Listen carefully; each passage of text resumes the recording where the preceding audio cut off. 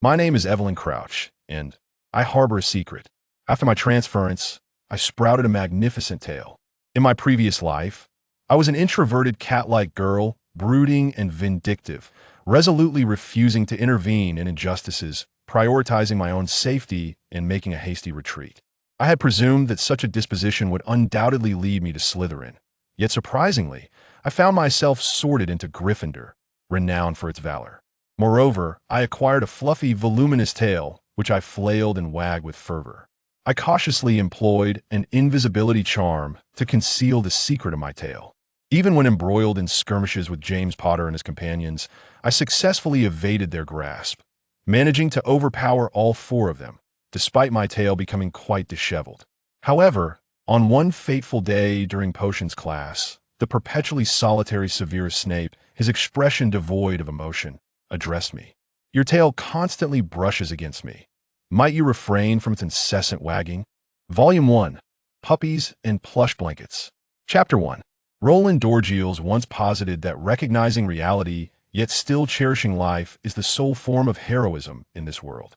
I, however, perceive my current state not as recognizing reality, but rather as acquiescing to fate and choosing to adopt a languid approach, which may not qualify as heroism. I have dubbed this mindset laid-backism. I informed my parents that my greatest aspiration in this life is for my father to ascend to the position of Minister of Magic, for that would allow me to lounge about freely, reveling in life, and leveraging my father's influence to navigate the wizarding world unscathed, living to the grand age of 120. My mother considered this ambition rather commendable, yet my father's reaction was akin to that of someone hearing my declaration to tattoo a skull on my left arm as I embark on a social journey with Voldemort. His complexion fluctuated between shades of blue and white, and he struggled mightily to refrain from uttering a curse. "What kind of talk is this?" he exclaimed. "Can you not possess a modicum of ambition?" I reclined, arms outstretched, my tail swaying. What ambition could I possibly have? Is it not enough that from our family, you alone shine so brilliantly? My father's forehead was etched with veins of frustration. "Can I support you for a lifetime?" I grinned unabashedly. "Father, have a little more confidence. I believe you are entirely capable." My father nearly succumbed to my provocation, and it took my mother a considerable amount of time to soothe him. "I am Evelyn Crouch. If my surname sounds familiar, I can assure you it is indeed the Crouch you are contemplating, that of Bartemius Crouch." This unfortunate middle-aged man, Bartemius Crouch, who is frequently exasperated by my antics, is my father, the head of the Department of Magical Law Enforcement.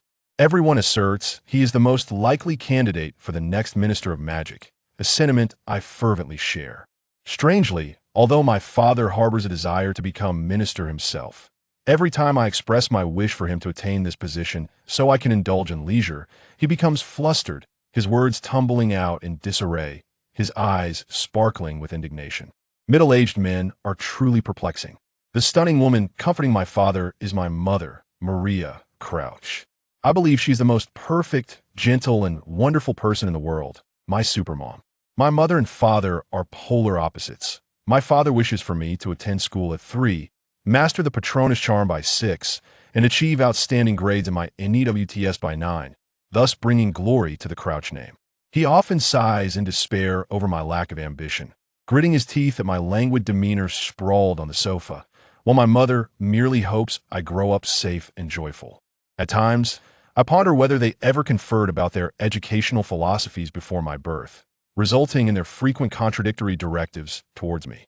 On a certain day in 1959, perhaps during a process of meiosis, or possibly due to some unforeseen deviations in the union of Bartemius Crouch and his wife, Maria Crouch, the narrative diverged from its original course. In summary, this couple did not conceive an embryo bearing the XY chromosome, nor did they give birth to a boy named Little Barty Crouch. During the summer of 1960, within the Crouch household, Maria Crouch delivered a ruddy, wrinkled infant. The house elf, Sparkle, swiftly severed the umbilical cord, cleaned the blood and amniotic fluid from the newborn, and held the child aloft before the pale-faced Barty Crouch. "It's a girl, sir."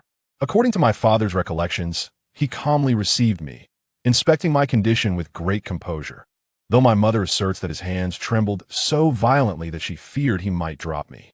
In light of their differing testimonies, I have decided to withhold judgment and remain skeptical of either party. I emerged from the womb a healthy child. My mother recounted that the moment my head appeared, I commenced wailing, my cries resonating so powerfully that even the neighbor's dog could discern that the Crouch family had welcomed a new arrival. My father, cradling this incessantly wailing bundle akin to a mechanical toy, was utterly flummoxed. He turned me over, attempting to pat my back in a bid to soothe me, but this maneuver proved troublesome. "Maria, something is amiss, Maria." My mother, who was on the verge of drifting off to sleep, immediately roused herself upon hearing my father's anguished cry, struggling to sit up. "What is it? Is there something wrong with our daughter?" My father, trembling, presented me before my mother, and upon seeing my visage, she emitted a brief, piercing scream. A tail was sprouting from my backside. Indeed, as the adage suggests, God is fair. Having bestowed upon me the miraculous gift of resurrection and a life of ease in a pure blood family, it was only natural that I ought to pay a price elsewhere. This tail represents the entirety of that cost. Although furry ears and tails were quite fashionable in the realm of animated personas during my previous life, possessing a fluffy tail was decidedly abnormal in the wizarding world of the 1960s. Since I can remember, I have rarely ventured outside.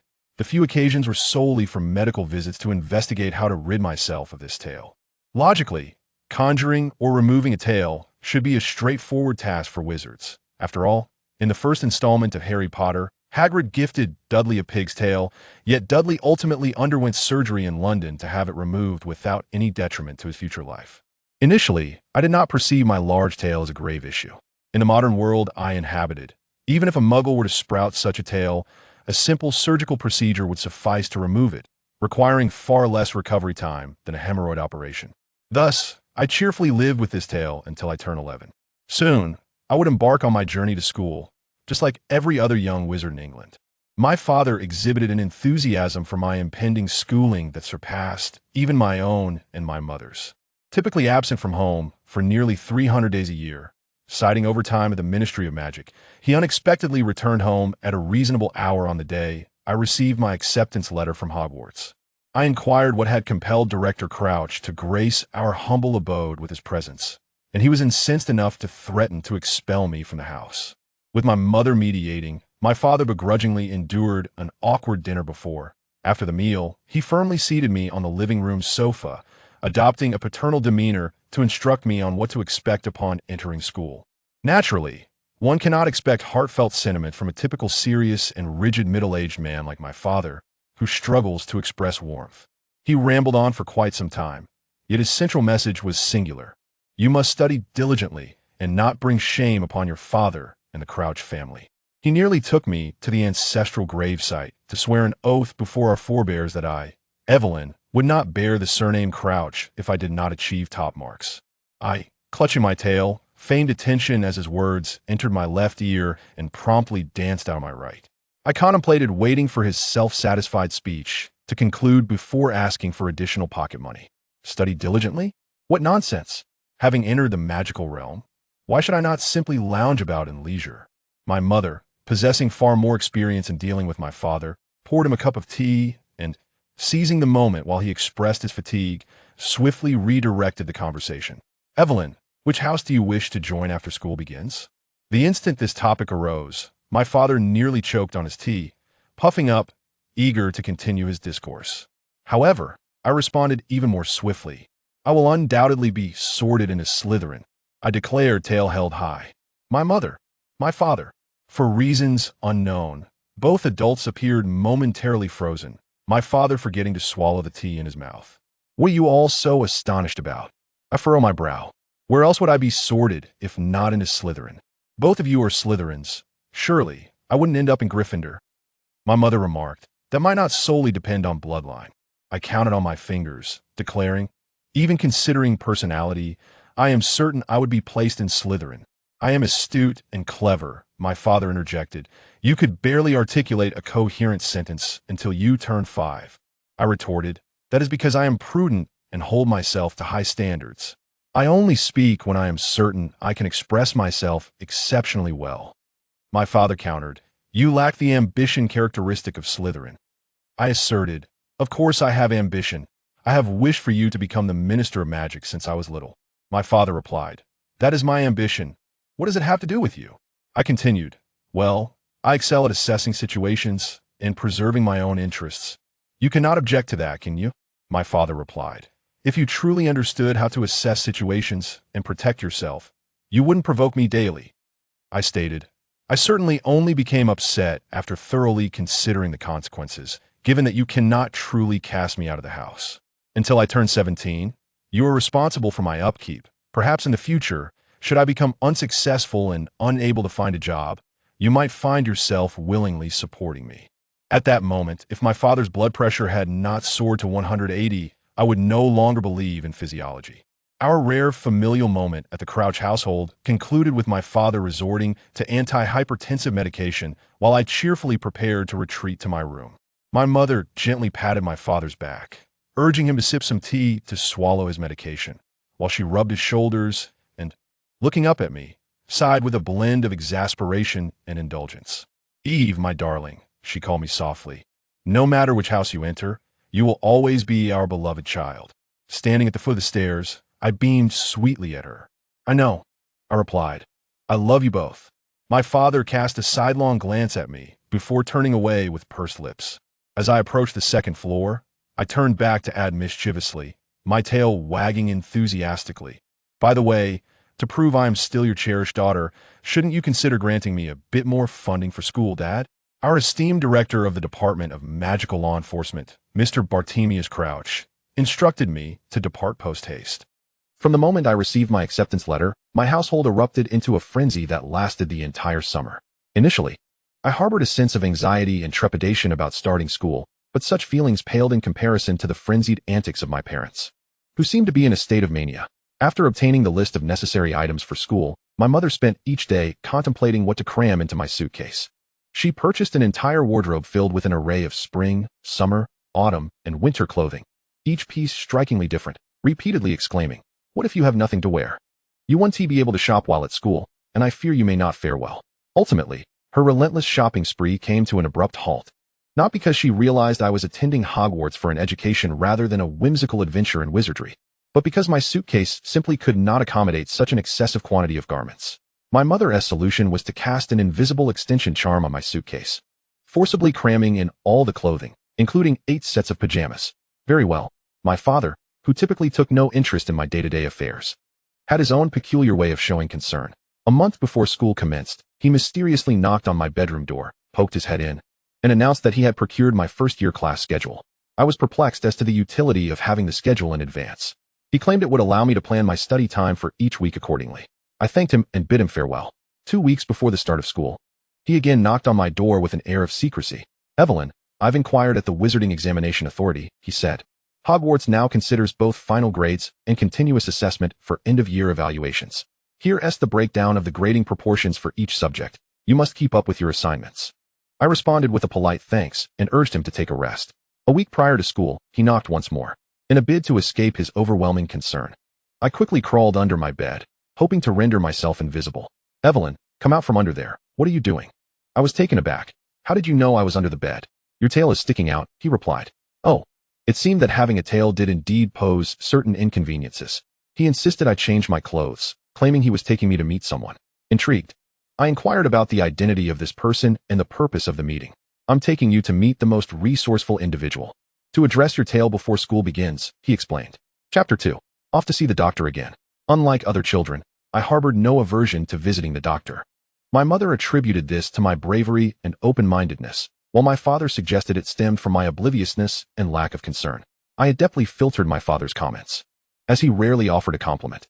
As I approached the Flynn network, I found myself gently stroking my tail, believing this might be the last time I would enjoy its company. Little tail, although Mom, Dad, and Shiny all insist you should disappear, I still adore you. After all, you are fluffy and plush, with a delightful texture, and you sway so charmingly. Of course, the primary reason may be that I had an affinity for plush items in my previous life. Oh dear, in just a few hours, I might only see my little tail on the surgical tray. Would I ever see you again, little tail? When we part, I wish for your happiness, all right, little tail? Your world will be devoid of me. You must find happiness on your own, little tail. How will I survive without you, little tail? Take me with you, little tail. Ah, This sentiment seems a tad excessive. My apologies. At times, I employ humor to mask my sorrow. My father, however, did not afford me any time for a proper farewell to my tale, nor would he allow me to stage a dramatic chase like in a taxi scene. This efficiency-driven middle-aged man promptly shoved me from behind, swiftly propelling me from the vibrant green flames into another fireplace. I tumbled out of the destination fireplace, nearly losing my balance. Instinctively, I spread my arms wide, my tail arching high. A somewhat clumsy yet effective means of maintaining my stance, truly deserving of a gold medal in gymnastics at the Olympics. Ah, how splendid. Greetings, I presume you are Evelyn?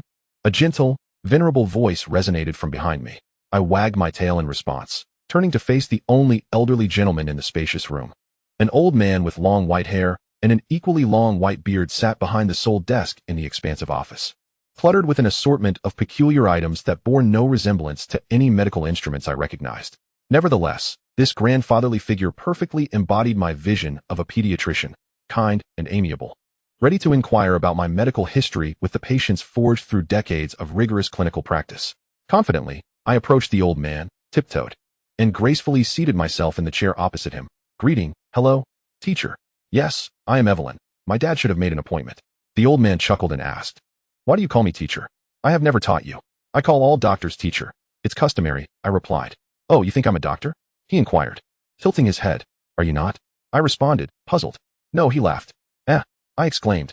But my father is taking me to deal with my tale today. Surely, the one to address my tale must be a doctor. My father emerged from the fireplace a moment later, brushing off the soot from his clothes and chastising, Evelyn, how can you be so reckless?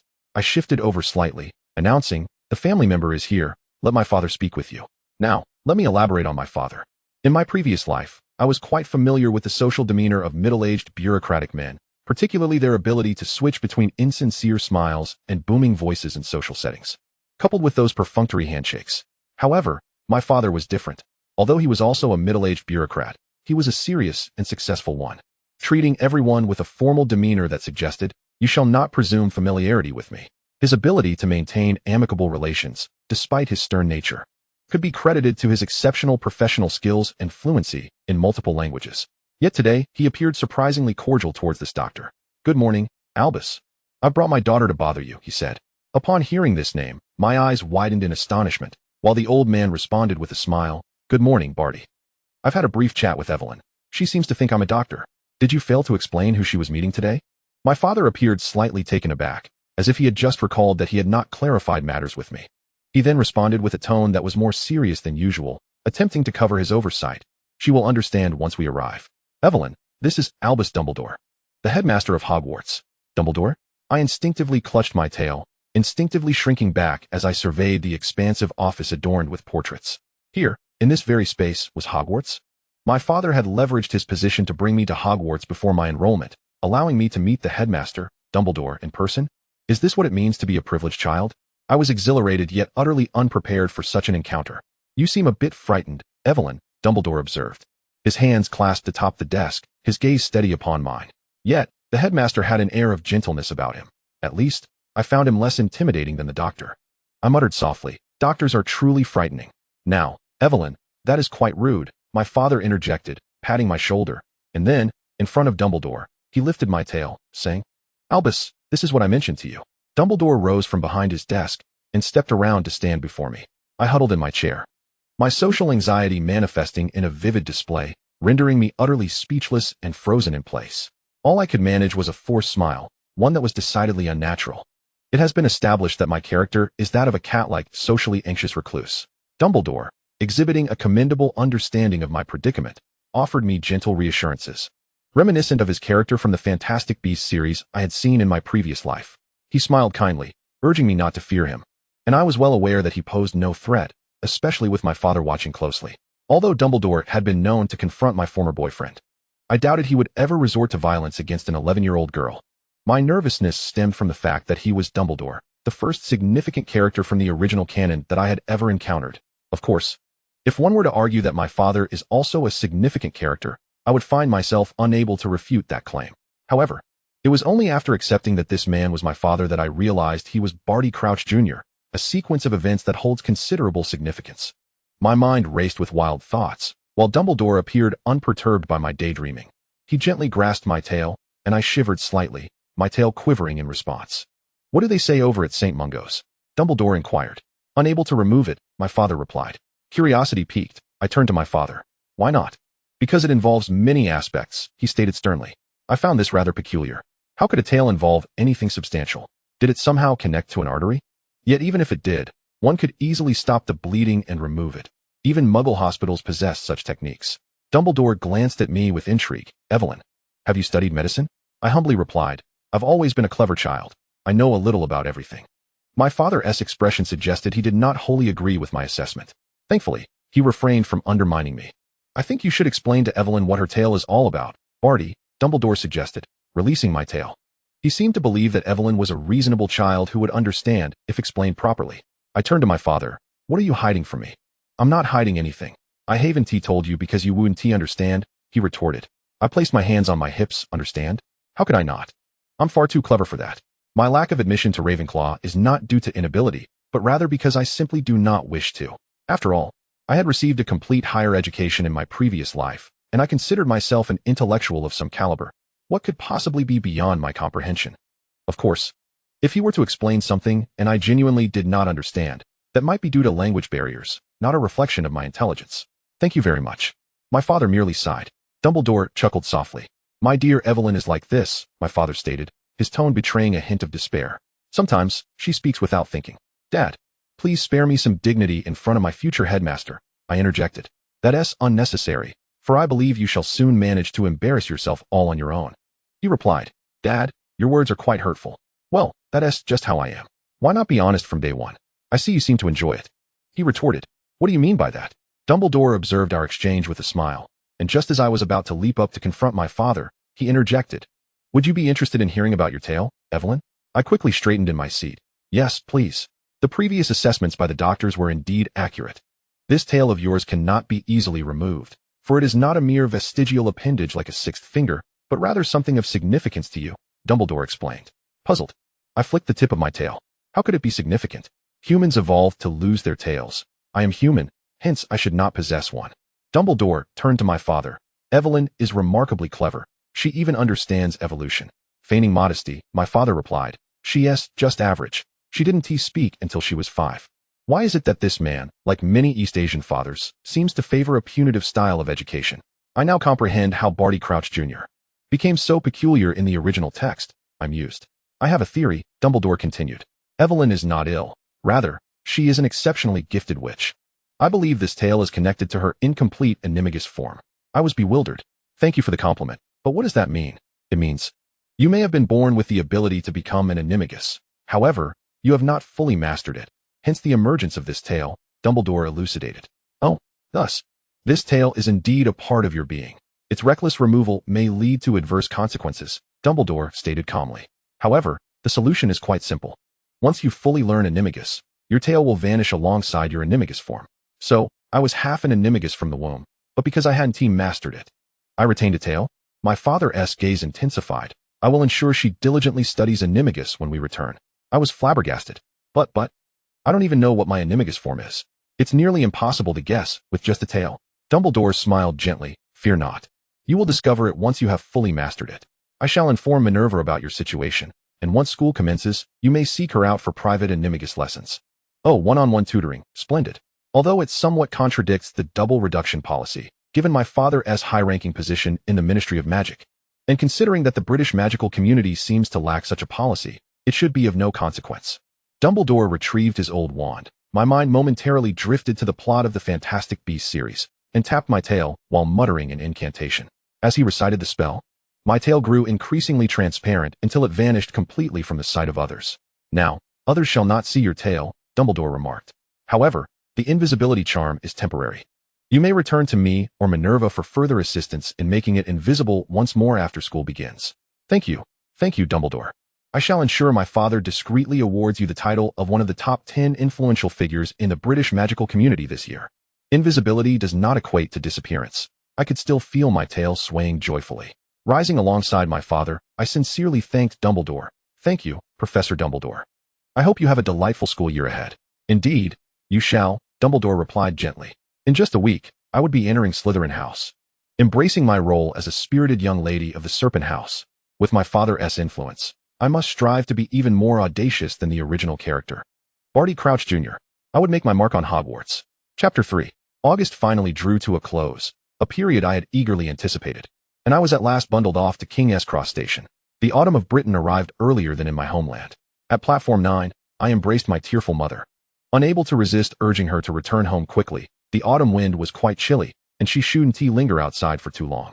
My mother sniffled, adjusting my little shawl with care, and repeatedly reminded me, if you find yourself lacking anything at school, be sure to write home and let me know. I stood obediently, nestled in her embrace, nodding, I will write to you often. Be sure to inform your father and me of any incidents at school, such as if any classmates bully you or if there's a professor whose lectures you dislike, she added. I looked up, my eyes fierce. Don't worry, Mom. I won't be bullied. My father interjected dryly. It would be an achievement if she doesn't bully others. I wrapped my arms around my waist and jabbed my father's side. All that needed to be said has already been articulated by your mother. My father, with a dexterity uncommon for a man of his middle age, deftly evaded my sneaky assault. Clearing his throat, he prepared to reiterate his well-worn platitudes. You are my daughter, representing the honor of the Crouch family. I responded with a beaming smile. I will study diligently and ensure you are not embarrassed. After being cut off, my father awkwardly smacked his lips and dryly remarked, as long as you know. I stepped away from my mother's embrace and approached my father, extending my arms to envelop him tightly. Of course I know, I said. I will miss you, Dad.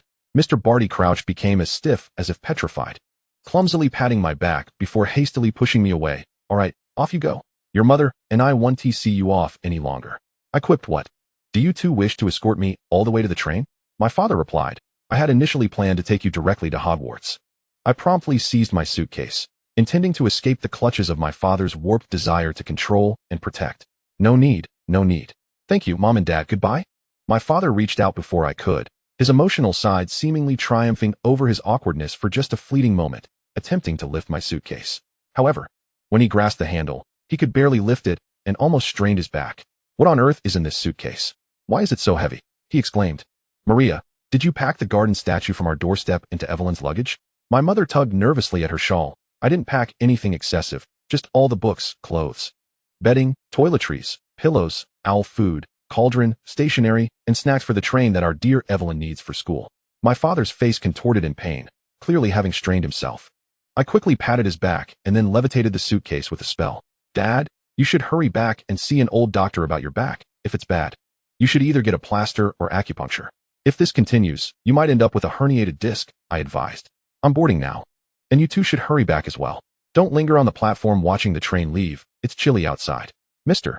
Barty Crouch's typically cold and unapproachable demeanor softened in response to his discomfort, his face twisting as he waved me off. Appearing no different from any other emotionally expressive father, seemingly worried and sorrowful about his only daughter departing for school for the first time. I turned back one last time to wave vigorously at both of them before floating my suitcase and stepping onto the Hogwarts Express without a hint of nostalgia. In my previous life, I hadn't cried when I first started kindergarten, having lived a second life. I certainly wouldn't show any weakness at leaving my parents for school. Absolutely not. As I walked down the corridor of the Hogwarts Express, I couldn't resist stealing a glance back at the platform.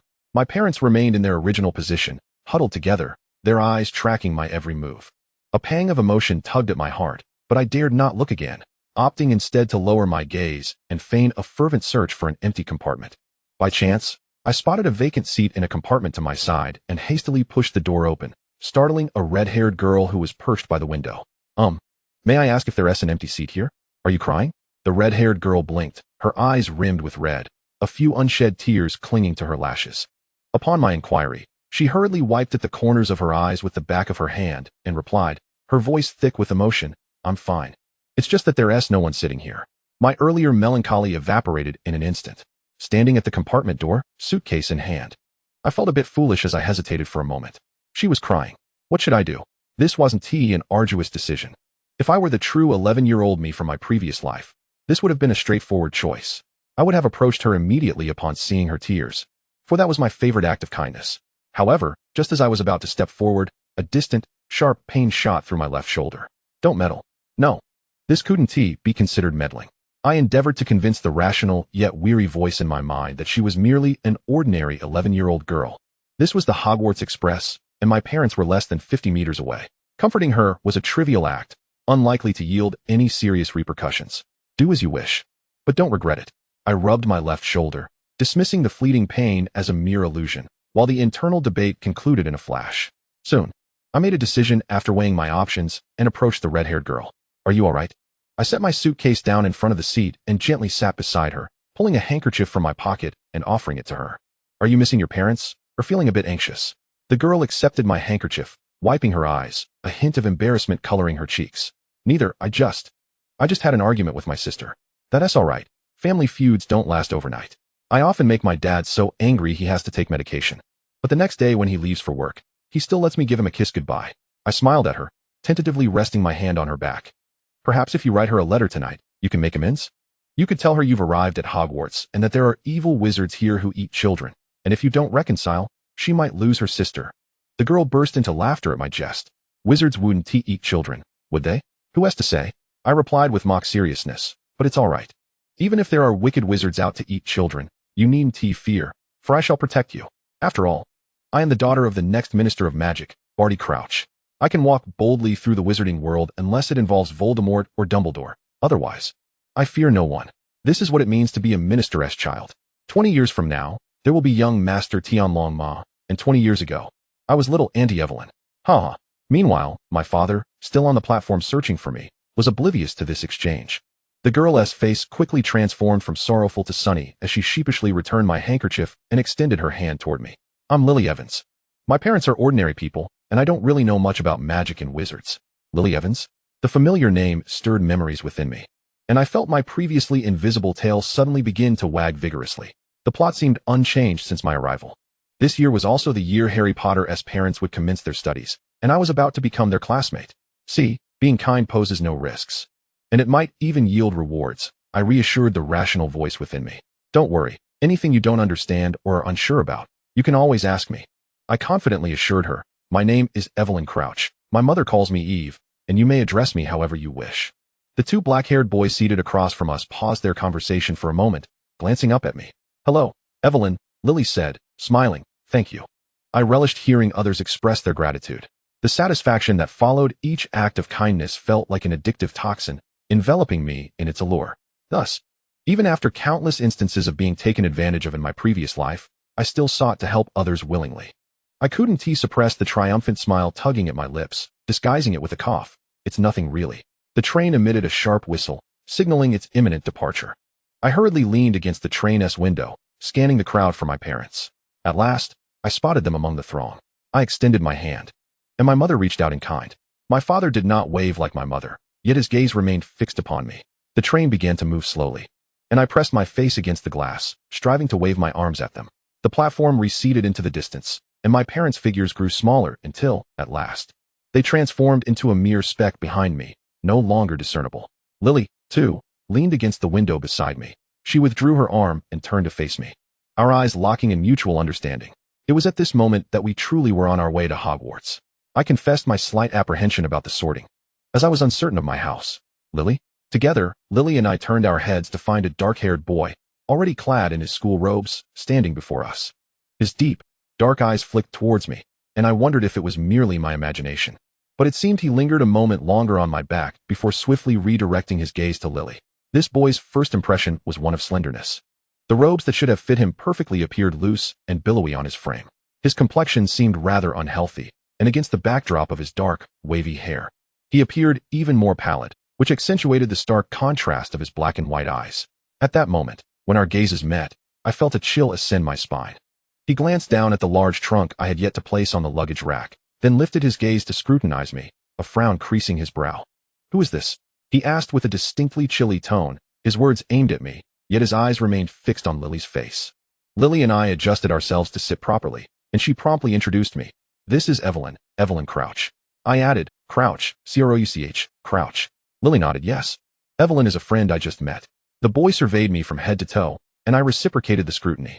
His eyes lingered longer than necessary on my evidently exquisite and costly attire. From his expression and body language, I could sense a palpable wariness and detachment. Hello, he stated flatly, I am Severus Snape. Hi, Severus, it's a pleasure to meet you, I replied, my tone imbued with cheerfulness, which seemed to heighten Snape's wariness. He cast another glance at my back, seemingly searching for something. My enthusiasm was wholly genuine. I was indeed delighted to make their acquaintance, as establishing rapport with future classmates aboard the train heralded a promising start to my school life. However, Snape evidently judged my social standing from my attire and displayed no interest in a girl from a pure-blood wizarding family. He awkwardly seated himself across from us, occasionally regarding me with a look that seemed to say, "Why aren't you leaving?" as if he feared I might whisk Lily away from under his nose. Where were we? I pondered for a moment. Oh, right, I mentioned the sorting. Snape appeared displeased at my steering the conversation. He redirected it, addressing Lily. "I hope you get sorted into Slytherin." My eyes brightened. Slytherin? Who would want to be in Slytherin? A boy at the other end of the carriage interjected, elongating his neck to peer at us, his face adorned with a curious, yet mocking smile. "No way. Is there really someone who wants to be in Slytherin?" Before Snape could respond, I rolled my eyes and retorted, mirroring his tone with exaggerated sarcasm. "No way, no way, no way. It's 1971, and there are still people with house prejudices? Who's the one so desperate for attention that they have to butt in on our conversation?" "Oh, it's you, isn't it? Are you all right?" The startled dark-haired boy jumped at my outburst. I noticed Snape's lips twitch, as if he were suppressing a laugh. Opposite the dark-haired boy, another lad, whose affluent background was evident from his attire, shrugged as if to defend his newly acquainted friend. "You see, there are always those who treat Slytherin like a treasure, just like my family." But this only fueled my ire. What was wrong with these two? We were having a perfectly pleasant chat, and they felt the need to interject? Boys in their teenage years, overflowing with energy and a need to perform, were truly insufferable. Slytherin is indeed a treasure. What's wrong with Slytherin? I turned around, adopting a serious expression. Slytherin's colors and traits were undeniably fashionable, and the dormitory boasted a lake view. Could any other house boast such a feature? The two dark-haired boys exchanged nearly identical expressions of disbelief, as if to say, "Are you insane? These people," I turned back to Lily, "look down on other houses with their house prejudices. All 4 houses at Hogwarts are commendable, none are inferior. Yet I have a particular fondness for Slytherin, as both my parents hail from there, and I aspire to join them, for reasons unknown." Snape regarded me with the same peculiar expression my parents had when they first learned of my desire to enter Slytherin. "What's the matter? Is it strange to want to be in Slytherin?" "Well, I also wish to join Slytherin," Snape replied, his tone considerably softened since our initial meeting. "Perhaps we will be housemates." I beamed at him with a smile that conveyed my determination. Of course, where else would I go but Slytherin? The bespectacled dark-haired boy made a face at me. "Well, I wish you both good luck, Snotnose and Chihuahua." I furrowed my brow. "What, Chihuahua? Are you referring to me?" "Of course, because you yip incessantly at every little disturbance, like a mad chihuahua." I felt my hair nearly standing on end, my expression gradually spiraling out of control. Lily hastily grabbed my arm and stood up. "Let us not pay them any mind. Let us change carriages." Snape immediately rose as well, casting a glance at the 2 smug dark-haired boys and uttering a very soft, dismissive sound. I heard it, I swear I did. As we departed the carriage, I made sure to take my large trunk with me. My meticulous concern for the safety of my valuables proved to be wise. We traversed the corridor for about 5 or 6 minutes before finally discovering a compartment occupied by a solitary, socially anxious boy. His startled expression upon seeing us was evident. And when I asked, "Hello, may we come in?" he stammered in response. Why, yes, I was all too familiar with social anxiety. Throughout my life, I had been surrounded by individuals who struggled with it, and after enduring society's harshness, I had become one myself. Socially anxious individuals often find themselves powerless to refuse when approached, passively dragged into social interactions by more vivacious personalities. But fear not, socially anxious friend, for I am a very friendly person. Once granted permission, we swiftly claimed the carriage, and I tucked my large trunk beneath the small table before sitting beside Lily, directly across from our socially anxious classmate. I sensed that Snape was again covertly glaring at me for sitting so closely to Lily. "Don't listen to the nonsense those two just spouted. There is no hierarchy among the 4 houses. Some simply harbor strange prejudices against certain houses." I began to explain to Lily as soon as I settled in. The criteria for sorting is based on personality traits. Slytherin values cunning and ambition. Those who cannot measure up to such standards only serve to undermine it, which is utterly foolish. Lily smiled at me, I know. Having concluded our previous discussion on houses, we swiftly transitioned back to the self-introduction phase. After all, self-introductions are an excellent means of fostering connections with newly acquainted friends. At least that is how I perceived it. I opened my large suitcase, and amidst the astonished gazes of the other 3 passengers in the compartment, I rummaged through a chaotic assortment of belongings to retrieve the tea set and snacks my mother had prepared for me. I arranged them neatly upon the small table in the carriage. Naturally, a tea party requires both beverages and treats. With a tap of my wand on the teapot, it sprang to life, serving each person a steaming cup of fragrant black tea. Simply talking would have been far too mundane. Lily seamlessly accepted her teacup. Her curiosity piqued as she reached out to poke the teapot, which wobbled in response. Severus and the socially anxious classmate appeared somewhat awkward, each lifting their cups in turn. The socially anxious student offered me a shy smile, while Severus murmured a soft thank you. After sipping a few mouthfuls of tea, the conversation began to flow naturally. My father, mother, and sister are not wizards, so when they first discovered my ability to perform peculiar feats, they were utterly astonished. Lily, with a bright smile, remarked how fortunate I was to have met Severus, who, like me, shared a wealth of knowledge about wizards and magic. Otherwise I might still be living in fear. Severus's ears turned a faint shade of red as he quietly replied, "It's nothing. I am Remus Lupin." The socially anxious classmate introduced himself, his complexion mirroring that of Severus, but with an undertone of peculiar unhealthiness. He shyly smiled at both Lily and me before glancing back at Severus, who paid him no mind. Lily curiously inquired, "Are both your parents wizards?" "Yes, they are. However, I seldom venture outside, so I lack considerable knowledge about wizardry and magic," Remus admitted, a hint of embarrassment in his tone. "I have health issues." "Oh," Lily responded sympathetically.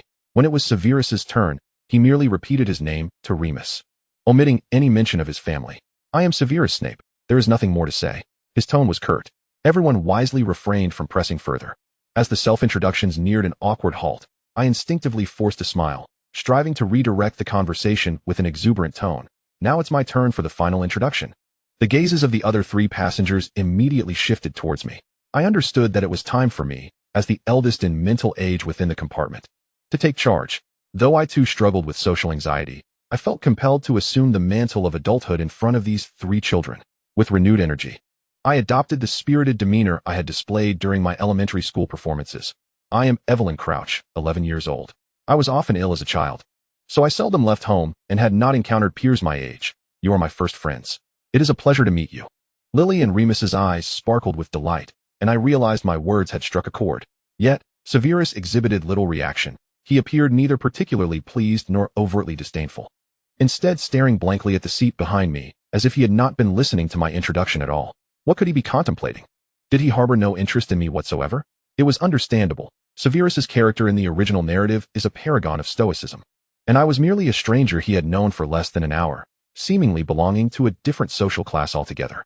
His dismissive attitude was to be expected. Still, it stung. My tail, which had been joyfully wagging at the sight of Severus, drooped despondently to the seat. Suddenly, Severus blinked, his dark eyes returning to me. I cleverly masked my earlier scrutiny of his every move and naturally transitioned to the next topic. "Did you all bring pets?"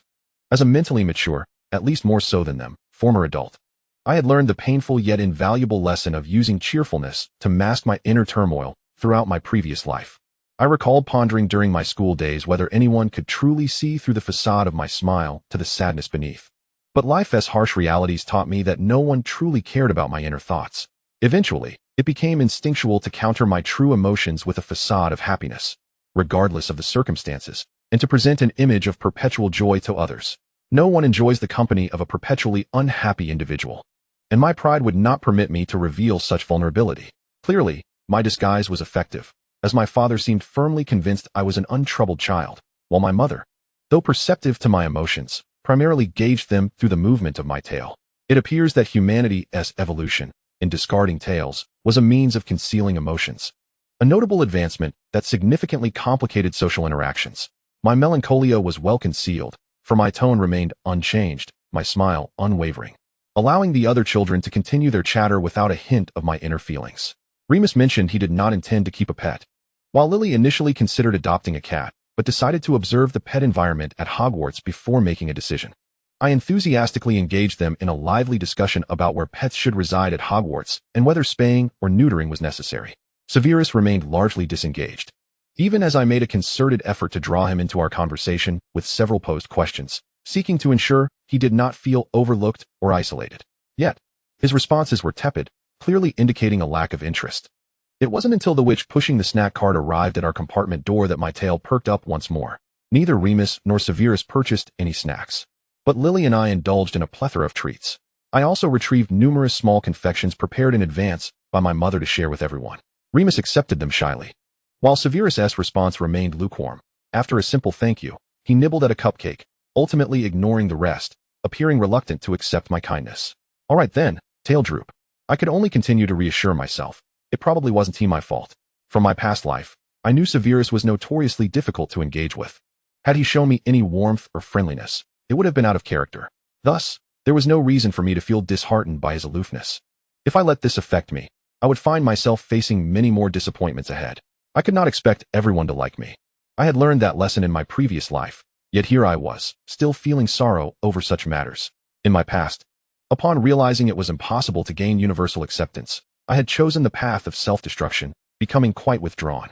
I had once been a lively and cheerful individual, but eventually, people remarked that I had seemingly transformed overnight into a recluse, shunning social interactions and isolating myself from all real-world activities, living as if in a dream. As long as I refrained from socializing, I would not give anyone the chance to dislike me. Nevertheless, those were the events of my former life. Now that I had been granted the miracle of rebirth, why not attempt to try again in this life? My tail discreetly wagged twice. And as I resolved to embrace this new outlook, I took a bite of a chocolate frog, savoring its rich flavor.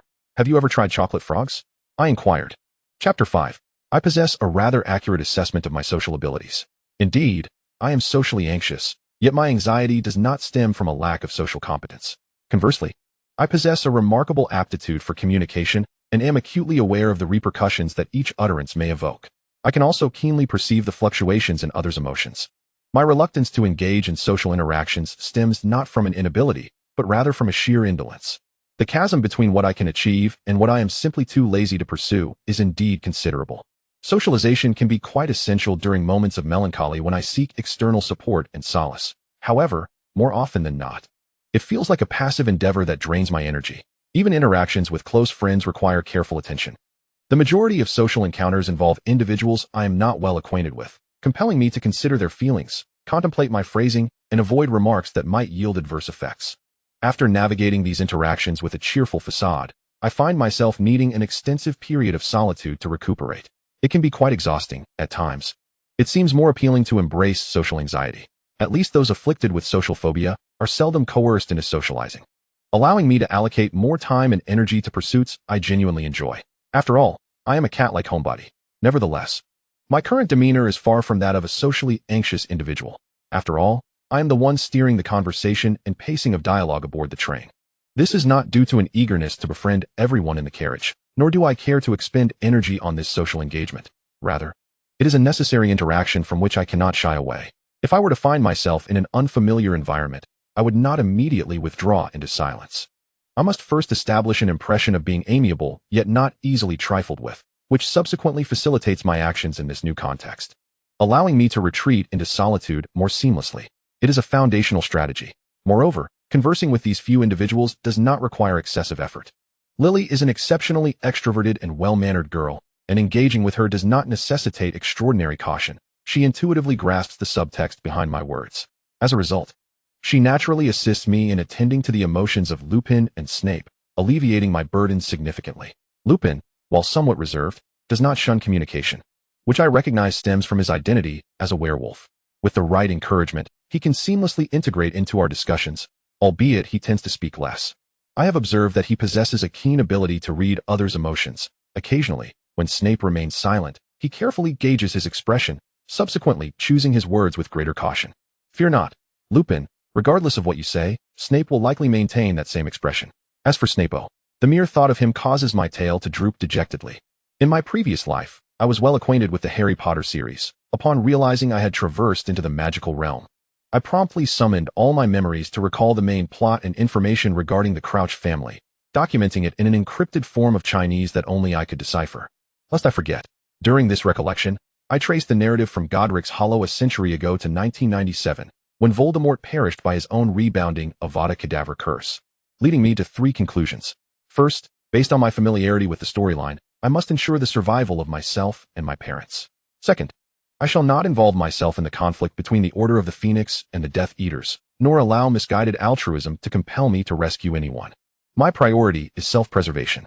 Third, I had once harbored a fondness for Snape while reading HP, and I remember his story distinctly. I have nearly forgotten the plot of the 4th installment, The Goblet of Fire, related to Barty Crouch, retaining only the essence of the 3 tasks, the Yule Ball, and Voldemort's resurrection in the graveyard of Little Hangleton, Further details are hazy, including when the disguised Barty Crouch Jr. murdered his father. Yet, I vividly recall Snape's most painful memories, particularly his altercations with James and Sirius. In that moment, James employed a disarming charm, followed by Sirius casting a barrier charm, culminating in a spectacular bat-bogey hex. Goodness, I have forgotten substantial content from my specialized courses. What purpose does it serve to retain such minutiae? In summary, I merely wish to convey my profound admiration for Snape. However, upon his manifestation as a living individual before me, I have gained clarity. He is not the completed character I once adored. He is merely an 11-year-old boy, wary of his new surroundings and rebuffing my overtures of friendship. I find no compelling reason to continue my affection for him, nor is there any necessity to force a connection. Maintaining a cordial yet non-antagonistic relationship as classmates is sufficient. Crouch. My ears perked up, and my tail began to wag vigorously, my entire focus directed toward the boy across from me who had called my name. Snape appeared equally startled, his expression stiffening as he hesitantly shifted his gaze a fraction away and asked, "Have you ever owned a dog?" Huh, what an odd question. Lily seemed taken aback as well. She glanced at Snape, then back at me, her face a picture of confusion. "Why are you asking if Evelyn has ever had a dog?" I found it peculiar too. "No, we have never had pets at home. I didn't bring any with me to school." Snape pressed his lips together, averting his gaze, and muttered, "Just a random question."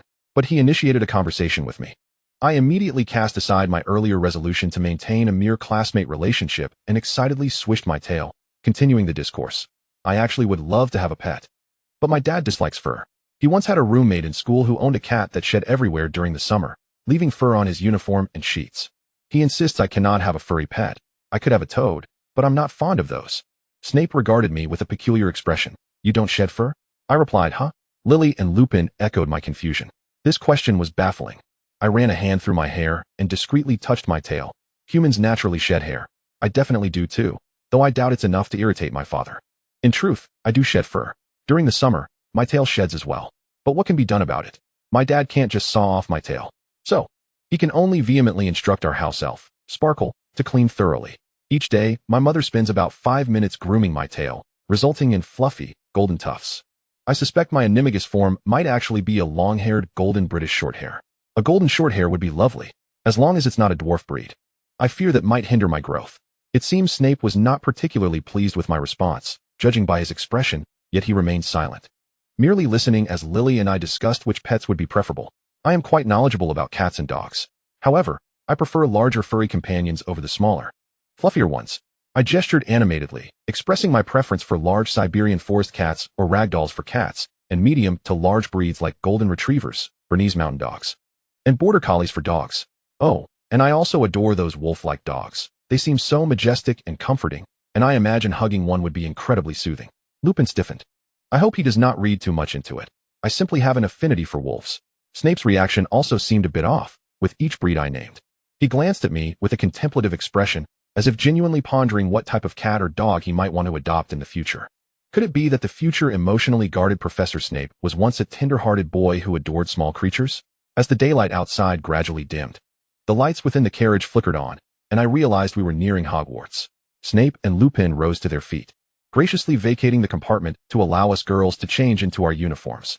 Lily and I exchanged shy smiles, and I rummaged through my suitcase for our respective robes.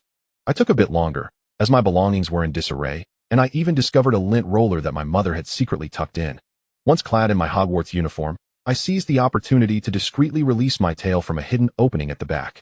My uniform was custom-tailored. In fact, all my clothes were bespoke, featuring small holes designed for my tail. With a flick, I swished my tail and spun joyfully in place. The wide hem of my robe billowed with my movements as I gleefully patted my side and exclaimed, "From this day forth, I am a student of Hogwarts." Lily, catching my exuberance, couldn't help but laugh.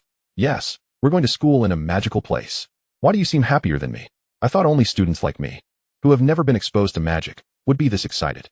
I simply chuckled, offering no response. Of course, I too had never encountered magic before.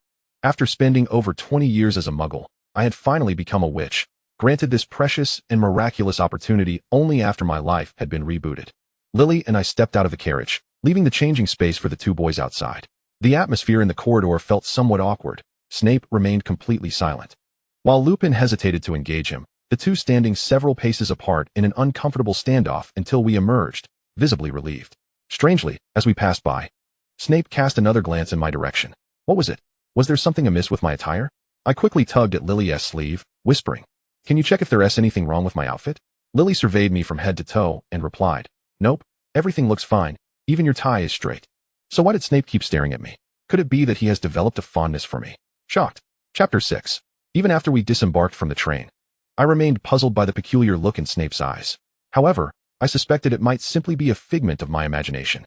Together with Lily, we ventured into the darkened station. I drew my wand and murmured a spell for illumination, raising it like a flashlight to Lily's astonished gaze. "Wow, have you already taught yourself some spells?" she whispered. "This one is quite simple, nothing difficult," I replied modestly, though my tail swayed behind me with pride. Awaiting us at the station was Hagrid, an exceptionally tall half-giant. He rang a bell and boomed, "First-year students. First-year students. Gather over here and mind your step." Instinctively, I grasped Lily's hand, urging, "Let us go, be careful not to trip." Snape trailed closely beside us, his gaze fixated on the entwined arms of Lily and me. I had the distinct impression he longed to pull me aside, wishing to take my place. Jealous, perhaps? But such envy would be futile. This is merely a privilege of being a girl. How cruel. I had never realized that the journey from the station to Hogwarts was so extensive. Upon disembarking, we had to walk several hundred meters to reach the shores of the Black Lake, followed by a boat ride before climbing the steep, winding path up to the castle. A trek that lasted over half an hour. Quite frankly, it was exhausting. It was super tiring. As a girl who despised exercise in both this life and my previous one, my physical condition was among the weakest of the first years. Even the seemingly frail Lupin could surely outpace me tenfold on a full moon night. By the time I reached the lake, I was nearly breathless. Once aboard the small boat, I slumped over the side, utterly drained, my tail drooping behind me without the energy to even flick. "Are you settled, children? We're about to set sail?" Hagrid's booming voice inquired. I replied in a barely audible whisper, "Not yet." Lily, holding onto the hem of my robe, assured me, "If we encounter any waves, I promise I'll hold on to you." "Thank you, Lily, you're so kind. But perhaps it's better not to grasp me too tightly. If I do fall overboard, I fear you might end up in the water too." I turned to Lily and said, "If I do fall, just watch from the side. I can swim quite well." Of course, Snape joined Lily and me in the boat. Casting a dark glance my way, his thoughts shrouded in mystery, the small vessel began to glide forward. The night breeze was cool. I tilted my face upward, feeling the wind lift my bangs, inhaling the dampness of the air. On the Black Lake, it seemed that the surrounding sounds faded into whispers, leaving only the gentle lapping of water, the wind, and the rhythm of my heartbeat. I discreetly pulled my tail to the front, gently stroking the soft fur. In my previous life, I had a comforting little blanket, a gift from my mother shortly after my birth. It was well preserved, from my earliest memories. I had to touch it while sleeping, eventually taking it with me wherever I went, even to far-off schools, as I couldn't bear to be apart from it at night. At home, I would habitually stroke the blanket until I felt utterly relaxed. The blanket accompanied me for over 20 years. Nothing could sever our bond, and I believed I would carry it with me throughout my life. Allowing it to witness my wedding, the birth of my children, and ultimately my demise, to be cremated with me, inseparable from cradle to grave.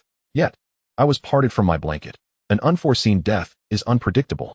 A wave of melancholy washed over me, pondering what had become of my blanket after my passing. My parents must have understood its significance to me. Perhaps they burned it. Though how could they transport it to 1971's England? Sad. Or perhaps they kept it close, using it to remember me. Reborn, I lost my blanket, and without it, sleep eluded me. Thus, I resorted to holding my tail, soothing myself with its plush fur. After meeting Dumbledore, I was compelled to ponder a pressing question. Once I mastered Animagus transformation and lost my tail, what would I use as a substitute for my blanket?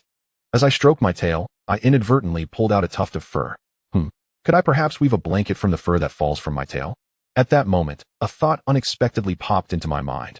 In the narrowest of passages, one eventually finds enlightenment. Enlightenment, indeed. The others on the boat regarded me curiously. And Lily asked, "What are you saying, Evelyn?" I hurriedly fabricated an excuse. "I just realized we are about to see Hogwarts." Indeed, we were on the brink of witnessing Hogwarts. As we rounded the bend, the magnificent, illuminated castle perched atop the cliff came into view. I gradually straightened my posture, elongating my neck, and, like all the other 11-year-olds around me, I gazed in awe and rapture at the magnificent Hogwarts, a place that had only ever graced my dreams. It was only at this moment that I could barely reconcile with myself.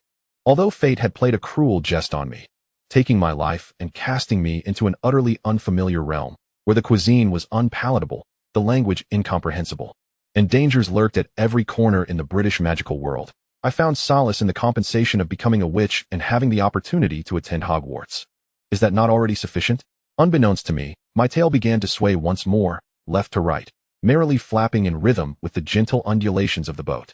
Then I completely forgot that after disembarking, we would have to ascend several hundred steps. I felt utterly spent. I leaned against Lily's shoulder, feeling like a desiccated fish, wishing I could simply lie at the entrance of Hogwarts and let the professors drag me inside. Lily supported me with her shoulder. I tried not to glance at Snape's expression.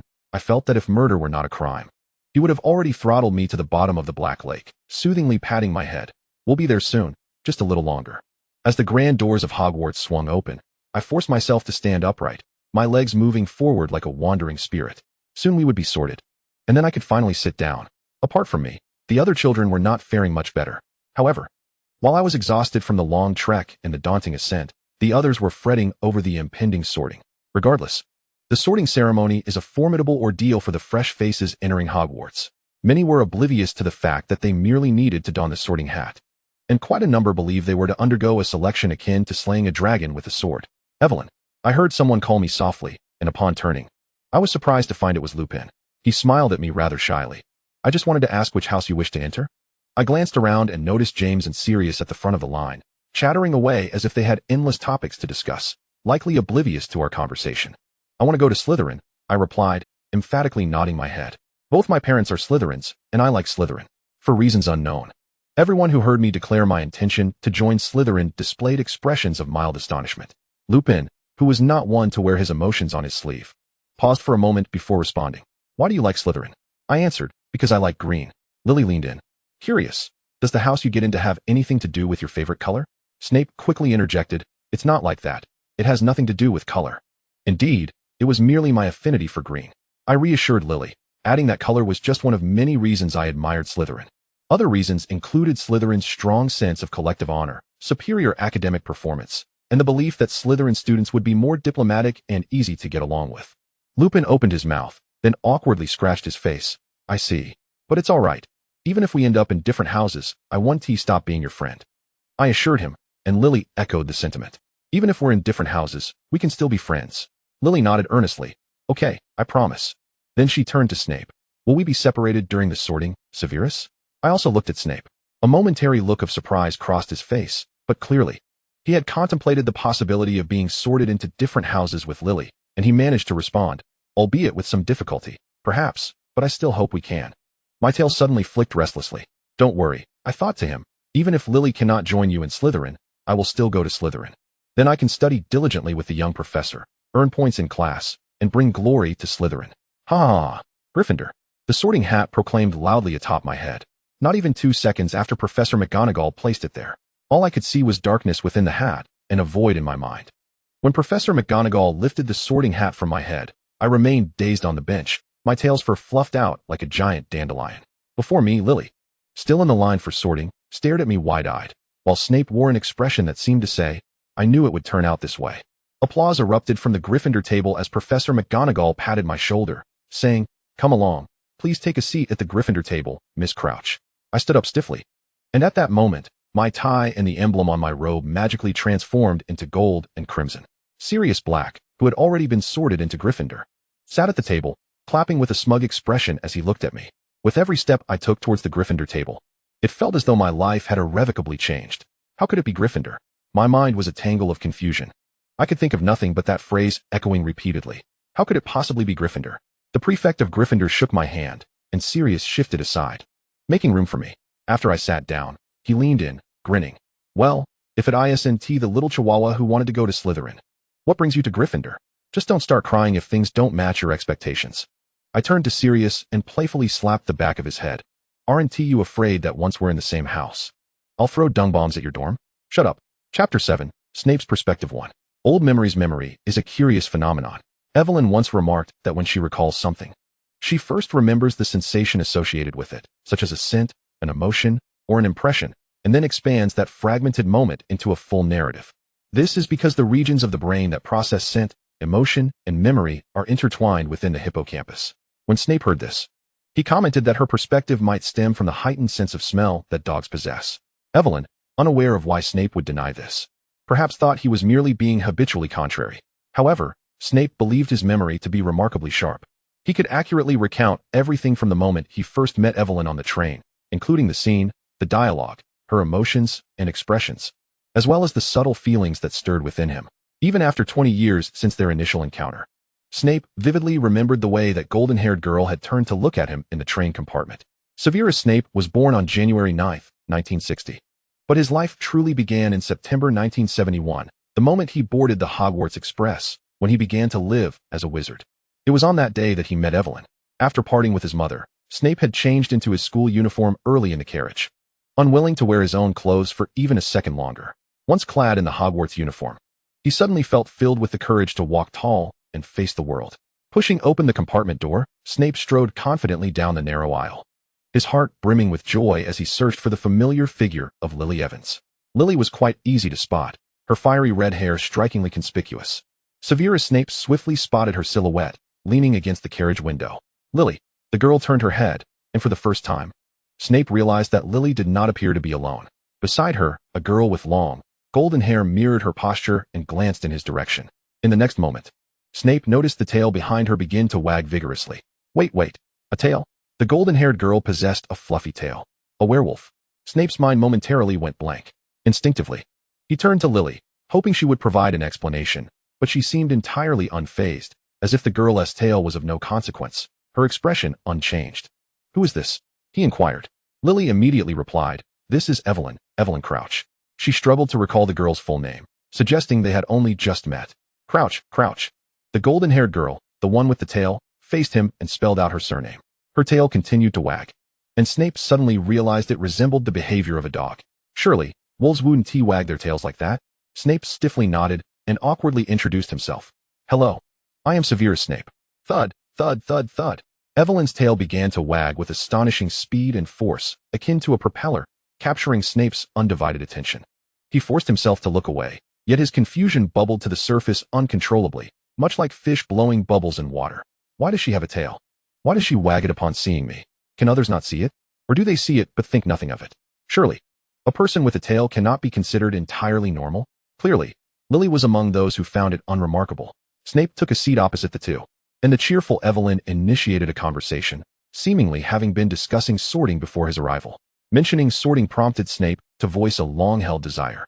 I hope you can be sorted into Slytherin, he said to Lily. Slytherin? Who wants to go to Slytherin? Really, is there someone who actually wants to go there? A surge of unwelcome anger rose within Snape as both he and Lily turned their disdainful gazes toward the boy who had interjected.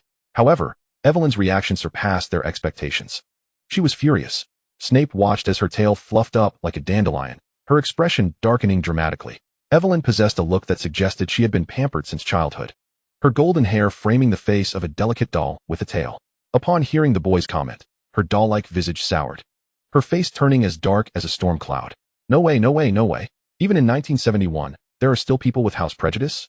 Who feels the need to butt in on someone else's conversation? She snapped. Oh, it's you, isn't it? Are you all right? She was fierce. Yet her indignation had a hint of humor, resembling a small dog baring its teeth and growling. You see, there are always those who treat Slytherin as a treasure. Evelyn's retort ignited further anger, just as Snape had anticipated. He observed her whirl around, her tail standing rigidly and quivering in anger. Slytherin is a treasure. Snape and Lily exchanged glances. Was that her trigger? Did she genuinely hold such affection for Slytherin? Evelyn Crouch and the two boys erupted into a heated argument. Snape saw no issue with this. When provoked, one should retaliate, for it was only natural. Those who passively endure insults become marked as targets for bullying, treated as mere punching bags by those around them. Yet, Lily seemed to disapprove of the conflict. She linked her arm with Evelyn's, leading her away, and cast a glance at Snape.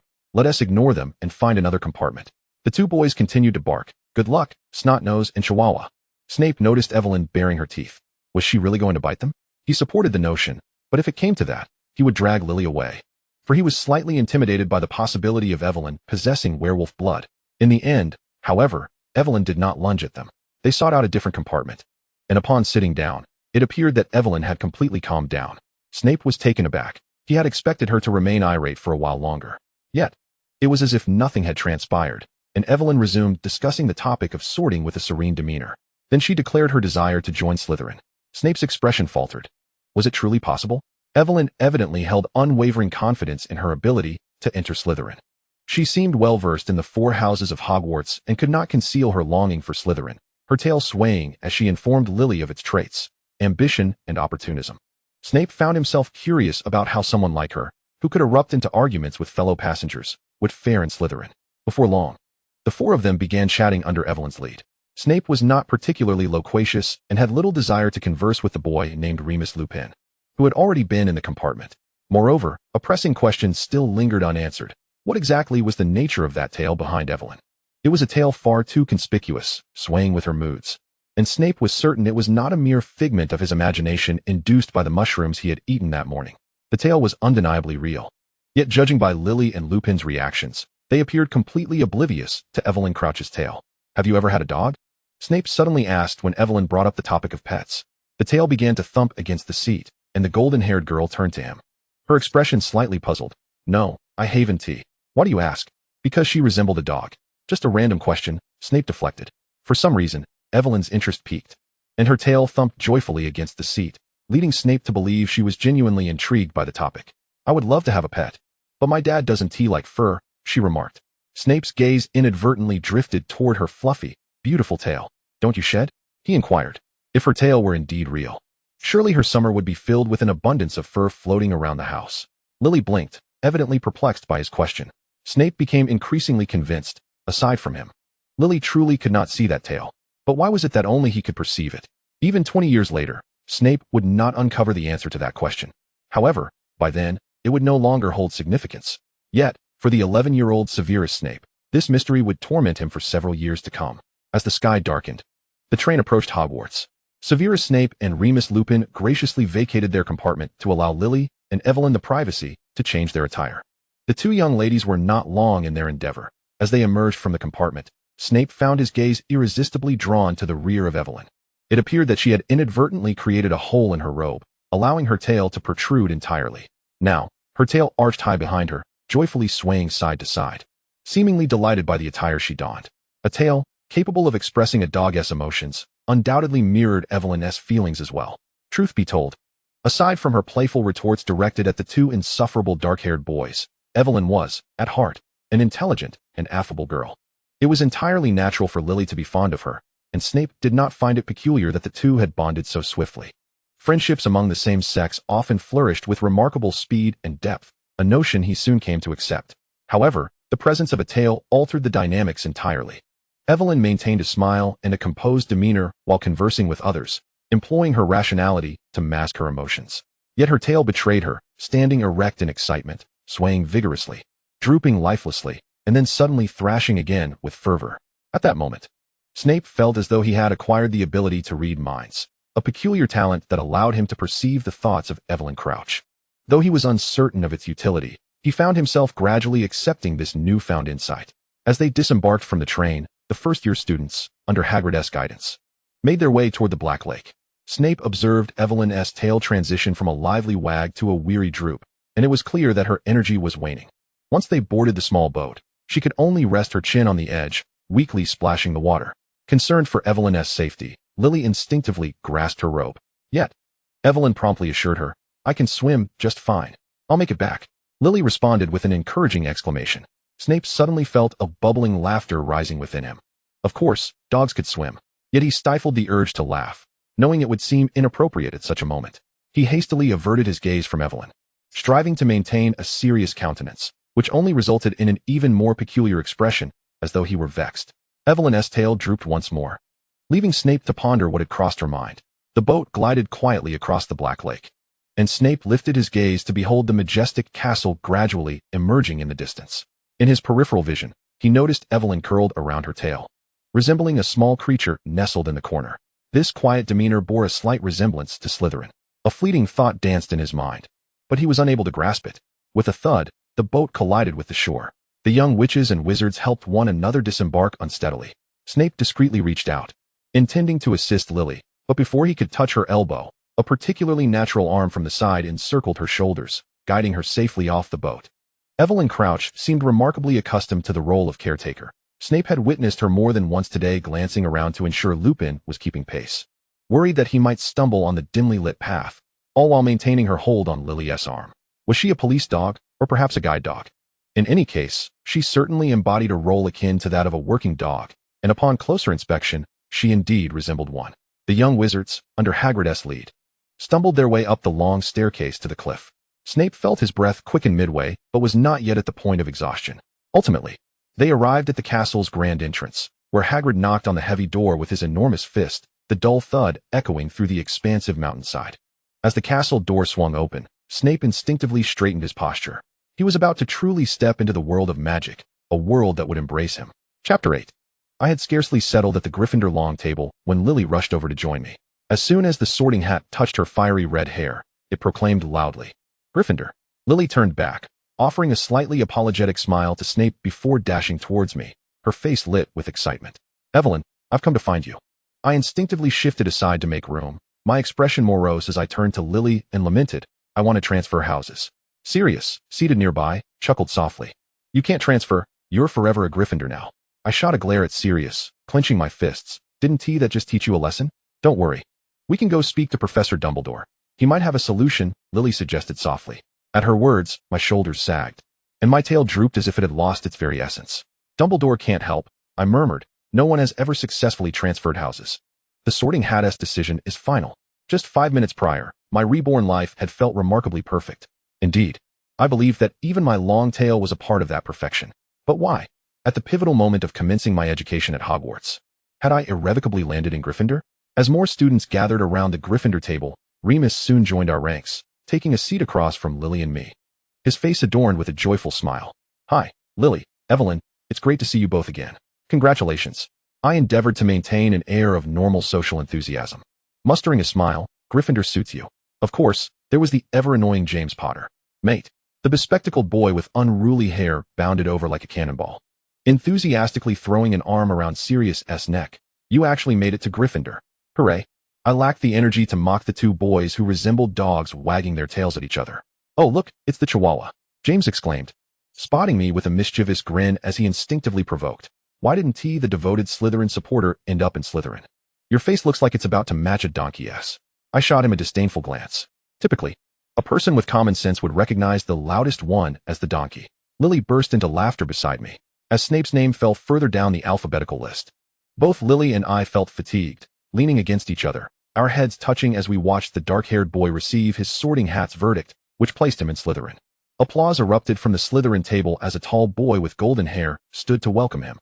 I too clapped for him from the Gryffindor table, though my eyes betrayed an unmistakable envy. "Tone it down," Sirius lazily advised from my other side. "People like you, who gaze longingly at what others have, are quickly ostracized, especially when your heart still yearns for Slytherin. You're from a pure-blood family. You must be aware of the rivalry between Gryffindor and Slytherin."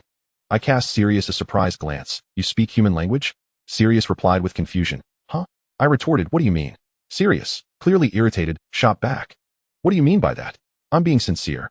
I forced a smile. "I recognized your sincerity, hence my astonishment." Sirius, exasperated, huffed, "What is so shocking? I'm a black, but not every member of the black family is malicious. You've misunderstood me. I don't harbor the prejudices that most do." I shrugged. "I merely assumed you were one of those who only finds joy in others' misfortunes." Sirius rolled his eyes at me. "Forget it. Talking to you is pointless." I never expected to be understood. However, Sirius's reminder indeed served as a wake-up call for me. In this era where Voldemort's malevolence still reigns, the rivalry between the houses is exceedingly pronounced. Individuals like myself, who find themselves in Gryffindor yet yearn for Slytherin, inevitably find themselves in a precarious position, ostracized by both Gryffindor and Slytherin alike.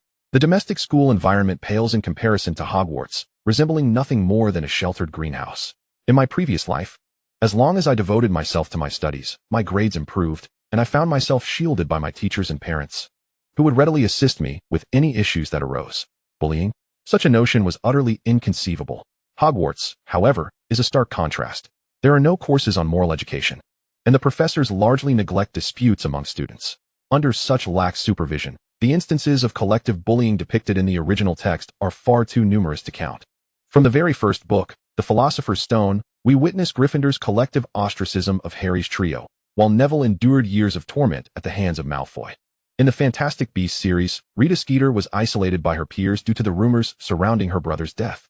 Oh, and let us not forget the most profound and significant bullying incident throughout the entire Harry Potter series, where the male protagonist, James Potter, and Sirius Black sit right beside me, exchanging endearing words. Thus, I must indeed exercise caution. After entering Gryffindor, I cannot openly display my admiration for Slytherin, lest I become the unfortunate victim of universal exclusion. Before long, the sorting ceremony concluded. Professor McGonagall removed the sorting hat and stool, and Dumbledore, as the headmaster, rose to welcome us, the new students, before announcing the commencement of the feast. An array of delectable dishes suddenly appeared on the golden platters, and the ravenous students eagerly extended their grubby hands towards the chicken legs and pies, to prevent various ailments. I believe Hogwarts should encourage students to wash their hands before meals. One should not neglect personal hygiene simply because potions can cure all ills. I found myself in a quandary. My previous profession had instilled in me a deep regard for personal cleanliness, yet witnessing the entire Hogwarts hall's disregard for hand washing, I could only discreetly rub my hands on my shirt and engage in self-hypnosis. I shall never touch food directly with my hands. I shall never touch food directly with my hands. At the Gryffindor long table, a tall, brown-haired girl tapped her plate. Once everyone's attention was drawn to her, she cleared her throat and proclaimed, "Welcome to Gryffindor. I am your prefect, Emily Bennett, a fifth-year student. Should you encounter any difficulties in your forthcoming academic journey, do not hesitate to seek my assistance." Following this, each new student was invited to introduce themselves. I hastily lifted a cup of pumpkin juice, pretending to drink, while I endeavored to shrink behind Lily, hoping to diminish my presence. Here it comes, the ice-breaking self-introduction segment. As a socially anxious introvert, I truly despise performing in front of a crowd. Socializing is fraught with the potential for errors. Being overly exuberant often leaves a negative impression rather than a positive one. It is far wiser to solidify my persona as a quiet, reserved individual, allowing others to bother me less. James indeed shone brightly during this segment. He enthusiastically introduced himself, and his lively display of social prowess won the affections of most Gryffindors. I had not misjudged Gryffindor. It truly is a haven for social butterflies. Those who are cheerful, outgoing, and athletically gifted sit atop the social hierarchy, while the majority aspire to befriend such individuals, clustering around these social butterflies to form a joyous, harmonious community. As for socially anxious introverts, they find themselves in Neville's predicament. Even Neville does not fit the mold of a typical socially anxious individual. He shares a decent rapport with Harry, and the benevolent circle surrounding the chosen one readily assists him. Having shown considerable leniency due to Neville's decisive 10 points that secured the House Cup for Gryffindor at the end of their first year. Nevertheless, Neville still lacks many friends, primarily associating with a few boys from his dormitory and some peers from his year. When fortune smiles, it seldom shines upon him. Yet, misfortune seems to follow him relentlessly. Do not be deceived by my apparent dominance at home, nor my enthusiastic demeanor towards Lily and Severus on the train. This is merely a survival tactic in a new environment, compelling me to muster all my faculties to engage socially. I adhere to the strategy of making a strong first impression to avoid future complications. However, with my plans derailed and my allocation to Gryffindor, my previously sufficient social energy began to dwindle rapidly. Had I been sorted into Slytherin, I would not have required such an abundance of social stamina. Yet here I am in Gryffindor, where social anxiety feels utterly out of place, while social butterflies thrive in their element. I must don a brighter smile, adopt a higher pitch, and exude greater enthusiasm when addressing each individual, ensuring that all perceive Evelyn Crouch as a rather amiable and ordinary person. My name is Lily Evans. My parents are both Muggles, so I am not well versed in many aspects of magic. Fortunately, I have already met friends from wizarding families, and I believe I will quickly adapt to life here. Lily smiled, her expression undeniably charming and beautiful. James turned to glance at her, momentarily mesmerized by her smile, leaving him dazed for several seconds before regaining his composure. I shot him a sidelong glance. Truly, how pathetic. Then it was my turn. In just half a second, a perfectly poised social smile graced my face. I curved my eyes to create the illusion that I, too, had been swept up by the ambience and confidently declared, "I am Evelyn Crouch. My mother calls me Eve. I have longed to attend Hogwarts for as long as I can remember. Sitting here today feels like a dream come true. I hope to get along well with all of you." Flawless. My expression, tone, and attitude were all impeccable. The response I received was equally splendid. The other Gryffindors failed to perceive the fragility concealed beneath my smile, showering me with blessings and welcomes. Sirius, in particular, wore an expression that seemed to say, "You truly are a master of pretense," further solidifying my confidence in my acting prowess. The only imperfection lay in my tail. As Peter Pettigrew began his introduction, I lowered my head, feigned sipping from my cup to moisten my throat, and in that moment, my smile faltered, and my social energy plummeted, as though my very backbone had been removed. At that moment, I felt the weight of my tail. Since taking my seat at the Gryffindor long table, it had remained motionless behind me. I scarcely heard what Peter was saying. After downing an entire cup of pumpkin juice, I sighed softly and lifted my gaze to survey the surroundings. Each of the 4 house tables was engaged in welcoming new students, and I involuntarily glanced towards Slytherin. The sounds there, much like those in Ravenclaw, were not particularly loud, and the social intensity was low, my longed-for sanctuary for social anxiety. A mere glance allowed me to pinpoint the dark-haired boy seated at the end of the long table. Severus Snape was quietly eating. He was not eating slowly. It appeared he had been quite famished during the day, as he speared a sausage with his fork and took a hearty bite, cheeks puffed as he began to chew. Ah, how I wished to capture this moment on film, to share it with Hogwarts students 20 years hence, allowing them to see that the fearsome Professor Snape could indeed possess an endearing, hamster-like charm. However, by that time, I would likely have transformed into a reclusive hermit, contentedly lounging at home and living off the fruits of my labor. In this daydream, my social energy began to gradually replenish. I rested my chin on my hand, allowing my thoughts to drift far away, oblivious to the fact that Snape had noticed my gaze. He lifted his head, furrowing his brow and shooting me a look akin to that reserved for the deranged, his cheeks still puffed out. The glare of 11-year-old Snape had no real potency. Rather than feeling wounded, I found a subtle comfort in his playful demeanor, akin to that of a feisty black cat. A genuine smile broke across my face, and I waved gently at him. Although I couldn't step into the sanctuary of social anxiety, I sincerely hoped he would thrive within its confines. Let us encourage each other. Fellow socially anxious soul. Chapter 9. The self-introduction segment concluded swiftly, and the upperclassmen no longer paid much attention to the first-year students, engaging instead in animated discussions about their summer adventures. I breathed a sigh of relief, naturally redirecting my focus to the matter at hand. That is, dining. In the grand scheme of life, nothing surpasses the importance of a good meal. Even if Voldemort were to descend upon the Hogwarts Great Hall with a horde of Death Eaters, I would still prioritize grabbing a few pies before making my exit. It must be said, one of the few shortcomings of my otherwise perfect existence since arriving in England has been the culinary experience. British cuisine is, regrettably, rather bland and monotonous. Initially, the novelty was enjoyable, but I soon discovered that each meal consisted of an endless rotation of steak, fish, and pies. Even when I communicated my desire for Chinese dishes to the house elf, they struggled to replicate them, leaving me with no choice but to continue consuming pies. In my previous life, I had undergone a growth spurt at the age of 11, resulting in an increased appetite. I delighted in snacks during breaks and could easily devour a large bowl of rice at mealtimes, my face round as a full moon. However, in this life, I refused to settle for British fare, and as a result, I remain a slim beauty, embodying the agony of spirit while adorning a pleasing exterior. In the original narrative, Hogwarts meals received lavish praise from Harry, which had stirred the younger me's appetite as I read. Yet, upon my arrival at Hogwarts and witnessing the evening feast, I was disheartened to find that England was indeed England. Harry's enthusiasm for Hogwarts cuisine stemmed solely from his lack of exposure to fine dining in his youth. Hogwarts meals are characterized by their generous portions, with a plethora of dishes piled high: roasted pork, beef, lamb, chicken, sausages, and chicken legs, alongside a dazzling array of potatoes prepared in various manners: baked, boiled, sliced, fried, and mashed. 40% of the offerings consisted of meat, another 40% of potatoes, with the remainder being uniquely British pies and puddings. Speaking of puddings, when I first arrived, I had envisioned a pudding akin to the soft and bouncy dessert I had known. I had eagerly anticipated its inclusion on the dinner menu, only to discover that British pudding is, in fact, akin to a steamed sponge cake. A deception, a blatant misnomer.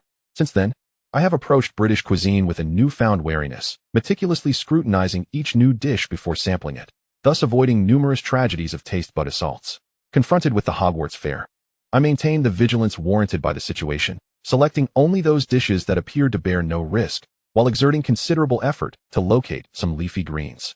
Just as I found a plate of pea shoots, I extended my fork, intending to scoop a bit onto my plate. At that moment, a semi-transparent head emerged from the dish. A ghost, with a face marred by splotches of blood, gazed at me with its hollow eyes and greeted me in a ghostly whisper. "Hello."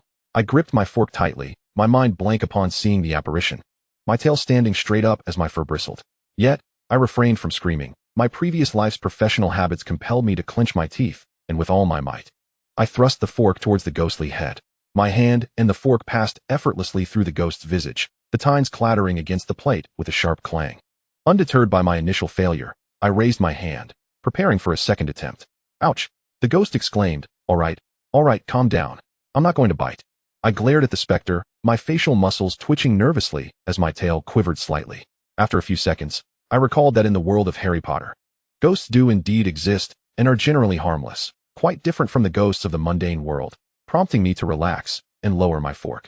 This is nearly Headless Nick. The head boy, Bennett, interjected. He is our resident ghost of Gryffindor. Nick lifted his hair and performed a bow, saying greetings. However, I prefer you to call me Sir Nicholas.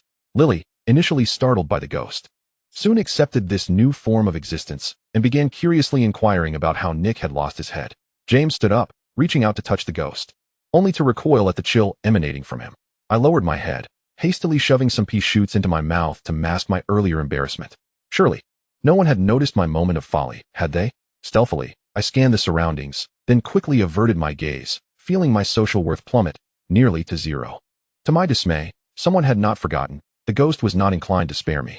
Nearly Headless Nick floated to my side, beaming as he complimented. You're quite remarkable. Little one. Every year, I use this tactic to scare the new students. Many have been sent reeling from this long table, some nearly in tears. You are among the rare few who dared to confront me immediately. Truly brave. A true Gryffindor. Thank you, but perhaps less flattery would be wise. My mood has worsened. I replied. You were incredibly brave just now. Lily chimed in. When I saw the ghost, I was too stunned to react. Yet you attacked it without hesitation. Not many could do that. My ability to react stemmed from my previous profession, where I dealt with emergencies, forming a reflexive instinct to retaliate in such situations. Nothing particularly praiseworthy. Furthermore, in the face of danger, retaliation is hardly the best course of action. If a giant troll were to descend from the ceiling and attack the Great Hall, it would likely be the Gryffindors who charged forward, while the Slytherins would be the ones observing cautiously from the sidelines. I admit, I am the type to rush into confrontation with a troll, for my nature craves adventure. I yearn to be a hero who protects the weak. Deep down, I am an unequivocal Gryffindor, and the Sorting Hat saw this without difficulty, promptly placing me at the red table. Yet, my rational side understands that rushing forth would lead to my swift demise at the hands of the troll. My desire to join Slytherin does not stem from an affinity with their traits. I am acutely aware of the person I am. I merely aspire to embody the qualities of a Slytherin, no longer wishing to naively play the hero, but rather to learn the art of self-preservation, to navigate through adversity with cunning and finesse, and to escape unscathed when faced with a troll in this tumultuous era. Regrettably, the Sorting Hat can discern only what I am, not what I wish to become, and thus cast me into the assembly of finished products. The ache in my left shoulder remained vivid, and I sighed softly, opting not to elaborate to Lily, but rather shifting the conversation. I gestured toward a plate on the table. Would you care for some mint humbugs? At the long table, the other Gryffindors were engaged in lively chatter, discussing the House Cup and, of course, Quidditch. James and Sirius were deeply engrossed in discussions about Quidditch, oblivious to how they had squeezed themselves into the spaces beside the captain, peppering him with questions, much like two relentless bludgers. As the dinner progressed, the main course vanished from the plates, making way for an array of delectable desserts. Honestly, I found the desserts far more delectable than the main meal. At last, I was free to indulge in the offerings on the table. I helped myself to no less than 3 fluffy pancakes, each drizzled generously with rich maple syrup. There were also apple pies, chocolate cakes, jam-filled donuts, jellies, and at least 1 scoop of ice cream in every conceivable flavor. As James stealthily returned to his original seat beside the Quidditch captain, he chanced upon me devouring an entire donut in one go. He regarded me as if I were some sort of creature from a horror story and nudged Sirius with his elbow, exclaiming, "Look at the Chihuahua eating." Sirius deftly dodged the elbow and retorted, "That's no Chihuahua's appetite. She's more like a Tibetan Mastiff. Beware, Evans. Perhaps Barty Crouch will sneak out at midnight to nibble on your neck." Lily glared at them, her eyes wide with indignation. I squeezed her shoulder to help her relax, casting a disdainful glance at the 2 obnoxious boys.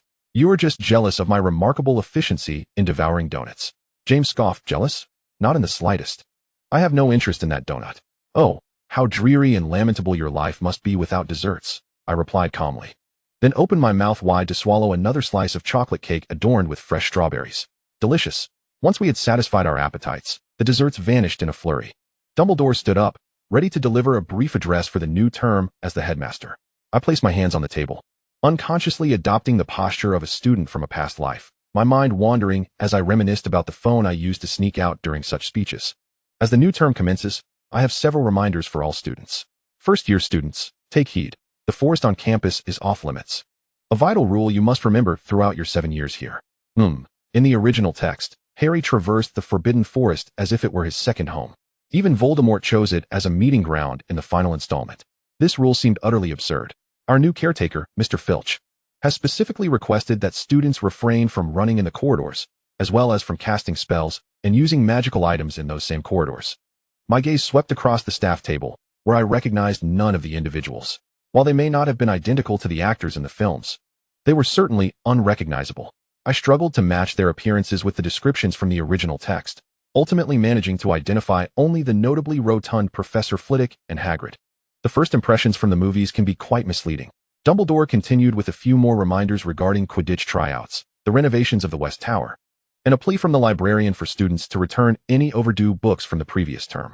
These matters stirred a sense of familiarity within me, as if my suspended feet had finally found solid ground.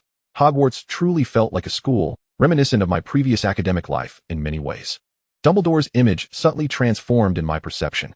I had always viewed him as a mysterious, omnipotent wizard, a steadfast protector of students and the wizarding world. Yet today, I realized that beneath those accolades, the true Dumbledore was simply a headmaster, managing a horde of hormonal adolescents and needing to gently remind them to return their books promptly. My tail began to wag quietly, elated by this small revelation.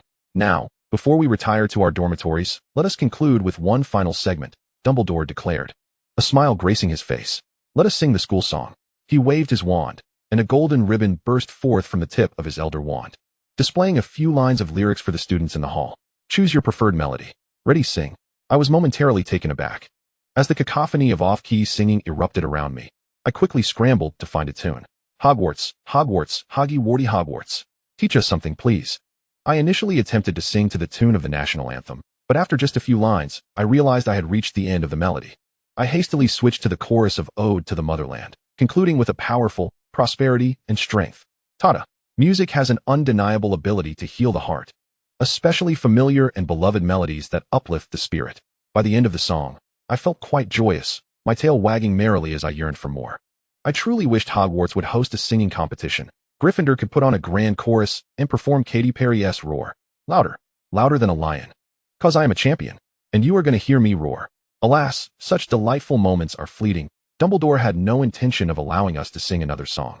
Much to my dismay, the students dispersed back to their dormitories, and Bennett, the head girl of Gryffindor, raised her hand, signaling for us first years to follow closely behind her. Hand in hand with Lily, I stifled a yawn, joining the throng of students as we made our way to the hall's exit. At the entrance, we encountered a cluster of students clad in green uniforms, among whom a notably tall figure with golden hair stood out.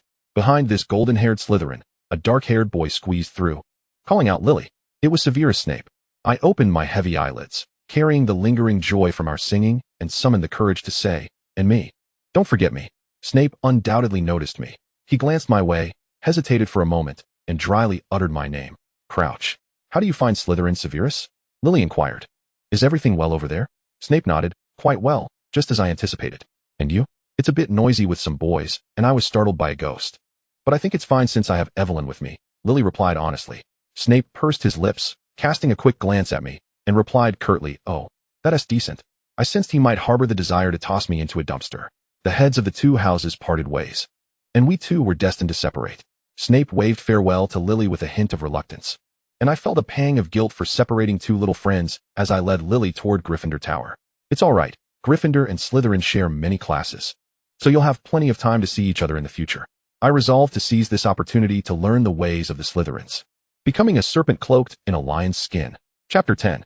A weary cluster of new students trailed closely behind the head girl, stumbling along, their vision blurred, struggling to keep their eyes open as they clung to the banister while laboriously ascending to Gryffindor Tower. Oh, this is so uncomfortable. This is yet another reason I never wanted to come to Gryffindor. The dormitories are far too removed from the classrooms and the dining hall. The thought of having to scale those lofty stairs daily after meals, exerting every ounce of energy just to return to my dormitory, cast a shadow over my envisioned life ahead. Could Hogwarts possibly install an elevator? With fewer than 300 students and staff combined, perhaps 3 or 4 elevators would suffice. Even if there were slight congestion during peak hours in the morning and evening, they could always install escalators on each floor. Albus Dumbledore, could you perhaps consider my suggestion?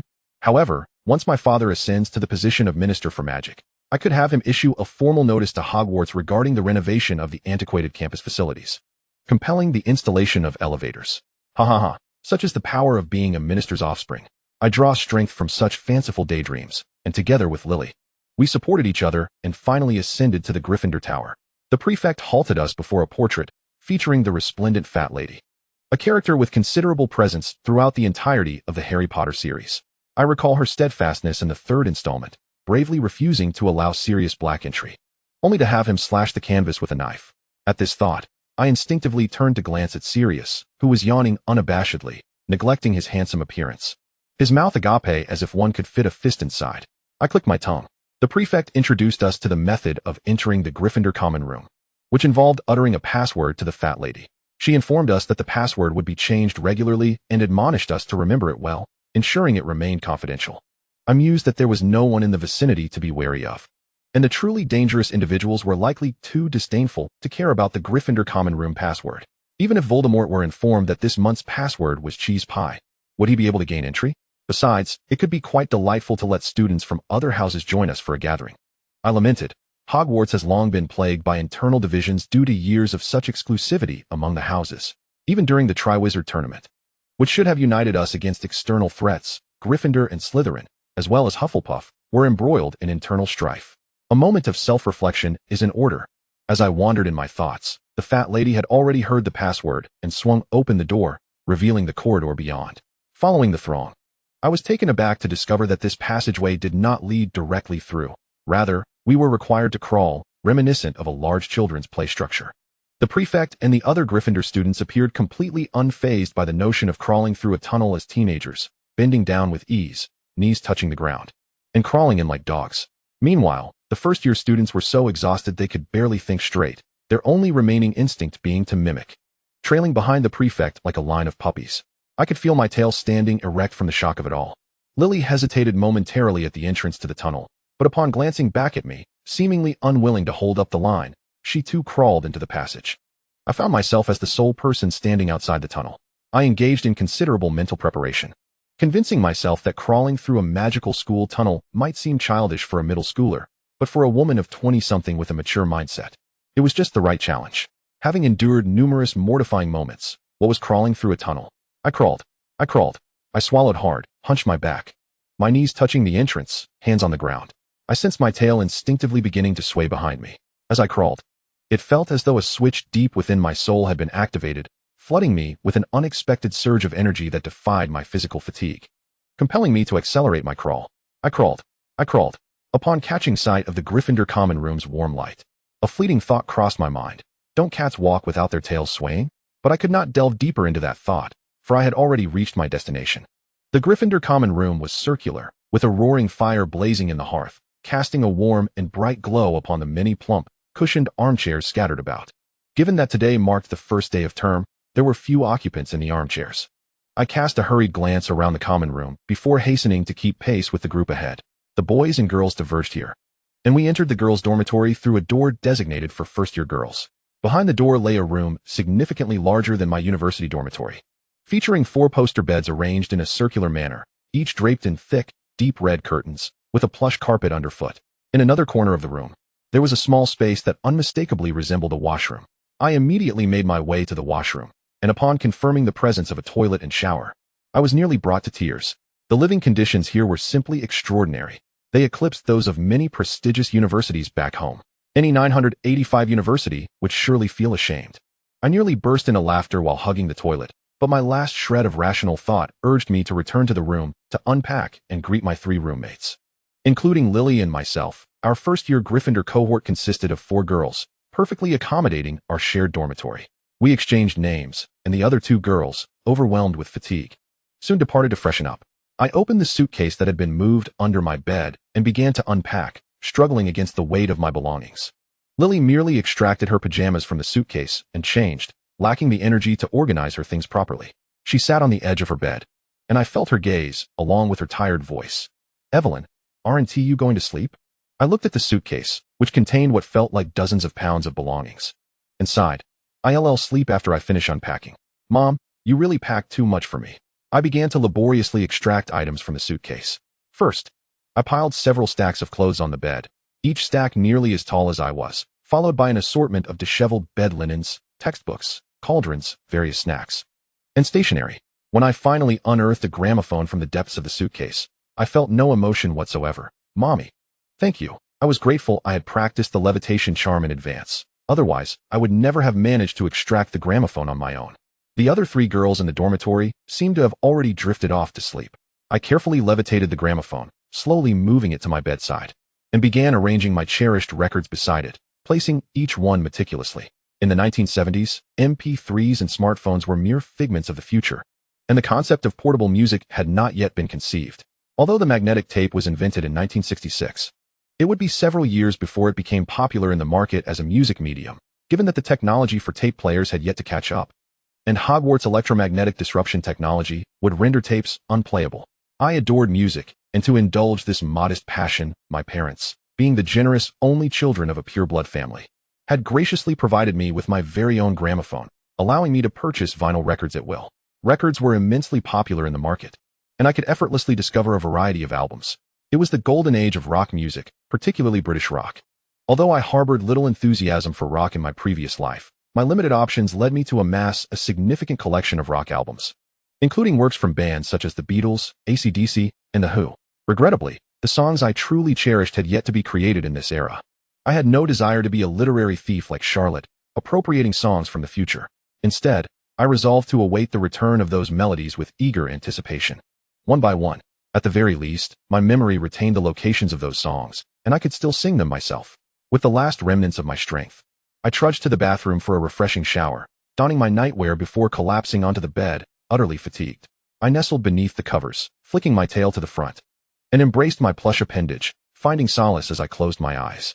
Good night, little tail. Tomorrow heralds a new day. Morning arrived with a struggle. My eyelids felt as heavy as lead as I reluctantly emerged from the warmth of my cocoon, peering out with great effort. You seem remarkably lively this early. What time is it? From behind the curtain, Lily's voice chimed in. It's 7 o'clock, just in time for breakfast in the hall. I sat up slowly, noting the disheveled state of my tail, ruffled from my restless night. Rubbing my head, I tousled my hair, leaving it in a chaotic mess akin to my tail. Oh, the early class. If the world were to end one day, it would surely be due to early morning lectures. Perhaps Voldemort's descent into madness stemmed from the pressure of pretending to be a model student at Hogwarts, forced to appear vibrant and chipper each day for the early classes. It doesn't seem far-fetched. Though I longed to linger a moment longer, Lily awaited my presence. Thus, I steeled myself and swiftly changed into my school uniform behind the curtain, bouncing out with vigor and sliding on my slippers as I made my way to the bathroom. Thanks to my experiences in boarding school and being roused by my roommate at 7:50 for roll call in university, I had mastered a rapid routine for both washing up and awakening. I turned on the tap, adjusting the water to the coldest setting, and without hesitation splashed my face with the brisk water.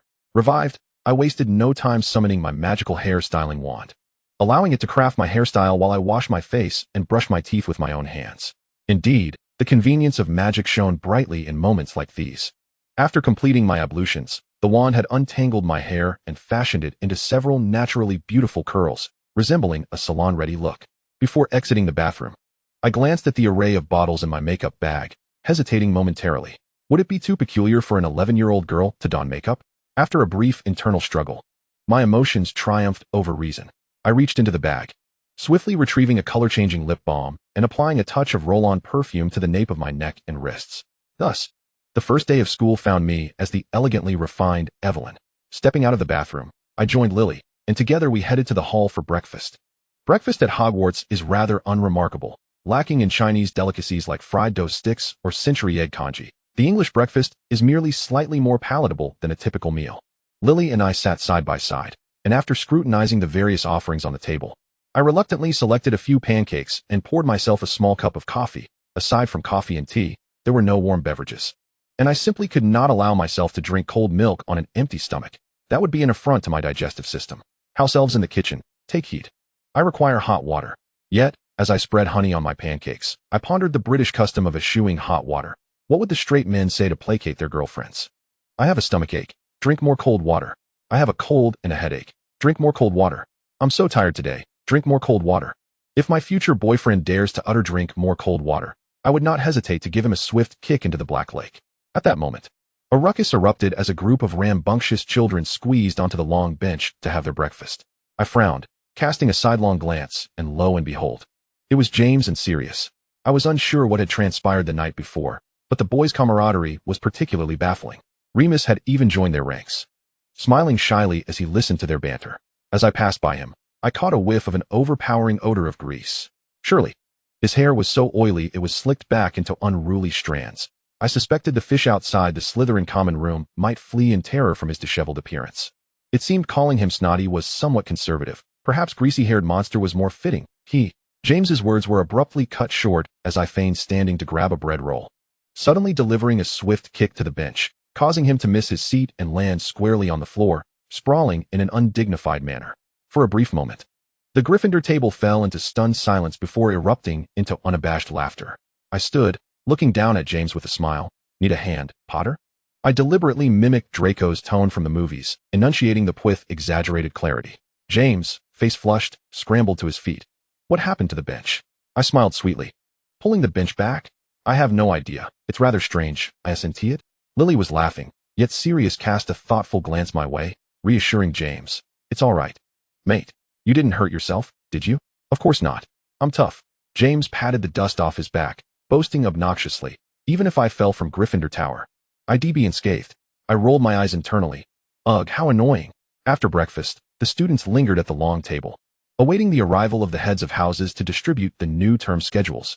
My gaze wandered uncontrollably toward the Slytherin table, where I finally spotted Snape amidst the crowd. As James had mentioned, he likely had no energy to wash his hair last night. His dark locks shone with a distinct greasiness, his bangs forming conspicuous strands, while the hair framing his face hung like dark curtains.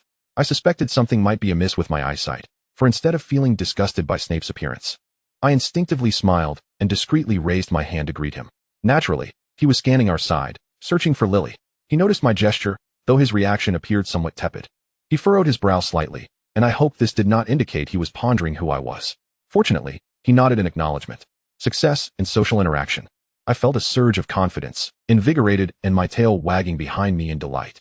Had I not intentionally shifted back in my seat, my tail would have surely struck Lily beside me. Professor McGonagall, the head of Gryffindor, approached to hand me my schedule.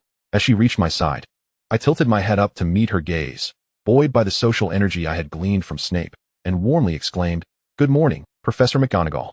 She glanced down at me with her usual stern expression, devoid of any superfluous emotion. "Good morning, Miss Crouch." Thanks to my newfound confidence, I did not overly interpret her formal demeanor. I accepted the schedule, thanking her sweetly, and then leaned in closer to Lily to examine the document together. Today we have herbology, followed by history of magic, and tomorrow is transfiguration. Why is there a class on Wednesday evening? Oh, astronomy, of course. That can only be taught at night. 2 consecutive potions classes on Thursday afternoon. I exclaimed with delight. We can attend with Slytherin. Lily, recalling a certain someone from Slytherin, Severus, smiled broadly. Oh, how wonderful. We'll get to see Severus. Yes. After reviewing the schedule, Lily gathered her things, suddenly expressing curiosity. I feel like someone was fanning me from behind just now. Did you feel that? I paused momentarily. Fanning? Really?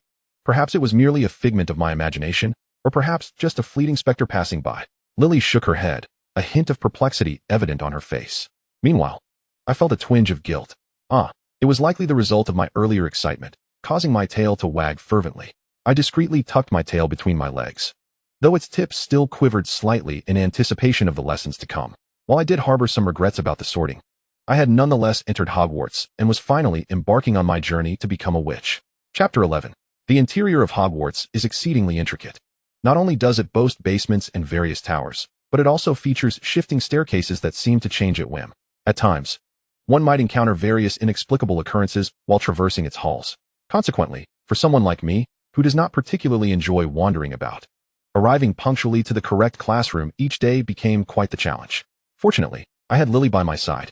From the very first day of school, we had become inseparable friends, encouraging and supporting one another in our clumsy yet sincere manner, providing each other with a genuine sense of security in this novel environment.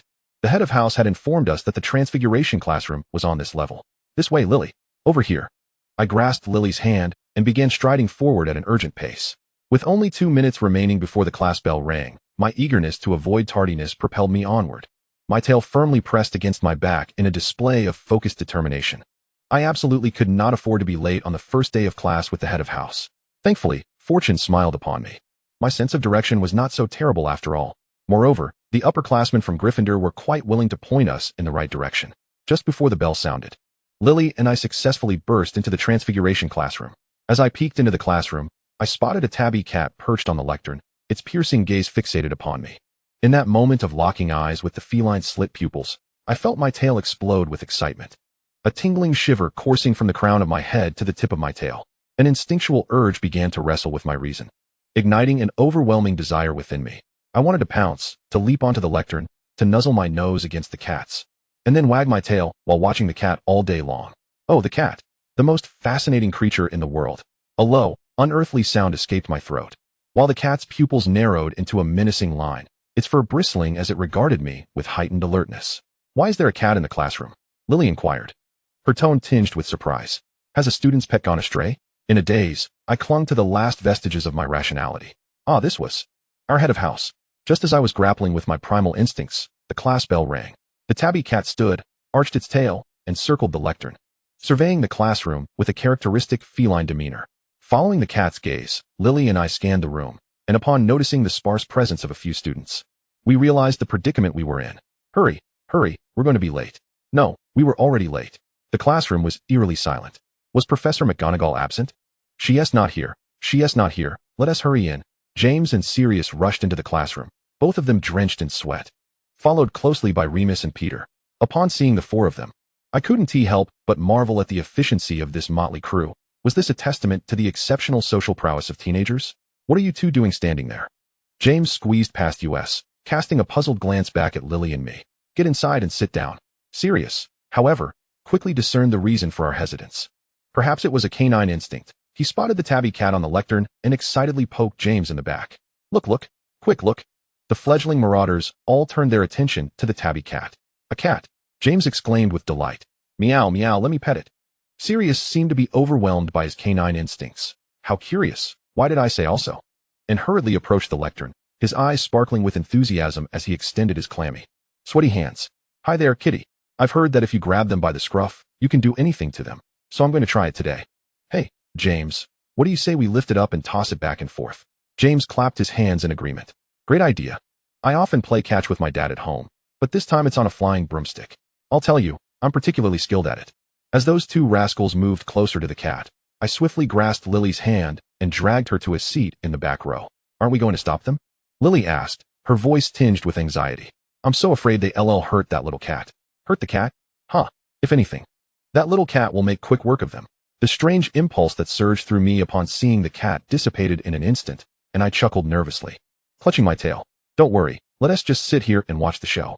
The tabby cat retreated disdainfully, yet James and Sirius blocked its path, while Peter timidly but excitedly obstructed the rear. Remus seemed torn, anxiously glancing toward the classroom door, evidently worried that Professor McGonagall would make an unexpected entrance. Two pairs of grimy hands reached out toward the tabby cat, and I observed its fur bristle in alarm. If I were to hazard a guess, the more agitated its fur became, the more severe the reprimand these four boys would face shortly. What on earth? Do Gryffindors not possess any awareness of their surroundings?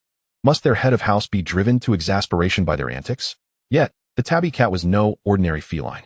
It did not arch its back and hiss like a typical cat would. Instead, it elegantly leaped from the boy's grasp, deftly landing on the floor. In that fleeting moment of descent, the cat transformed into our head of house. I felt certain that until the end of their days, these four boys would be haunted by nightmares of wanting to pet a cat only to discover it bore the face of their professor. Professor McGonagall retained the same stern expression we had previously encountered, appearing both severe and unapproachable. However, due to her earlier agitation, her cheeks were slightly more flushed than usual. Although such a degree of color could hardly mitigate the formidable aura that enveloped her, the other students in the classroom were rendered speechless. While Remus and Peter looked positively ashen, James and Sirius, however, displayed a modicum of bravery. James forced a smile and uttered a remark that nearly made me burst into laughter. Professor McGonagall, your coat looks quite splendid. James Potter, you are well suited for Gryffindor. There lies a courage deeply embedded in your heart. Yet, your bravery is not merely concealed. It is boldly inscribed upon your face in 3 glaring words: foolish, reckless. The distinction between Professor McGonagall and the future Severus Snape seemed to lie precisely here. Rather than unleashing a tirade and expelling them from the classroom as I had anticipated, Professor McGonagall merely nodded, maintaining her stern demeanor. Thank you for the compliment, Mr. Potter, but I must still penalize your tardiness. Arriving late to your very first Transfiguration class is quite discourteous. To ensure that you remember this lesson, I will require you to arrive 10 minutes early for each Transfiguration class over the course of the next month to assist me in distributing the necessary materials for lessons. What a gentle punishment. I felt a tinge of disappointment, yet the punishment seemed sufficiently deterrent for the 4 individuals involved. I watched them trudge back to their seats like 4 frostbitten eggplants, while I, rather ungraciously, concealed my face behind an upright textbook and indulged in secret amusement. Transfiguration is the most intricate and perilous spell you are about to learn, demanding your utmost concentration, intellect, and unwavering commitment to your studies. Professor McGonagall commenced her stern address.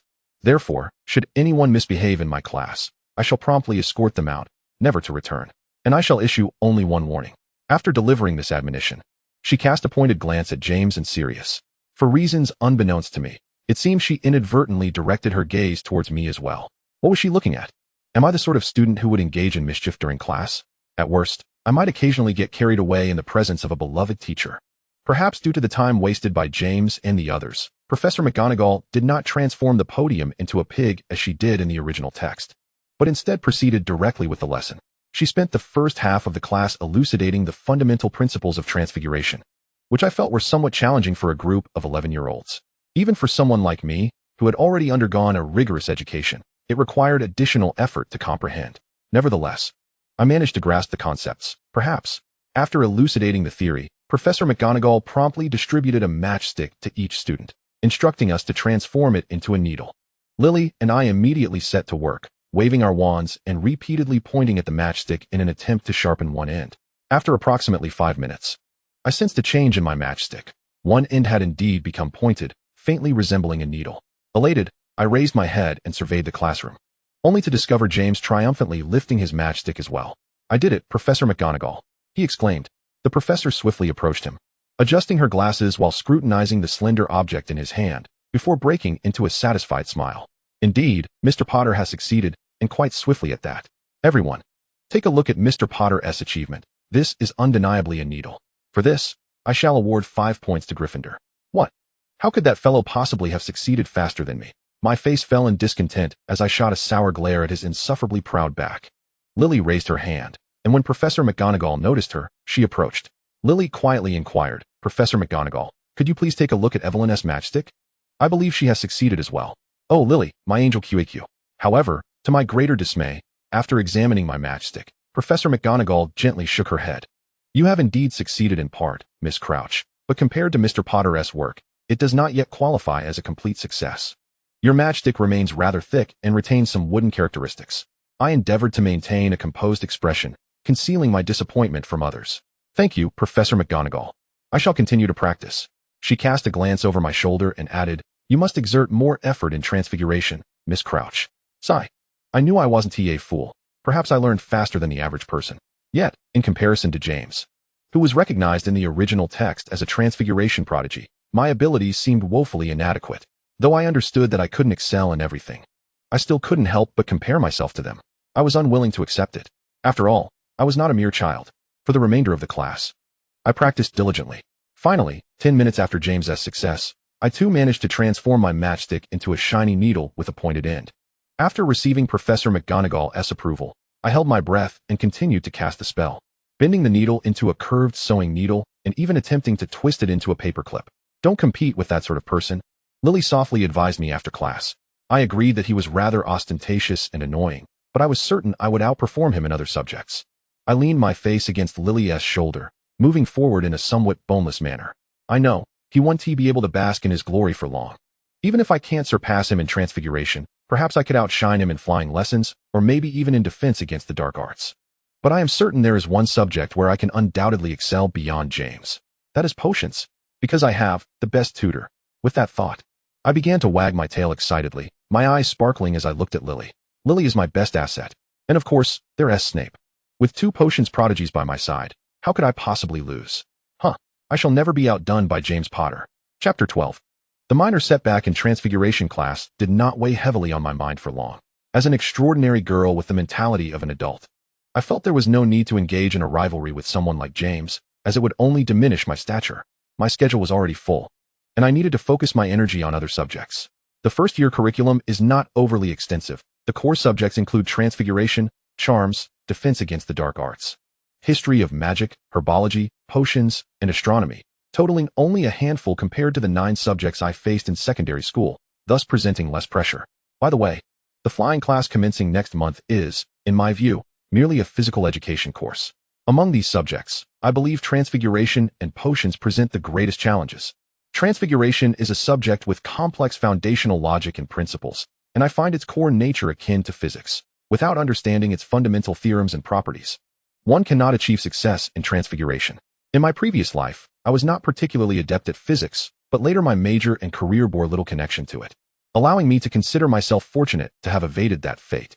However, upon reincarnating, I was faced with a subject strikingly similar to physics and transfiguration. And in order to resolve the issues surrounding my incomplete animagus transformation, I needed to study diligently, which caused me considerable anxiety, making me feel as though my tail might shed fur. Charms and defense against the dark arts appeared challenging but were, in reality, not particularly difficult. The charms professor is Professor Flitwick, the head of Ravenclaw House.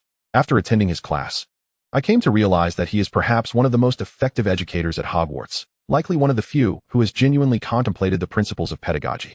Of course, I must clarify that I do not intend to undermine any other professors. I merely, perhaps, have a slight desire to learn from a certain Slytherin student, to observe how Professor Flitwick employs gentle encouragement and a joyful teaching approach to inspire his students. The content of the first charms lesson remains unchanged. Even at 11 years old in my previous life, I was already aware of the spell we were to learn. The levitation charm, of course. I even remember the key points: wrist movements, a flick and a shake, a flick and a shake. Speaking of wrist movements, I was exceptionally well practiced. On the very first day I possessed my wand, I eagerly experimented with all the spells I could recall. Naturally, the first one was the levitation charm, and I attempted it on every item on my desk with a flick and a shake. Finally, on my 10th attempt, I successfully cast my very first spell. The cost of success was that the ink bottle I had just levitated promptly fell, spilling ink over half of the notebook I used to scribble down lyrics, prompting me to scream in anguish. Ultimately, it was Shiny who helped me clean up the desk. Quick, say thank you to Shiny. With the experience of success and subsequent diligent practice, I had already mastered the levitation charm before the start of the school year. At the onset of the school year, I employed the levitation charm to transport my own luggage.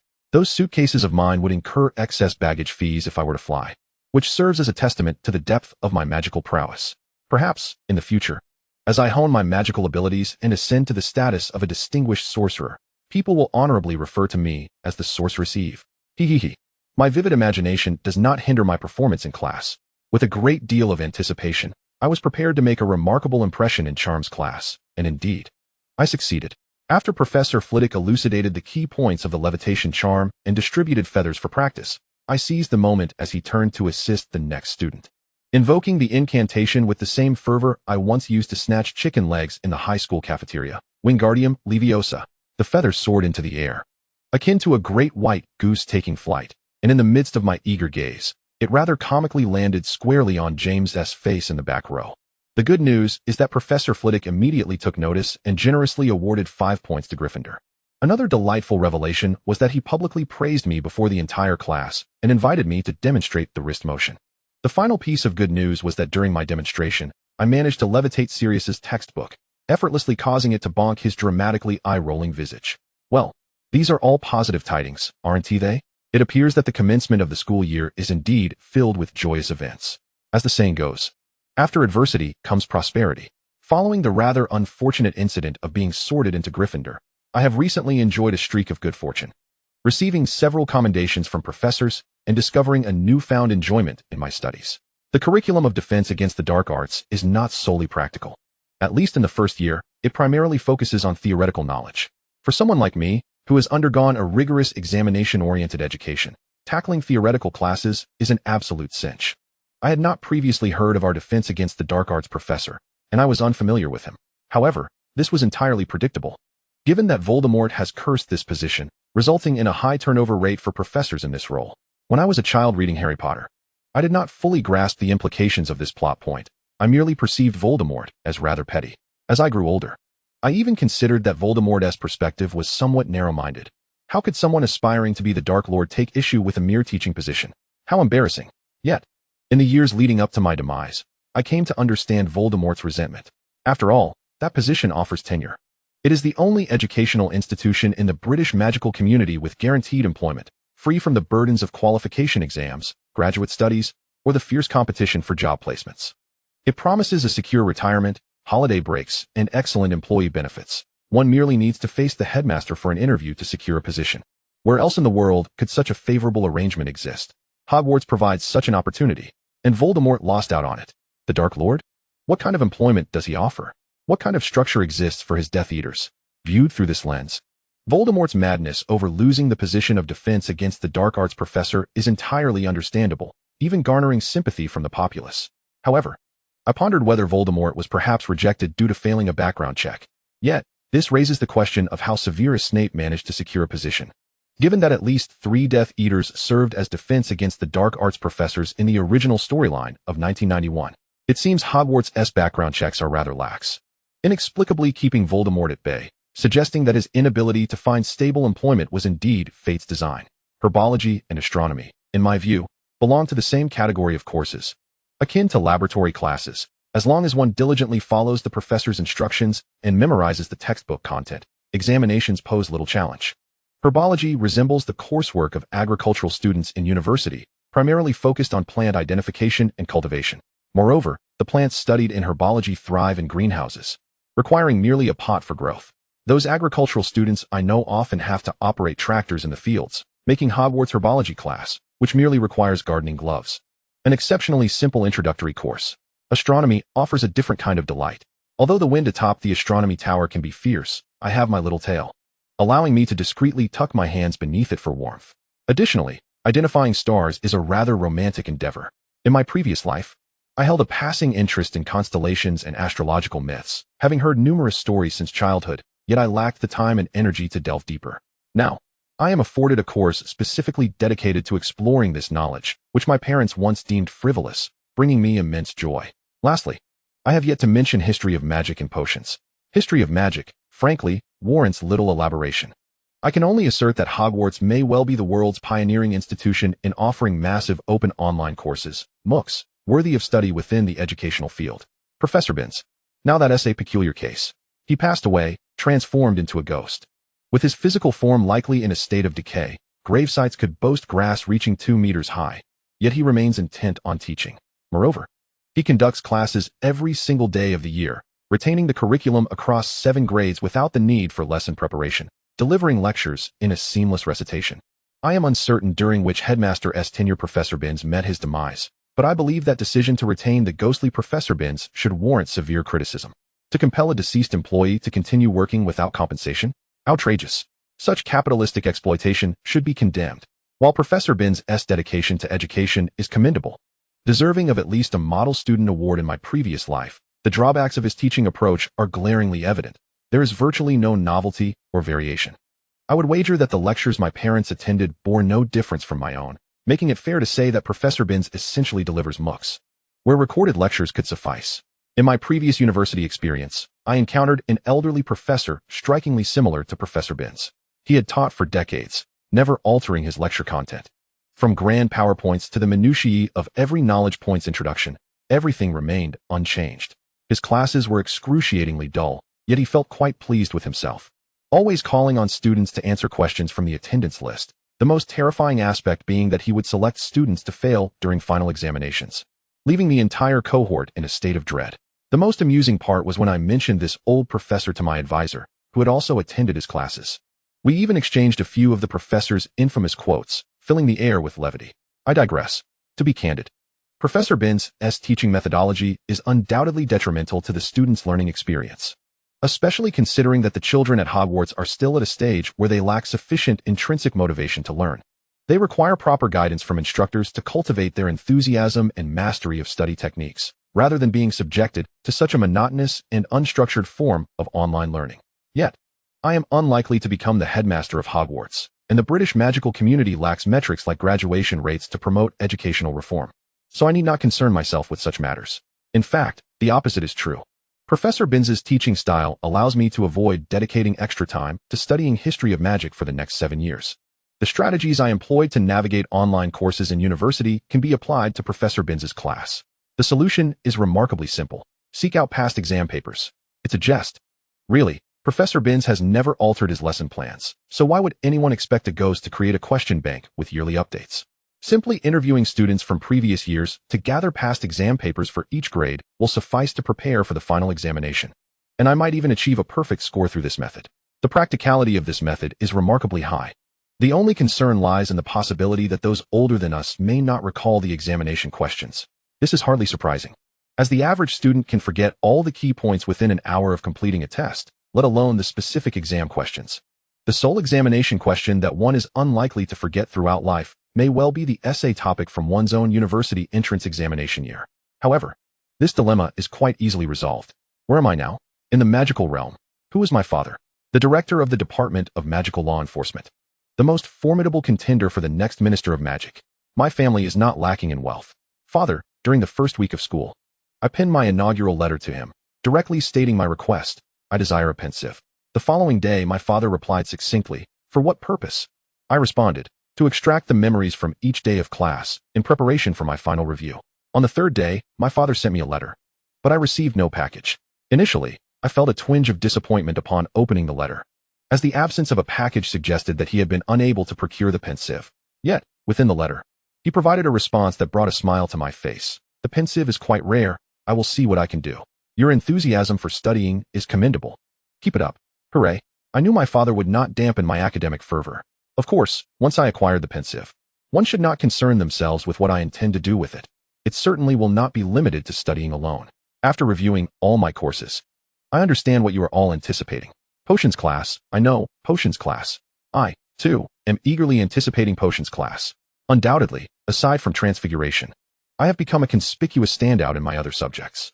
While the definition of standout may require further contemplation, given that the final exams have yet to occur, I believe I have at least made a commendable start, leaving a relatively impressive impression on my professors and classmates alike. For reasons unknown, potions class is scheduled for Friday mornings, 2 consecutive periods. This marks the final class of the week. As if the timetabler had foreseen my keen anticipation and deliberately sought to heighten my eagerness. Today, I did not linger in bed. I even adjusted my alarm clock 20 minutes earlier, affording myself time to rise and properly groom my hair. Perhaps due to the late hour at which my roommates occupied the bathroom, I even utilized a magical brush to style my tail. Oftentimes, I brush my tail in the evenings, especially during warmer weather, lest I resemble a large dandelion shedding its fluff. Since the commencement of the school year, I have been collecting the fur I brush off in the evenings, preparing to weave a new little blanket for myself in the future. However, even after brushing it before bed, my tail still appears disheveled upon waking. Fortunately, my tail has been rendered invisible by Dumbledore's charm. Otherwise, it would be quite embarrassing for my classmates to witness my untidy tail. After grooming my tail, I diligently arranged my attire, ensuring my collar was neat. The bow tie's lengths were even, the skirt was free of wrinkles, and most importantly, that my black robe bore no stray hairs. Everything was in order.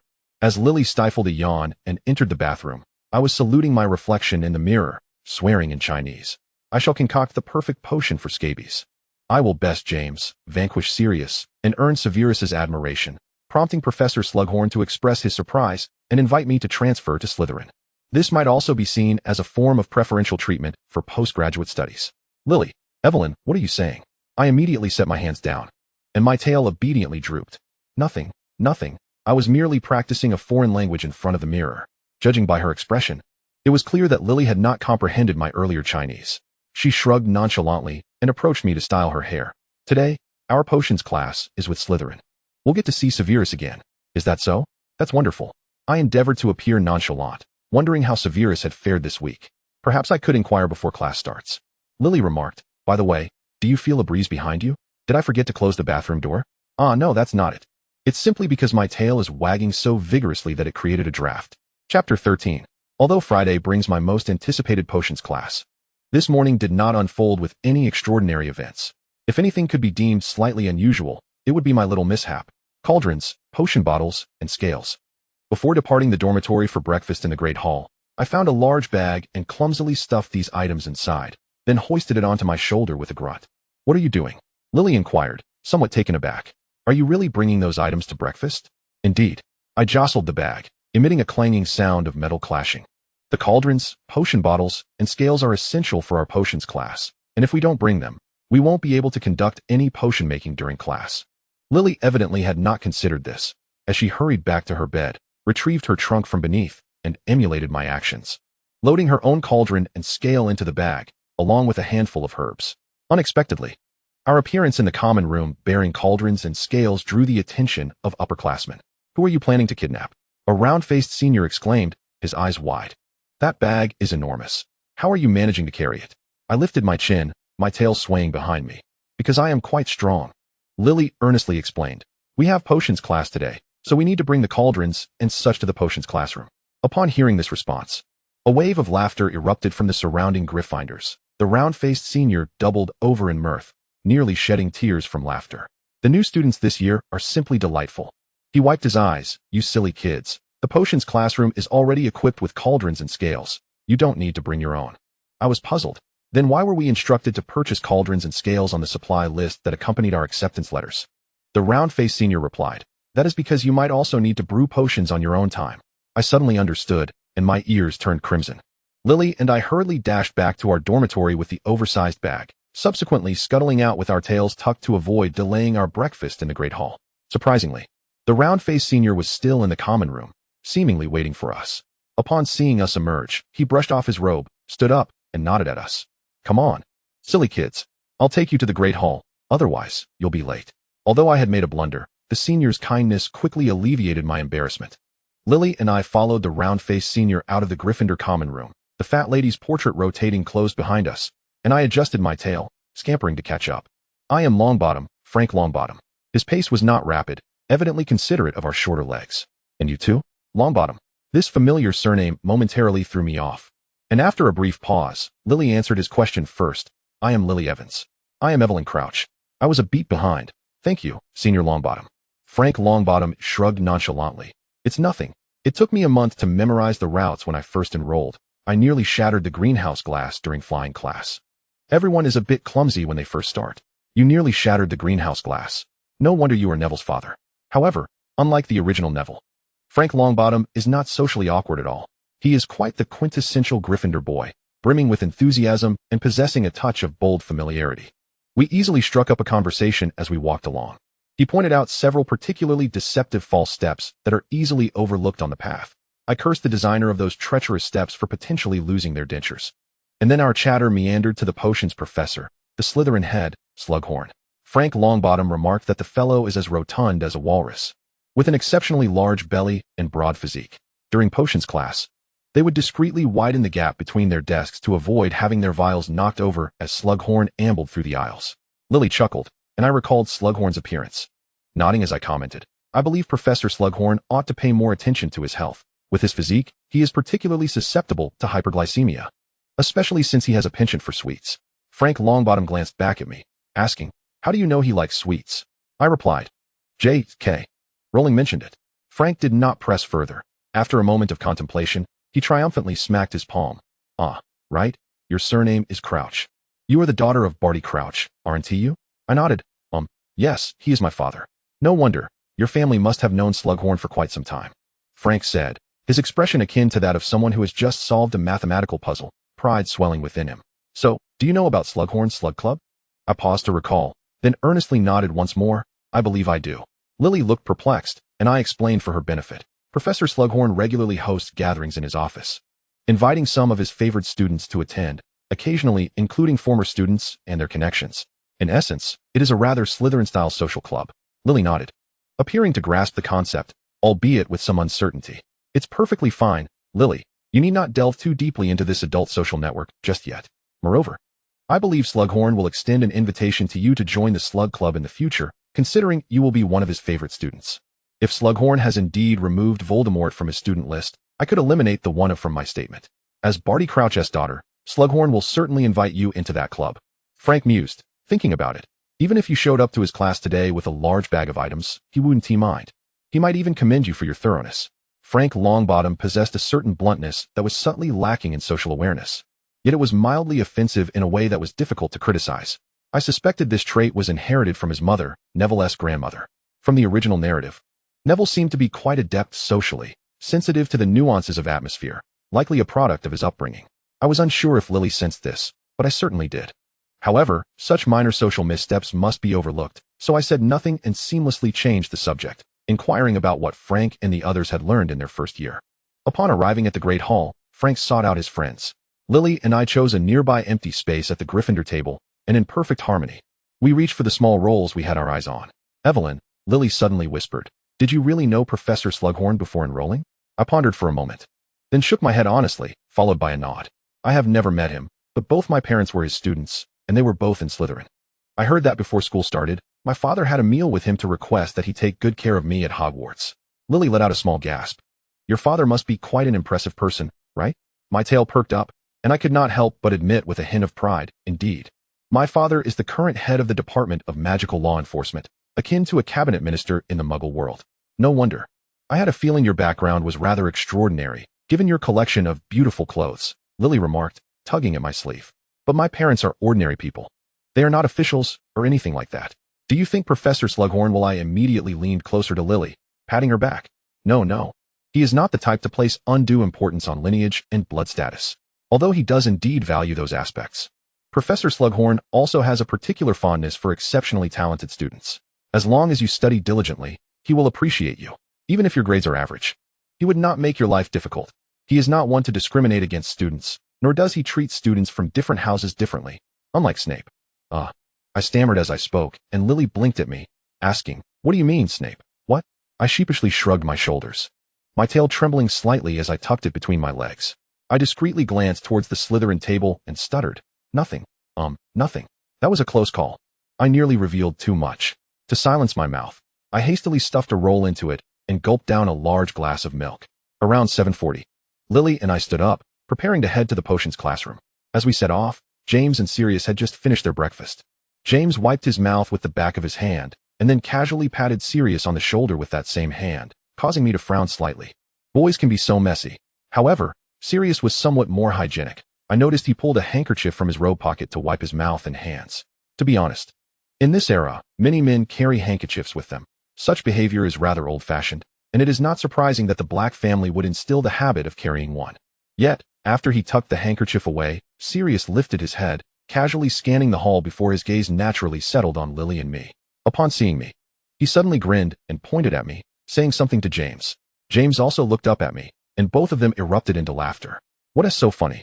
I raised an eyebrow and shot a disapproving look at the pair of dark-haired boys, then lifted my chin and linked arms with Lily, striding out of the hall. How baffling. The route to the dungeons was new to me, and Lily and I looked around, anxious not to take a wrong turn. However, I quickly devised a brilliant plan to follow a Slytherin student, as they would lead us back to the potions classroom on their way to the common room. After sharing this idea with Lily, she praised my cleverness. I truly am a little genius. Haha. Without delay, we began searching for a target in green robes.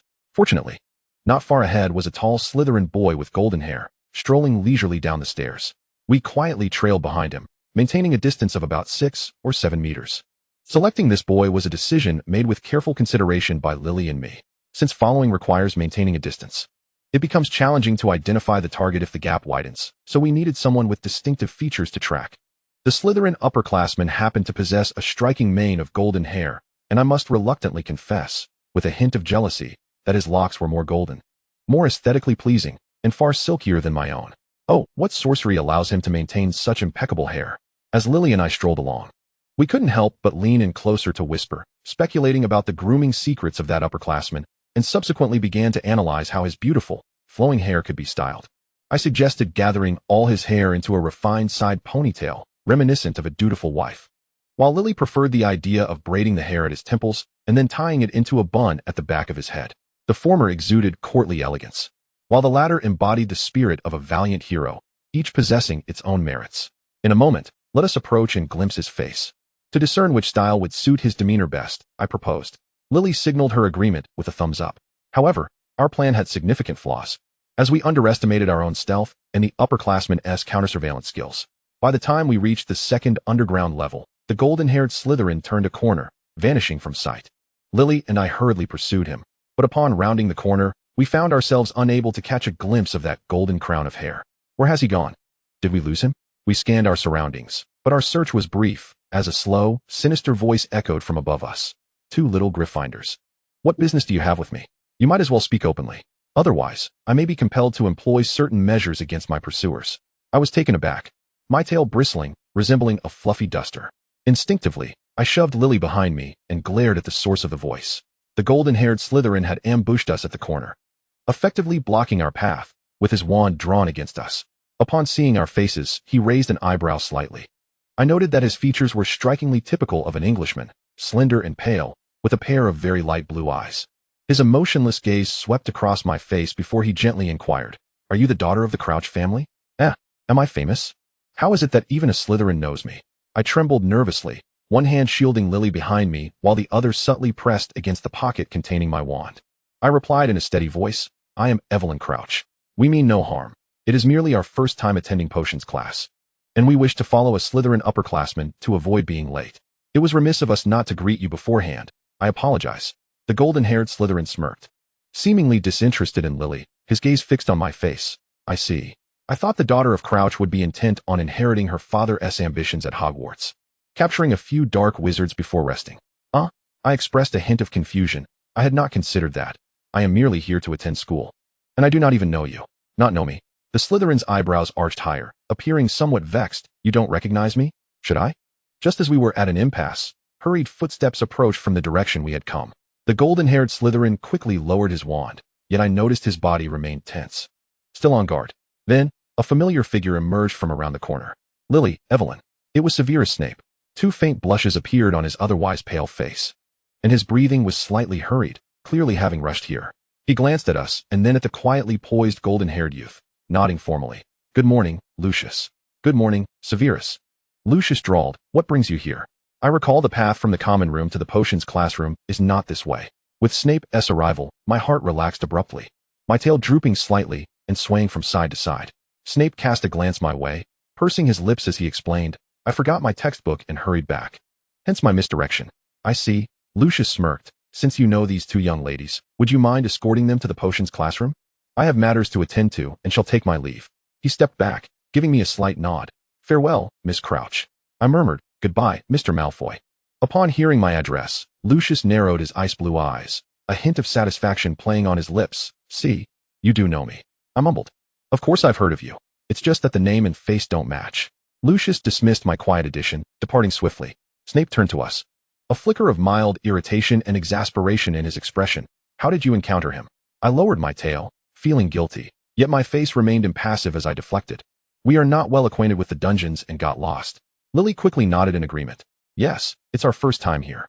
Could you guide us to the potions classroom?" "Severus?" "Of course." He sighed lightly. "Follow me." He set off, and Lily and I hurried to keep pace. After a few steps, Snape suddenly turned back to me, his brows furrowed, as though he wished to say something. I tensed, my tail bristling again, nervously asking, "What is it?" Snape shot me a glance, remaining silent.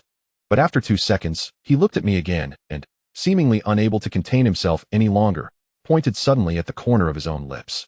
I widened my eyes slowly. Seeing that I did not grasp his meaning, Snape clicked his tongue and emphatically pointed several times at his lips. I was now so frightened that my tail stopped swaying, unsure where to place my hands, my face and ears flushed. "No, that wouldn't be appropriate." "Snape?" He had to open his mouth, sighing with a hint of irritation. "You have milk on your lips." At that moment, I turned beet red from head to neck. I disregarded my earlier mockery of James for wiping his mouth with his hand and hastily used my fingers to scrub my lips thoroughly, then turned to Lily, asking her to check. "Is it gone? Did I get it off?" Lily covered her mouth, apologetically saying, "I'm sorry, I didn't notice before. But it's all clean now." How embarrassing. So that was what James and Sirius were laughing at. And Lucius Malfoy must have seen it too. My spirits sank, and my steps slowed, my hand unconsciously reaching behind me to bury my palm in the fluff of my tail, listlessly tugging at the strands. "It's really not that noticeable." I lifted my head, and the previously talkative Snape had closed his mouth again, as if only a ghost had passed through the wall, leaving behind mere whispers. I inadvertently tugged a large tuft of tail fur, yet felt no pain, and my tail began to sway once more, in tune with my mood. "Yes, it's truly not that conspicuous," Lily comforted, "and only we know about this. It's all right." "Oh, Lily, Severus, you are both my wings." My gratitude swelled until we entered the potions classroom. The potions classroom bore little difference from its portrayal in films. Being underground, it was dim, cold, and damp. The classroom walls were lined with several enormous cabinets and shelves, displaying various potion ingredients, alongside animals skinned and preserved in jars. The ambience of the potions classroom starkly contrasts with that of a certain future potions professor's lessons. As we stepped into the classroom, We found several desks at the front already adorned with cauldrons bubbling with potions, exuding wisps of steam and smoke, while enticing aromas wafted from a few of them. A cluster of students gathered around these cauldrons, chattering animatedly about their ingredients and effects. I tiptoed, stretching my neck with curiosity to catch a glimpse. The three of us found a vacant spot and approached the simmering concoctions. One particular cauldron captured my attention. It released a peculiar spiral of steam. Its scent rich and intoxicating. I detected the damp, earthy aroma reminiscent of a musty cellar, the delightful fragrance of a freshly baked chocolate lava cake, and a hint of the comforting scent of burying one's face in the fur of a small creature. Many were gathered around this cauldron, while the rest were primarily clustered near another pot, bubbling with a potion that shimmered like liquid gold. Snape followed closely behind me and Lily, surveying the cauldrons with a cautious expression before murmuring softly, "This one is." I inhaled deeply, replying with satisfaction, "The Amortentia?" Snape glanced at me in surprise. "You know?" A flicker of pride surged within me, and my tail began to wag excitedly, yet I feigned humility. I merely encountered it in a book previously. "Oh, and that transparent cauldron over there, that must be the Veritaserum." "Wow," Lily said, shaking my arm. "What is Veritaserum used for?" "A single drop compels the drinker to speak the truth," Snape replied, casting a sidelong glance at me before adding, "I read it in a book, too." Lily then pointed to the adjacent pot, which resembled thick mud. "What about that one?" "Polyjuice potion," I answered. "As for its purpose, I presume you're aware, Severus?" "It allows one to transform into the appearance of another person," Snape responded. One after the other, we introduced the various potions to Lily, and before we knew it, other classmates had gathered around us, intrigued by our explanations of the potions' names and effects. "This is Amortentia, the most potent love potion in the world, emanating the scent of one's most favored aroma," I explained, wrinkling my nose. "However, I've heard that the love it induces is not genuine. Perhaps love itself is less reliable than Amortentia, so it's quite trivial." A voice rang out from the crowd. "Do you understand what love is?" I turned sharply in the direction of Sirius's voice. "And do you, Black? It seems your romantic history is rather extensive." Sirius fell silent. Snape let out a quiet chuckle beside me and continued, "The golden potion is Felix Felicis, the potion of luck. Consuming it grants good fortune, yet due to its potency, it is difficult to brew and should not be overindulged. There is a limit to the amount one can consume in a lifetime, a mere teacup's worth. Overindulgence leads to recklessness, excessive confidence, and obstinacy." A booming voice completed Snape's statement, followed by applause. "Excellent. An outstanding explanation. I intended to discuss these potions with you after class, yet it appears I have students of considerable knowledge in the first year. You've truly surprised me." The rotund, walrus-like Professor Slughorn squeezed through the gaps between desks. We dispersed with a collective gasp, hastily finding our seats.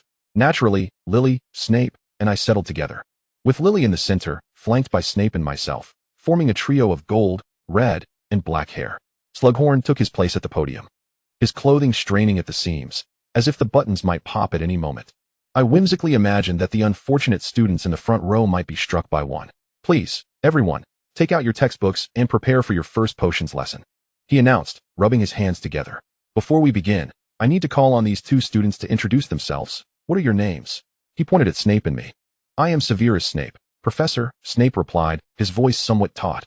I sensed his nervousness, which elicited a peculiar feeling within me. It was endearing to realize that the fearsome Professor Snape we would come to know in the future was once so green.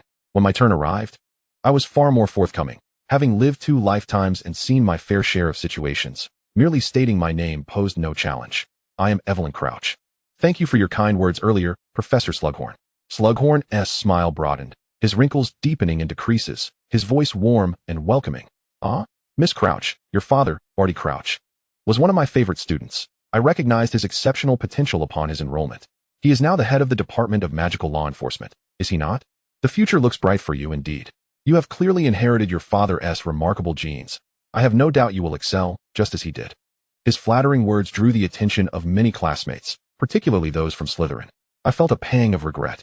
Had the Sorting Hat been more discerning and attentive to my heart's desire, I might have been placed in Slytherin from the outset, and we would have acquainted ourselves on the very first day, rather than now. After this customary introduction to draw the students closer, Slughorn commenced the lesson. As in the original text, the first potions class was not particularly challenging. We were to brew the ever-reliable Scabbers potion. Professor Slughorn's teaching style differed from that of a certain future potions professor. He favored encouragement in his instruction. "I have prepared some small rewards for today's lesson." He beamed, The first student to successfully brew the Scabbers potion will receive the recipes for the potions simmering before me. Wait, just the recipes? I thought. Recalling that in the original text, he directly awarded a vial of Felix Felicis as a prize. However, I noticed that both Lily and Snape's expressions had turned serious. They seemed quite eager for the reward. I glanced toward James, seated at the other end of the room, and observed him displaying an eager demeanor as well. I quickly lowered my head and began flipping through my textbook, searching for the method to brew the Scabbers potion. Even if I couldn't compete with the two potion prodigies beside me, I certainly wouldn't allow myself to be outdone by someone like James. Come on, Evelyn. Chapter 14. The task of potion making in the first year proved far less daunting than I had anticipated. After all, it was simpler than chemistry experiments. During my university days, I could never grasp the reactions in those experiments. Even when meticulously following the steps, the results always differed from those of my classmates, leaving me puzzled as to where I went wrong. By the way, I also lack culinary skills. Since arriving in this world, the Crouch family's house elf, Winky, has transformed me into a lazy creature who simply lies in bed and orders meals, a contented slacker. But I digress. Let us return to the potions class. The first lesson of the year revolved around the steadfast Scabbers potion, and after Professor Slughorn shared some key points and foundational techniques for potion making, he cheerfully shuffled his round figure, instructing the students to gather the prepared materials on their desks and begin brewing according to the steps detailed in their textbooks. I sifted through the materials laid out on the table, discerning their identities according to the recipe: dried nettle, several serpent fangs, a handful of lethargic slugs, commonly known as slime snails, and a few porcupine quills. The process of concocting the potion was quite straightforward. However, I questioned whether it was truly appropriate for 11-year-old children to handle slugs. With a sigh, I contemplated the matter, donned my gloves, and resolutely tossed the slugs into the cauldron to commence the initial boiling phase. Once the fire was ignited, I seized the opportunity to grind the serpent fangs. Crushing the fangs required considerable force. I vigorously stirred in the mortar, producing a cacophony of grinding and thudding sounds. In my pursuit of perfection, even after the fangs had been reduced to fragments, I continued to press down, striving for a finer consistency. I was a human pulverizer. As I energetically transformed into a makeshift blender, I suddenly felt a jab in my back. Puzzled, I turned to find a classmate from the back row, wearing a pained expression, tossing slugs into the pot, while Lily was diligently attending to the dried nettle. To my surprise, it was Snape who had poked me. "You are making quite a ruckus," he remarked, his brow furrowed. "Could you not be a bit quieter?" Feeling somewhat aggrieved, I replied, "I'll try my best." Snape glanced at the items in my hands and clicked his tongue. "Are you really just going to toss the fangs into the mortar to crush them?" Cautiously, I inquired. "Is that wrong?" He spoke with the authoritative tone characteristic of a top student. "Of course, it can be done, if you wish to spend 3 days on it." Rather than feeling offended by his slightly haughty demeanor, I was intrigued and excitedly perceived an implication. "Do you have a better method for grinding serpent fangs?" Snape smirked, elongating his words. "It's quite simple. Roast the fangs over the fire for a bit.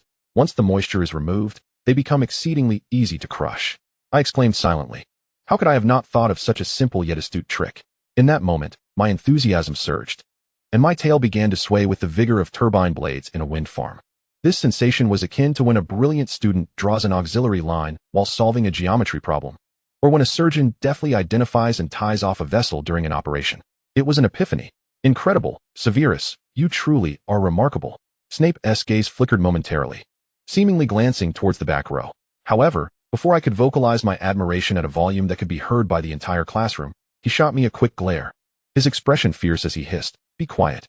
Lily jumped slightly at his sharp tone, turning to him in surprise. "Severus?" "Nothing," he replied, a faint blush creeping to his ears. "Now hurry up and roast your fangs." I quickly drained the slugs I had boiled from the pot and placed the crushed fangs over the fire to roast.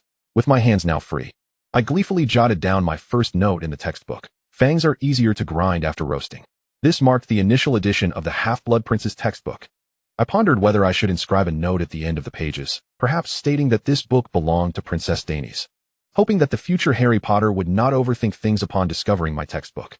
While there is only one Half-Blood Prince, there could certainly be more than one book chronicling his invaluable learning notes. As I roasted the fangs, I also drained any excess moisture from the slugs, measured the remaining ingredients, and upon retrieving the fangs from the fire, I found that the charred yellow fragments had become even more brittle. A mere press caused them to crumble, and soon they were transformed into a fine powder. With my progress sailing smoothly, my tail swayed rhythmically behind me as I hummed a cheerful tune while adding the remaining ingredients to the cauldron. Red beans. Large red beans. Taro. Stir, stir, stir. Stirring away. The bubbling sounds of water and the chopping noises from my classmates masked my joyous singing.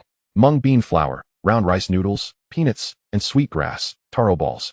Savory soup dumplings, clear syrup, milk ice. After adding all the ingredients, I leaned closer to the cauldron, my tail raised, fixated on the bubbling concoction of the scabious potion. After a while, I grew a bit bored and flipped through my book, muttering as I perused the contents. Since there's a scabious potion, is there one for acne? How about for hemorrhoids? Theoretically, potions should address all these issues. Soon, I stumbled upon an intriguing potion, described as one that could remove all body hair. I pondered, biting my tongue, that this potion could easily fall into the category of poisons, as anyone who inadvertently consumed it might find its effects even more unbearable than those of a toxin. As the liquid in the cauldron boiled, I stretched my neck in anticipation, watching the potion's color and consistency transform to match that of the textbook description. Instead of extinguishing the flame with my wand, I adeptly pulled out an alcohol lamp, covering it with the lid and shaking my tail while I waited for the potion to cool, preparing to add the porcupine quills. Beside me, Lily and Snape had both completed their potions. Slughorn, ever attentive to the student's progress, waddled over, beaming with delight. Ah, splendid. Truly splendid. He clapped his hands. A perfect scabious potion, wouldn't you agree? Let me see, Mr. Snape, and you as well. Lily tilted her head up and introduced herself. I'm Lily Evans, Professor. Slughorn pondered for a moment. Miss Evans? Evans? Ah, I recall a Sir Merlin who was awarded the first-class Order of Merlin with the same surname. Perhaps you are related? I don't know. Professor, Lily replied softly. My parents are both muggles. Ah, muggle-born? Then your brilliance is even more remarkable, Slughorn said with a kindly smile. So, Mr. Snape, Miss Evans, who among you completed the scabious potion first? After all, I only have one reward in hand. Just as Slughorn was inquiring about Lily's surname, I had just added the porcupine quills to my potion and stirred with my rod. My scabious potion was also complete. After finishing, I raised my head, eager to hear the verdict between the two potions prodigies. Yet for a moment, both Lily and Snape were silent. I blinked in confusion and turned my head, only to find that they were both looking at me. Why are you looking at me? I asked, tilting my head in bewilderment. Snape was the first to break the silence, clearing his throat as he kindly remarked. Miss Crouch's potion has also turned out quite well. Clearly, you have inherited your father's intellect. Wrong. I was clever all along, even in my past life. It had nothing to do with my father. However, I was still elated by the compliment, my tail wagging so vigorously that I nearly knocked over the items on the desk behind me. Fortunately, I managed to grab my tail in time, averting disaster. I pulled my little tail to the front, resting it on my lap, caressing it gently while curiously asking, Lily, Severus, who among you is first? Snape pressed his lips together, and Lily spoke up. Severus was a bit faster, and he did take a moment to explain to Evelyn how to handle the fangs. I believe he possesses more knowledge. Slughorn appeared slightly astonished. Is that so, Miss Crouch? Mr. Snape instructed you on how to handle the fangs? I nodded vigorously. Yes, indeed. Severus was a great teacher. After speaking, I turned to glance at Snape with a smile, only to find he swiftly averted his gaze, resolutely presenting me with his profile. With the dual support of Lily and myself, Slughorn naturally designated Snape as the top student of our first lesson. He awarded Slytherin 10 points and instructed Snape to accompany him to his office after class, intending to hand over the potion recipes he had showcased to us earlier. The reactions of my classmates varied. I heard a loud click of disapproval from a corner where James was situated. After receiving Slughorn's permission, I took the liberty of bottling the potion I had concocted into a small glass vial, planning to send it home for my parents to preserve, documenting each step of my journey toward becoming a remarkable witch. Perhaps, if anyone at home were to suffer from scabies in the future, they might even find it useful. While I was busy bottling my potion, Slughorn approached the desk behind us, somewhat puzzled. Excuse me, student, but how is there a hair in your cauldron? The student removed the hair with a stirring rod, equally perplexed. It's golden, not particularly long, and it doesn't resemble human hair, does it? A chill ran down my spine, and I instinctively shrank back, clutching my tail tighter. For some reason, Snape chose this moment to glance back at me. Had I aroused his suspicion? Chapter 15. Aside from the stray hair that had fallen into the cauldron at the back, I deemed this potions class quite successful. Thus, my first week at Hogwarts came to a close. This weekend, I indulged myself with a long slumber, only rising close to 11 o'clock in the morning. As I peeked out from the curtains of my four-poster bed, I discovered the dormitory was completely empty. I took my time washing up, and since there were no classes on the weekend, I donned a beautiful new outfit complete with a cloak, one my mother had packed into my enormous suitcase, and sashayed down to the Gryffindor common room. The Gryffindor common room was quite lively that weekend. Many boys were boisterously gathered around a card game, while girls huddled together in an armchair, chattering animatedly. I surveyed the room, but did not recognize anyone. So I decided to head downstairs to the Great Hall for a meal. Crouch. Someone called out to me. I turned to find it was none other than Emily Bennet, our Gryffindor prefect. Instinctively, I began to mentally retrace my steps, wondering if I had done anything wrong in recent days that had drawn her attention. However, Prefect Bennet delivered news that filled me with even more trepidation. Professor McGonagall is looking for you. She wants you to meet her in the Transfiguration classroom at 7 o'clock tonight. What? It wasn't the prefect summoning me, but the head of my house. The situation seemed more dire. Perhaps my face visibly paled, as Bennet offered some consolation. It's only the first week of school. I doubt it's anything too serious. At least you're much more composed than Potter and Black. That comparison was hardly fair. It felt like a direct invitation to mischief. Thus, I spent a rather melancholy afternoon. Retreating back to the dormitory after lunch, embracing my introverted mode, I cranked up my gramophone to its maximum volume, nestling in bed while grooming my tail, desperately contemplating how to appease Professor McGonagall later that evening. Before dinner, Lily returned to the dormitory. As she entered, she was startled by the loud music from the vinyl record and cautiously peered in. Evelyn, are you in there? I rolled over under the covers, responding lethargically, yes. Lily set down her stack of library books and explained, this morning, when I left, I saw you still asleep, so I didn't wake you. I went to the library to work on assignments with Severus. Do you want to join us tonight? No, I can't, I replied, my voice quivering. I'm in big trouble. Professor McGonagall summoned me to the Transfiguration classroom tonight. Lily looked a bit surprised. Why? What did you do? I thumped my large pillow in frustration. I've pondered it all afternoon, and I truly believe I haven't done anything at all.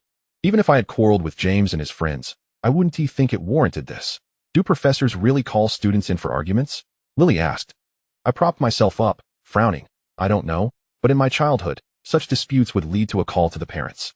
The educational environment I experienced in my previous life and that of Hogwarts could hardly be compared, yet my unfamiliarity with the Hogwarts system was precisely what tormented me. Oh dear, Professor McGonagall, I'm sorry. Although I'm not even certain what I did wrong, it must be my fault. Lily sympathetically sat beside my bed, softly reassuring me. It's all right. I think you've performed splendidly this week. She surely won't reprimand you. Don't dwell on it. Let us go have dinner. After considering it, I realized I needn't fret over such matters for so long. Having experienced much in my previous life, even death itself, was I truly afraid of a conversation with the head of my house? Would she expel me? Surely not. After sufficiently preparing myself mentally, I threw off the covers and jumped out of bed. You're right. I shouldn't frighten myself like this. Let us go eat. As I spoke, both Lily and I noticed a large clump of golden fur slowly drifting upward with the movement of my covers, floating gently before falling back down. Oh no. It seemed I had shed quite a bit of fur due to my anxiety this afternoon.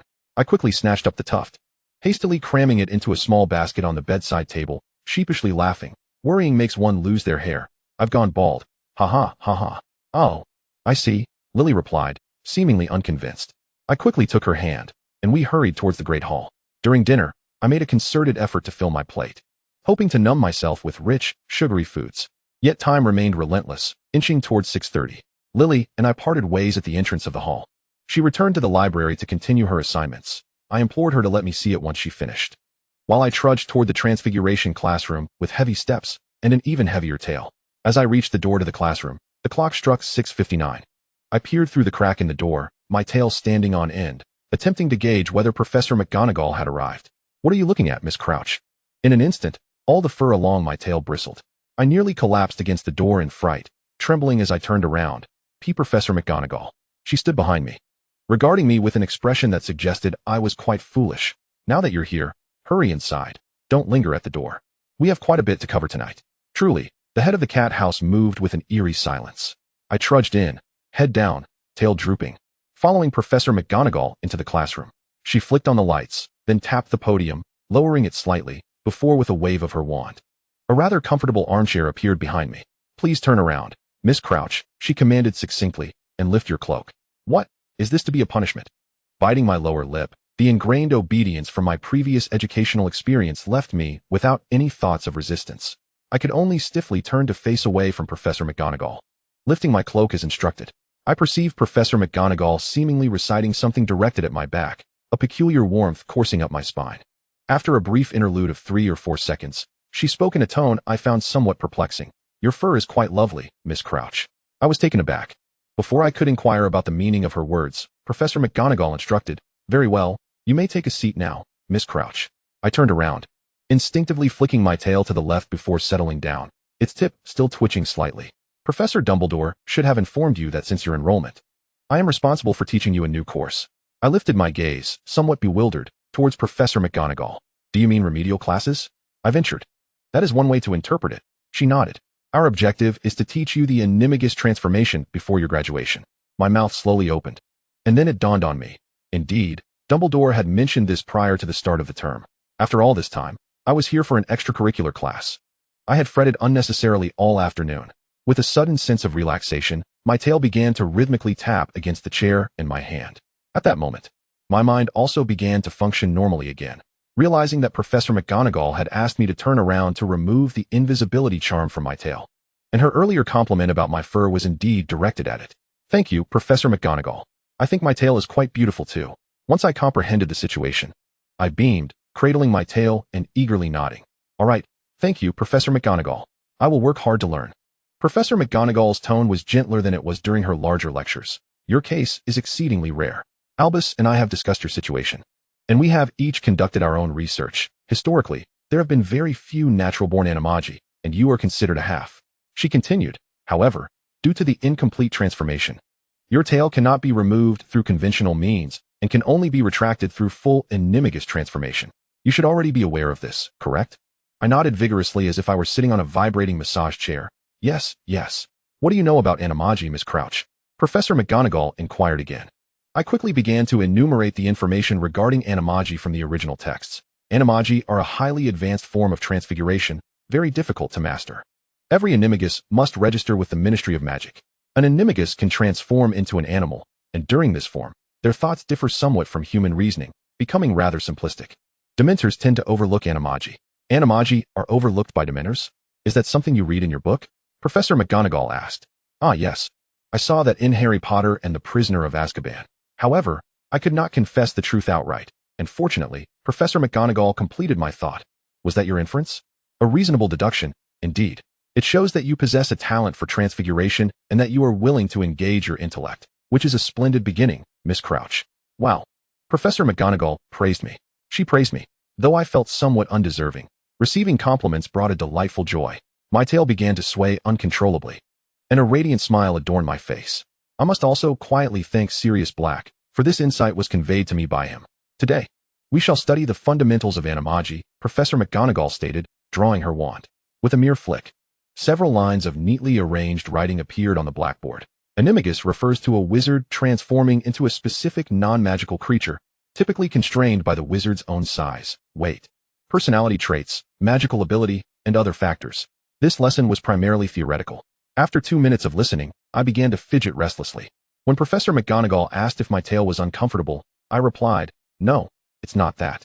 I didn't realize I was here for a class tonight, so I brought no stationery. And now I desperately want to take notes."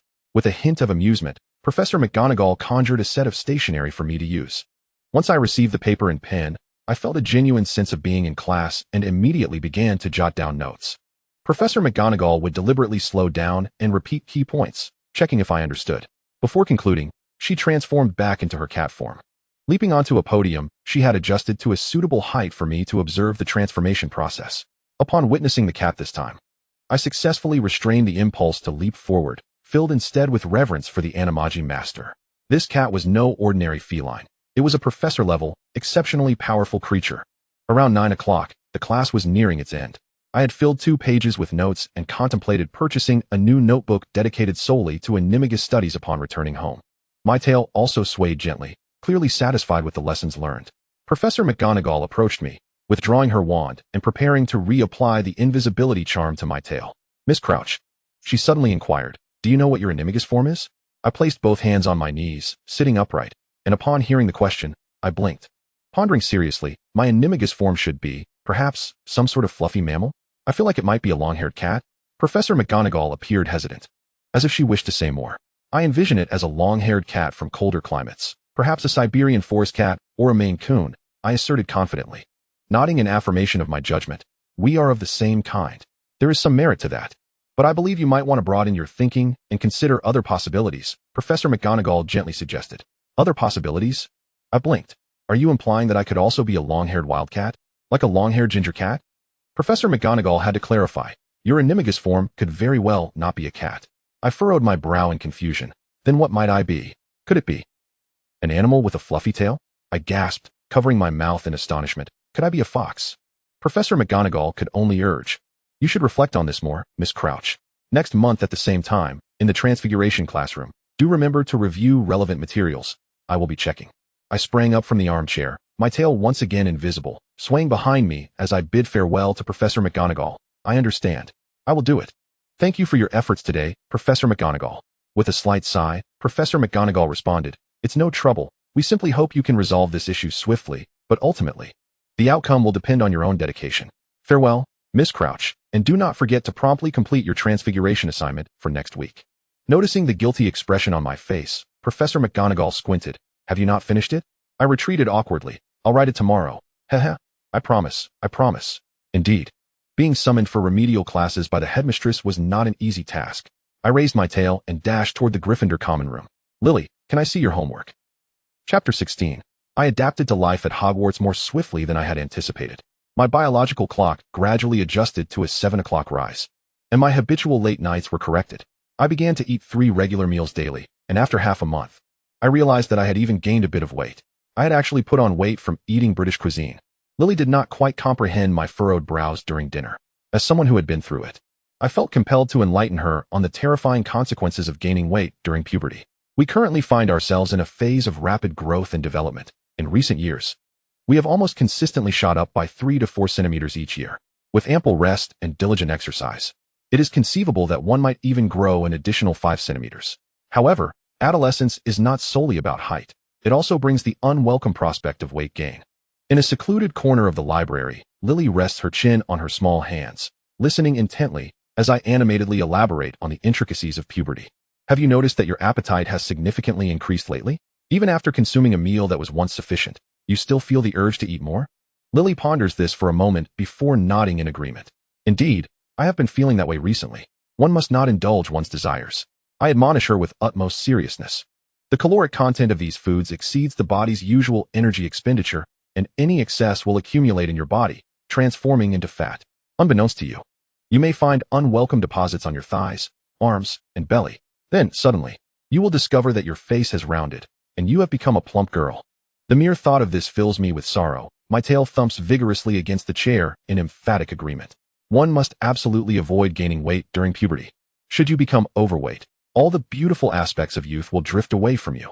A chubby girl will lose the right to experience the pure love of school, will never be cast in the roles of various artistic endeavors, and will undoubtedly become the target of ridicule by those insufferable boys like James Potter. Lily appears somewhat bewildered. After all, she is merely an 11-year-old girl, still entrenched in childhood, and the complexities of puberty elude her comprehension. Fear not, Lily, I continue. The awakening of adolescence is often marked by a shattered self-esteem, and each individual's journey through this phase is steeped in painful tears. In a few years, you will understand. As for myself, I have already endured a tumultuous puberty, and this time, I shall not allow myself to become a victim of adolescent woes. Did Potter mock you today? Severus, who had been quietly seated across from Lily and me, suddenly looks up and asks, likely prompted by my earlier mention of James. It seemed he assumed my discourse on puberty stemmed from a conflict with James earlier in the day. I pause, struggling to recall the events of the day. I believe there was something. I can't quite remember, but didn't he get flustered in Charm's class when he realized he was slower than me? You provoked him first, didn't you? Severus astutely discerned the essence of our conflict. I break into a sweet smile. How can you characterize it as provocation?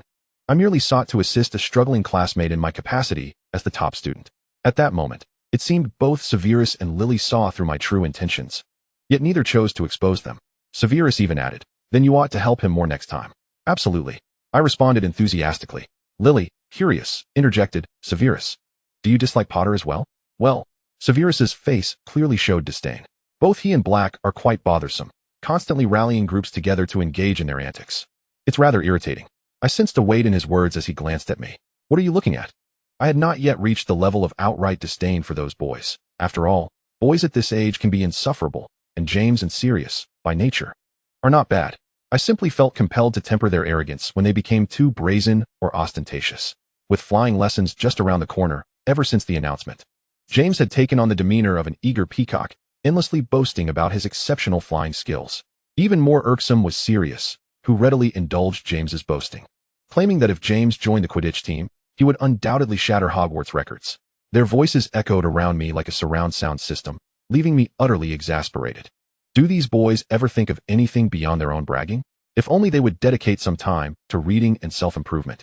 Perhaps their utterances wouldn't make me yearn to escape to another realm entirely. That said, despite my annoyance with James and Sirius, one would assume Severus, being of the same age, would harbor even greater disdain for them. Yet, since the start of term, I have never witnessed Severus engaged in any altercation with James. Had their rivalry not yet escalated to that level? Or was it simply that I had not been present to witness it? Furrowing my brow, I hugged my tail and began to reflect. Severus finished a piece of homework and, after blowing on the ink, suddenly asked, "Have you ever ridden a broomstick?" He was initiating a conversation with me. Since the start of the term, aside from our shared potions class and our library encounters 3 times a week, I had little direct interaction with Severus. He is not particularly taciturn. He often joins in on conversations with Lily and shares his observations with her. Yet we had never conversed alone. Although I always sensed his gaze upon me, it was a fleeting, elusive thing. A surge of excitement welled up within me, akin to the feeling one experiences when a stray cat, after much coaxing, finally approaches to eat from one's hand. I suddenly felt an extraordinary sense of accomplishment. Little black cat, might I be allowed to pet you next?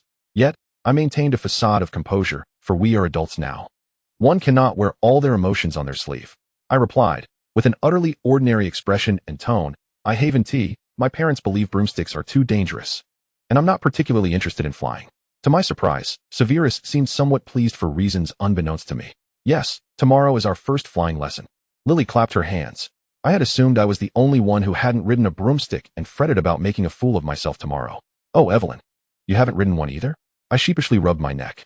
I'm a bit of a homebody, not particularly fond of sports. Then we can learn to ride broomsticks together tomorrow. Lily beamed. Severus, you must teach me well. Severus's demeanor shifted from relaxed to somewhat tense and awkward. He moved his lips and quietly replied, okay. No, that can't be right. Severus likely doesn't possess much skill in riding broomsticks either. I immediately surmised that he had merely acquiesced to Lily's request out of a sense of pride and self-respect.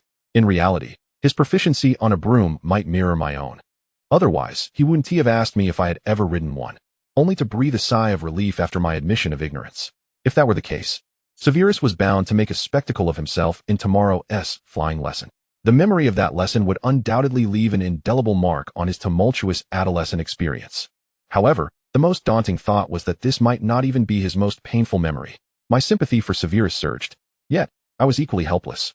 For I too was not particularly athletic. In my past life, I was the epitome of a homebody, capable of staying indoors for an entire month without stepping outside. Loathing physical exercise. During university fitness tests, I was always the last to finish the 800-meter run, feeling as though half my life evaporated after crossing the finish line. I quietly rubbed my hands together, palms pressed in silent prayer, hoping for a semblance of success in tomorrow's flying lesson. On Thursday afternoon at 3:30, Lily and I descended the steps hand in hand, making our way to the field near the Forbidden Forest. We could faintly see a scattering of students who had arrived early, resembling tiny dots gathered at the edge of the field. I wagered with the softest fur of my tail that James and Sirius were among them. Nervousness gripped me, causing my tail to tuck between my legs, trembling slightly. Upon closer inspection, my gait bears subtle distinctions from my usual manner, as I have prudently donned knee and elbow pads beneath my attire. Just a jest. Neville fractured his wrist on his inaugural flying lesson. Could it be that my athletic prowess surpasses his? I certainly lack the confidence to execute a seamless series of actions as grand as drawing a sword from the sorting hat to slay a serpent. Lily and I made our way to the practice field, greeting our fellow Gryffindors, including James, Sirius, Remus, and Peter. James paused in the midst of recounting his 500th tale about how he plucked pine cones from the tallest tree in the Forbidden Forest, beaming at us, Evans, and the Chihuahua. One day, I shall bestow upon him a similarly insulting nickname. Just wait, Potter. I ignored him, bypassing to greet Sirius and the others. Black, Lupin. Are you two feeling anxious? Not at all. Nothing to be nervous about. Sirius nonchalantly kicked at the grass. Are you nervous? I replied, indeed, I am rather anxious. Sirius was momentarily taken aback, clearly not expecting my candid admission. He studied me with curiosity and then, as if struck by a revelation, concluded, you can't ride a broom. Can you? Surely not. Aren't you pureblood? Is broom riding some dominant trait that is passed down through pureblood lineage? I rolled my eyes slightly. Inability is simply inability. After all, I am a lady of the indoors. Chaste, do you know what chastity is? Sirius burst into laughter, clutching his belly. A lady you? Where's the lady in you? Poor athletic ability is just that. Don't make excuses for yourself. Ha ha ha. I resolved not to engage with the immature boy and turned to converse with Remus. Lupin, could you ride a broom before? To my astonishment, Remus shyly smiled. I can. Oh no, even this comrade has abandoned me. I buried my face in Lily's back, faux sobbing. What to do, Lily? I'm going to embarrass myself. Lily quickly reached around to pat my back. It's fine. It's fine. I can't do it either. I'll be with you. Before she could find my tail, I hastily released her and jumped in place, striving to project an air of courage. After all, they too must have learned at some point. I shall challenge my limits. Challenge myself. Go, Evelyn. Having been sorted into Gryffindor, it signifies that I must possess some measure of bravery. Courage. I dashed to the edge of the crowd, extending my hand and striking a pose reminiscent of a Kamen Rider transformation, chanting in Chinese. The red flame symbolizes courage. Burn brightly, maiden from another world. Red meteor. Evelyn Crouch. It's time for showtime. Then I grasped at the air, feigning the donning of a transformation ring, swiping at my waist to create sound effects. And posed dramatically. Transform. Now, I am no longer the feeble homebody Evelyn. I am Kamen Rider Wizard. Soar to the heavens. Ah, how invigorating. I felt an abundance of courage to mount the broom and soar into the skies. My tail wagged joyfully, and after my self-entertainment, I felt emboldened. Turning around, I happily wagged my tail to find Lily, only to discover that the Slytherins had also arrived, forming a small green cluster across from Gryffindor, several of whom were casting peculiar glances in my direction. What's the matter? Haven't you seen a Kamen Rider transformation before? James's obnoxious bragging is hardly superior to my transformation. Humph. Once I acknowledge my own eccentricity, I am invincible. I shall follow my own path. The bell rang for class, and the flying instructor approached with brooms in tow. He distributed a broom to each of us, instructing us to line up. Much like I had read in the original text, simply instructing us to reach out and summon our brooms. I glanced down at the broom lying on the ground, which would soon be mine, steeling myself with the determination of a Kamen Rider, though I hadn't quite decided which rider I was, as they typically ride motorcycles. Not brooms. I summoned my strength and shouted with utmost volume. Yee-pee. Chapter 17. You up. My voice rang out loudly, causing 2 or 3 classmates nearby to turn and look at me. However, when they saw my broom merely roll lazily on the ground, their expressions shifted to one of bemusement. If you lack the skill, do not pretend. I muttered, a bit awkward, I assent it, glancing around nervously. I inadvertently locked eyes with James. The boy with the messy hair had effortlessly summoned his broom with a single shout, puffing up with pride as he turned to flaunt it, casting a smug glance in my direction. Chihuahua, weren't you brimming with confidence just now? How come you can't even summon your broom? Reflexively, I shot back. Who said I was overflowing with confidence? That was merely me motivating myself. James retorted, motivating yourself? What kind of motivation is that? Air. I replied, what of it? ISNT practice what we're here for? You, so impressive, are still learning with us novices. If you're that capable, why not head straight to the Quidditch Club's youth training camp? James, incensed, flushed a deep crimson. You think I haven't been sought out by a training camp? My competitive spirit ignited. My mind raced to formulate a retort. However, a small hand tugged at me, and Lily whispered, the teacher is coming. My tail shot up. Glancing back, I indeed saw the flying instructor approaching us with a rather displeased expression. I immediately fell silent, lowering my head, focusing intently on my broom. Thank you, Lily. Your kindness is akin to that of a classmate reminding me of the teacher's presence during a distracting study session. Yet, due to our earlier banter, my fear of flying was temporarily forgotten. I stared at the broom, filled with frustration and determination, and shouted, up. The broom shot up, striking my palm, which I grasped tightly. I succeeded. I summoned the broom. Oh. I immediately mimicked James's earlier actions, lifting my head, puffing out my chest, tail spinning like a propeller, joyfully surveying my surroundings. This was indeed a form of mutual repulsion. Lily had also summoned her broom, holding the handle and beaming at me. I did it too. How wonderful. I felt genuine happiness for her. What of the others? I craned my neck, glancing around. Sirius had already seized his broom, standing on one leg with the other slightly bent, the arm not holding the broom resting on his hip, appearing relaxed and carefree. Noticing my gaze, Sirius turned back, offering me a casual smile. I thought, so handsome.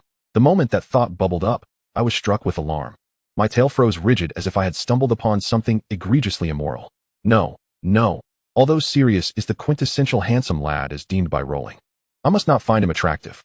Affection accumulates drop by drop. My expression, akin to one struck by lightning, caused Sirius to furrow his brow, as he looked at me with an air of bewilderment, seemingly unable to comprehend my reaction to his relatively amicable demeanor. I maintained a stern visage, awkwardly turning my head away to gaze elsewhere. At the opposite end of the line, the Slytherins clad in green experienced their own mix of triumphs and failures. My gaze swept across the unfamiliar faces of the Slytherins until it landed upon Severus Snape, his dark hair framing a countenance that mirrored my earlier plight. He hung his head low, fixated on the broomstick below him, gritting his teeth as he shouted with fervor, "Up! Up!" Beads of sweat trickled down his forehead. And I blinked, a twinge of concern gripping my heart as I clenched my fists silently, cheering him on. Come on, come on. Channel that future ferocity you'll unleash upon those Gryffindor brats, and intimidate that broomstick. I imagined him soaring gracefully as a referee in a Quidditch match, deducting points from Gryffindor. I craned my neck and stood on tiptoe, my tail quivering slightly in anxiety, as if I were the one attempting to tame the broomstick. Murmuring to myself, it's almost there, success is imminent. Lily peeked over my shoulder, inquiring, what is about to succeed? I replied, Severus. He is bound to succeed in getting that broomstick to rise soon. Lily cast a glance at Snape, who was still struggling, and exclaimed, oh, so you've been watching Severus all this time. You're quite concerned about him. Haven't you become friends? While her statement held no malice, I felt an inexplicable pang of guilt. Friends? Well, I suppose so. After all, Lily and I often encountered Snape during our time together. Each meeting was punctuated by my enthusiastic greetings, and the three of us frequently convened at the library to tackle our assignments. In my definition, that surely constituted friendship. Yet, I pondered if I had ever truly conversed with Snape one-on-one. Perhaps in his eyes, I was merely that girl next to Lily. How triumphant it would feel if Snape called my name on graduation day. Lost in thought, my expression grew distant until the sharp whistle of the flying instructor jolted me back to reality. All right, everyone has successfully acquired their broomsticks. We shall now proceed to the next step. He clapped his hands, moving along the line of students, scrutinizing our movements. Mount your broomsticks, raise your legs, straddle the broom. Grasp the handle firmly, and assume your stance. I awkwardly raised my leg, hopping onto the broomstick with a mix of trepidation and excitement. My tail raised high behind me in an effort to maintain balance. It seemed there was an art to how one held the broomstick, as the instructor made his rounds, correcting our grips. He hardly spent much time with James, for James's preparatory stance was impeccable. The instructor encouraged everyone to observe James and learn from him. I scoffed. Before gradually approaching me, I was intensely nervous. The instructor placed a hand on my shoulder, remarking, "You're completely tense. Relax, let go." Frowning, I focused on my muscles, striving to ease my tension. 3, 2, 1, relax. The instructor added, "Why do you look even more strained?" He shook his head with a sigh, urging me to continue attempting to relax before moving on to the next student. I held my tail high, muttering to myself, "Relax, take it easy. I am utterly relaxed. The most relaxed person in the world." Yet, my palms gripping the broomstick were already slick with sweat, and despite my efforts to loosen my shoulders and upper arms, my forearms and wrists remained tense, fearing that if I relaxed too much, the broom would plummet once more. In my previous life, I had often clutched a broom while pretending to be Harry Potter during chores, fully aware that releasing my grip would lead to a fall. I could not allow my broom to become merely a tool to clean up trash. After surveying the students, the flying instructor returned before me, a look of pity on his face as he patted my forearm once more. "Relax. I told you to relax, Miss Crouch. Don't grip so tightly." I replied with a morose expression, "If I relax, the broom will fall." The instructor assured me, "It won't fall. This is a flying broom." Trembling, I asked, "So, if I let go, it truly won't drop?" "I assure you it won't." I finally relinquished my grip. Thud. The broom fell weakly to the grass, much like my fleeting confidence in flying. "You deceived me," I protested, indignant. "How could this happen? You said it wouldn't fall." The instructor gazed at me with disbelief. "You are the first person I have encountered in years who could summon a broom and still manage to drop it afterwards. Is it my fault?" Surrounding students erupted in soft laughter, and I glared at the ground, feeling a sense of injustice as I extended my hand toward the fallen broom, muttering, "Up." The instructor temporarily abandoned my plight, turning his attention to the other students, clapping his hands. "All right, listen up, everyone else. Mount your broomsticks and prepare to push off the ground when I count to 3. I lifted my head, beads of sweat forming on my brow, as my classmates began to prepare for flight, while I felt as if I were still at the very beginning. To be honest, it was quite embarrassing. However, I was no longer an actual 11-year-old child. Such a degree of humiliation held little sway over me. I would not allow it to dampen my spirits or cause me to crumble in frustration. I had once fallen spectacularly on a bus in front of everyone. I had sung off-key in front of my entire class. I had made public apologies. I had been reported for skipping class. There were countless embarrassing moments. Though I possessed a strong sense of pride, unable to tolerate disrespect or disdain from others, I had learned over time that people are remarkably forgetful. No one would remember another's blunders indefinitely. Even if they did, the absurdity would fade with time, ultimately leaving behind a faint impression, a whimsical little memory. Others had likely forgotten. So why should I continue to torment myself? With this realization, I spent the remaining years of my previous life contentedly, eventually arriving in this world, determined to be a happy, tail-wagging witch. Having been granted a second chance, there was no broomstick that could best me. Upon reflection, it was only natural that the broom resisted my commands, as I harbored lingering doubts about its ability to fly. After all, in my past life, I was a muggle, one who had never witnessed the supernatural and harbored a slight fear of heights. In this magical, idealistic realm, I needed to cultivate belief. Only by believing could magic truly exist. I exhaled slowly, conjuring an image of Dumbledore in my mind, imagining him smiling warmly as he advised, "Take your time. Don't rush." It was wonderfully calming. Dumbledore's presence was indeed soothing. Incidentally, whenever I struggled with my transfiguration assignments, I would envision Dumbledore, Jude Law's portrayal of him, standing by my desk, gently watching me study, and I would feel an odd surge of motivation. Such peculiar motivation. With that in mind, it stands to reason that Voldemort's students must have excelled in transfiguration, given that they were taught by the young, handsome Jude Law version of Dumbledore. I placed myself in a tranquil state, conjuring thoughts of Dumbledore. It feels rather peculiar that merely thinking of the headmaster could instill such calmness. And once more commanded my broom, "Rise." This time, the broom obediently soared into the air, landing softly in my sweaty palm. I succeeded, I exclaimed with joy. Instinctively turning to seek out Lily, I did it again. "Look, Lily." However, the space beside me was devoid of her presence, and no other students were in sight. The ground was left with just me. Confused, I lifted my gaze and discovered that all others had already taken to the skies, soaring alongside the sun without me. Without a second thought, I mounted my broom, disregarding any semblance of proper posture, and pushed off the ground, trembling as I endeavored to catch up. My heart raced with eagerness, yet I dared not accelerate recklessly, much like a novice driver. I was far too timid to press the throttle, and instead cautiously applied the brakes, gliding forward at a gentle pace. I now rode my broom, inching ahead at a height of 2 to 3 meters above the ground, filled with delight at my newfound ability to fly. I could fly. In the sky, I observed some students eagerly attempting complex maneuvers, darting east and west, occasionally executing daring stunts that compelled the flying instructor to intervene. Nevertheless, the majority of students, like me, either flew cautiously at low speeds or tentatively experimented with basic movements such as turning and ascending. I searched for Lily's silhouette, moving slowly and cautiously upward. Whoosh! In midair, a Slytherin student attempted a dive, but the broom proved unruly, plunging uncontrollably downward. The flying instructor was preoccupied with apprehending errant flyers, and I noticed the shadow descending towards me. Before he could fall, I swiftly drew my wand and pointed it at him. Wingardium Leviosa? The student froze midair, narrowly recovering his broom and avoiding a potentially disastrous fall. "No need to thank me. It's simply what a good Samaritan like me, Evelyn, does," I chirped. The Slytherin, regaining his composure, hovered back down to my level. He brushed the sweat from his forehead, revealing his face. "Oh, Severus?" The shaken Snape, still recovering from his near mishap, gasped for breath, his complexion pale, and with a voice tinged with disbelief, lamented, "This broom is uncontrollable." I reassured him, "It's all right, we'll take our time. No need to rush." He swallowed hard, glanced at me, and murmured, "Thank you for earlier." His expression remained troubled. I understood that for him. Nearly falling from a broom was a deeply embarrassing incident, and he likely wished to conceal such vulnerability from me. After all, Snape was a man of significant pride. Thus, receiving his gratitude was indeed a rare occurrence.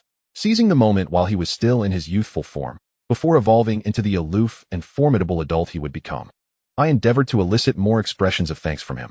I joyfully flicked my broomstick's tail, causing it to sway gently. It was a trivial matter. "I'm not very skilled. You're far better than I am. That was merely a slip-up. After all, you're also just beginning. No one masters it on their first attempt." My sincerity seemed to soften Snape's demeanor slightly as he replied, "It is indeed my first time learning to fly. Failures are part of the process. Everyone stumbles. Look at Potter soaring up there. He only flies so effortlessly because he practiced at home beforehand. He must have fallen flat on his face when he started, But we just didn't see it. I comforted him. Fly with confidence, regardless of what happens. I have your back. Remember, I was the last one to take off. Snape's expression turned peculiar. He moved his lips slightly, his gaze complex. I assumed he was overcoming his embarrassment to thank me once more, and I prepared myself to graciously accept his appreciation. Instead, after a moment, he said, "Don't you find it embarrassing to be the last one to take off?" I replied, "Huh? Why hit me with such a heavy blow at this moment?" My tail drooped, and I awkwardly chuckled, considering my response.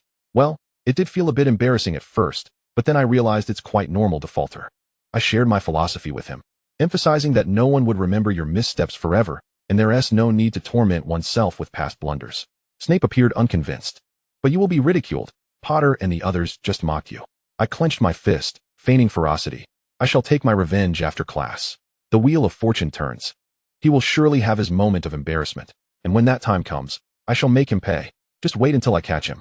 Snape seemed amused by my fierce demeanor, a slight smile breaking through his previously stern facade as he remarked, "I look forward to your revenge." He gripped the broom handle, gently pivoting, and resumed practicing ascents and descents. I shifted my gaze to the distant dot flitting about in the sky, grinding my teeth. What does it matter to fly well? Everyone has their own domain of expertise. No one can win all the time. Before mocking others, one must consider that they too may face mockery one day. Potter, just wait. Humph. I fluffed my tail feathers, gripping the broom tightly, determinedly continuing my slow flight forward. Safety first. Chapter 18. I deemed this flying lesson a resounding success, as both Lily and I, who had never before ridden a broom, managed to soar through the air and grasp some fundamental broom control techniques, such as ascending, diving, and turning. When the class bell rang, we returned our brooms and began to stroll towards the castle in small groups. Lily, Snape, and I naturally gravitated towards one another, our foreheads glistening with perspiration. Snape's bangs appeared damp, clinging in strands to either side of his face, while Lily's cheeks flushed a vibrant red, nearly matching her hair. I had learned to execute right-angle turns, and in the next lesson, I would practice what we had covered. Subsequently, I could learn to navigate S-turns, then reverse parking, and finally parallel parking. Nonchalantly, I wiped my face with the back of my hand and sleeve, excitedly projecting into the future. My voice animated and my tail wagging vigorously. Then I can take my driving test at the end of October. Lily cheered alongside me. "Hooray!" I exclaimed. "Hooray!" Snape interjected. "Do not conflate muggle driving with broom riding." I chuckled, my eyes sparkling as I gave him a thumbs up. "Perhaps you'll be the first among us to earn your license. You flew exceptionally well today." Of course, the latter statement was meant to flatter him. He was not much more adept than I.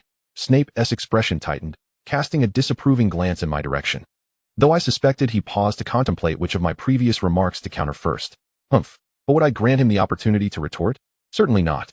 For I, the quick-witted Evelyn, would swiftly pivot the conversation to a new topic, diverting his thoughts. However, I felt that the method of flying on a broom was rather perilous. I remarked, "A mere wooden rod, without seatbelts, is truly unreliable. If we were airborne and someone cast a curse upon our broom, we could plummet to our deaths." In any case, that was how Harry Potter was victimized back in the day. My transition to this topic was remarkably successful, as both Lily and Snape began to contemplate the matter, albeit with markedly divergent thought processes. "Perhaps we could consider using a flying carpet?" Lily suggested, recalling that she had seen someone selling them in Diagon Alley. "It seems a flying carpet would be safer, at least if we were to fall from the sky. We could unfurl it like a parachute." Instantly, the scene she described materialized in my mind, albeit with a subtle twist, as I imagined something akin to the glider used by Link in The Legend of Zelda. If I truly possessed a glider, I would gladly leap from the highest tower of Hogwarts. "Evelyn Shockwave," Snape mused, keenly picking up on the crux of the issue. "What kind of curse could cause a broomstick to go haywire?"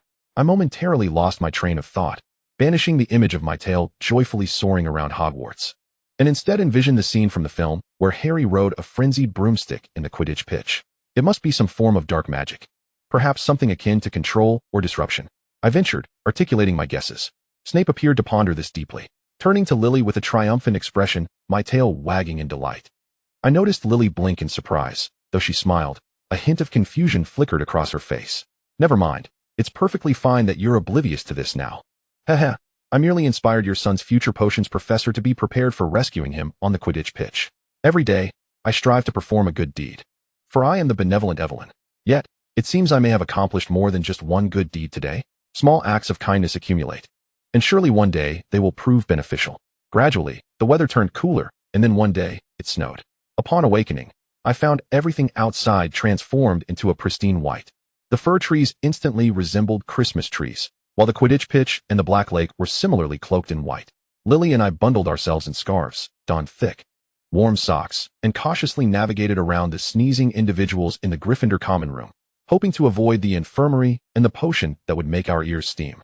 Flying lessons were suspended after the snowfall, yet astronomy class remained unaffected, which disheartened me. I detested venturing to the rooftop at night, braving the cold winds to gaze at the stars, as my face would turn numb, requiring me to rub my tail for ages upon returning to the dormitory to restore its sensation. Speaking of my tail, I continued to study Professor McGonagall's Animagus course each month. However, my progress was not meteoric, for I was no prodigy in transfiguration. Professor McGonagall reassured me that I was considerably brighter than my peers, urging me to remain patient and methodical. Although her words were comforting, I felt I could not afford to rest on my laurels. I must at least master Animagus before James and his gang. After all, I couldn't possibly be worse than Wormtail. Every evening, while grooming my tail, I would silently review the lessons from the Animagus course to reinforce my knowledge, hoping for swift success. My tail, however, underwent some changes, normal changes. The fur on my tail grew thicker. This phenomenon is known as winter fur. To combat the cold, many small creatures grow fine, extra fur during winter. Cats and dogs certainly do. My tail, of course, followed suit, and my house elf, Shiny, informed me that she swept up more fur from various corners of the house each winter. Indeed, upon entering the winter season, I noticed that the fur I groomed from my tail was not only more abundant, but also denser, accumulating enough to fill half a bamboo basket in just one day. The sight of fur floating in the air reminded me of the summer Samoyed I had seen in a video in my previous life. However, I could never be a Samoyed. I am a beautiful golden long-haired cat. The fur I collected was not without purpose. Do you remember the little blanket I mentioned before? If you don't, you can refer to Chapter 6, where I reminisced about my little blanket while rowing on the Black Lake. In my past life, I had a blanket that I clung to since birth, and I often wondered how my parents dealt with it after I passed. I missed it dearly. So I resolved to create a new blanket for myself in this life, using the fur I groomed from my tail. That way, even if I eventually succeed in mastering Animagus and bid farewell to my tail, I would have a new blanket to cherish the memory of my tail. Once I had amassed a full box of fur, I was finally ready to embark on crafting my new blanket. I consulted Shiny for advice and borrowed several books on weaving and textiles from the library, ultimately deciding on a method to weave my new blanket. I spent about a week each evening spinning the collected fur into yarn and winding it into a ball. I then ordered 2 magical knitting needles through the mail. Once everything was prepared, I boldly retrieved the knitting needles and the golden yarn ball from behind the curtain and tucked them into my coon library. I was determined to seize every spare moment to create my new blanket. Lily admired my initiative in exploring new ventures and mastering new skills, which ignited her interest in crafts as well. When I bought the knitting needles, I asked Lily if she would like a set, and she expressed her desire. So I procured a set of knitting supplies for her as well. After some experimentation, she decided to start with a simple scarf, purchasing red yarn, likely to mimic the Gryffindor scarf, with the intended recipient being her sister, Petunia. We haven't reconciled yet, Lily admitted sheepishly. I want to knit a scarf as her Christmas gift. Perhaps she will forgive me. I was not optimistic about the outcome, yet I encouraged Lily in her endeavor, supporting her boldness. If Petunia declined Lily's heartfelt scarf, then it would be mine. I wanted it. Engaging in knitting with Lily was not particularly shocking, as many college girls I had known in my previous life enjoyed such time-consuming yet seemingly trivial crafts, like making friendship bracelets, cross-stitching, or needle felting. Of course, I felt that the reason we blended into the crowd was that the interests of Hogwarts students were rather eccentric. Amidst those secretly raising acromantulas, basilisks, experimenting with Weasley fireworks, practicing illegal Animagus transformations, and dabbling in, oh, what is this, the dark arts, knitting with yarn seemed utterly harmless. Thus, when Lily and I finished our homework in the library and simultaneously produced our yarn balls and knitting needles from the Coon library in front of Snape, I found his astonished expression rather unwarranted. Homework is done. Let us knit a little, I declared. Snape's expression froze as he stared at the small corner of my new blanket that I had already knitted, his demeanor rigid, even his voice wavering slightly as he asked, "What is this?" "Evelyn and I are learning to knit," Lily replied. "I'm making a scarf, and Evelyn is crafting a blanket." I know what you were doing." But he fixed his gaze on the soft, fluffy golden yarn ball in my hand, revealing a look of indecision. In that instant, I comprehended the meaning behind his expression. For I am indeed a remarkably perceptive and clever girl, proudly. I weighed the golden yarn ball in my hand and generously offered it to him, saying, "Do you think this ball of yarn is beautiful?" Snape glanced at me, then shot a peculiar look at a spot beside me, hesitatingly raising his hand as if unsure whether to accept it. What is this? He inquired. This is the golden fleece found by the Argo. Snape's eyes widened. Having successfully pulled off my little ruse, I beamed a mischievous grin. Haha, guess what? He wrinkled his nose. Evidently ignited by the competitive spirit provoked by my earlier lackadaisical attempt at deception, Snape abruptly seized the ball of yarn from my hands, weighing it thoughtfully before he began to caress it meticulously. I was oblivious to his internal musings during this tactile examination, yet my curiosity about his thoughts was insatiable, prompting me to lean forward, my tail swaying slightly in anticipation as I inquired, "Isn't it delightful to the touch?" Cradling the yarn ball, Snape's gaze languidly shifted to me before darting away. I discerned that each time he regarded me, there was a fleeting evasive motion in his eyes. He certainly did not exhibit such behavior when looking at Lily. I suspected this might stem from our relative unfamiliarity, causing him discomfort when conversing with me, thus resorting to this evasive glance to alleviate the awkwardness. Was it possible that my countenance appeared rather fierce? After all, I was a rather intimidating golden tabby from the northeast. Nevertheless, it was acceptable, I supposed. Snape proffered his evaluation of the texture on my tail, remarking that it was merely satisfactory. I felt my tail droop slightly in disappointment. Alas, I believed it to be quite splendid. Perhaps the yarn ball's transformation from fluff to ball altered the tactile experience. Touching the yarn ball was distinctly different from directly feeling my tail. If Snape were ever afforded the opportunity to touch my tail directly, even the most stoic of bats would concede that my tail possessed the most exquisite tactile quality in the world, the finest tail imaginable. Snape returned the yarn ball to me and furrowed his brow slightly, asking, "Why are you using this to knit a blanket?"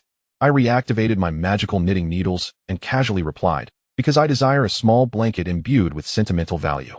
Snape pressed his lips together, his expression becoming somewhat inscrutable. While I could not quite fathom his thoughts at that moment, I instinctively sought to accommodate his feelings, saying, "If you would like, I have plenty of this yarn. I could knit you a scarf or gloves or something." Snape immediately declined, "I do not require any." I pouted slightly, "All right then, forget it. But I must knit scarves for both my mother and father.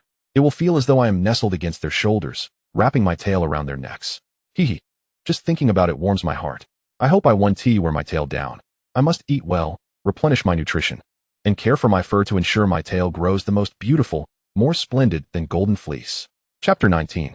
It was only upon truly entering Hogwarts that I realized many aspects diverged significantly from my previous imaginings. For instance, the food at Hogwarts. In my past life, I had never set foot in England and was completely oblivious to the culinary shortcomings associated with British cuisine. The original narrative, told from Harry's perspective, who was perpetually underfed, led me to believe that the food at Hogwarts was a veritable feast, making me wish to trade places and indulge in the peppermint toffees from the long table daily.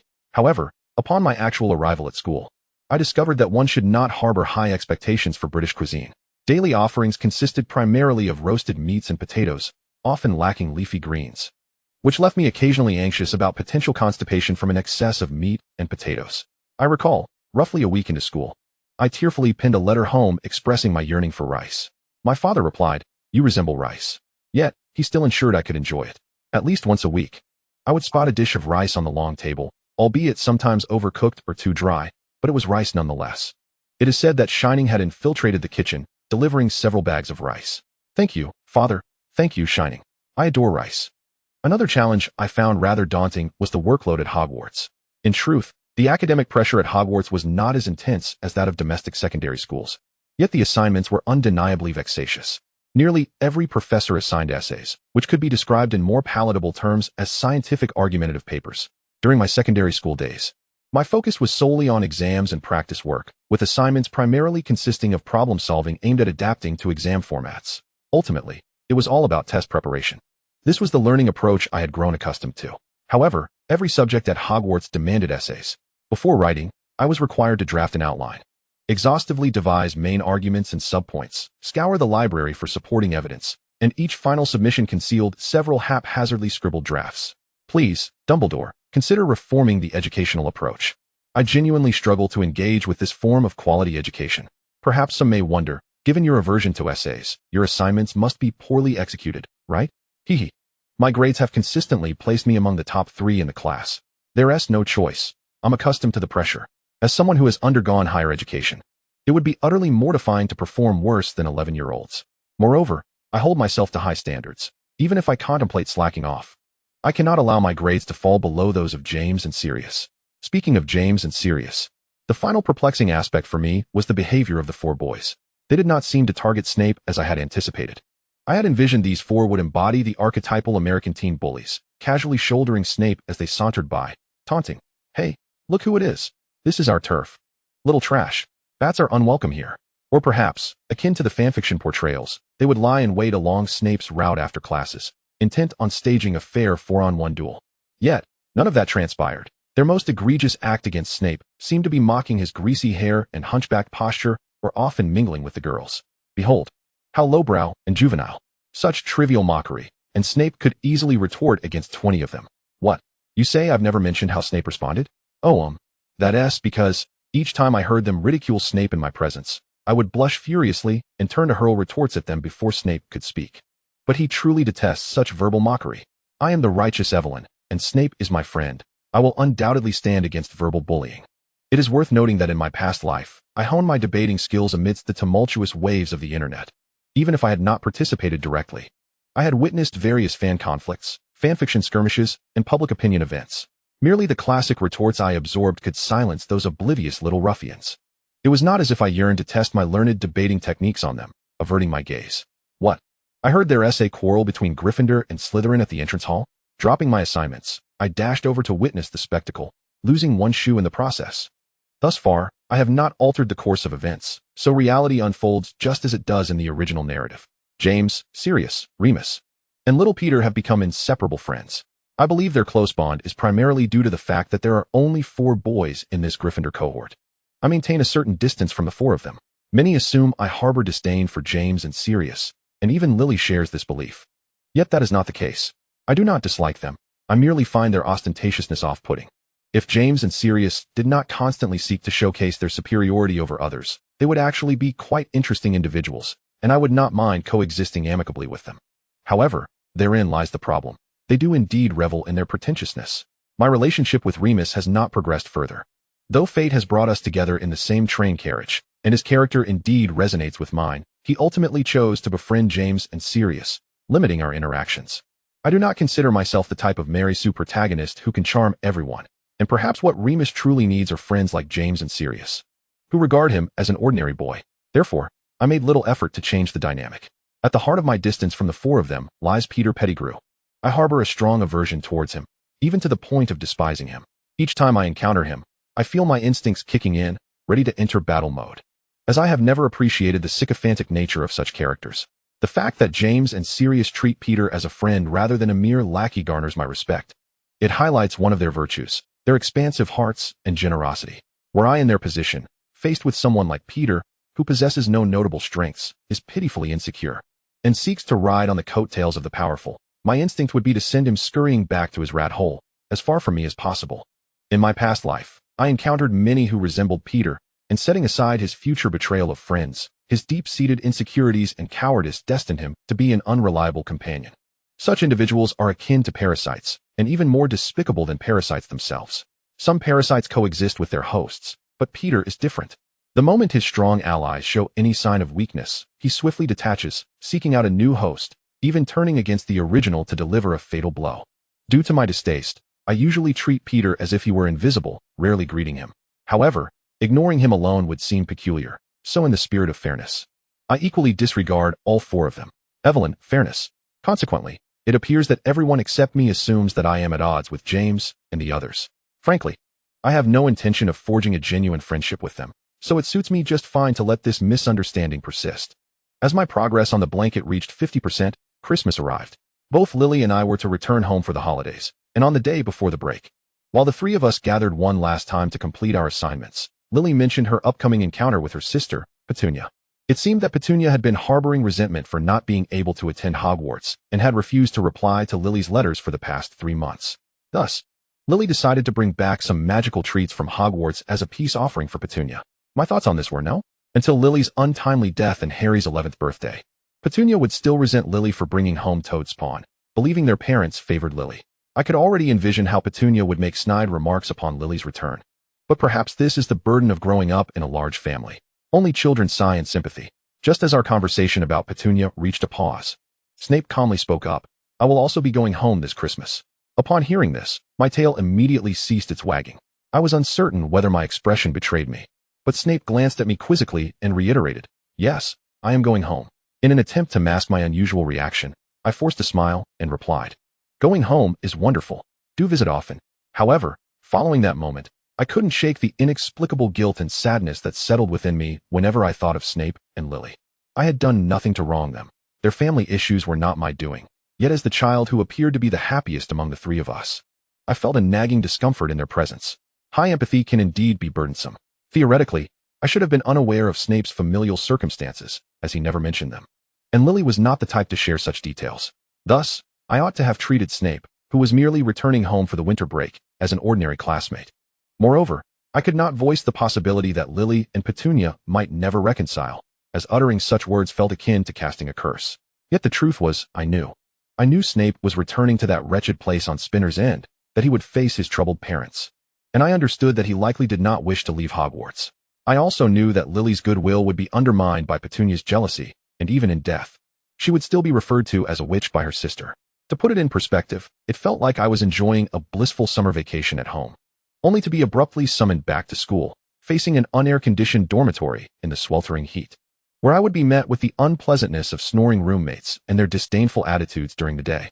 I would be reluctant to return.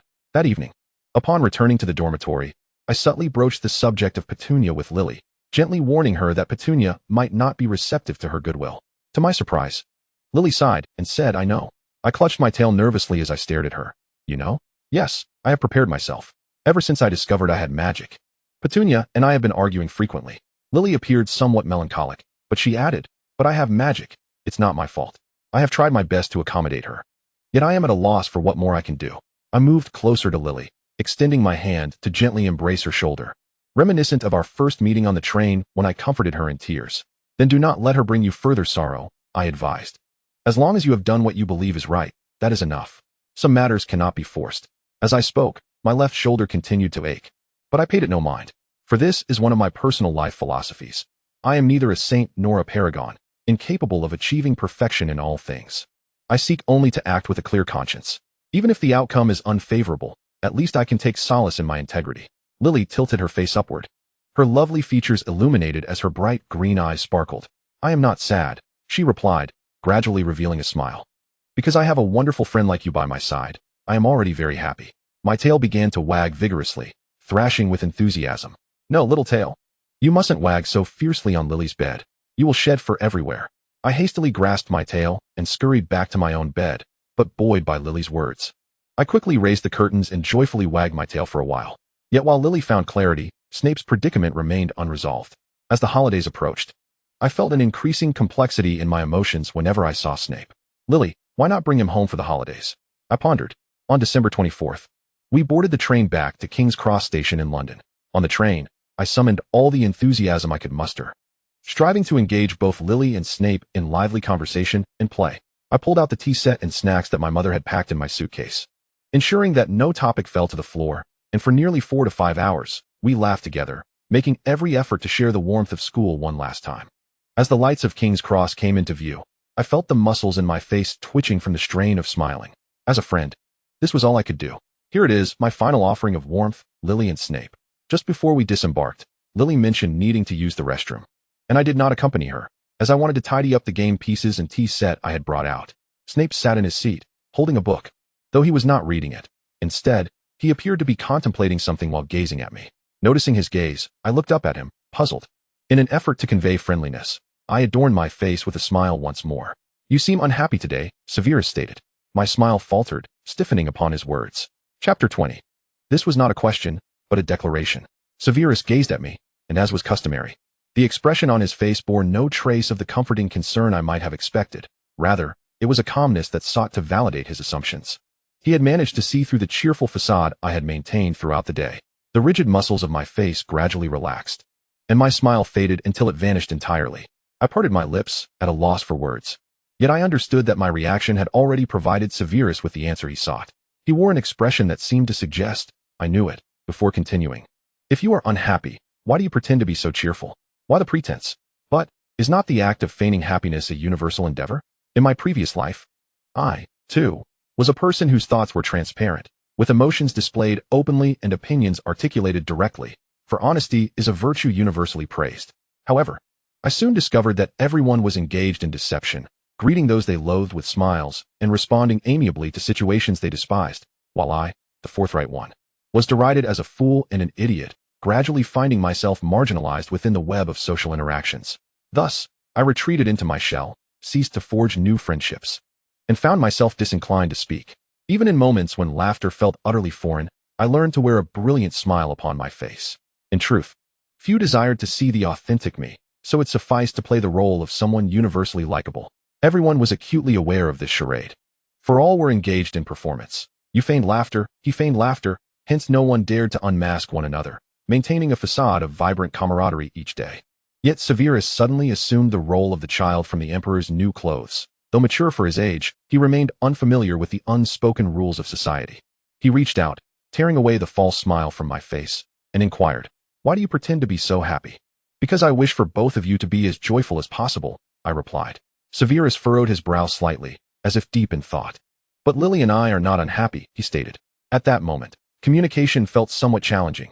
I was unsure whether the two of you were indeed unhappy. But I wanted to make you feel more comfortable, to create as many joyful memories as possible during our time together.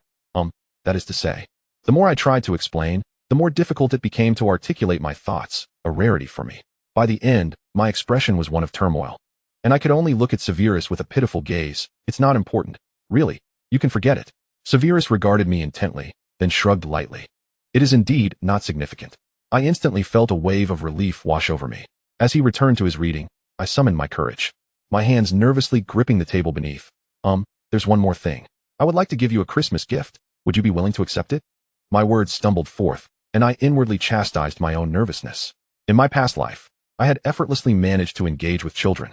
Where had that confidence vanished? Severus glanced up slightly, his dark eyes meeting mine, revealing a hint of uncertainty. I quickly sought to reassure him. "It's perfectly fine if you don't want to. It's simply something I wish to give.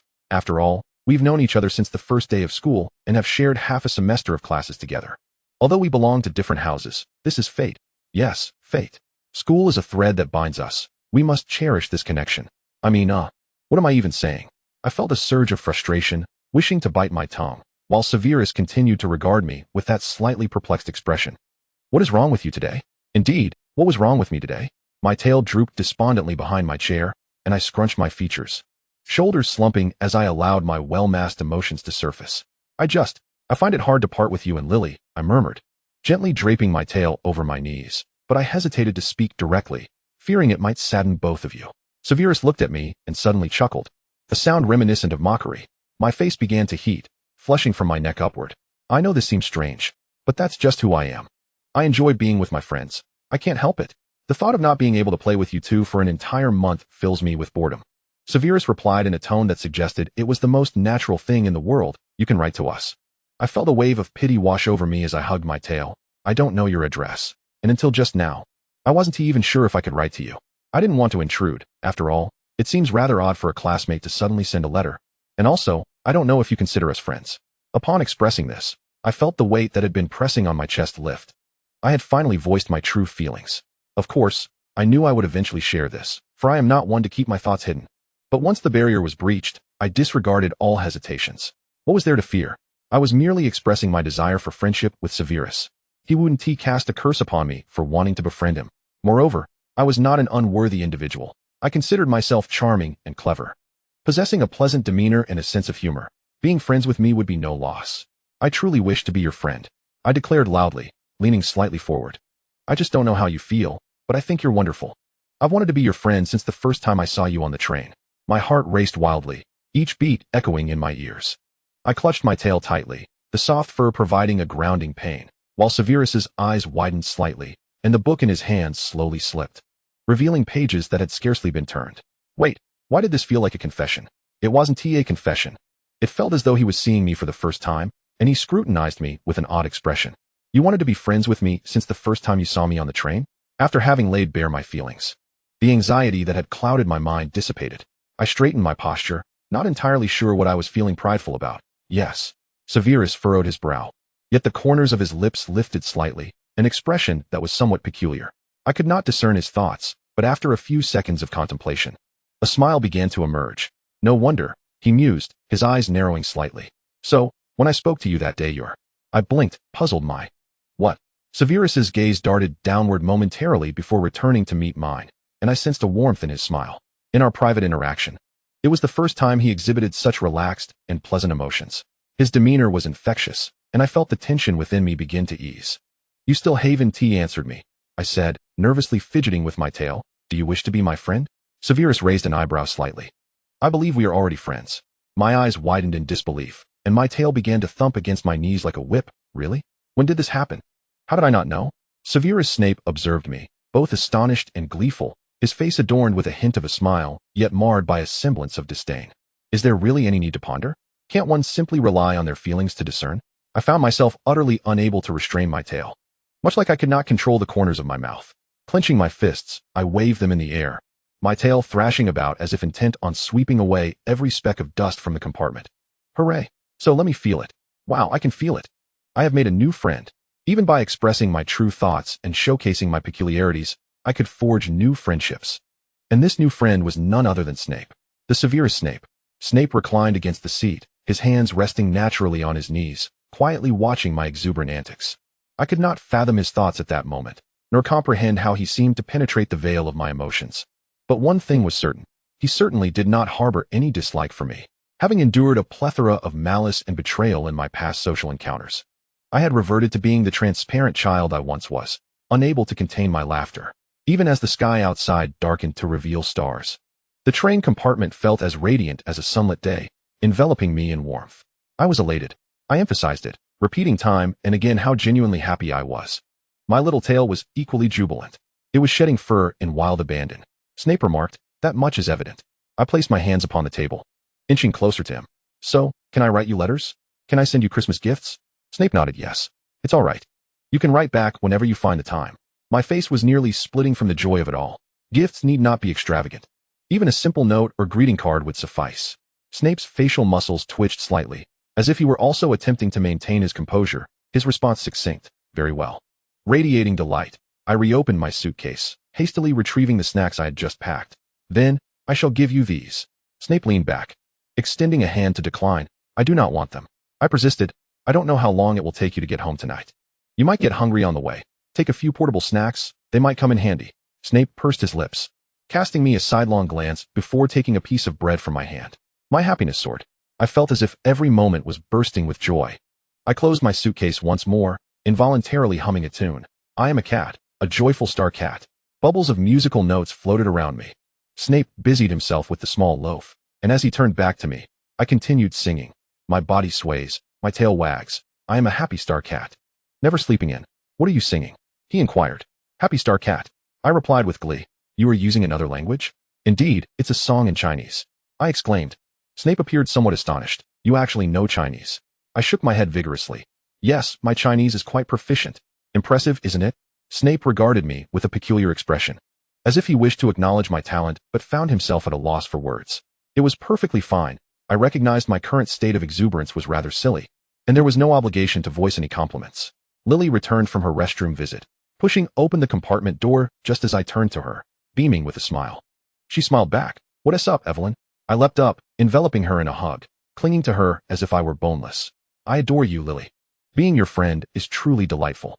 Lily appeared slightly bewildered by my sudden confession, considering she had merely stepped out for a moment. What had prompted this outburst? Snape lowered his gaze, returning to his book. Who knows? Yet, it seemed he had not turned a single page until the train reached its destination. Chapter 21, Snape's Perspective 2. Old Memories 2. Snape possessed a secret little box, an old, rusty biscuit tin. He recalled that it was a Christmas gift from his mother one year, filled with cookies he and Lily had shared that holiday. The empty tin subsequently repurposed to hold letters sent to him by others. This other soon became a specific individual, Evelyn, for her letters were always the most plentiful. And even before they had officially begun their friendship, Snape had to admit that Evelyn's letters were the most entertaining. Her correspondence bore a peculiar enchantment. A realization Snape came to when he found himself inexplicably uplifted each time he read her letters. He soon identified the source of this emotional magic. Evelyn possessed a remarkable gift for expression, adept at conveying her emotions through words, which made him involuntarily ride the waves of her sentiments as he read. Generally, her letters meandered without a concentrated topic. Yet the relaxed and natural emotions she conveyed in her ramblings would waft over to him like the intoxicating aroma of an alluring potion. Another Christmas had arrived. Before the crackling hearth, Snape gingerly lifted the rusty little box, carefully prying open the lid. From the bottom of the box, he extracted the earliest letter, its envelope edges worn and slightly frayed. This was the first letter Evelyn had pinned to him after they officially became friends. As he withdrew the letter, Snape gently rubbed his thumb over the paper. From the very salutation, each word he read conjured the image of an 11-year-old Evelyn standing before him, swaying her fluffy golden tail, joyfully and exuberantly reading aloud in her distinctive tone. Dear Severus, have you made it home? I am already back. The first thing my mother said to me upon my return was, Darling, have you put on weight? Which frightened me, so I immediately rushed to weigh myself. Guess what? I have indeed gained weight. I am 10 pounds heavier. However, I thought to myself and measured my height once more. Indeed, I have grown taller. By 3 centimeters. Thus, the weight gain is quite acceptable.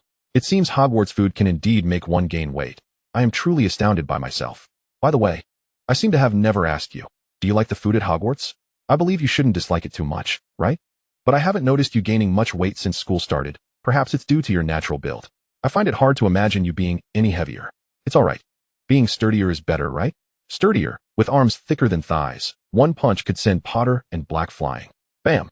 Severus Snape is a towering figure, his shoulders resembling the double doors of a potions cabinet.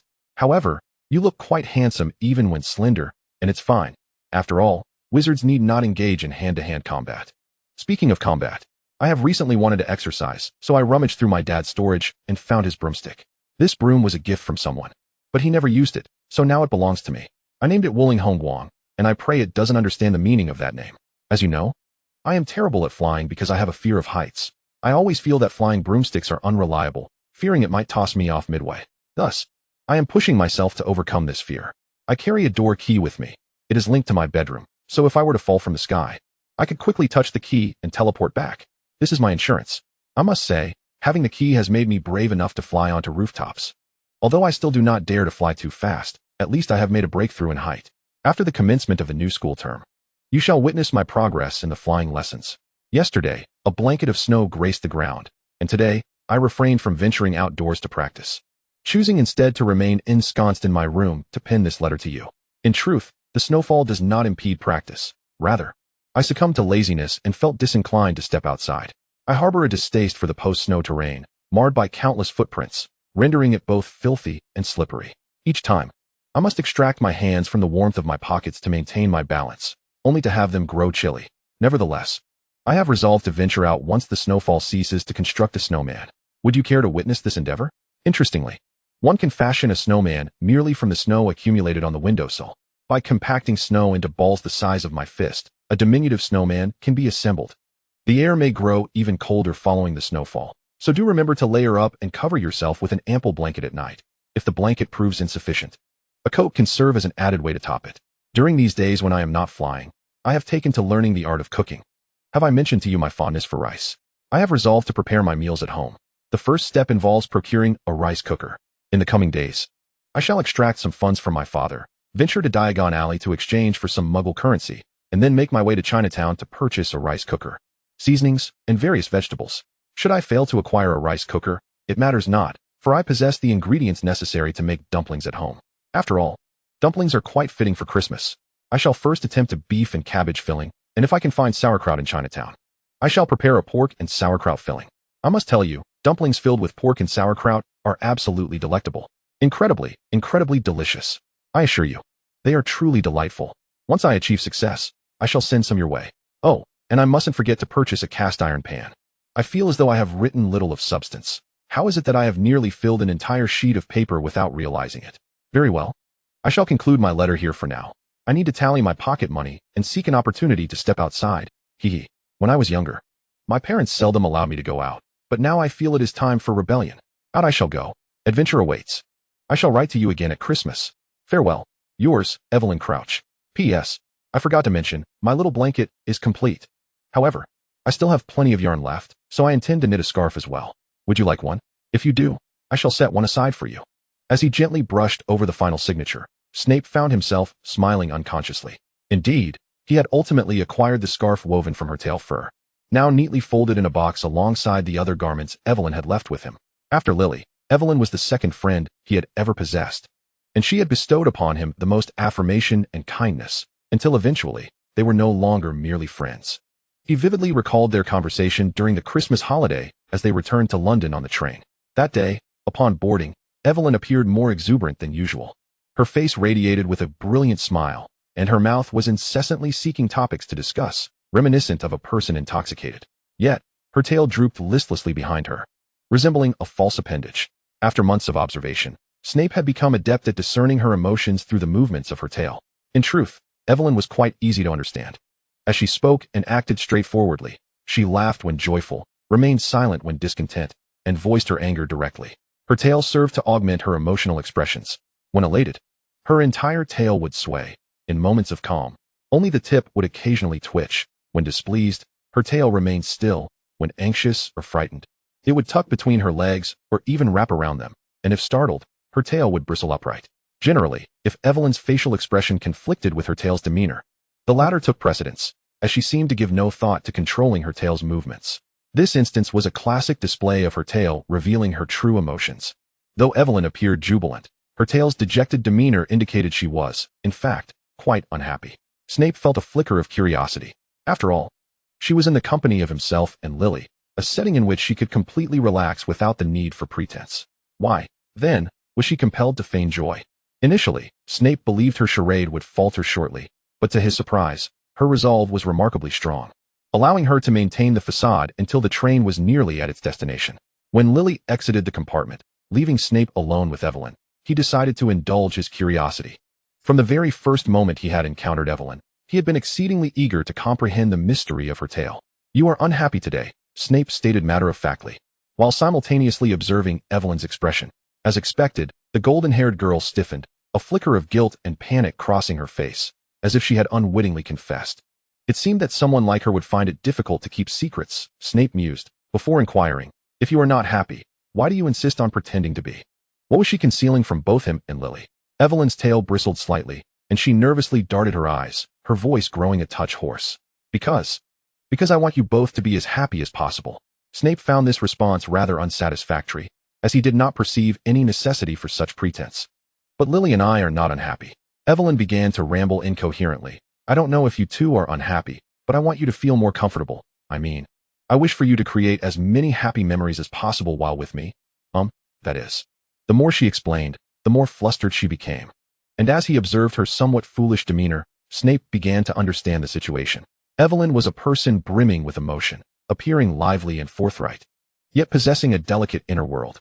She must have felt a twinge of sadness at the impending farewell, and, projecting her feelings onto him and Lily, believed they too would be saddened by parting with a friend. Thus, she instinctively began to tend to their emotions. Much like the numerous occasions she had leapt to his defense when Potter and Black mocked him, Evelyn was a girl with an overabundance of kindness. And while Snape occasionally thought her existence might be exhausting, he did not mind being the recipient of her benevolence. Snape remained unperturbed, yet Evelyn became increasingly troubled. She tugged at her tail's fur and cautiously inquired whether she could bestow a Christmas gift upon him. "It's perfectly all right if you don't want to. It's merely something I wish to give. After all, we've known each other since the first day of school and have shared half a semester of classes together. Although we belong to different houses, fate has intertwined our paths. Yes, it is fate. Cherish this connection. What am I saying?" She bit down on the tip of her tongue, appearing utterly mortified by her own blunder. This somewhat exaggerated reaction piqued Snape's curiosity. Her behavior today was so starkly contrasting, so unnecessarily tense and cautious in her phrasing, that he could not help but wonder if something was amiss, prompting her erratic demeanor. "What is troubling you today?" he asked. Evelyn slowly curled in on herself, and he observed her transform into a distressed, golden fur ball, reminiscent of a stray dog cowering beneath a roof eave during a rainy day. "Fearful of being shooed away. I find it hard to let go of you and Lily, but I feel too shy to say it directly. I fear it might make you both sad," she murmured, her face flushed. He had guessed correctly. Snape regarded her pitiful expression, feeling a strange warmth at how she endeavored to conceal her heartfelt thoughts, which were so plainly written upon her face. He heard himself chuckle, unable to restrain his amusement, and he felt no inclination to do so. He simply wished to laugh, for Evelyn's current demeanor was truly delightful. Evelyn's cheeks flushed a deeper shade of crimson, leaving her uncertain whether it was due to embarrassment or anger. "I know this is quite odd, but that is just how I am. I enjoy gathering with friends. There's no helping it. The thought of not being able to play with you all for an entire month leaves me utterly bored. Snape found her concerns to be rather nonsensical. You could write to us. Evelyn was not soothed by his suggestion. Instead, she clutched her tail, her features contorting in distress. I don't know your address, and until just now, I wasn't even sure I could write to you. I fear I might intrude upon you. After all, it seems rather strange for a classmate to suddenly write a letter, and, well, I also don't know if you consider us friends. The last statement was nearly forced from her throat. Snape paused momentarily, and in the next instant, Evelyn abruptly lifted her head as if resigned to her fate, her voice rising with a fervor that suggested she was heading to her execution. I truly wish to be your friend. I just don't know what you think of it. I think you're wonderful. I've wanted to be friends with you since the first time I saw you on the train. Her eyes sparkled with intensity, her expression so earnest that Snape could not possibly take her words as jest. He effortlessly recalled the scene from months prior when they had first met. They had been crammed together in a small train compartment, and he had observed Evelyn as her tail swayed and then stiffened with the ebb and flow of their conversation. At that time, Snape had been perplexed, unable to fathom why her tail would begin to wag vigorously upon his speaking, or why it would suddenly droop despite her seemingly composed expression. Now he understood. It was a reflection of her true emotions, fluctuating in response to his own. It was not the capriciousness of a werewolf nor the independent will of her tail, but rather the sensitive and tentative nature of young Evelyn Crouch. Had she taken an interest in him so early on? Yet, he had not presented himself particularly well at that time. Why would she have desired to befriend him so soon? Thoughts raced through Snape's mind, tangled and fleeting, ultimately drowned in a wave of contentment. It was the most fundamental of human emotions, the simple joy that arises from being acknowledged and cherished. He found no aversion to Evelyn Crouch, although she sometimes spoke and acted in a seemingly foolish manner and possessed a rather peculiar tale. Her sensitivity and emotional volatility were matched by her intelligence and maturity beyond her years. Her academic performance was commendable. She could keep pace with his thoughts, and she was devoid of ulterior motives, often surprising him with her wit and humor, which always brought him a sense of lightness and joy. He believed that he and Evelyn Crouch could indeed be friends. After all, she cherished him so, and it was she who had expressed the desire for friendship. I believe we are already friends, Snape declared, feeling a subtle warmth swell in his chest, a resonance of joy, an echo of satisfaction. Look, he was not entirely unlikable after all. Upon reflecting on this, Severus Snape, 20 years hence, shook his head with a quiet sigh of disapproval directed at his younger self. He was indeed not well liked. It was merely a coincidence that Evelyn favored the unremarkable version of him. That was his most precious stroke of luck in life. Chapter 22. I am as free as the wind, much like your gentleness, impossible to retain. You push away my outstretched hands. Go on. It would be best if you don't look back. An endless drift, a yearning for freedom. All the vicissitudes I endure alone. I sit atop my flying broom, clad in layers of clothing, soaring above my rooftop, singing with abandon. I offer you tenderness, yet you refuse to accept. I extend my hands, a tangible sensation. I grant you freedom, a lingering memory. I give you everything, yet cannot remain. Just as my father opened the window and shouted, "Get down from there." I swung my legs joyfully, exuberantly bellowing the final line. I am as free as the wind. Gripping the broomstick, I swooped down, stumbling into the snow, rolling blissfully before springing back up with glee. My father stood at the window, his face a thunderous shade of anger. No semblance of a lady, he bellowed. If someone sees you, they'll surely mock our lack of decorum. I brushed the snow from my clothes, unperturbed. But there's no one else here. My father, further provoked by my retort, replied, if you become accustomed to such behavior, you won't be able to change it once you're out in the world. Eventually, someone will see. I countered, oh, who do you think would dare mock you? My father, I flashed him a bright smile. Come on, in this life. Who hasn't he been a subject of laughter at least once? Dad, stop overthinking. Such internal strife can lead to depression. I'm off. Clutching my broom, I dashed through the side door back into the house, leaving my father pondering in the wind. The Christmas break was drawing to a close. During this holiday, I had spent considerable time practicing flying, finally overcoming my fear of heights. I could now ride my broom freely within a 2-kilometer radius of my home. However, I was aware that my abilities only matched that of an average wizard, far from the level of those Quidditch players, and I had no intention of competing with them. Even during the Christmas holiday, my father remained busy. Seizing the opportunity while he was out, I discreetly snuck out a few times via the Flu network. First, I arrived at the Leaky Cauldron, then headed to Gringotts to exchange Muggle currency, and finally made my way to Chinatown. I can proudly say that I purchased a rice cooker, a frying pan, and an array of Chinese condiments, burdened with my spoils. The first thing I did upon returning home was summon Shanshan to the kitchen and teach her how to use the rice cooker. The rice needs to be rinsed 3 times, the water saved for watering plants, and then add water. As for the quantity, just look at your finger. The water should reach this joint, and you should insert your finger to this point. Cooking rice isn't particularly difficult, and Shanshan quickly grasped the technique. I was confident that in the future, we would always enjoy rice at home. Such delightful spirits persisted until the return to school. On the train, I traversed each compartment, and, of course, found Lily and Snape. After a month apart, they had hardly changed. However, to my eyes, my good friends appeared as if they had been softened by a golden filter. Bursting with joy, I leapt in, exclaiming, "Lily, Severus, I've missed you both so much."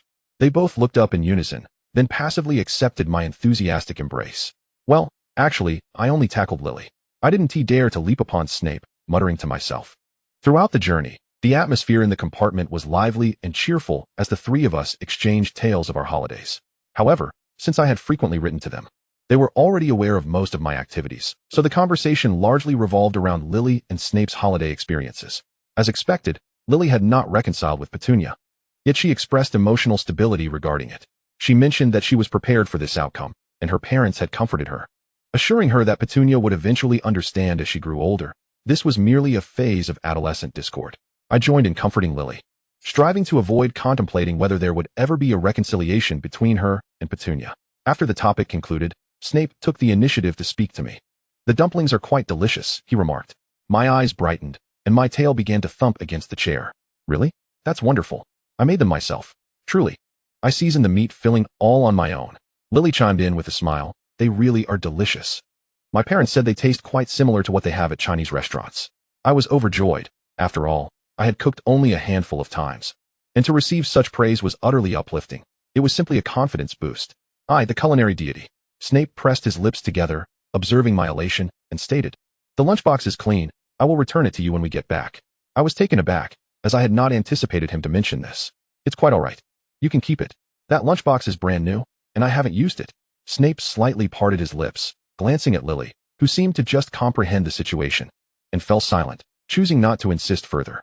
It was only after I had nestled into bed that I suddenly realized the true meaning behind Snape's earlier silence. The lunchbox I had used for the dumplings was one we had purchased together in Chinatown. Influenced by my past life, I had originally intended to buy a plastic lunchbox, akin to those made by Lock, but the store only had those antiquated metal lunchboxes. It is worth noting that such metal lunchboxes were only seen in laboratories in my previous life, where they served as reagent boxes.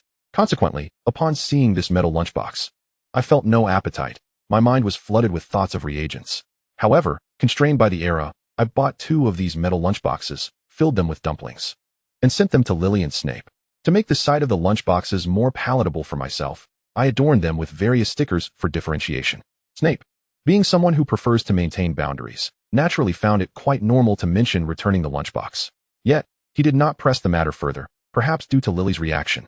Clearly, she had not anticipated returning the lunchbox, and she might have left it at home. For someone like Lily, who came from a happy family and enjoyed uncomplicated relationships, she would not be overly concerned with the triviality of ownership, and for both her and me, a metal lunchbox was hardly a significant matter. Nevertheless, after Snape pointed it out, if she did not return it, it would appear somewhat inconsiderate. We 3 understood implicitly that I did not particularly need those 2 lunchboxes and would not dwell on their return. Lily was not intentionally withholding them. The matter of returning or not returning was exceedingly trivial, highlighting merely the differing social habits of Lily and Snape. To preserve Lily's dignity, Snape chose not to insist on their return. In that brief moment of hesitation and silence, he navigated these social intricacies and resolved the situation in his own manner. The subtlety of it all left me feeling rather bewildered hours later. Who says Snape has social anxiety? A person who has been adept at reading the atmosphere since childhood in a tumultuous household and skillfully maneuvered through both light and dark realms could hardly be socially awkward.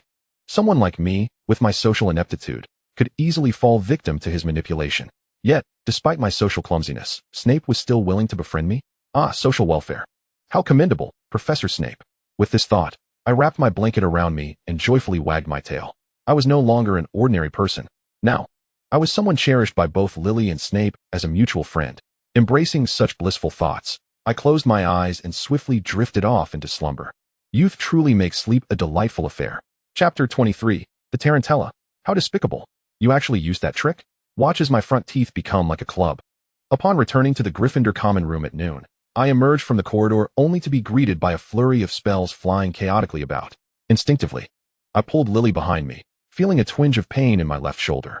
Before me were James and Sirius, engaged in a spirited duel with their wands, evidently having learned a plethora of prank spells from somewhere, laughing heartily as they hurled spells at one another, deftly dodging between the sofa and the coffee table. While Peter stood by, excitedly applauding, I rolled my eyes and, keeping close to the wall, swiftly maneuvered past with Lily. I was all too familiar with the sight of boys openly causing mischief in the classroom. From elementary school onward, boys had boundless energy, engaging in antics during class and recess. In senior year, with precious time at a premium, there were still boys who would sneak out to the playground to kick a ball during the limited lunch break. I recall one boy in my class who even brought dumbbells to school, lifting weights while doing homework during study hall, leaving everyone speechless. As for what boys might conjure in university dorms, I need not elaborate. With newfound freedom, time, phones, and a bit of money, male university students could easily wreak havoc.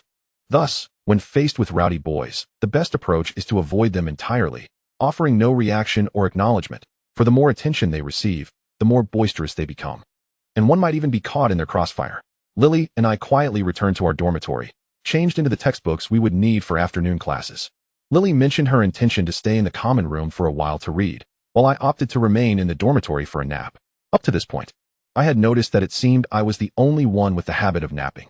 It appeared that the British did not partake in such practices. Don't you Brits ever feel sleepy in the afternoon? I shed my outer robe, kicked off my shoes, lay down on my bed, pulled over my blanket, and quickly drifted off to sleep. About half an hour later, my alarm rang, and I groggily sat up, donned my robe again, and grabbed the book from the library before heading out. Upon arriving in the common room, I immediately spotted Lily, her face pale with anger.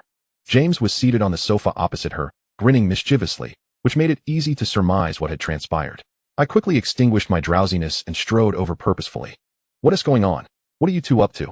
Seeing me approach, Lily promptly stood up, linking her arm with mine as she urged, we're going to class. James stubbornly trailed behind. I want to go to class too. Let us go together. I shot him a glare over my shoulder. Why don't you go with Black? James replied him. He doesn't want to walk with me today, does he, mate? Sirius coughed lightly. Yeah, I've been feeling annoyed since I saw James today. Keep your distance. You seem annoyed too, Lily said sternly. Let us go, Evelyn. We dashed away as if our feet had been greased, leaving James behind. Once we confirmed we had lost him, Lily tidied her hair and, fuming, recounted the details. I was sitting there reading, and he and Black kept using various spells right beside me. It was infuriating. I moved to a different spot, and he still came over, clearly trying to disturb me. I interjected, that is so annoying. Did you tell him he was bothering you?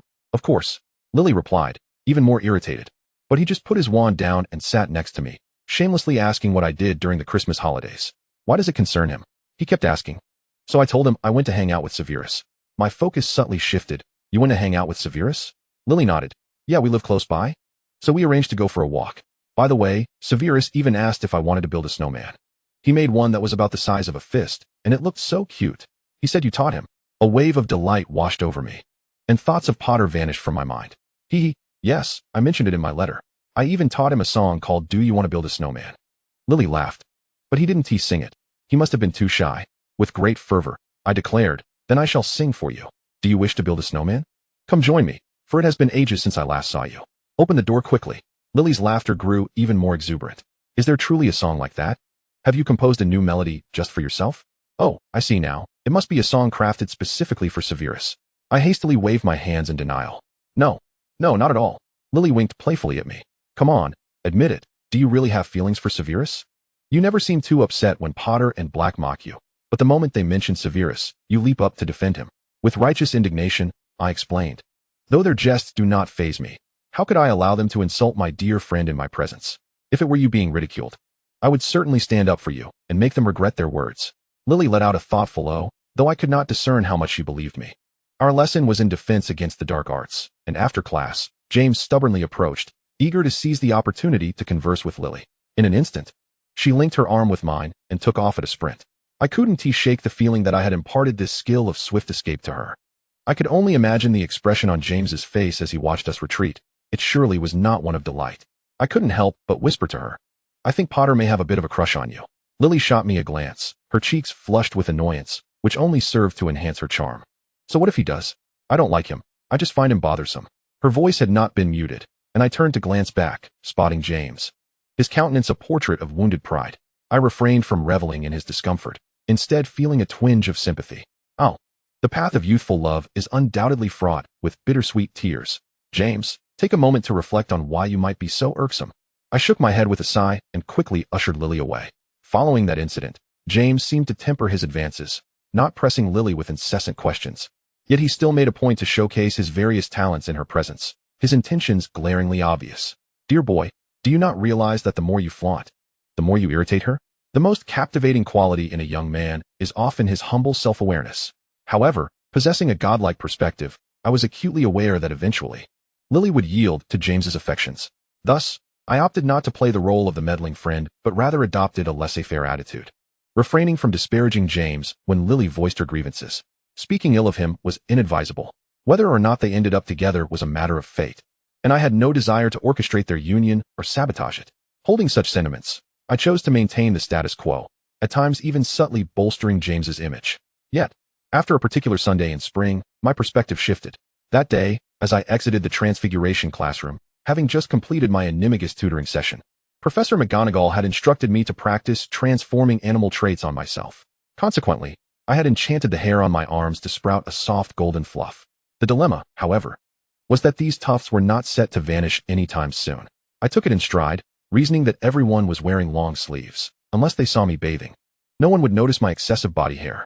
After bidding farewell to Professor McGonagall, I contemplated my next move. Instead of heading directly to the Gryffindor common room before curfew, I decided to visit the library to borrow additional reference books on animagi, armed with McGonagall's recommendation and signature. As I approached the library entrance, I spotted a familiar figure emerging from its depths. Could it be Severus? Excitement surged within me, and I contemplated bounding down the stairs to greet him. However, before I could act, two shadows leapt forth before me. Tarantaligra, Dentus. Two wands pointed at the unsuspecting Severus, and he was struck squarely in the face. In a frenzy, his legs began to dance uncontrollably, and his front teeth rapidly elongated, resembling those of a rodent. The assailants, not content with their initial mockery, erupted into laughter at Severus's comical predicament. I stood frozen in place, memories of my own pain flashing through my mind. Well done, lads. The attackers exchanged high fives, eager to witness the spell's effects. Severus lunged forward, but the rapid growth of his oversized teeth hindered his ability to articulate spells clearly. Instead, he resorted to brute force, tackling one of the assailants to the ground and viciously grappling with him. The unfortunate victim was none other than James, while the other accomplice, Sirius, struggled to aim his wand amidst the scuffle. He's thinner than you. You can hold him down. Don't worry, James, I'm coming. What the hell, get off me. A very unfamiliar female voice screeched, high-pitched and cracking. In that moment, I scarcely recognized it as my own. But as Sirius's wand spiraled away and he turned in shock, I realized the frantic voice belonged to me.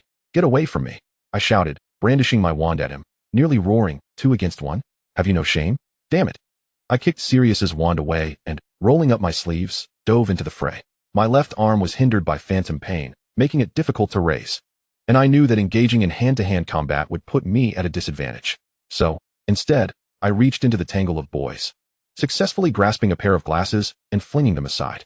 This was instinctive, for in my previous life, I had worn glasses and understood that a person without them was rendered nearly blind, significantly diminishing their combat capabilities.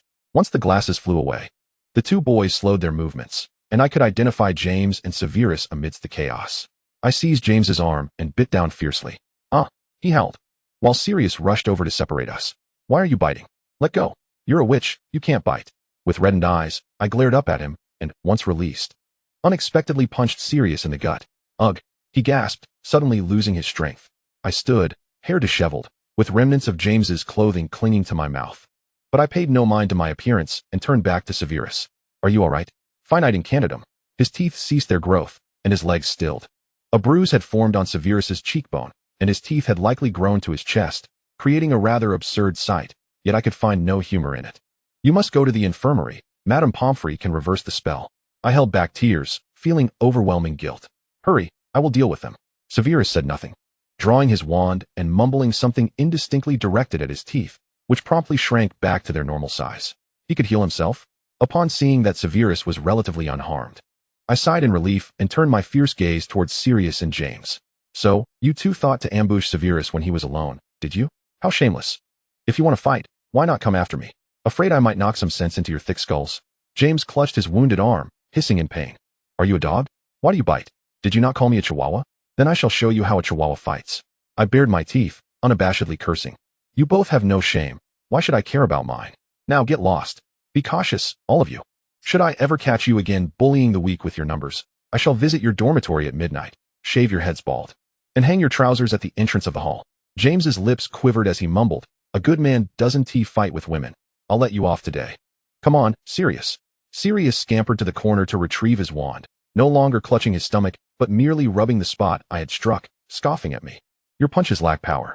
I glared fiercely in response. Then bring your face closer, so I can hit you again. Just watch me distort your features. Sirius retorted, come on. Hit me. Yet his legs, in all honesty, swiftly carried him away. Panting heavily, the exhilaration waned into exhaustion, and my left shoulder throbbed painfully. Turning around, I caught sight of Severus, whose expression was a complex tapestry of emotions. I managed a stiff smile. It's nothing. I'm sorry, I was too slow to react. If I had been quicker, you wouldn't have been caught by those two. Severus pressed his lips together, as if he were on the verge of speaking, but refrained. As my fury subsided, a sudden thought struck me. With Severus's pride so pronounced, would he avoid me or harbor disdain because I witnessed his defeat? Did he resent being saved in such a manner? Oh no, we had only been friends for a few months. My tail stood on end in fright, and I felt at a loss for words to mend the situation. Could I wish for a moment of forgetfulness? My mood shifted rapidly, and Severus regarded me, seemingly at a loss for words as well. Why did you bite someone just now? He inquired. I was taken aback. I hadn't anticipated such a question.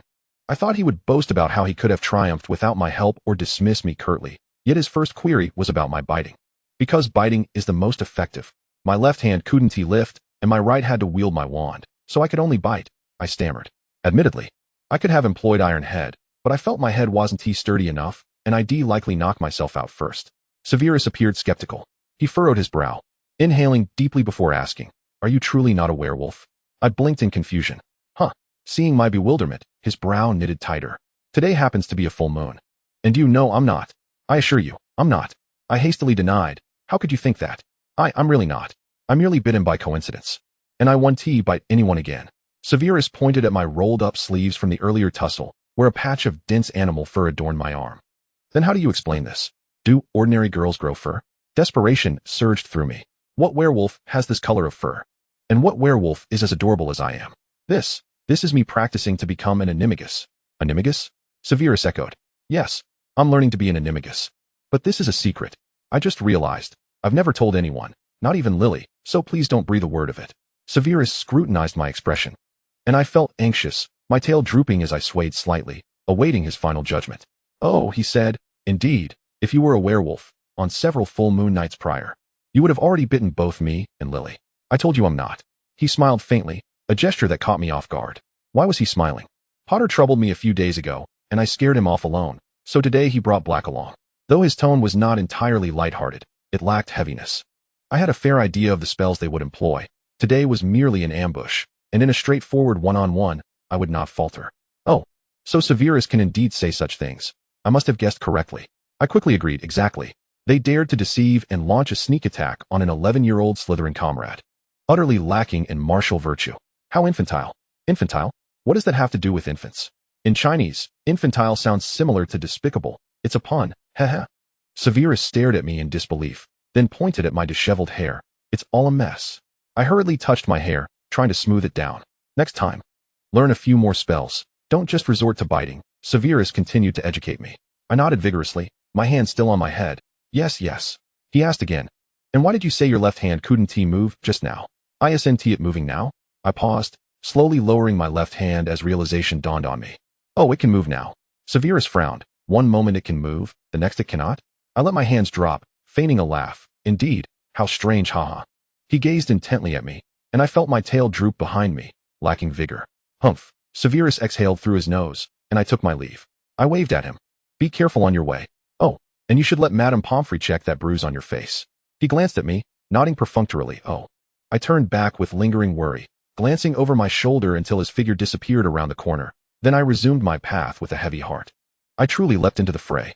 Faced with such an inevitable situation of injury, I still joined the battle, fighting like a madwoman to protect others. Yet I do not regret it. I absolutely refuse to regret it. Even if Severus does not appreciate my efforts.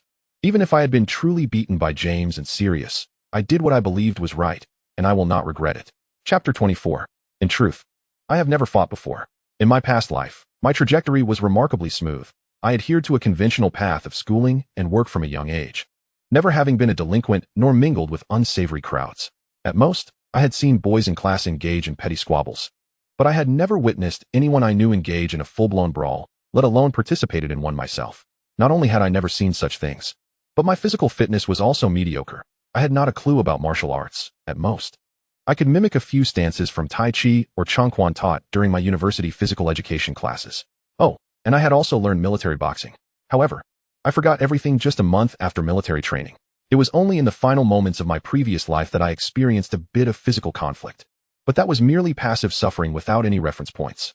Upon returning to the dormitory, I pretended as though nothing had happened while I washed up and changed clothes. As I drew the curtains and nestled into bed, cloaked in darkness, I clutched a small blanket and began to reflect on the events of the day's altercation. I should have been on guard the moment I spotted James and Sirius on the stairs. The instant they drew their wands on Severus, I had ample opportunity to launch a counter-ambush from my position. And after disarming Sirius, I truly should have continued to restrain James with spells, like summoning his glasses or binding him swiftly. Biting was indeed the last resort, unhygienic, and would clearly reveal my panic. The more I pondered, the more I felt I had squandered the opportunity. I did not perform well today. Clutching the blanket, I wore a pained expression, tossing and turning in bed. I must learn the art of fighting properly. I cannot allow such a situation to occur again. Thus, the following day, I recounted the events of my skirmish to Lily. Naturally, Lily was equally shocked. She glanced around the hall, and upon seeing Severus sitting enscathed at the Slytherin table, she turned to me with a look of great concern. You can't do this. I sorrowfully acknowledged my error. Yes, I have reflected upon my actions. I am still too weak, lacking the power to decisively resolve issues. If I were a 200-pound strong woman, they would never dare bully my friends. In the future, I ought to enhance my physical training, aspiring to become a formidable force akin to the Hogwarts matron. A muscular heroine capable of sending those two flying into the Black Lake to engage in a playful bubble wrestling match with the great water monster. Lily, no.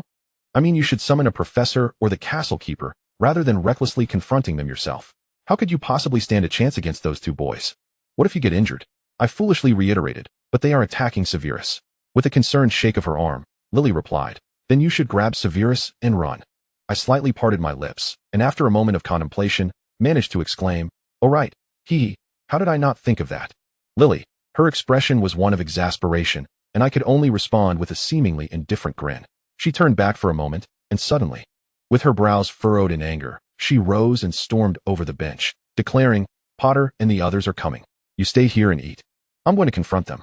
I opened my mouth, peeking around Lily to catch a glimpse, and indeed, James and Sirius along with their trio were entering through the hall doors. Upon seeing Lily's fierce demeanor, James's expression instantly morphed into one of embarrassment and guilt. I retracted my neck and nudged the breakfast roll closer to myself, nibbling on it daintily. Yes, Lily, I truly understand that in such circumstances, the priority should be self-preservation. I grasped the principle. I apologize, Mom and Dad, but I failed to adhere to it. Sister, your enthusiasm and vigor are commendable. However, in our line of work, while other skills can be acquired gradually, there is one thing you must remember above all, to safeguard yourself. Those faces have blurred over time.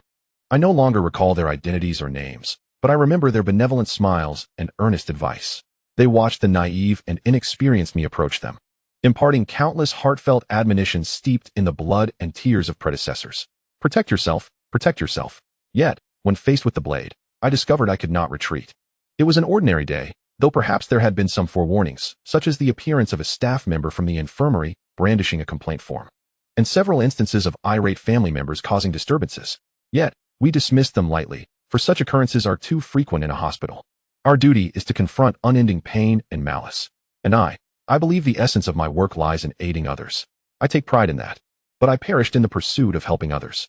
In my previous life, I was a doctor, a resident who had been practicing for several years, still brimming with passion, yet having mastered a few tricks for skimming by. That day, I was diligently working in the therapy area, everyone focused on their tasks, and all was normal. Suddenly, a harrowing scream pierced the air from the entrance, delivered by the cleaning lady. A knife. He has a knife. I looked up, and inevitably, my gaze locked with that of a man with a twisted expression wielding a knife. Run was one of the cacophony of thoughts in my mind, rational yet weary. entwined with the screams behind me. I should have turned back. I should have ignored everything and fled desperately. I can no longer recall the man's appearance. Nor do I wish to. I only remember that he held a knife, swirling it through the air, creating a whooshing sound as it aimed for the first innocent victim. The individual standing before the blade was a new intern, naive and passionate, much like I had been when I first started. She would sneak into my room during lunch, beaming with enthusiasm as she clung to me, eager to learn skills, clumsily yet diligently handing me various items, waiting eagerly for me to be the first to leap up at the end of the day. She had only been here for 6 months. Her life was still radiant with promise. Besides this intern, many others stood behind me, oblivious to the impending danger. They were my colleagues, the mentors who had graciously supported me, the juniors who relied upon and trusted me, and friends with whom I shared banter about shifts, administration, and salaries. I could not fathom what might shield them from the descending blade. I had to save them. Defying the instinct for survival, I stepped toward the threat, an irrevocable decision. Reaching out, I pulled the intern behind me. Then, grasping the medical records folder in my hand, I charged at the assailant, striking him fiercely. But I was a moment too late. The pain of that moment is etched in my memory, indelible, while subsequent blows faded into a blur of numbness. Yet the agony of the first strike remains vivid, haunting me like a nightmare. The assailant wielded the knife in his right hand, and thus the first blow fell upon my left shoulder. In that instant, as blood erupted from my shoulder, regret washed over me. I realized how foolish I was. In such moments, true heroes should fight on resolutely, yet I recoiled in pain. The agony rendered me incapable of continuing the battle, and that weary, rational voice in my mind twisted into a sharp admonition. I told you to run. I wanted to flee. I regretted my choice. I longed to hide. The pain was unbearable. However, he did not relent, standing over me as I curled up in agony, delivering a second strike without hesitation. The memories thereafter are a chaotic haze, difficult to recall and best left forgotten. After a long, disorienting void, I awakened as Evelyn Crouch. There was no comforting delusion that I might have merely been gravely injured and unconscious, lying on a hospital bed in some dreamlike state. I knew I had been fatally wounded. After all, I am in this profession, and upon realizing where I had been stabbed, I comprehended that there was no hope left for me. Romain Rolland once stated that recognizing reality, yet continuing to love life, is the only form of heroism. In my fortunate rebirth, I confronted reality, striving to find joy in navigating this dismal existence. Yet, I often found myself reflecting, wondering if there were others who suffered alongside me, praying the intern had escaped, wishing the assailant would be caught and punished, and repeatedly questioning why I had charged forward. Was my death meaningful? I too was young, with a brilliant future ahead. Why should my precious life have been extinguished due to such an event? If I had turned back and fled, would I still be alive? And if the intern had also perished, would my sacrifice have been in vain? In the next similar situation, would I still rush forward? Chewing on the breakfast roll, a bitter smile crept across my face. Thus, I yearned to be sorted into Slytherin, the house that would have fled when Voldemort and his Death Eaters attacked. I am truly terrified of pain. I do not wish to endure that maddening agony again. The phantom pain in my left shoulder still torments me. That weary, rational voice continues to attempt to save me from impulsive heroics. Yet I remain stubborn, rushing forward to extend my hand whenever I see someone in need, even if they are a stranger, even if I stand to gain nothing from it. On the train at the start of the term, why did I feel compelled to comfort Lily when she could quickly regain her composure and cease her tears? When faced with the ridicule and provocation from James and the others, why did I repeatedly intervene to defend Severus from Slytherin, my sworn rival?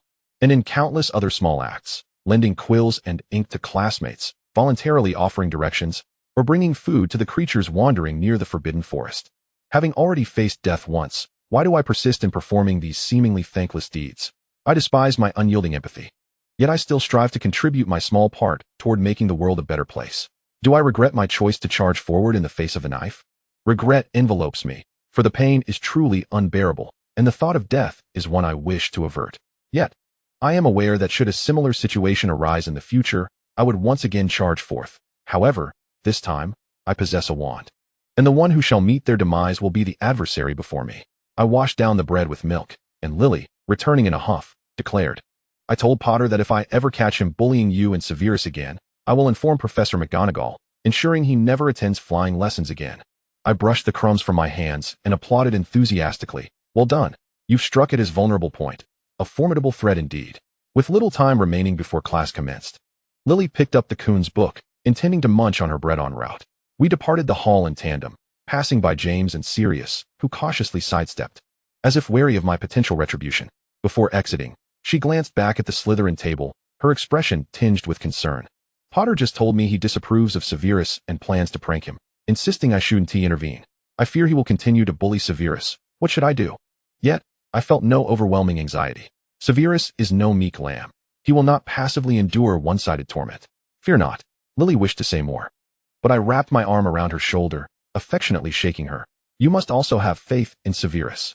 Now, eat your bread quickly, lest you find yourself famished during class. I did not fabricate false reassurances for Lily, for I knew that Severus Snape is far from the type to suffer in silence. Who is he? He is a man who seeks vengeance from dawn until dusk, and even students who err in his class are met with scathing rebukes.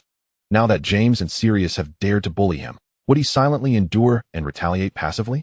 My idle threats of stripping James and Sirius and hanging their trousers at the hall entrance are mere bluster. Severus would genuinely follow through. He is not the fragile, brooding figure waiting for my rescue. His resolve far surpasses mine. My chance to assist him in a scuffle arose purely by chance, as I aided him when he was caught off guard. If faced with a direct one-on-one confrontation, I believe Severus stands a considerable chance of victory. Call me the Great Seer. The afternoon herbology class had commenced a mere 10 minutes prior, yet none of the 4 Gryffindor boys had arrived. As the class began to delve into the soil, the greenhouse door was flung open with a bang. A bruised James stood there, momentarily taken aback by the gazes of his peers, before sheepishly ruffling his disheveled hair. I had no idea the door would make such a loud noise. Professor Sprout, unperturbed, gently urged them to join the lesson. James limped in, followed by Sirius, whose hair was as wild as James's, the hem of Remus's robe tattered, and Peter, pale and timid, resembling a mouse. Sirius settled beside me, clutching an empty flower pot, and nudged me with his elbow. What are we covering this class? Observing the root systems of fluxweed and repotting them, I replied, flicking my tail dismissively. Don't dig with your claws. Remember to wear gloves. Sirius grinned at me. Thanks. James, sporting his bruises, leaned in. What is happening? Repotting, and wear gloves. Sirius succinctly summarized. All right, mate. Make sure to visit the infirmary after class. Your face is a sight to behold. James shrugged with indifference, attempting to appear nonchalant before Lily, even as he winced at the pain from his injuries. Were you challenging the Whomping Willow? I inquired. Oh, forgive me. I shouldn't have mentioned the willow, I noted as I saw Remus's expression stiffen. James casually replied. No big deal, I just tripped. Sirius immediately countered. Nonsense. He was ambushed by Snape and nearly had the words knocked out of him. I understood the implication. Knocked out of him, indeed. Sirius chimed in. Yes, he was nearly left with his pride in tatters by Snape. Had we not been nearby, Snape would have stripped him of his trousers. My eyes widened in alarm, my tail bristling. What would Severus want with your trousers? He has no peculiar proclivities. James hurriedly clarified. No, he didn't strip my trousers.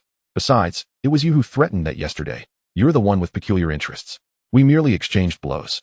I was not on the receiving end. Sirius retorted. Oh, your retaliation was merely a spell that missed its mark. James lamented. Brother, why do you always undermine me? Sirius shrugged, his gloved hands raised. I'm just speaking the truth. My actions have always supported you, mate. But you were indeed on the receiving end of Snape's blows. We need to practice more, or we'll continue to suffer the same embarrassment. Lily, who had been feigning disinterest, perked up and glared at James, warning, what practice? Fighting is wrong. James defended himself. Today, Snape attacked me. Sirius nudged me with his elbow again. Hey, Evelyn, next time Snape ambushes us, will you help him or us? I placed the fluxweed into its new pot, gently sprinkling soil around it, and replied nonchalantly, I won't aid anyone. I'll wait until you finish your brawl, and then come to the rescue. Sirius scoffed. Easier said than done. Why did you step in to help him yesterday? I retorted, because you were not only ambushing but outnumbering him. I detest such bullying. Sirius tilted his head, regarding me with a curious expression akin to a dog cocking its head. Adorable. I understand you will not simply relent. I also dislike involving myself in your quarrels, as they truly do not concern me. I brushed the dirt from my hands. But I must forewarn you. I am easily swept away by passion and have a penchant for championing fairness. Should I encounter you bullying someone again, even if you intend to strike me collectively, I will rise to confront you. Sirius chuckled lazily. Understood. I won't let you witness it again. I lifted my foot and delivered a mock kick to his side. You scoundrel. Chapter 25. The end-of-year exams for the first years approached swiftly. I had initially boasted to Lily that I feared not the examinations. Even if those around me were cramming fervently, I would not sacrifice my daily routine for frantic revision. What if I were to fail? Would Hogwarts expel me for flunking first-year exams? Study? What a farce. Lily, you should retire to bed. I still have more studying to do. Seated before the fireplace in the Gryffindor common room, I clutched my textbooks and notes, feeling dazed as I sipped my coffee. I can't finish. I simply cannot. Lily anxiously shook my shoulder. Haven't we've been studying together? I believe you've grasped the material quite well. There's no need for a last-minute cram. The knowledge has seeped and evaporated from my mind. I lamented, cradling my head in despair. Lily, you should go. This is my fate. I am who I am, never diligent until the exam approaches, then I pull all-nighters. If I don't stay up to study, I cannot find peace of mind. It's a habit ingrained from my past life. Upon hearing this, Lily ceased her attempts at persuasion. She returned to rest, repeatedly urging me to sleep promptly. I nodded and continued to furiously scribble notes. Hogwarts, alas, does not possess any past examination papers, practice books, or similar resources. The sole method of review consists of reciting the knowledge I painstakingly jotted down during lessons. For me, this pedagogical approach proves to be exceedingly challenging. Remarkably, these professors neglect to highlight key points. I feel utterly helpless. Without any emphasized material from class, I find it impossible to prepare. With tears in my eyes, I desperately crammed until fatigue rendered my eyelids heavy, and reluctantly decided to take a brief nap, intending to sleep for an hour or two before resuming my studies. However, I overestimated the resilience of my youthful body. Upon awakening, I was greeted by the bright, radiant light of day and the playful grin of a bespectacled boy. It was he who had roused me from slumber. Wow, you didn't spend the whole night here studying, did you? I thought today would be the earliest we four would rise, James exclaimed, astonished. Impressive. How do you manage to be so dedicated? I never realized you had such a passion for learning. Instantly, I snapped to full awareness as my textbook and notebook slipped from my lap and onto the floor. Had I actually dozed off? I can't possibly have slept through the exam, can I? What time is it? Sirius helped me retrieve my books and notebook from the ground, dusting them off and lazily tossing them back onto my chair. It's 6:30. Remus suggested we get up early for some extra review, so we did. To our surprise, we found you here, sleeping soundly. My shock was palpable. I snored. James and Sirius erupted in laughter while Remus offered me a reassuring smile. No, you weren't snoring. Sirius is just teasing you. I immediately relaxed, feeling deflated, and rolled my eyes at them. You two are truly incorrigible. Keep up the good work, little genius. Sirius chuckled, waving at me. Just don't snore during the exam. Of course not, I retorted, after splashing some water on my face to rouse myself. I quickly reviewed my notes once more before heading to the Great Hall for breakfast with Lily, who had just woken up. Once seated in the examination room, I surprisingly felt less anxious. As the papers were distributed, I scribbled fervently, and upon completion, I meticulously reviewed my work, feeling a surge of confidence. I had managed to answer most of the questions. Even the ones I was uncertain about, I wrote down all the knowledge I possessed, hoping to garner some sympathy points from the professors. My paper was also quite neat, with clear handwriting, which I hoped would encourage the professors to be lenient when grading. With only about 30 students in my year at Hogwarts, we were easily assembled in the same classroom for the examination. The final subject was a practical transfiguration exam, which involved transforming a mouse into a snuffbox under Professor McGonagall's watchful eye. I hadn't encountered a snuffbox before, and prior to the exam, I anxiously tugged at Lily, asking what it looked like. Fortunately, Professor McGonagall provided us with a reference object, which greatly aided someone like me who lacked such common knowledge. Although my transfiguration skills did not rival James's inexplicable genius, I had made decent progress under Professor McGonagall's guidance. I focused intently, wand aimed at the small black mouse that resembled one from a laboratory, muttering the transformation spell while striving to envision the material and appearance of the snuffbox. Ultimately, my snuffbox took shape, adorned with a cat motif that I had deliberately added, eliciting a smile from Professor McGonagall. Well done, Miss Crouch, her tone softened. What a delightful design. I beamed with pride, wagging my tail in delight. Thank you, Professor McGonagall. Upon exiting the exam room, I found Lily waiting for me, with Snape standing beside her. As I approached, Lily eagerly inquired, "How did it go?" Before I could respond, Snape confidently asserted, "It should have gone well." My eyes brightened. "Really?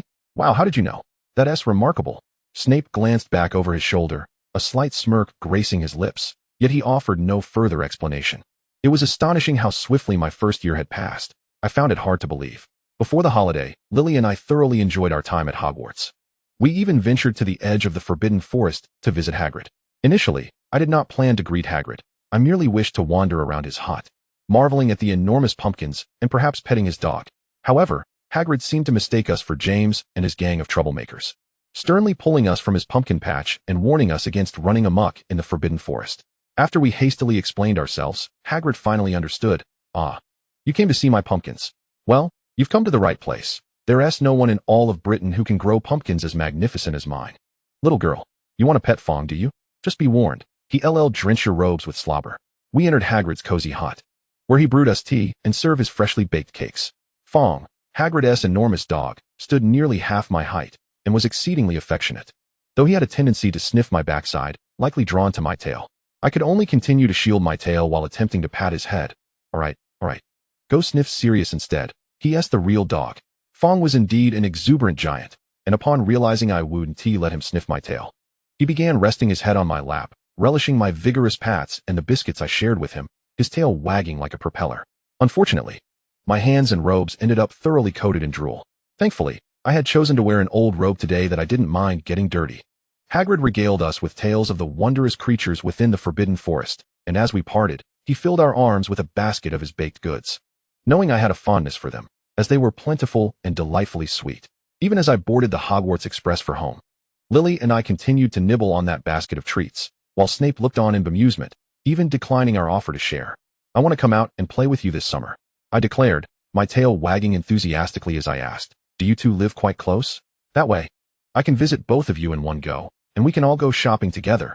Lily readily agreed, but Snape cautioned that I should notify him in advance before visiting, lest I disrupt his summer plans. Curiously, I inquired, what do you plan to do this summer? Snape matter-of-factly replied, of course, I shall be reading and studying. I immediately felt the weight of pressure from a true academic genius. All right. My tail drooped, and I hastened my pace of eating the pastries, resolving to read more over the summer, particularly focusing on Transfiguration. Throughout the year, my progress towards becoming an animagus has been rather stagnant. Professor McGonagall merely covered the basic principles and procedures with me, advising against immediate attempts due to the high failure rates associated with becoming an animagus. She suggested I first master the theoretical knowledge before attempting any transformations.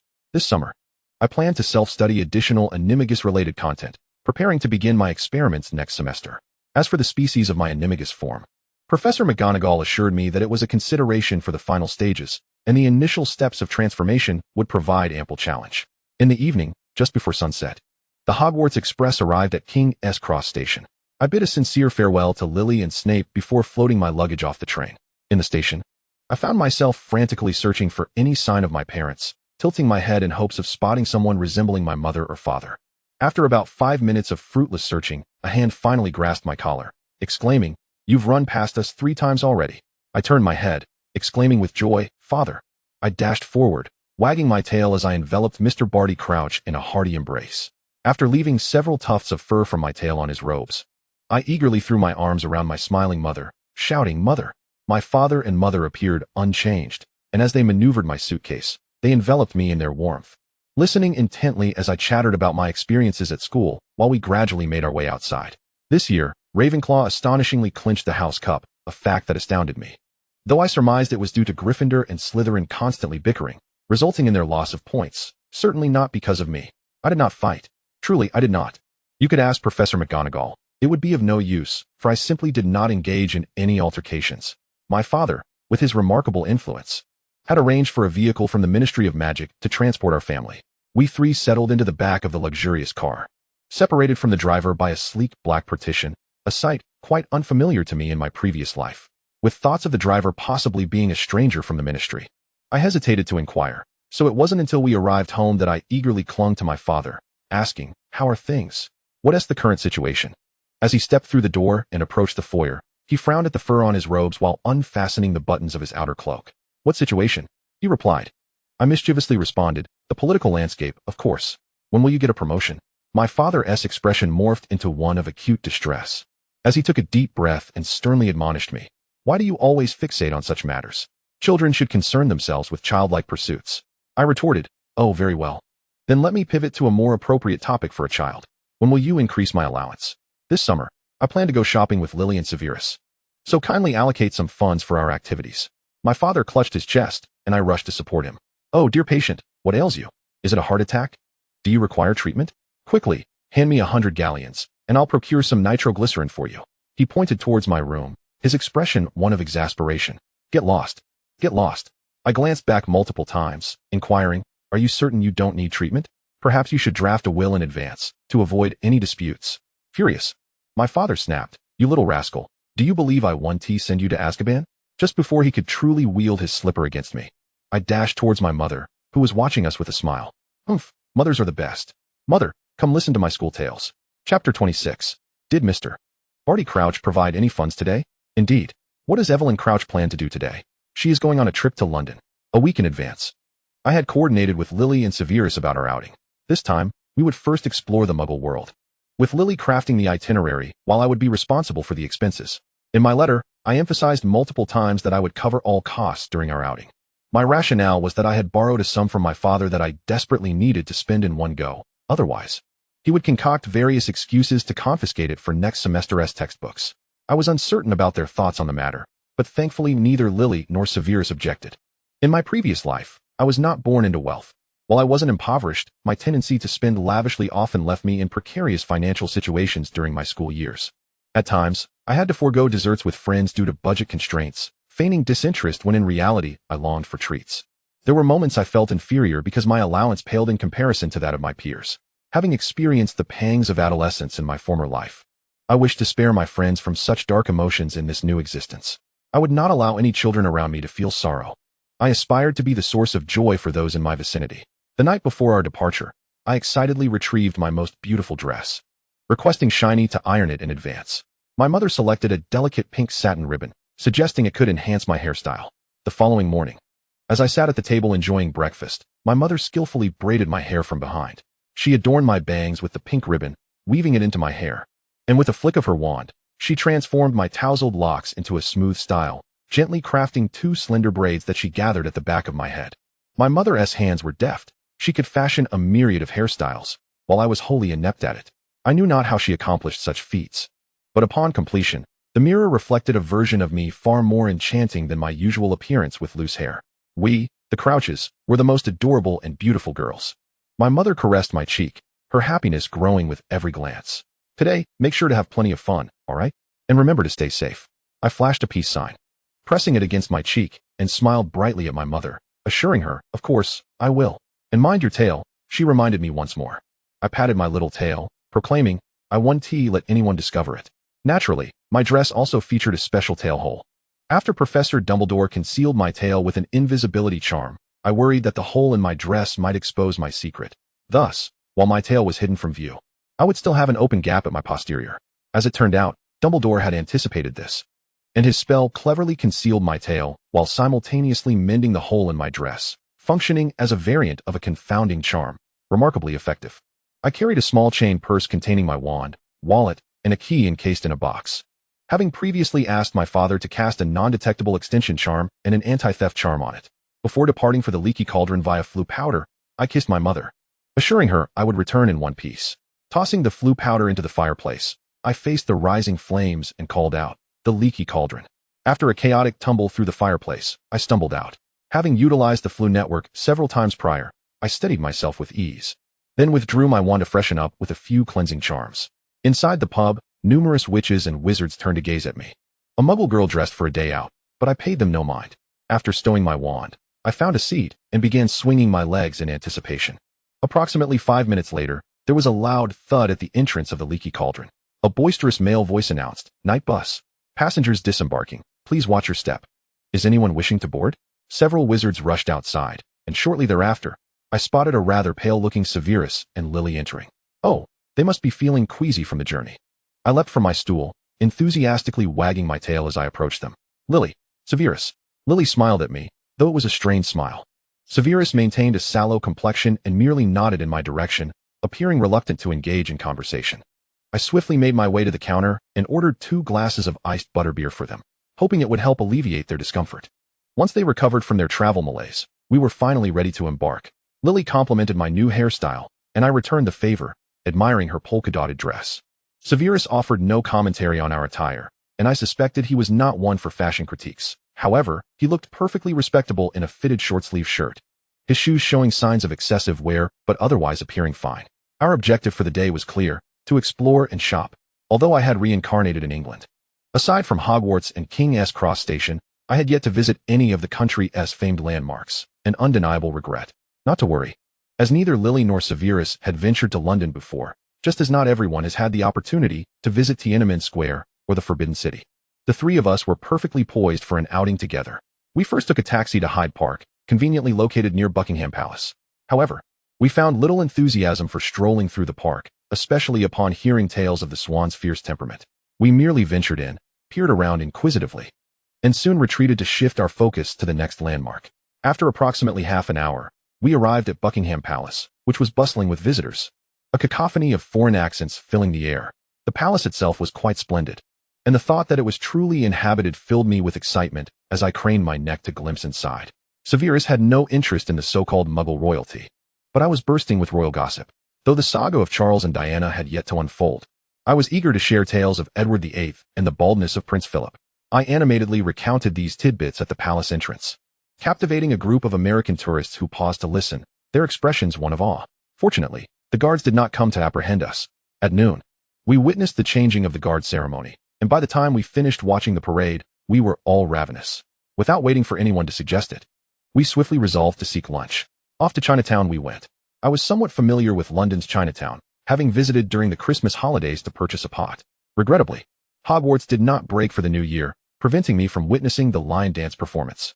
I cautioned them not to enter any establishment merely because the sign bore characters that resembled Chinese. Some shops were not run by Chinese people, but perhaps by Vietnamese, thus lacking authenticity.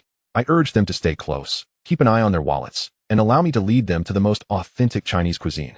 Lily, brimming with excitement, linked her arm with mine. How will you determine what is authentic?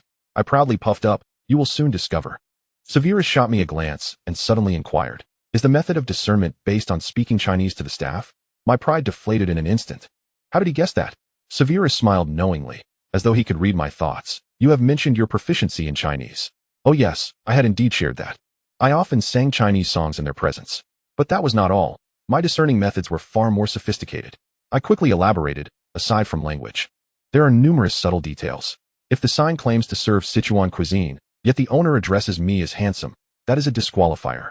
If the establishment is labeled Shanghai restaurant, yet the noodles in the customer's bowls are not Yangchun noodles, that too is a disqualifier.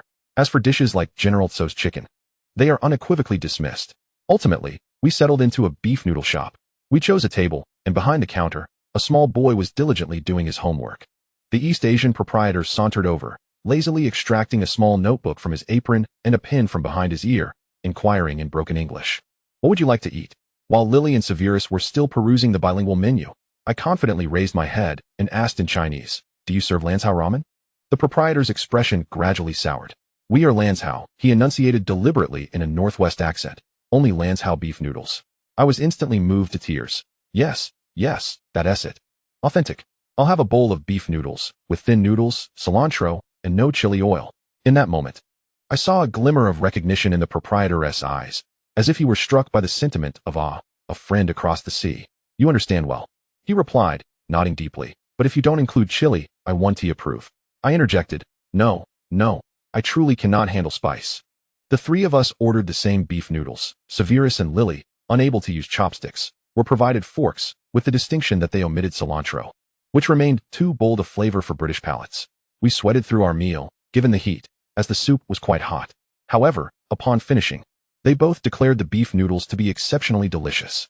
I led the way in savoring the broth, reclining back in my chair, contentedly patting my burgeoning belly, my tail languidly trailing behind me, only occasionally flicking. Ah, how it rekindled the spirit of my youth. During my own adolescence, my appetite was insatiable. I could easily devour 2 bowls at a sitting, ensuring not a drop of soup was left behind. I would consistently snack on chocolates, cookies, and ice cream, which resulted in a brief period of weight gain in middle school, causing me to lose the affection of the charming boys I admired. Eventually, I resolved to adopt a strict diet, shedding the excess weight, but this also diminished my capacity to eat in such abundance. I could no longer finish a bowl of noodles, nor consume the broth entirely. Reflecting back, I recall the pride of finishing an entire bowl, broth included, and displaying the spotless dish to my classmates with a sense of triumph. How utterly captivating that was. Lost in my reverie, I clapped my hands on my belly like a jubilant seal and called out, "Boss, the bill, please." While settling the bill, I engaged in conversation with the proprietor in Mandarin, who curiously inquired why my pronunciation was so precise, asking if I were of mixed heritage. I replied that I was of pure blood, a true Londoner through and through, but had been raised on a diet of Central Radio broadcasts for prenatal education. Upon birth, Instead of crying, I declared, "Boss, it's too hot. Would you kindly serve us some mung bean soup?" "Thank you." The proprietor paused, before erupting into laughter that nearly shook the roof. Our wish for chilled mung bean soup was happily fulfilled. There was a profound sense of happiness in enjoying a bowl of mung bean soup on such a sweltering summer day. Watching Lily and Severus eagerly sip the soup brought me a joy akin to that of a bountiful farmer. "Drink up, enjoy it, take big bowls," I encouraged. At this age, children should be joyfully exploring and feasting, concocting schemes to sneak novels and television shows from their parents, rather than embroiled in the conflicts of pureblood lineage or strategizing their future success. Though I may not be able to protect the entire wizarding world, at the very least, I can bring simple joy to those around me. Even if it is just a bowl of mung bean soup, that is more than sufficient.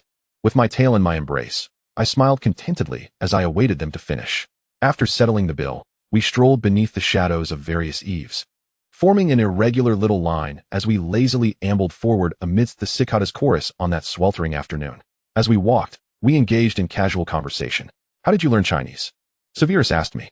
I fanned myself with my hand and replied, "My father speaks many languages, and he has always encouraged me to learn as much as I can. I was often kept indoors as a child, reading books daily." This was no mere fabrication. Every word was true. Lily's expression turned to one of realization, while Severus seemed to accept that my father had indeed taught me Chinese. Continuing to probe, "I've heard Chinese is quite difficult." I pondered for a moment, then sincerely replied, "Well, everyday conversation is relatively easy to grasp, as the grammar isn't overly complex. Even if you flip the word order, people can still comprehend. However, reading and writing can be quite challenging. The characters are ideograms and can be tough to memorize." Severus appeared somewhat disinterested. "But what is the utility of Chinese?" I instantly transformed into a youthful advocate, excitedly proclaiming, "It is indeed useful. Language is the key to civilization. If you master Chinese, you can appreciate poetry, understand history, and communicate with 1 billion people, and—" Severus interjected, "and understand those absurd Chinese songs you sing?" I admitted, "Well, that is not entirely inaccurate." Though I fervently recommended and promised to personally guide them through the basics of pinyin, they seemed rather indifferent to the allure of the Chinese language. Oh well, such is the lamentable fate. However, this way, I can still secretly share my thoughts in encrypted Chinese in front of the two of them. Haha. I broke into a silly grin, my tail playfully slapping against my legs. Snape, somewhat accustomed to my inexplicable emotional shifts, asked with mild curiosity, "What are you laughing about?" "I'm thinking about ice cream," I exclaimed, raising a hand. "Let us go find somewhere that sells ice cream. I want 3 scoops. Snape muttered, "How is it that your mind is always preoccupied with food, yet you manage to learn Chinese?" I keenly caught his murmured words. "Are you secretly speaking ill of me?" Snape shrugged. "I am not speaking behind your back. I am doing so openly." I feigned a fierce expression. "Oh really? You dare to speak ill of me so openly? Humph. I'm going to report you to Professor Slughorn and tell him you've been bullying me outside of school." Snape remained unfazed, crossing his arms leisurely. "Go ahead and report me then. Anyone with eyes can see who the real bully is. It's surely Miss Crouch who has been tormenting the quiet Mr. Snape." I paused. Do I really look that intimidating? I'm actually quite adorable." Snape smirked slightly. "Indeed, especially since you can bite." Lily looked astonished. "What do you mean by biting? Is Evelyn biting?" My face flushed as I raised my hands in mock ferocity. "No more of that. No more talk of biting." Snape elongated his tone. "I personally witnessed Evelyn baring her sharp teeth and pouncing." I jumped in front of Snape, waving my hands. Stop it. That's a secret." "It's a secret." We darted about like 3 erratic bees beneath the signs of Chinatown, playfully chasing one another. Even Snape revealed a smile befitting his age. Our little skirmish ultimately concluded at the entrance of an Italian ice cream parlor. We could not comprehend why there was Italian ice cream in Chinatown, but the heat left us too preoccupied to ponder. Each of us ordered a 3-scoop cone with a crispy shell, focusing intently on devouring it before the ice cream melted and dripped onto our hands. The cicadas sang loudly as we watched the shadow of the tilting sunshade. No one, except for me, knew when such a carefree childhood would come to an end. And I hoped that these blissful days could linger just a bit longer, a little longer still. Chapter 27. I found this summer to be quite enjoyable. I ventured out several times, primarily shopping with Lily. No matter how much I wrote to Snape, he was reluctant to join us, claiming the heat was too oppressive. And venturing out was exhausting.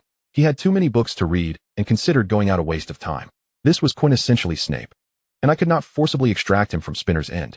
Thus, I could only communicate with him through letters. I recounted my excursions with Lily to the Muggle department store to buy clothes and miscellaneous trinkets. We even sneaked into a bar, having heard there would be a rock band performing, but we went during the day when no one was playing. leaving us disappointed.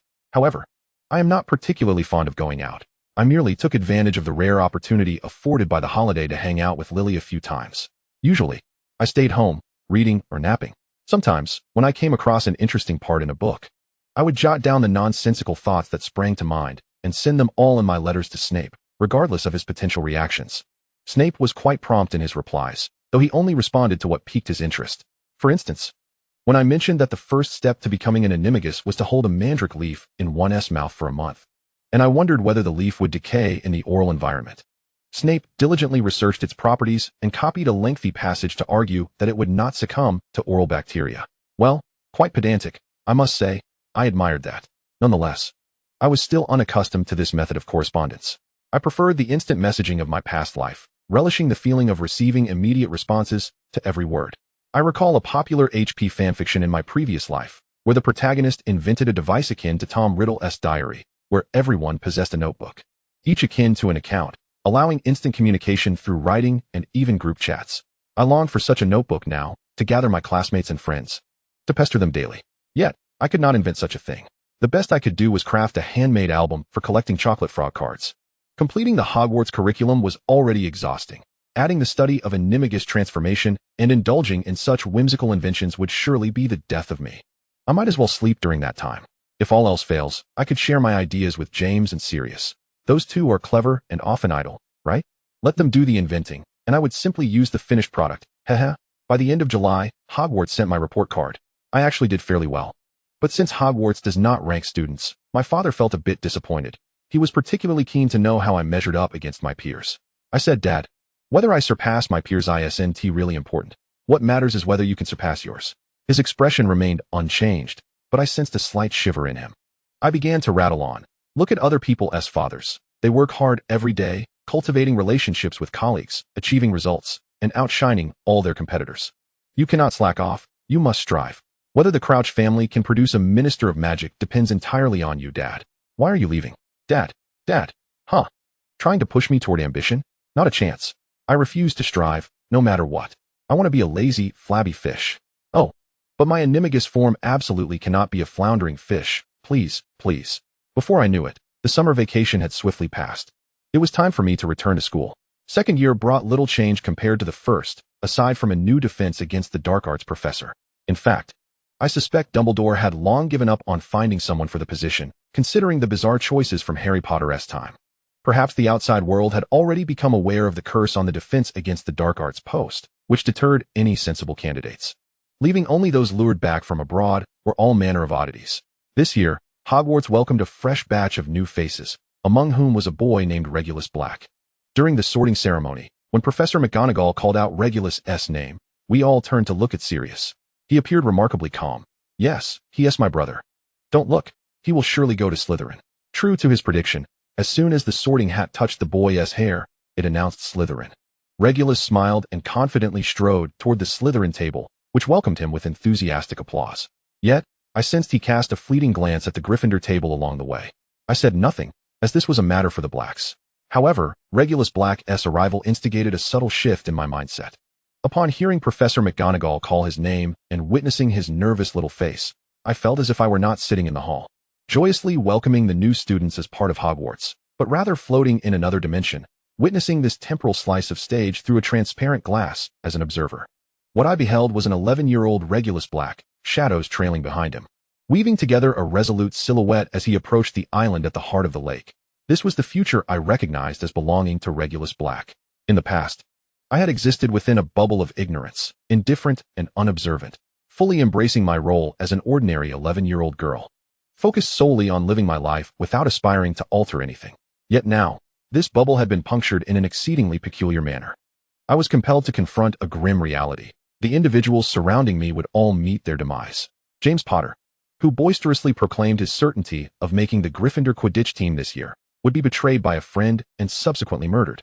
Remus Lupin, who listened with a smile to James's raucous antics, would fall in battle at Hogwarts. Sirius Black, who often jested about the lackluster skills of the Slytherin Quidditch team while absent-mindedly prodding at a sausage with his fork, would rush in only to discover his dear friends buried beneath the rubble, wrongfully imprisoned for 12 years by those he considered allies, and ultimately killed by his cousin, meeting an untimely end. Seated beside me, Lily Evans would quietly critique the latest Muggle films, only to perish while safeguarding her son in the cradle. I averted my gaze, seeking something further afield. At the Gryffindor table, the original members of the Order of the Phoenix, most of whom would be slain by Death Eaters. The McKinnon couple, murdered. The Longbottoms, driven to madness by the Cruciatus curse. In truth, upon first becoming acquainted with these individuals, their life stories and fates would flash through my mind. Yet I refrained from delving deeper. Instinctively, I would lock their futures away in a small drawer in my mind, telling myself, this does not concern me. I cannot change it, so I ought not to dwell on it. I should simply relish the hard-won second chance at life I had been granted, ensuring my own safety and that of my parents. However, Regulus Black, a character merely sketched in a few passages throughout the entirety of the Harry Potter series, left readers with a haunting impression of his demise. No one knew his true character, his preferences, his talents, or the nuances of his speech. Yet all were aware that he perished in the Lake of Shadows while rebelling against Voldemort. The sight of him conjured thoughts of his death, which in turn reminded me of the inescapable, predetermined conclusions that awaited us all. This sensation was profoundly disjointed, though I sat in the midst of a lively hall. I felt utterly isolated. Laughter surrounded me, yet for a fleeting moment, it all seemed devoid of meaning, as if all joy was destined to culminate in a void of annihilation. I chose not to articulate this sense of emptiness. On the surface, I continued to engage in cheerful conversation with Lily, warmly welcoming the new Gryffindor students and encouraging them to introduce themselves one by one. However, upon returning to the dormitory, after completing my evening routine, donning my pajamas, and drawing the curtains of my four-poster bed, I curled up beneath the covers, clutching my tail in a state of uncertainty. What should I do? It seemed I possessed the capacity to enact significant change. The narratives swirling in my mind could potentially reshape the future of the entire wizarding world for the next 2 decades. Yet I hesitated to intervene. To alter the destinies of those around me would mean willingly plunging into a confrontation with Voldemort and his Death Eaters. The most I could manage was to engage in petty squabbles with boys my age. When faced with the tangible threat of death, I found myself paralyzed. Ignorance breeds courage. But having glimpsed the fate of the brave, I could no longer muster the resolve to step forward. What could I possibly do? Write an anonymous letter, slipping it under the door of Dumbledore's office to forewarn him of future events? As if Dumbledore would be unable to deduce the source of such a communication. I tossed and turned for hours, plagued by insomnia, running countless scenarios through my mind. Ultimately arriving at a rather lackadaisical conclusion. There were still years before the tragedy would unfold. I could simply wait until after graduation. As long as I could prevent Snape from revealing the prophecy to Voldemort, wouldn't that suffice? Moreover, given the promising rapport I had begun to forge with Snape, perhaps he would not even become a Death Eater in the future? I could approach my father, asking him to secure a better position for Snape at the Ministry, thereby granting him the respect and sense of self-worth he so desperately sought. With this thought, my tension eased. After several hours of restless contemplation, I finally sank into a deep slumber. On the yawning first day of term, I received word from Professor McGonagall. She informed me that from this academic year onward, I was to embark on the rigorous journey of becoming an animagus. Chapter 28. I did not disclose my endeavor to practice becoming an animagus to anyone, not even to Lily. This was primarily due to my uncertainty in articulating my motivations for such a pursuit. After all, I was not typically the type of overachiever obsessed with self-improvement. It would seem rather peculiar for a newly enrolled student to initiate training in an advanced skill that had only been mastered by a handful over decades. To explain the animagus process would inevitably involve revealing the existence of my tale, something I wished to keep from anyone outside my family. I did not want my friends to perceive me differently. I desired to be regarded as an ordinary person, for I truly was just that. Snape's knowledge of my animagus training was entirely accidental. During an encounter where I had sprouted fur on my arm while assisting him in a scuffle with James, he discovered my animalistic traits. If I had not clarified my intentions, he might have mistakenly reported me to the headmaster as a werewolf. Fortunately, Snape was a man of discretion, and the subsequent events I was privy to strongly indicated his adeptness at keeping secrets. Having someone to share this burden of secrecy alleviated my anxiety somewhat. I assured Snape that once I had completed my transformation into an animagus, I would reveal everything to Lily. Snape appeared unconcerned about the nuances of secrecy. His interest lay solely in the animagus process itself. Becoming an animagus was not as simple as I had once imagined. It was not merely a matter of fervently wishing to transform in my mind. The process required a series of intricate and stringent steps. I meticulously recorded each stage in a dedicated notebook for my animagus studies. Allow me to share. Step 1. On a full moon night, one must place a single leaf of mandrake root in one's mouth, refraining from swallowing or spitting it out until the next full moon. If interrupted, one must begin anew. Step 2. When the month has elapsed. Prepare a clear crystal vial filled with saliva. Essentially, one must fill the bottle with their own spit.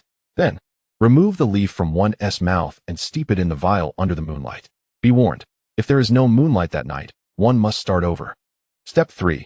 Beneath the moonlight, add a strand of one's own hair, a spoonful of dew collected from a place untouched by sunlight or human contact for 7 days, and a pupa of a boggart moth.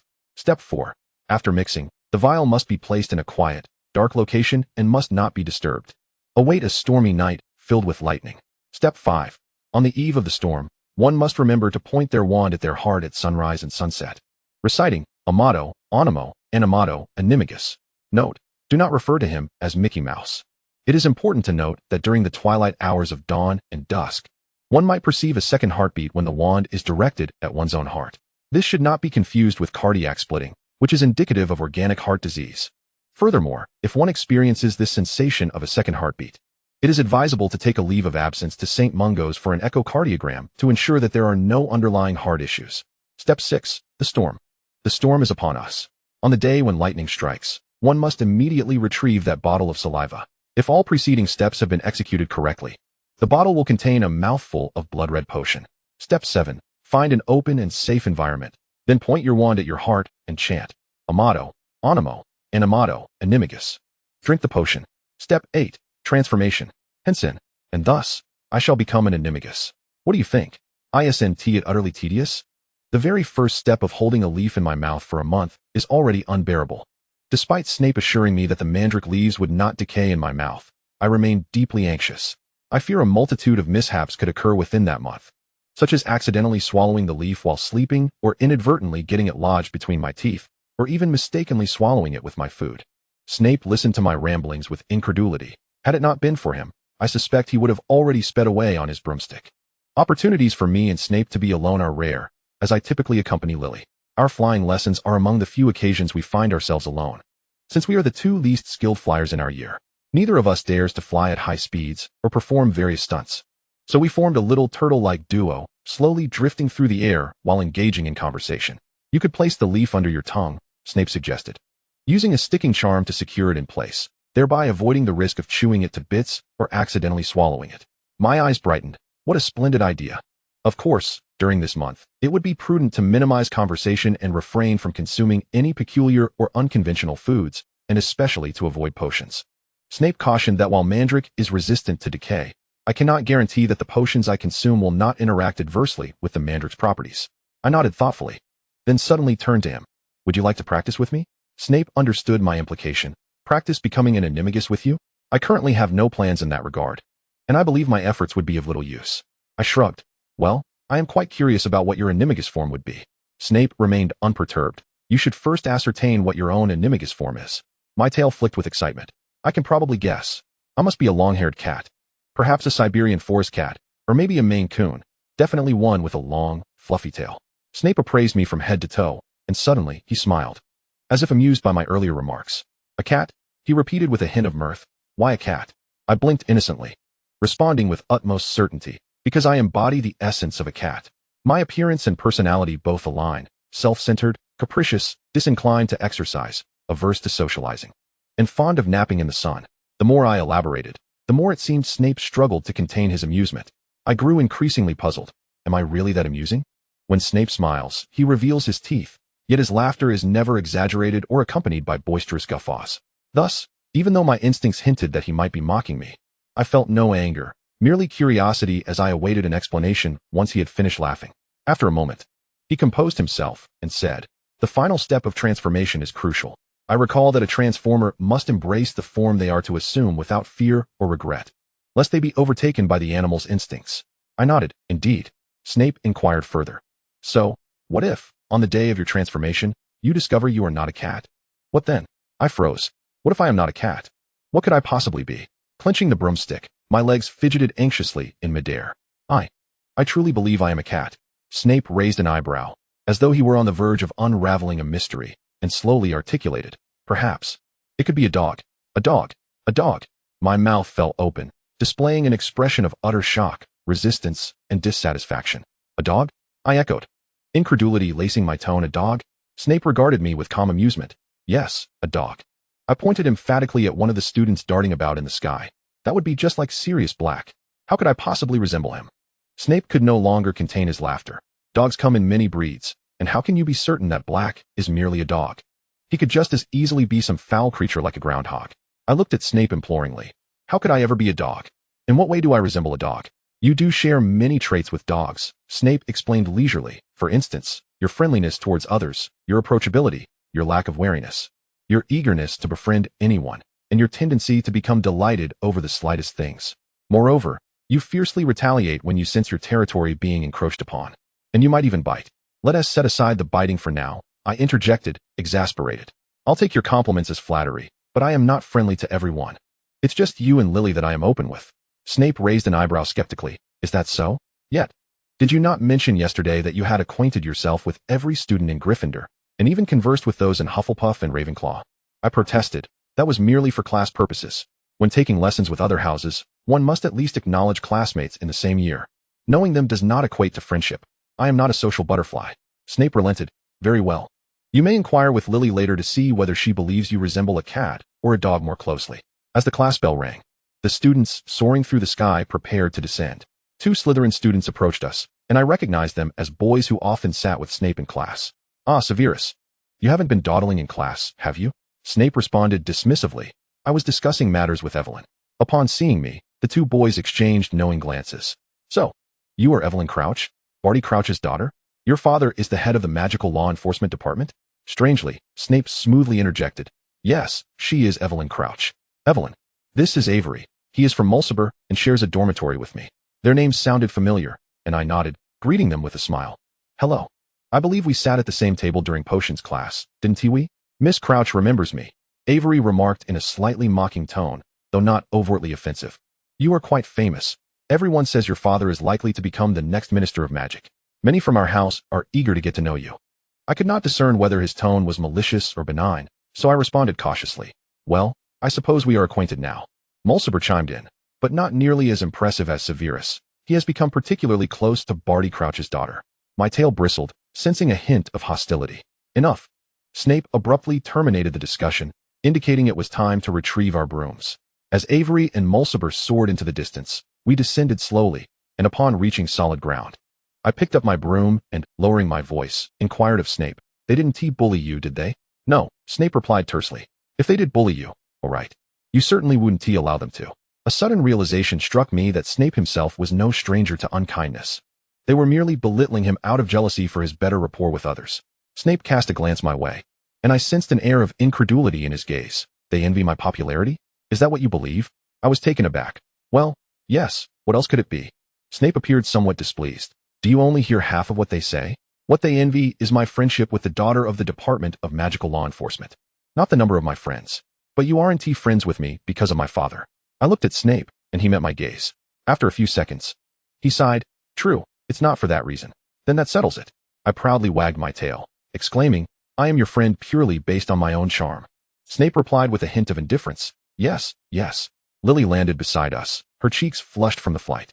Upon seeing her, I rushed forward, eagerly asking Lily, do you think I resemble a cat or a dog more? Lily looked a bit surprised. Huh? Why the sudden question? I pressed on, just tell me. Do you think I resemble a cat or a dog more? My tail quivered with anticipation. Tilting her head slightly, she furrowed her brows in thought before smiling and responding. I think you're more like a dog, a big, friendly one that loves to help. I collapsed in dismay.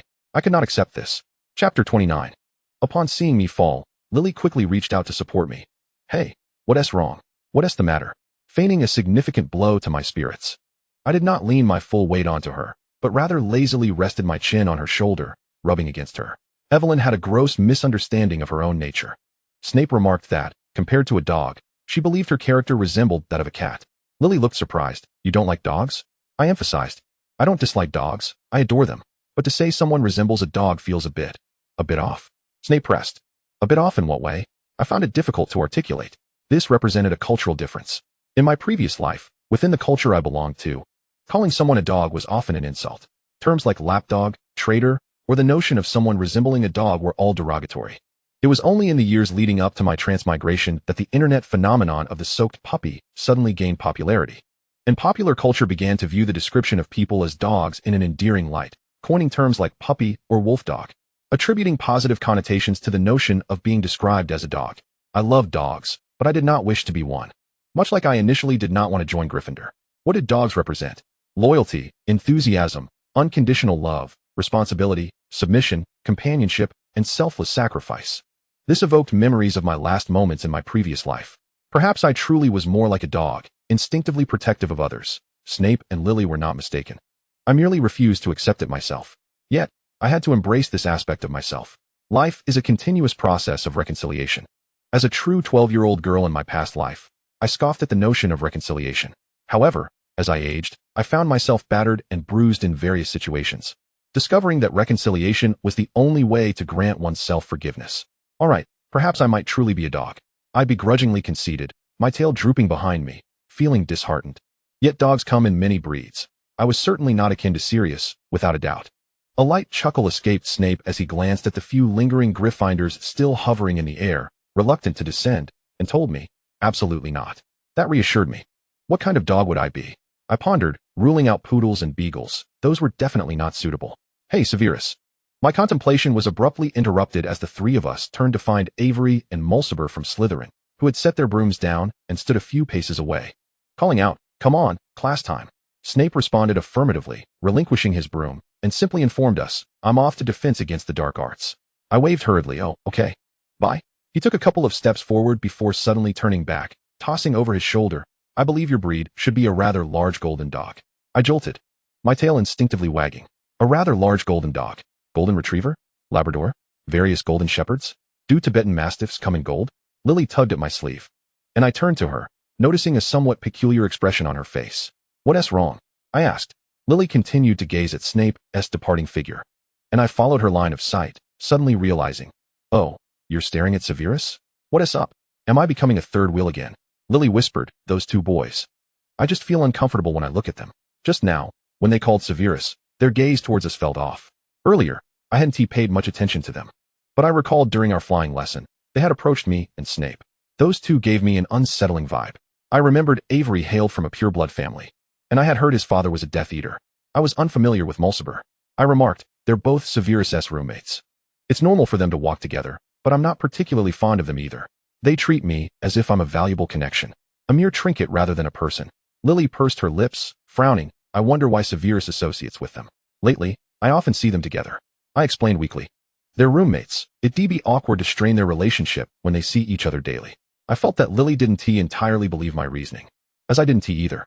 After dinner, I made my way alone to the Transfiguration classroom to seek Professor McGonagall, eager to commence this evening's Animagus lesson. As I saw Professor McGonagall take her first step into the classroom, I could hardly contain my excitement. "Professor McGonagall, I'm a dog." Professor McGonagall paused at the classroom door, looking at me with a mix of surprise and confusion. I suddenly realized how ambiguous my statement was. I quickly amended. "What I meant to say is, my Animagus form should be a dog." Professor McGonagall regarded me, her expression shifting multiple times before she could not suppress a smile. "All right. I understand. You believe your final form will be a dog. Now, let us devise a transformation plan for you. How many steps does it take to put an elephant in a refrigerator?" Certainly fewer than the steps required for a Animagus transformation. Having been a research assistant during my university days, I possessed some experience in handling such intricate projects. Long before class, I had already drafted an experimental plan and created a flowchart to present to Professor McGonagall, along with a comprehensive list of necessary materials. Upon seeing my handmade presentation, Professor McGonagall appeared quite pleased. "Your intelligence and organizational skills are remarkably rare, even among 7th-year students. I'm delighted to see you employing various methods to aid your learning." Miss Crouch, her demeanor softened, and I felt there was nothing further to add. Receiving such praise from Professor McGonagall sent a thrill through me, causing my tail to wag excitedly and an involuntary grin to spread across my face. "Really? Hee. Thank you, Professor McGonagall. I am so delighted." Professor McGonagall advised, "I suggest you begin acquiring mandrake leaves and choose an opportune moment to take the first step." I raised my hand, inquiring, what would that opportune moment be? After a moment's contemplation, she replied, "Early next year. Since the completion of the first step necessitates waiting for a thunderstorm with lightning, it is best to undertake it in the spring." I pressed on. "May I use the sticking charm on the mandrake leaves to affix them under my tongue? Or perhaps transfigure them into a tooth?" Professor McGonagall cautioned, If you employ a transfiguration spell on the mandrake leaves, the potion's efficacy may alter when it is finally brewed. I sighed. Very well, I shall have to be cautious. Failure is an inevitable part of the journey. One should not harbor overly high expectations at the outset, as an animagus must engage in continual trial and error to achieve success. Professor McGonagall urged me to purchase additional mandrake leaves, so I might commence practice soon. Should I start living with the leaves in my mouth? I asked. All right, I will give it a try. Professor McGonagall informed me that the animagus tutorial had concluded for today. Should I have any questions regarding animagus transformations, I could visit her office at any time. Furthermore, I was to return each month for her to reapply the invisibility charm on my tail. I promised to do so, sincerely thanking Professor McGonagall. She truly is kind. I hope to master the animagus transformation swiftly, so that she may share in my joy. With a happy wag of my tail, I bounded up the steps back to the Gryffindor common room. Evelyn. I emerged from the corridor, greeted by Lily, who was running towards me. What's the matter? Professor Slughorn has a message for you. He said he's inviting us to a gathering he's organized, called the Slug Club. My immediate reaction was, what a disgusting name. I don't know. He simply asked us to come to his office this Saturday afternoon. Lily shrugged. I pondered. Recalling what the Slug Club was, a social gathering that Slughorn used to maintain his network, selecting students he deemed promising to join, thereby weaving a spider-like web of connections. It was no surprise that he would invite me. It was unlikely to be due to my exceptional talents, but rather because my father is Bartemius Crouch. I had gained entry through my father's influence. Naturally, Lily's invitation was justified. She was nearly always at the top of potions class, and Slughorn beamed with delight whenever he saw her. Are there any other invitees? I inquired of Lily. She thought for a moment and shook her head. Not that I've heard. Curiosity about the Slug Club piqued within me. Would James and Snape be invited? If both attended, would a confrontation ensue? This thought stirred a sense of unease within me. However, on the day of the Slug Club gathering, I discovered my worries were unfounded, as neither James nor Snape had received invitations. Instead, I encountered someone I had been deliberately avoiding since starting school, Lucius Malfoy. Chapter 30. I generally refrained from dwelling on matters beyond the school, striving to immerse myself wholly in the life of a student within this ivory tower. Yet Hogwarts is no paradise. The frequent reports of Death Eater attacks in the Daily Prophet often spark discussions within the school. The existence of a cadre of aspiring Death Eaters is something I am more aware of than Voldemort himself. Due to the passage of time, nearly 2 decades since I last read the original text, I find my memory of most Death Eaters' names rather hazy, retaining only recollections of the more prominent figures, such as Lucius Malfoy. Aside from that one instance in my first year when I inadvertently followed him to potions class, I had never spoken to Lucius on campus. We were in different years and houses, and thus, there was little reason for our paths to cross. Moreover, my father, Bartemius Crouch, is a staunch opponent of Voldemort. So as Crouch's daughter, students who held any admiration for Voldemort naturally avoided me. I would not seek them out either. The Slug Club gathering took place in Slughorn's office. With no external guests invited, the attendees were primarily Hogwarts students from various houses and years. As a new member, Slughorn enthusiastically introduced Lily and me to the group. This is Evelyn Crouch, a delightful young lady. Her father is my esteemed pupil, Bartemius Crouch of the Department of Magical Law Enforcement. You must have heard of his name. The bright and ambitious Barty. Recently, he even wrote to inquire about Evelyn's well-being. It would be wonderful to have him visit me. I understand he is busy, but surely he must find time to meet with his old head of house. Slughorn draped his arm around my shoulders, and in this social setting, I could merely present a radiant smile and nod earnestly. Certainly, certainly, my father is eager to see you as well. He mentioned you during my last break. When introducing Lily, Slughorn made it clear, this is Lily Evans, a prodigy in potions. I have never encountered a student as clever and gifted as she. She learns quickly, and is exceptionally bright, exceptionally bright. I covertly glanced at Lily, mouthing, exceptionally bright. Lily retaliated with a discreet poke to my side. Slughorn then continued introducing the other students, and Lily and I maintained our social decorum, smiling and nodding at the rest. Lastly, it was the turn of a tall boy with golden hair. He held a glass of pale gold liquid, and upon seeing Slughorn approach, a polite smile flickered across his otherwise expressionless face. Lucius Malfoy. Slughorn waved his hand. Head boy of Slytherin, likely to become the male student council president next year. An outstanding and courteous young man, immensely wealthy with an unlimited future. Lucius did not glance at Lily. His cold blue eyes turned towards me as he nodded slightly. Good evening, Miss Crouch. Good evening, Malfoy, I replied politely. Beyond that, no further words were exchanged.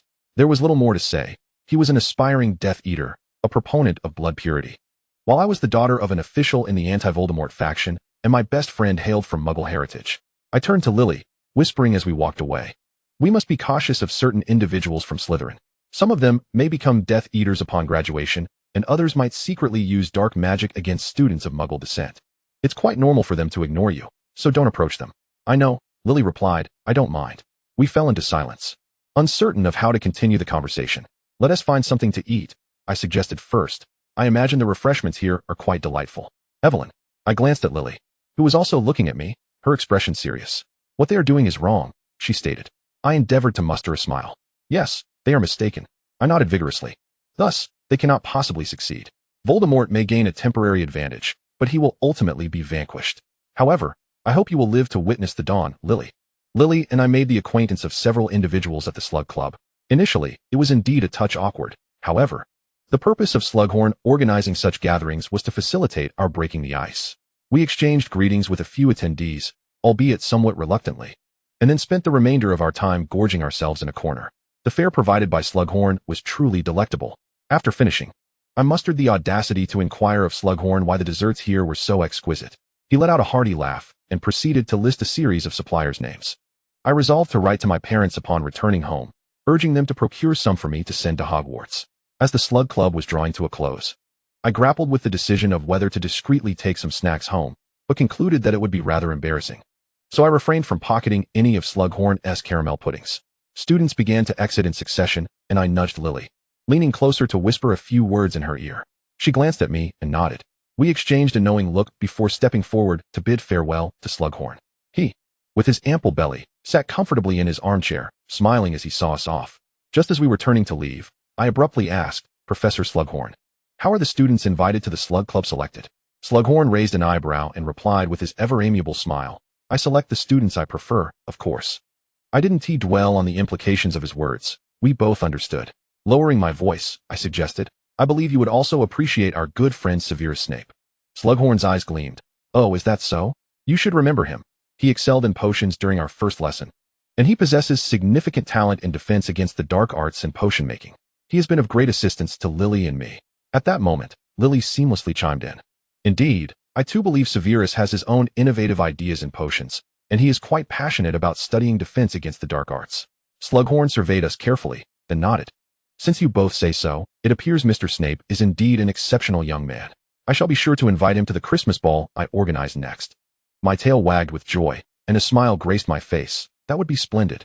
After formally bidding farewell to Slughorn and stepping out of his office, we clasped hands and exhaled in relief. Just as I was about to express my contentment over the fact that the three of us would remain intact, Lily tugged at my arm, a peculiar smile adorning her face. Evelyn, do you? I blinked in confusion, repeating, do I? Do you like Severus? My eyes widened, my tail standing erect, fur bristling. How could I? Well, of course, you mustn't. Don't be shy, I want to mock you. Lily wrapped her arms around mine, mimicking my usual playful demeanor. I find it quite suspicious that you seem to care about Severus's feelings. You've been like that since first year, always thinking of him. I haven't seen you act this way with other boys, not even with Black. I raised my voice. How can they be compared? Someone like Sirius Black is utterly different from Severus. Lily chuckled mischievously. Oh, how can they be compared? You're misunderstanding. I treat all my friends the same way. I care about your feelings, always wanting to include you. Lily appeared unconvinced, but Severus is a boy. Surely that makes it somewhat different? No, it's the same. I assure you, you both are my wings. Lily bit her lip, casting a sideways glance, and whispered, Don't overthink it. I don't like Severus. My voice trembled. I truly don't. Lily shrugged. All right, you don't. I sighed in relief. And as we turned a corner, I swallowed hard and cautiously said to Lily, Well, have you ever considered that perhaps Severus might like you? Lily looked at me in bewilderment, and we exchanged glances for a moment before she quickly dismissed the idea. No, don't be so quick to deny it. Think carefully. Lily clenched her fists, and we both became two trembling hamsters, straining to recall. I don't think so, she finally concluded. I believe he likes you. I widened my eyes in disbelief. What sort of conclusion is that? How could he possibly like me? No, wait, if you're saying that, does that mean we're both secretly in love? Lily clapped her hands, declaring earnestly, Exactly. You are both in a mutual crush. I nearly fainted, my tail almost snapping. No. I truly believe he treats you differently. Lily counted on her fingers. Haven't you noticed? When you two are together, he often steals glances at you, and when you look back, he quickly averts his gaze. I felt a wave of anxiety wash over me. Does he? Really? He looks at me? Yes, quite frequently, and quite obviously. Lily nodded seriously. And even when Severus and I are together, he often brings you up. I was astounded. What? He actually mentions me? What does he say? My tail began to wag vigorously. He asks about your letters, whether you've completed your assignments, and inquires if you and I are still in touch, Lily recounted. Oh, and he praised you. He rarely compliments anyone, but he has done so for you. My tail was on the verge of snapping. He complimented me? What did he say? Lily, seeing my eager expression, chuckled. Well, he said you are quite intelligent, quick-witted, and possess a strong comprehension ability, standing out among the fools at Hogwarts. I puffed out my chest. That essay given. I'm incredibly smart. And what else? Did he only praise my intelligence? Lily, still laughing, continued. He also remarked that you are perceptive, humble, never flaunting your privileged background, and never bullying others. Usually in reference to Potter and his lot. That is certainly true, I exclaimed, elated. Severus is truly remarkable. So do you like him? Lily asked. I casually replied. I do. Cough, cough, cough. What an ambush. Lily, you're too wicked. I feigned seriousness, denying. I like him as a friend, not in a romantic sense. Lily pressed further. But what if he likes you? I blinked, my tail frozen midair. After a long pause, I finally stammered. He probably wouldn't like me. That is not certain. I believe he does like you, but he wouldn't be so straightforward about it, Lily smiled. Should I subtly ask him? I quickly interjected. No. No. Let us not discuss feelings with Severus. By the time we reached the entrance to the Gryffindor common room, Lily casually remarked, all right. But what if he truly does like you? Wouldn't it be a shame if you both missed out? I called out the password to the fat lady and, turning to Lily, said, we can't be certain he genuinely likes me. Perhaps he has someone else in mind. Directly asking would be quite awkward, especially if the person he likes is you. We traversed the corridor, and upon entering the Gryffindor common room, I completed my half-finished sentence, so let us observe a little longer. We are still quite young. Matters of romance can wait until after 5th grade. No sooner had the words left my lips than two black heads suddenly emerged over the back of the sofa before us. Romance? James inquired. Who was talking about romance? Sirius echoed. With whom would you engage in such affairs? I promptly lowered my face, stiffly declaring, Lily and I. Lily stifled a giggle behind me, and we held our heads high, hand in hand, as we returned to the dormitory. Chapter 31. I suddenly recalled an errand I must attend to. Both Snape and I looked up, while the three of us remained in the library for our studies. Lily abruptly began to gather her belongings, neatly stowing her books into the library's shelves, gracefully vacating her seat, and not forgetting to wink at me. You two carry on. I turned my head, bewildered, watching as Lily made her way to the library's entrance, then cast a puzzled glance at Snape. What could she possibly have to do at this hour? Snape replied. I assumed you would know. I felt a twinge of unease. I do not. Yet, everyone harbors their own little secrets, much like my own secret concerning my tail. Regardless of our closeness, I must allow Lily her personal space and not cling excessively. A thought struck me, and I poked my cheek, grinning as I announced. I began chewing on mandrake leaves the day before yesterday. I plan to give it a trial run. Snape set down his quill, lifting his gaze to me. How is that progressing? I've discovered a bit of a technique, I replied. I keep it nestled near my molars, which allows me to speak without hindrance. However, I must be cautious during meals. I've nearly swallowed it several times. Snape's cheeks puffed slightly as he seemed to probe the hiding spot with his tongue, which lent his expression a newfound richness. I found him adorably cute in that moment. Had I possessed a phone, I would have recorded this delightful black history of Snape. Perhaps my foolish grin was too evident, for Snape quickly caught on, adopting a serious demeanor and abruptly shifting the topic. Have you completed your notes? Instinctively, I hugged my book close. Not yet. Snape shot me a helpless glare. I've lent you the textbook for a month now. Do you intend to keep it indefinitely? And what do you need my first-year potions textbook for anyway? There's nothing of interest in it. With his words striking a chord, I clutched the copy of Beginning Potion Making he had lent me, slyly wagging my tail. I could buy you a new copy. Would you be willing to trade this one with notes for it? Snape scrutinized me for a moment, and I felt a twinge of guilt under his gaze. My tail began to wag more slowly, stiffening until it hung limply behind me, immobile. Please, I pleaded softly, I'll exchange it for a new book. I'll buy you any book you desire. No need for a trade, Snape remarked dismissively. I'm not one to quibble over such matters. Consider it a gift. In an instant, I felt revitalized, nearly bouncing off the ground as I clutched the textbook. Really? Truly? Thank you. It's mine now. Be cautious. If you become too excited, you might swallow the leaves, Snape reminded coolly. I immediately closed my mouth, nervously licking my lips to ensure the mandrake leaves were still there, before breaking into a wide grin. I haven't swallowed them. Snape had grown accustomed to my antics and did not pursue the matter of why I needed his textbook. Instead, changing the subject. Have you figured out what breed of dog you are? At this, I instinctively reached out and discreetly touched my tail. I've consulted the illustrations of medium and large breeds, I confessed, and I believe I must be a golden long-haired dog. As my tail fur is quite long and tends to shed, Snape seemed to recall something amusing. Resting his fist against the lower half of his face to conceal a smile, though it was futile, for I could see through it, and said, "Yes, indeed." I asked, "Could it possibly be a golden retriever?" "A golden retriever?" Snape pondered. "But your athletic abilities are not particularly strong, and golden retrievers are far too gentle in temperament. You are quite different, not overly friendly toward people." "Excuse me?" I retorted. "How am I unfriendly toward others?" Snape leisurely reminded me, "Potter and Black." I promptly conceded, "Indeed. I am not friendly toward others." "Well, what about a Labrador? Though they are short-haired." I mused, "What else is there?" Snape replied, "Some breeds of shepherd dogs also come in golden. Scottish sheepdogs, Shetland sheepdogs, border collies, and several medium-sized dogs like Finnish Spitz, Cocker Spaniels, and Water Spaniels." I slowly opened my mouth, utterly astonished. "How do you know so much about dogs? Some breeds I've never even heard of. You're amazing. Did you research this specifically?" Snape quickly shut his mouth, lowering his gaze to the open book before him. "No, I just happened to see it somewhere. It was merely casual observation." I immediately speculated, "Did you look it up for me?" "No," Snape denied. "Don't jump to conclusions.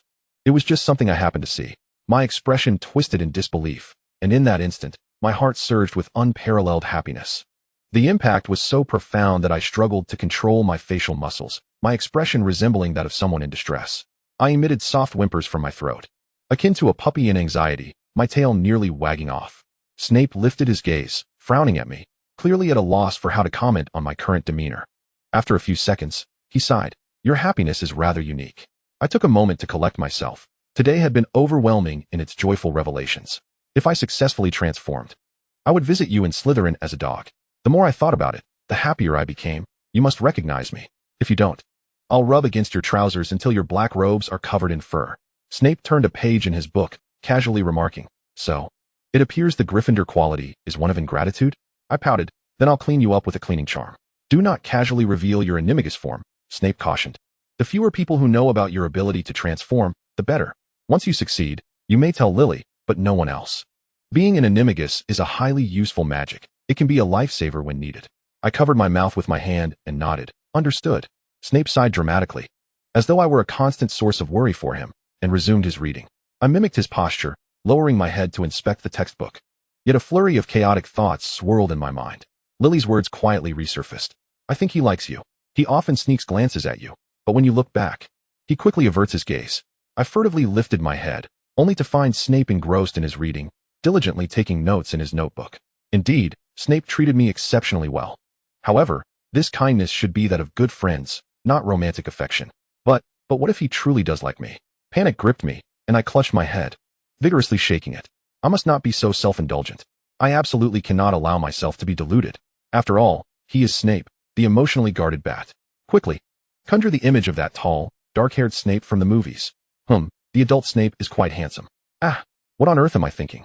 No, I must not think of the film version. Alan Rickman is undeniably charming. I should focus on the 12-year-old Snape before me. Calm down. Snape is merely a 12-year-old boy at present, grappling with the tumult of adolescence. He walks with a slight slouch, gritting his teeth and rolling his eyes when James boasts about his place on the Quidditch team. He nearly stumbles over a false staircase while engrossed in a book during his strolls, offers me a faint smile when we unexpectedly cross paths in the corridor, instructs me on how to compose my defense against the dark arts essay, and waxes eloquent about dark magic with an air of confidence and aspiration for a considerable length of time. Intelligent, perceptive, unassuming, and responsible, he invariably fulfills his promises, proving to be reliable and methodical in his endeavors, generous in offering assistance to friends, yet stubbornly acerbic when chastising James and Sirius. He harbors ambitious dreams. Is this not commendable? I murmur to myself. Snape does not lift his gaze. What are you mumbling about now? I rest my chin on my textbook, the weight of my head pressing heavily against the desk, and glance up slightly at Snape across from me. Do any girls fancy you? Snape's pen hesitates momentarily, yet he remains focused on his work, his tone somewhat harsh. No, stop asking such trivial questions. I pout slightly, believing it's because he never engages with other girls, leaving them unaware of his true worth. Snape succinctly replies, I don't need them to know what kind of person I am. Fine, I say, flicking at the curled edges of my textbook, content in the knowledge myself. Suddenly, Snape lifts his head, his dark eyes locking onto mine. After a few seconds, I feel a twinge of anxiety and blink hurriedly, feigning nonchalance as I look away. What's wrong? Nothing, he mutters, returning to his task as I hastily pretend to study. However, my tail betrays my unease, twitching stiffly from side to side. Did I say something inappropriate? Yet if I clarify that I don't like him, it would only seem more suspicious. Never mind. Snape isn't the type to dwell on such matters. I am certain he won't take it to heart. I turn a page in my textbook, focusing on the young, cramped handwriting as I struggle to decipher the words. Chapter 32. Indeed, my journey towards becoming an animagus has not been as smooth as I had hoped. The leaves of the mandrake are toxic, as we learned in herbology. Yet I have no other choice but to keep it in my mouth. Without it, I cannot proceed to the next stage of transformation. Thus, I have experienced corresponding symptoms. First, there is a state of exhilaration. This exhilaration feels akin to having consumed a certain amount of alcohol. I can distinctly feel my words multiplying, my fidgeting increasing, and an insatiable restlessness filling me, compelling me to touch and interact with everything around me. My tail, too, is affected by this state of euphoria, swaying incessantly. Thankfully, the weather has cooled down. Had it been summer, I would have shed a veritable cloud of fur. Initially, I was somewhat apprehensive about this exhilaration, considering that the mandrake is also known as the deadly nightshade. I must endure the leaves for an entire month. Should I fail midway, it could take far longer to recover, and I fear I might succumb before the month is up. However, Snape reassured me that this state of exhilaration would not last long, and I would soon enter the next phase, a state of calm, also referred to as an anesthetized state. It is said that in Europe, patients undergoing surgery were once made to drink 3 cups of mandrake-infused water, leading them to slumber, oblivious to the pain of surgery. While the concentration of the active ingredients in my mouth does not reach the level of general anesthesia, I inevitably began experiencing drowsiness, lethargy, and sluggishness, occasionally even a hint of delirium, such as seeing dots floating before my eyes. Several times, I nearly dozed off in class, and while attempting to complete assignments at night, I felt my eyelids constantly drooping. Had it not been for Lily and Snape lending me their assignments for reference, I would undoubtedly have received numerous failing grades. What drove me to despair further was that despite enduring all this, I still failed to succeed in my attempts. Not a single leaf of the mandrake remained intact in my mouth for the entire month. I accidentally swallowed one while distracted by food, another during an enthusiastic shout at a Quidditch match, and yet another I discovered missing upon waking. I had ingested the toxic leaves, 3 of them. The first time I realized the leaves in my mouth had vanished, I was near tears as I sought out Snape. I'm doomed before I've even begun. Cornered at the classroom door, Snape appeared exasperated as the surrounding Slytherins gawked at us. He turned to the onlookers, Avery and Mulciber, and said, "You may leave." Before sighing at me, "Let us find somewhere to discuss this." My mind still clouded, I followed Snape into an empty classroom in the dungeon. He instructed me to sit, and I complied, while he took a seat opposite me. He snapped his fingers in front of me to regain my focus and asked, "What happened?" "I was eating rice cakes," I replied. "They were delightful, with a osmanthus flavor. I intended to buy some for you and Lily if I found them tasty, but they're rather sticky." Snape frowned, and then I felt utterly wronged.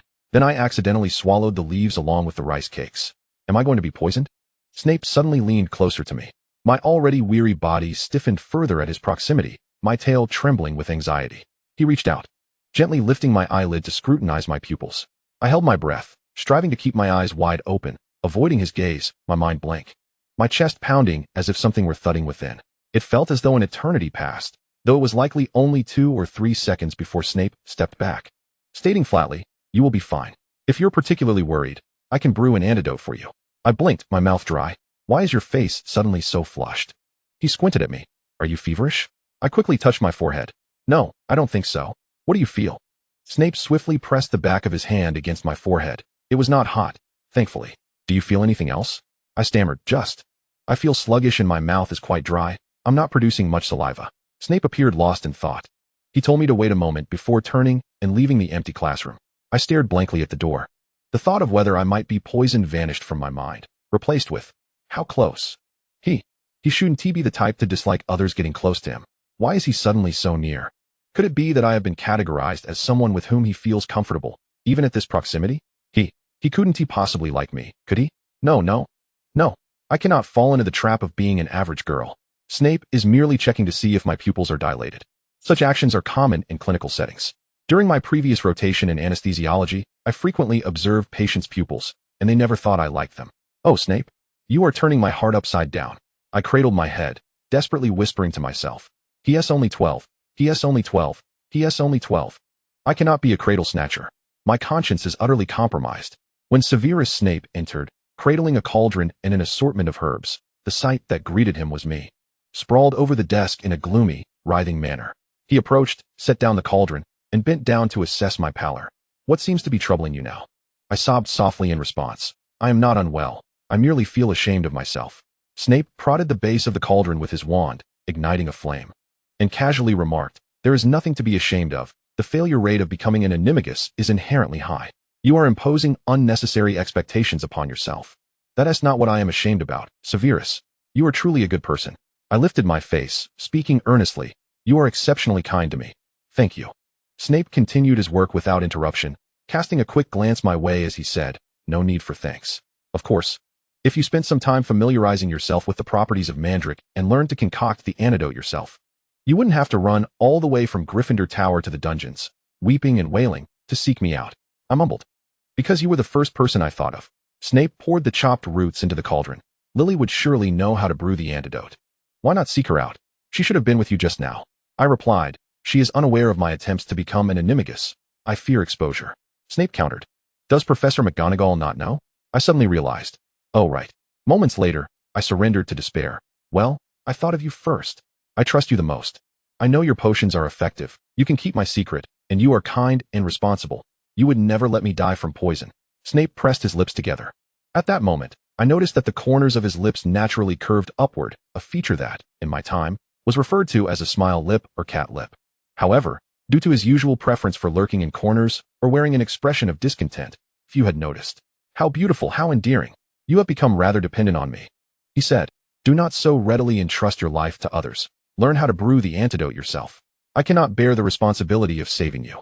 I leaned closer and whispered, I am not trying to depend on you. If I were to perish, my father would not come seeking you for compensation. Snape was at a loss for words. That is not what I meant. I know. I chuckled. I came to you because, 1. I am indeed a bit foolish, and 2, because I trust you above all. Snape lowered his head, diligently mashing a piece of bezoar, silently pouring the powder into the cauldron and beginning to stir. The rising steam obscured his expression, and amidst the bubbling of the potion, he suddenly said, you are not foolish, you are quite clever. I straightened up abruptly, my tail thumping against the chair. Really? You think so? Yay, I think I am clever too. I heard Snape let out a slow, resigned sigh. Very well, I understand that my praise for your cleverness will instantly turn you into a giddy fool, which is rather exasperating. Yet what could I do? After all, he had complimented me. Extinguishing the flame, Snape poured out the antidote and placed it before me. Let it cool before drinking. I cheered, hooray. Thank you, Professor Snape. You are saving my life. Snape looked at me incredulously. When did I become a professor? You don't even contest the notion of saving my life? I inquired. Snape replied, because that assertion is not incorrect. I pouted, but was not genuinely upset, for I had been enjoying our playful banter. I picked up the small vial, blew gently on the opening, and then, with eyes closed, gulped it down in one go. After drinking, I relaxed and cheerfully offered to help him tidy up the materials on the table. Are these all yours, or did you take some from the potions classroom? They are mine, Snape replied, though some are leftovers from potions class. I pondered for a moment and suggested, next time in potions class, if you need any materials, I could assist you in borrowing them. Snape glanced at me. The word borrow is rather unseemly. I retracted my neck. All right, we can say we're conserving resources. He lifted the cauldron, and I cleaned the table, placing the utensils into his cauldron before we exited the empty classroom. I used my foot to hook the door closed behind us. Where are you heading next? I asked. I had planned to find a place to read, but it seems I lack the time now. I intend to return to the dormitory, Snape replied.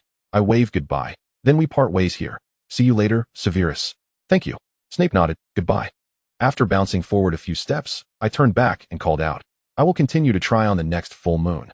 He slightly turned to look at me, seemingly offering a faint smile. Regardless, my spirits lifted once more. If even that bumbling Peter Pettigrew could succeed, why couldn't I? Snape said I was clever. Did you hear that? Snape thinks I'm clever. I should hang a banner at the entrance of Hogwarts Castle for all his future students to see. Snape thinks I'm clever. Humph. My pride has been thoroughly displayed. Chapter 33. This Christmas, I chose to return home, and Lily did as well. However, Snape mentioned he would remain at Hogwarts for the holiday, having received an invitation to Slughorn's Christmas party.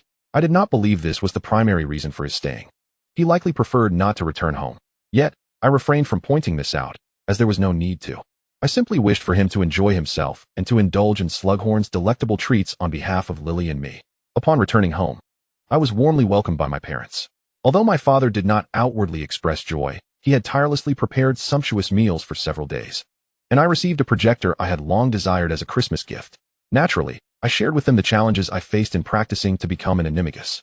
My father and mother had different focuses. My father contemplated ways for me to successfully keep a mandrake leaf in my mouth for a month, while my mother inquired, "Is that Severus, who brews the antidote for you, a good friend?" I nodded. "Yes, we are quite close." My mother's expression became nuanced. "You too."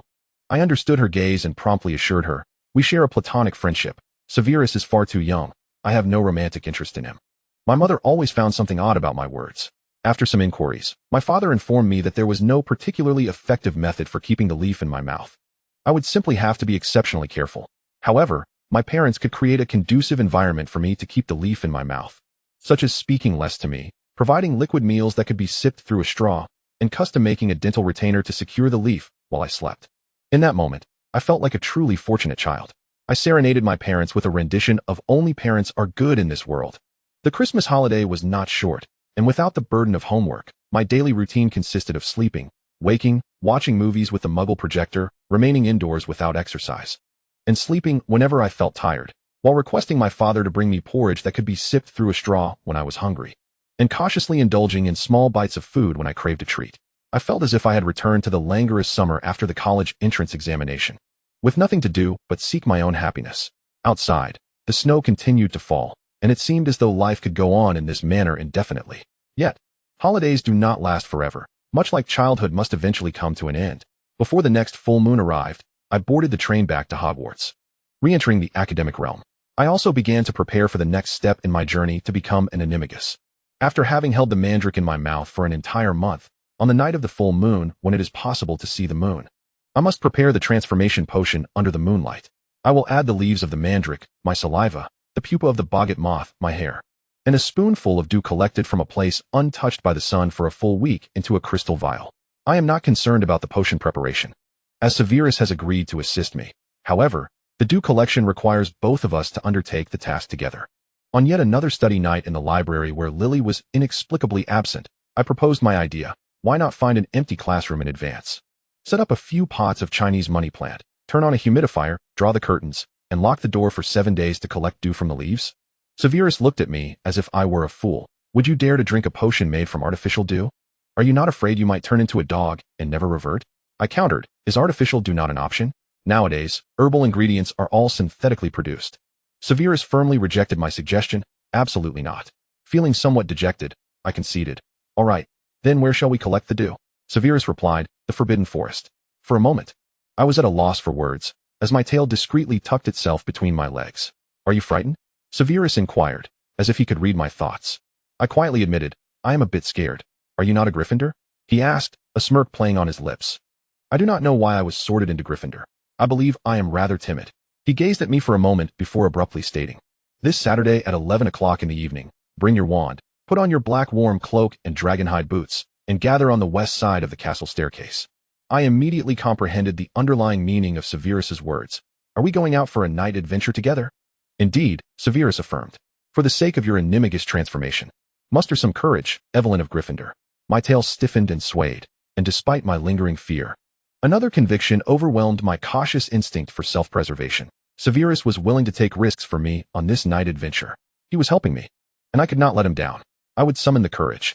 I earnestly assured him that I would employ the bravery of Gryffindor, the wisdom of Ravenclaw, the diligence of Hufflepuff, and all the admirable qualities of Slytherin. Severus appeared somewhat exasperated by my ramblings. Why is it that when it comes to Slytherin, you mention only its admirable qualities? Can you not think of a defining trait of Slytherin? I flicked my tail and responded cheerfully, because Slytherin, represented by you, possesses too many admirable qualities. I simply could not think of a succinct way to summarize them. Severus. Oh, it seems I have left him speechless once more. On Saturday, the sky outside was overcast. I sat in the Gryffindor common room, having donned my cloak and little leather boots early, nestled in a corner of the sofa, occasionally glancing at my pocket watch, awaiting our departure.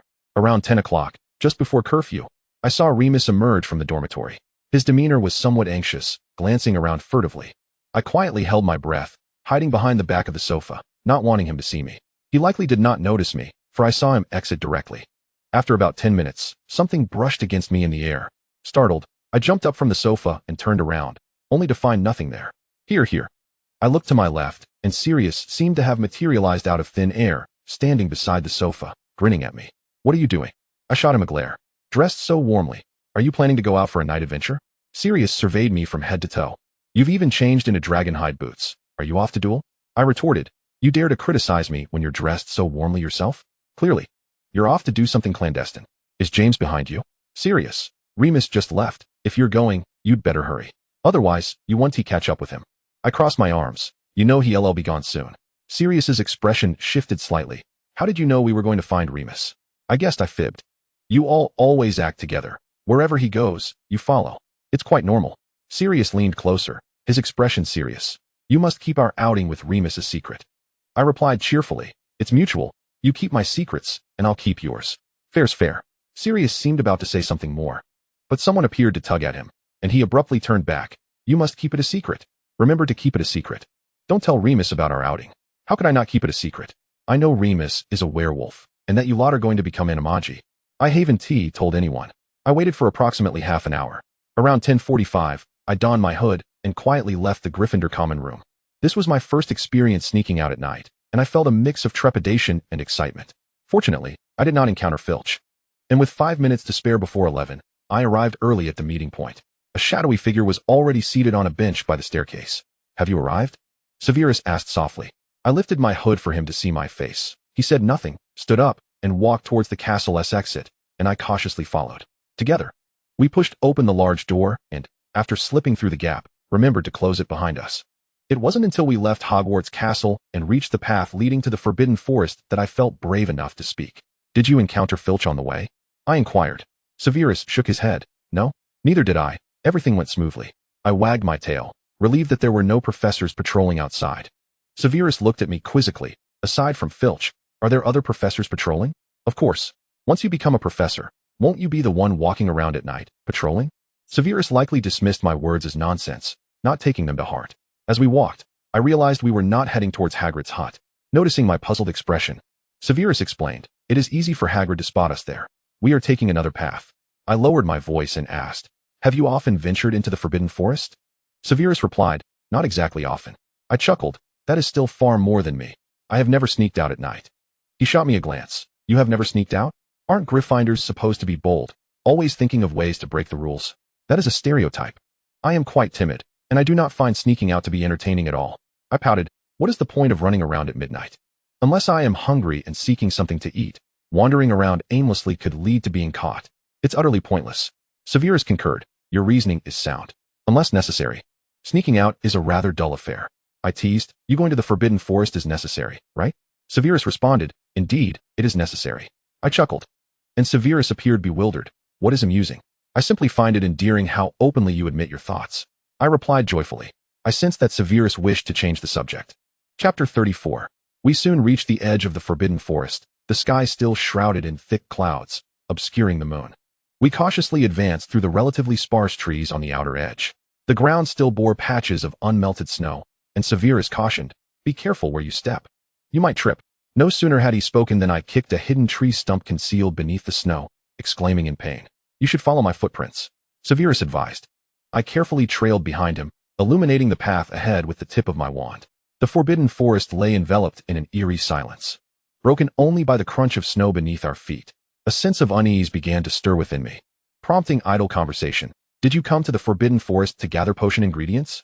Yes, Snape replied. Sometimes one can find a few here, but it depends on the season and timing to avoid a fruitless venture. Curiosity piqued, I inquired. Do you collect ingredients for your own potion brewing? Indeed. I occasionally have some ideas for practice, Snape admitted. Truly, he was destined to be the youngest potions master, the head of Slytherin, and the future headmaster of Hogwarts. He had never relaxed his own standards and practiced diligently. Observing him made my own lack of ambition starkly apparent.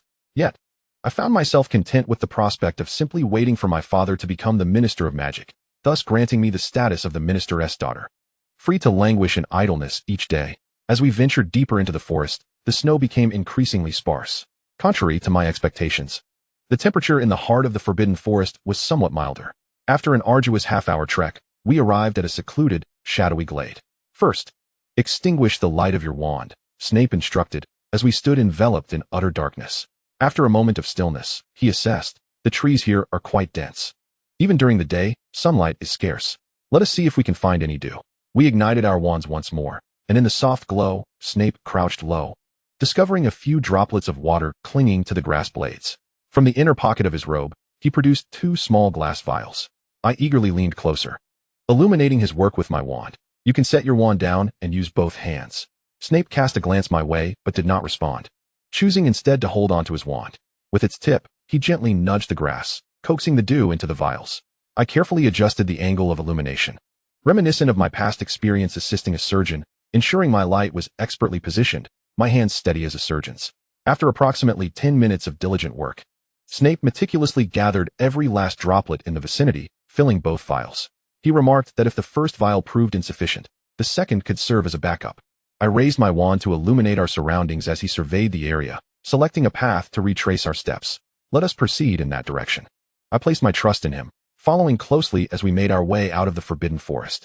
I continued to tread in the imprints he left behind, as he walked deliberately slow, clearly aiming for steadiness. Severus, did you know today is the Lantern Festival? The Lantern Festival? Yes. It's the 15th day of the first lunar month, a time for lantern displays, viewing lanterns, and enjoying sweet rice dumplings, a festive occasion. Whose custom is that? It's a Chinese tradition. Eating dumplings is a custom of northern Chinese, while southern feasts do not include them. But I must say, dumplings are truly delectable. I rambled on. Let me tell you about the last time. As I chattered, Snape listened, occasionally responding, which only fueled my enthusiasm, eventually prompting me to sing, unforgettable this night, no matter where, across the horizon. Snape sighed, why do you enjoy singing so much? I love to sing and listen to music. I replied with glee, by the way, you probably don't understand the lyrics, do you? The song speaks of how unforgettable tonight is, no matter where one is. By the time I finished explaining, we could faintly see the edge of the forbidden forest. We quickened our pace, and upon exiting the woods, we discovered we had emerged directly in front of the Whomping Willow. We took a wrong turn on our way back. Snape remarked, yet this too is a path into the forbidden forest. Come, let us return to the castle. I glanced up at the sky, where I could vaguely discern the bright outline of the moon peeking through the clouds. Will we be able to see the full moon soon? I asked. Snape looked up briefly and affirmed, yes, so upon our return, we can find a room with a view of the moon to brew the potion. With a bounce in my step, I hummed a tune. I gaze up at the moon, how many dreams drift among the clouds. As we navigated around the swaying branches of the Whomping Willow, stepping gingerly towards the castle, I began to sing louder. In the east, horses graze. In the west, sheep roam. Fiery love songs echo until dawn. Life has been led, as tides ebb and flow. With you in the distance, it is paradise. Gradually, the clouds dispersed. The silvery moonlight bathed the ground, and I gazed towards the shimmering surface of the black lake. My face radiant with joy. The spring river's tide meets the sea's expanse. The bright moon rises with the waves. How far the spring river flows. Where's the moon not shining bright? I was about to continue reciting when, suddenly, a faint howl echoed from behind us. A wolf's howl. Snape abruptly halted, drawing his wand and alertly pointing it towards the direction from whence the sound emerged. What was that? My smile vanished as I glanced back at the Whomping Willow, suddenly gripping Snape's sleeve and pulling him towards the castle. Let us go. It's the night of the full moon. The werewolves in the forbidden forest may be transforming. Snape's expression darkened, his lips pressed tightly together as we hastened our steps, and I instinctively released my grip on his sleeve. My tail tucked in nervously. It wasn't until we reached the castle that both Snape and I exhaled in relief.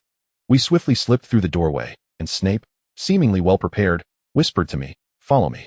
We quietly ascended the staircase, arriving at a corridor on the 4th floor, where we slipped into a classroom. Moonlight streamed through the window, and I leaned against it, my tail swaying side to side. Snape retrieved a cauldron from the storage cabinet, and I turned, astonished. How did you know there was a cauldron here? Because it is the very cauldron I placed here earlier today, Snape replied, casting me a disapproving glance. Are you the one practicing to become an animagus, or am I? Thus far, it seems like I have prepared most of the materials. I scampered over, beaming as I praised him. It's because you're so reliable. You approach tasks with meticulous planning and diligence. Not to mention your remarkable sense of responsibility. You truly are outstanding, Severus. Snape then produced the 2 vials of dew, extending his palm toward me. What about the other ingredients? I quickly retrieved a small box from my pocket. This contains the pupae of the demiguise. I'll need a moment for the mandrake leaves. He silently pulled out a slightly larger jar from the cauldron, and I turned away. Finally, expelling the mandrake leaf I had been holding in my mouth for a month into the jar, feeling somewhat embarrassed as I began to saliva into it. To hasten the secretion of spit, I conjured a plethora of sour thoughts in my mind. I felt akin to a soldier under Chow Chow, desperately racking my brain for anything I could think of, from sour plums to the ultra-sour lemon candies and tangy kiwis I had tasted in my previous life. It took me about 2 minutes to drown the leaf in saliva. As I handed the clear jar to Snape, I felt a twinge of embarrassment, my tail stiffly coiling around my thigh. Yet, I maintained a facade of composure, declaring, "I'm done." Snape glanced at me, a sudden smile breaking across his face as he accepted the jar, gesturing, "Don't forget the hair." I hastily plucked a strand and handed it to him. Under the moonlight, Snape began to concoct the potion, and I watched intently as he added the dew, the demiguise pupae, and my hair into the jar. After a few ingredients were introduced, he gently shook the jar, skillfully ensuring the liquids blended seamlessly while keeping it exposed to the moonlight, his hands remarkably steady. "Is this complete?" I whispered. "It is," he affirmed. Snape remarked that the next step was to find a quiet, dark place that would remain undisturbed until the first stormy night of this summer. "Do you have any suggestions?" I pondered for a moment and cautiously proposed. "The room of requirement?" Snape furrowed his brow, inquiring, "What is that place?" My tail swished with enthusiasm as I replied, "Allow me to take you there." Snape secured the bottle inside the cauldron to maintain the darkness and cast several silencing charms on it. I watched him in awe, feeling as if he were akin to Hermione from the original narrative, reliable and erudite, always equipped with a plethora of practical spells, and occasionally sharing her penchant for dry wit. "Ronald, you possess but a teaspoon of emotion." We ascended the staircase to the 8th floor. I lowered my voice and whispered to Snape, "Look for the tapestry of the dancing trolls." We traversed each corridor and soon discovered the tapestry. I paced back and forth in front of the blank wall opposite it, softly and clearly articulating, "I desire a soundproof room exclusively for Severus and myself to store potions. I desire a soundproof room exclusively for Severus and myself to store potions. I desire a soundproof room exclusively for Severus and myself to store potions." After the third repetition, Snape let out a short exclamation, "Oh." I raised my gaze as the blank wall began to shift, reassembling bricks to form a door complete with a handle. "Let us proceed," I gestured joyfully.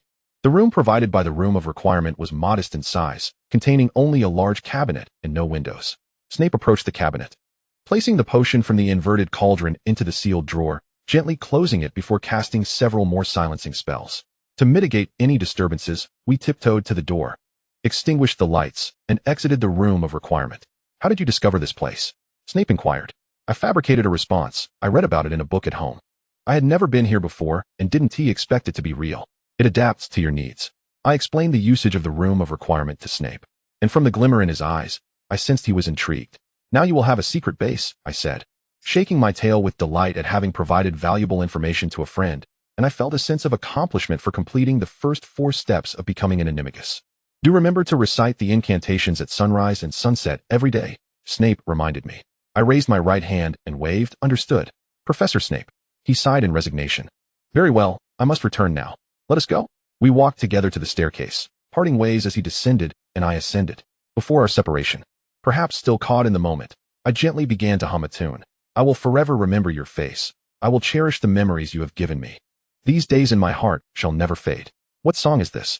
Snape inquired. I replied with a smile, "Farewell." Chapter 35. Amato, Animo, Animato, Animagus. Amato, Animo, Animato, Animagus. After finishing the incantation, I set down my wand, resting my head on the pillow for but a second before succumbing to slumber. Once the potion was complete, all that remained was to await a stormy night illuminated by lightning.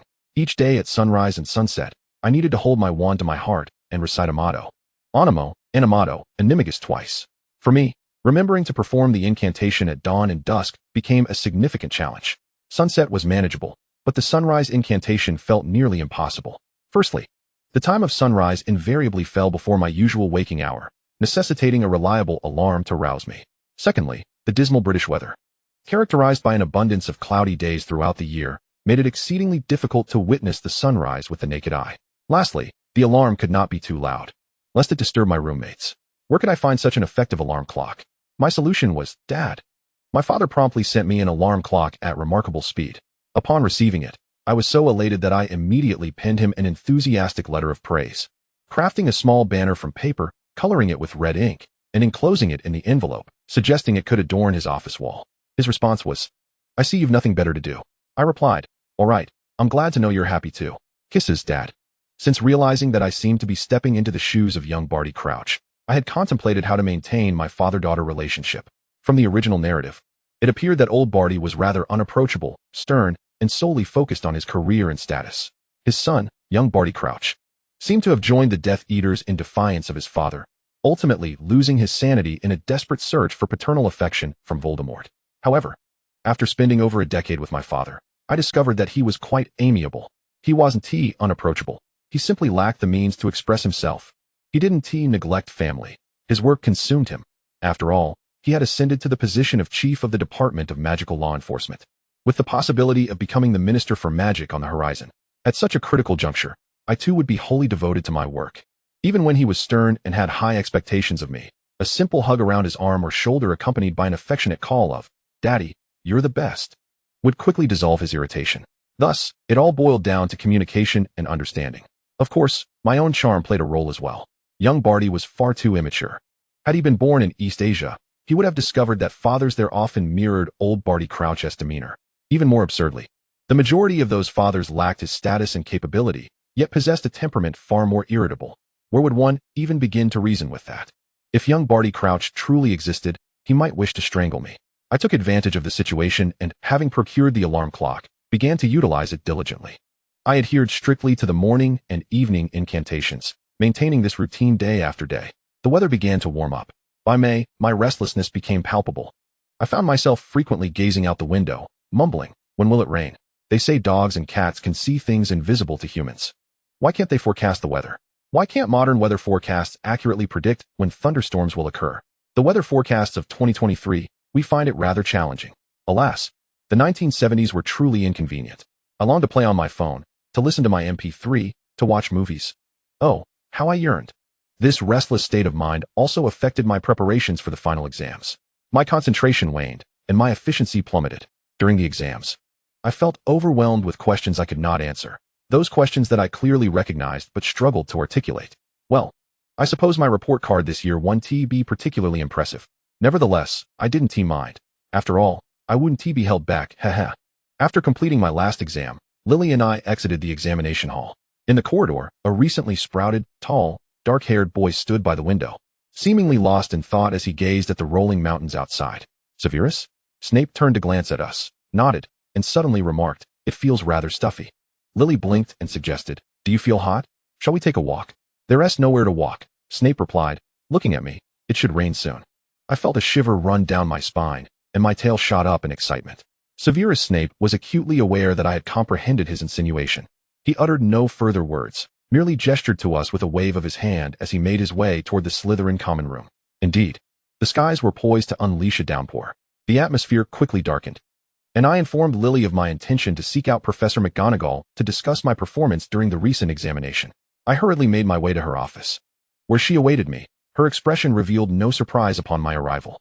"It is going to rain," I exclaimed the moment I laid eyes on Professor McGonagall. "Indeed, Miss Crouch," she replied, not admonishing me for my outburst. "If this is to be the case tonight, are you prepared?" I sensed my tail quivering slightly as I solemnly affirmed, "Always prepared." This night, I would consume the potion that had been resting quietly for nearly half a year and plunge into the tempest, ultimately becoming a complete animagus. Upon returning to the dormitory, I sat restlessly by the edge of my bed. At what should have been sunset, the alarm clock rang. Without hesitation, I grasped my wand, pointed it at my heart, and recited, "Amato, Animo, Animato, Animagus. Amato, Animo, Animato, Animagus." As I murmured the incantation, an odd flutter coursed through my heart. It felt as though a second heartbeat had emerged, alternating and overlapping with my own, a subtle sensation that instinctively filled me with dread, yet reason swiftly returned to me, reminding me, this is the second heartbeat of an animagus. Everything is in place. All that remains is to await the lightning that will cleave the night sky. For the entire night, I curled by the window, gazing into the pitch-black expanse outside Gryffindor Tower, listening to the howling wind beyond the glass. The anticipation was excruciating. I anxiously fidgeted with a small blanket, my thoughts wavering. Would I truly become a dog? Was it conceivable that I had miscalculated? And perhaps I was, in fact, a particularly fluffy cat? Given the shape of my tail, could a fox also be a possibility? My fellow dorm mates were busy packing their belongings for the journey home. While I found it difficult to concentrate, torn between the desire to pack and the fear of missing the lightning. In the end, I hastily shoved my belongings into my trunk, resolving to let Flitwick assist me with the organization once I returned home. Around 9 o'clock, a brilliant flash of silver illuminated the night sky. Lightning. It was lightning. I leaped to my feet, grabbing nothing but my wand, and dashed toward the Gryffindor common room exit. As my tail disappeared into the corridor, a thunderous roar erupted. I ran, panting, with the speed of my life toward the room of requirement, grateful that the vicinity was empty. I retraced my steps thrice, opened the door, and found the room unchanged since my last visit with Snape in winter, simply a modest cupboard. From within, I unearthed a small glass vial, and in my palm, what had once contained a myriad of chaotic items was now filled with a single measure of blood-red liquid, the hallmark of a successful potion. Snape's craftsmanship was beyond reproach. Always the finest. Should I transform here? Or would it be wiser to go to Professor McGonagall's office? Previously, we had discussed this matter, and she had advised me to perform the transformation independently, as it was best to avoid any onlookers during the animagus transformation, for their presence could inadvertently influence the metamorphosis, inviting unnecessary distractions. I gritted my teeth, pushed the door open, and stepped out of the room of requirement, making my way toward the staircase. If I attempted the transformation within the room of requirement, and should I fail, becoming merely a creature's head, I might find myself trapped there for eternity. I needed to find an empty, desolate space. I leaped down the staircase in a flurry, scarcely considering whether Filch might catch me, and raced toward the castle doors. The storm raged.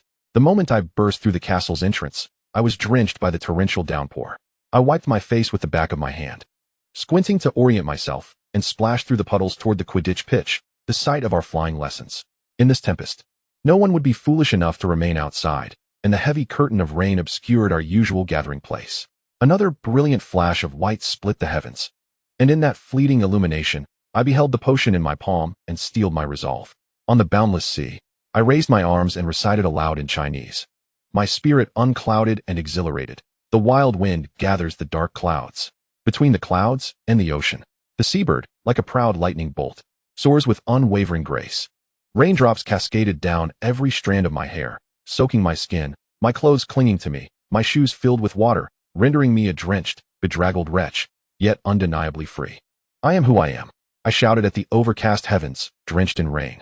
No matter what name I bear, what visage I possess, the color of my hair, the house to which I am assigned, I am who I am.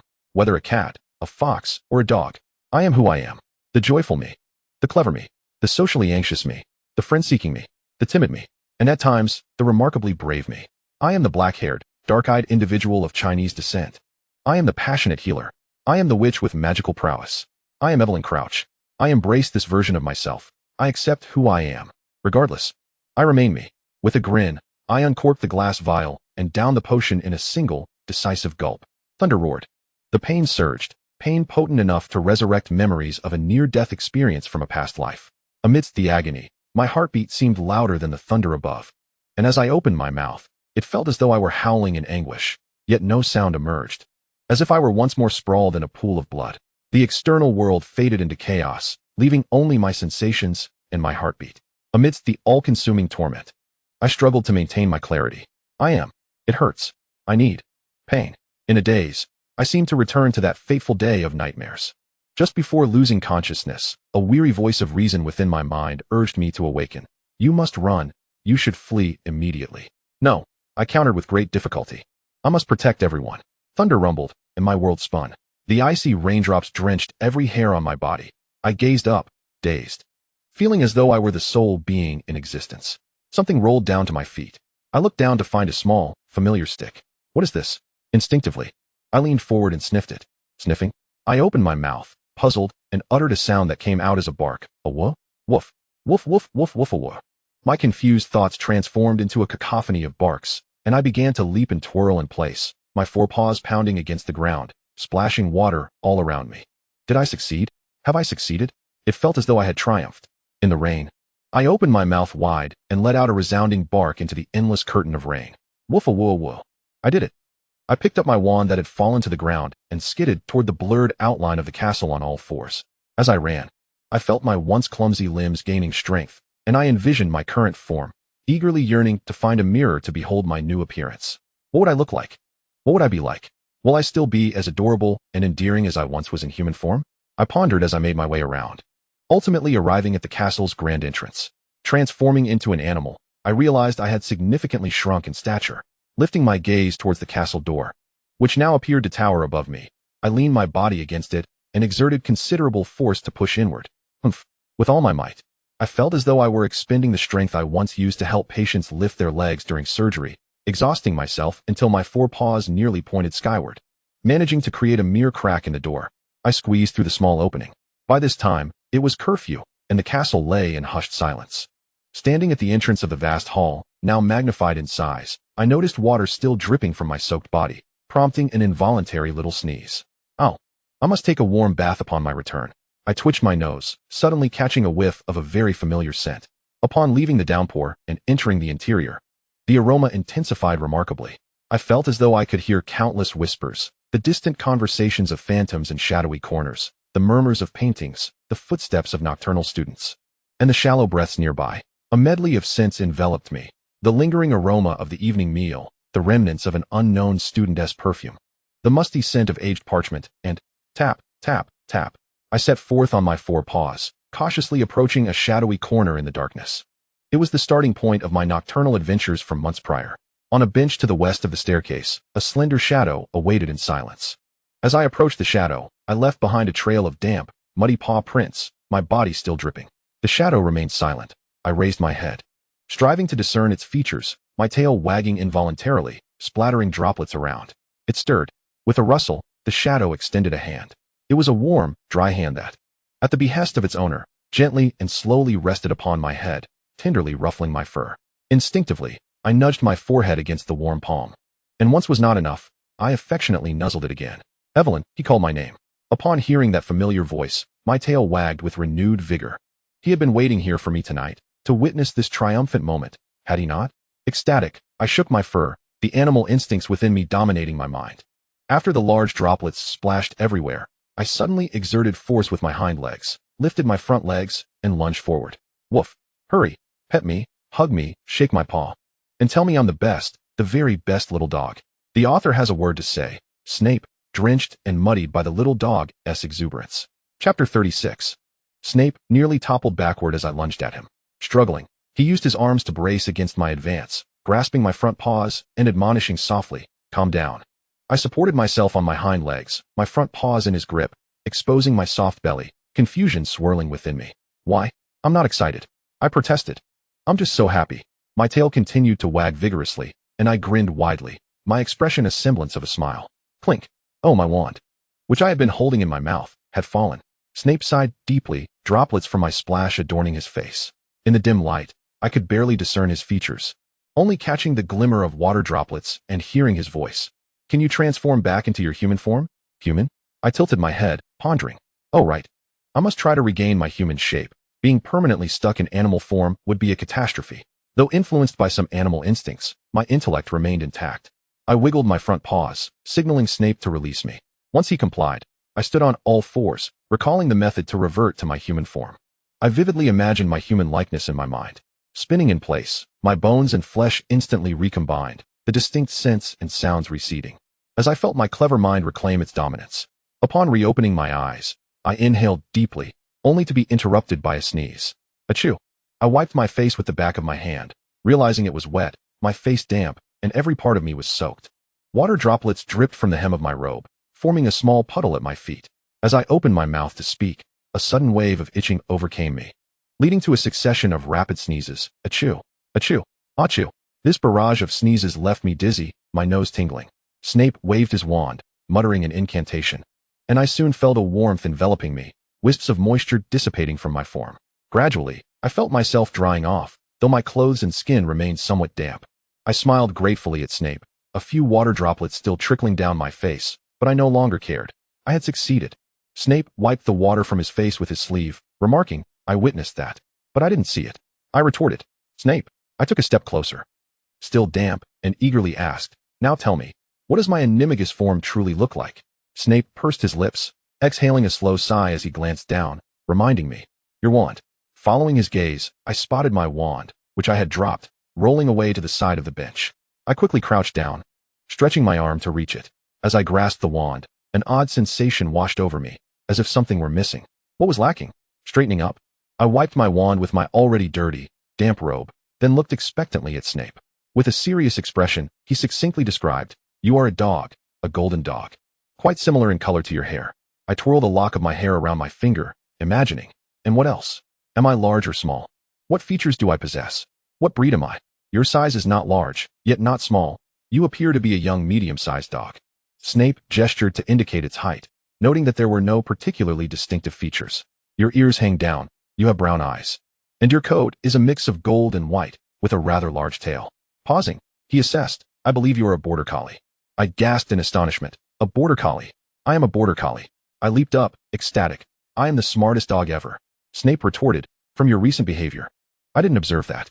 Ignoring his remark, I was overwhelmed with joy, wishing only to wag my tail. Wag my tail. Wait, where's my tail? Little tail, where have you gone? I lowered my head and twisted to examine my backside, but there was nothing to be seen.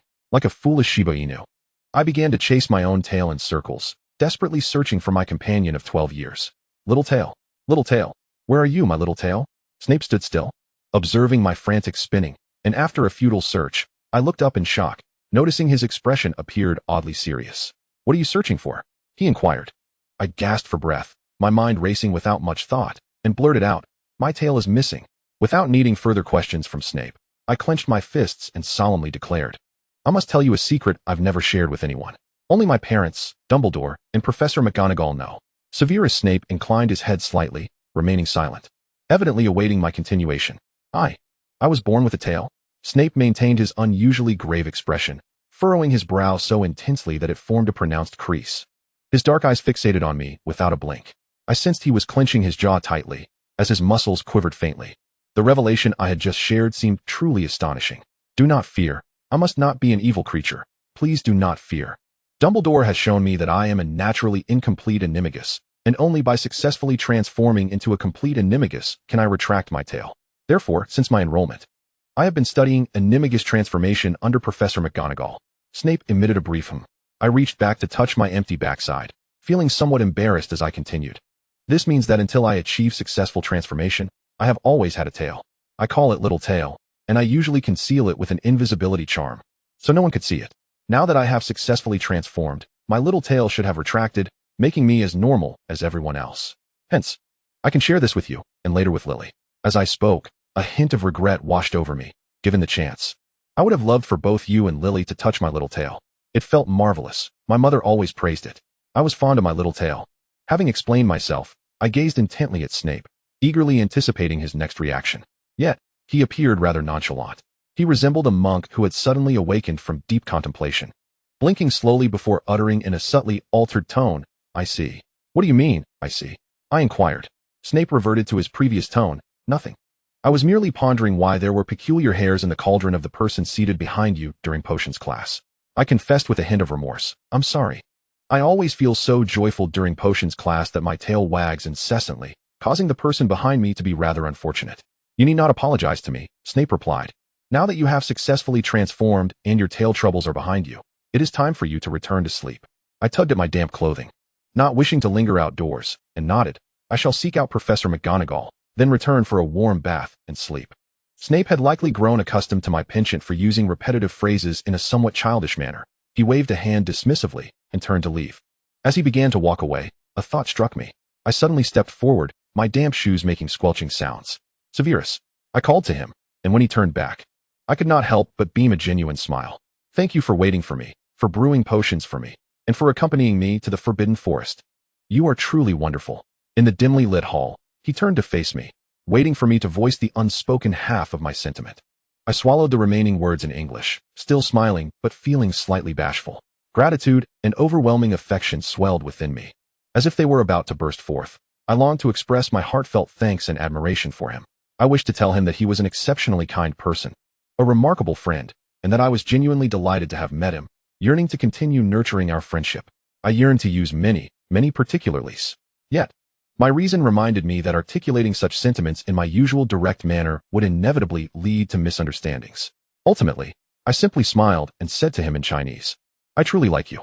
His expression shifted slightly, perhaps bewildered by the unfamiliar language. I switched back to English and earnestly declared, "I believe that meeting you on the train 2 years ago and becoming your friend is an extraordinarily fortunate and blissful occurrence for me. My life thus far seems filled with nothing but joy. I extended my right hand, pretending to knock an arrow, aiming at Snape with a playful, "Thus, I shall send you all my luck and happiness." Snape remained utterly still, and I sensed he might be at a loss for words. Therefore, I did not press for a response, but instead waved vigorously at him and bounded up the stairs, exclaiming, "I'm off. See you tomorrow, goodbye." After climbing 2 steps, I noticed my shoes still squelching. I bent down, removed them, and carried them in my hands while singing as I ascended, "I love you. Love. Love beyond measure." I could come every day, every month, every year, forever.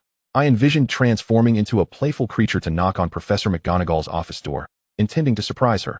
Hee. Chapter 37. Severus's Perspective 3. Memory is a tumultuous sea, a blend of sediment and emotional turmoil, intertwining with countless profound feelings, washing over the hardened shores of his mind with each recollection. Severus Snape is a man of deep contemplation. He perpetually engages in thought, reflecting on all he has experienced, probing into the minds of every individual he encounters, discerning their thoughts and speculating upon their intentions. Through this process, he has even mastered a spell that allows him to swiftly extract the thoughts of others, legilimency. When he first encountered the incantation of legilimency, a notion flickered through his mind. Every person in this world harbors secrets. Everyone possesses shadows they wish to keep hidden. And he yearned to uncover those secrets in the obscured darkness. He aspired to seize control over all. Before his enrollment, Snape held high hopes for Hogwarts. He believed he would find his true peers there, learn powerful magic that would empower him, and ascend step by step to greater heights. However, upon entering, Snape discovered the reality of his expectations was overly idealistic. Slytherin was akin to a jungle. Here, there were no muggles casting disdainful glances as in Spinner's End.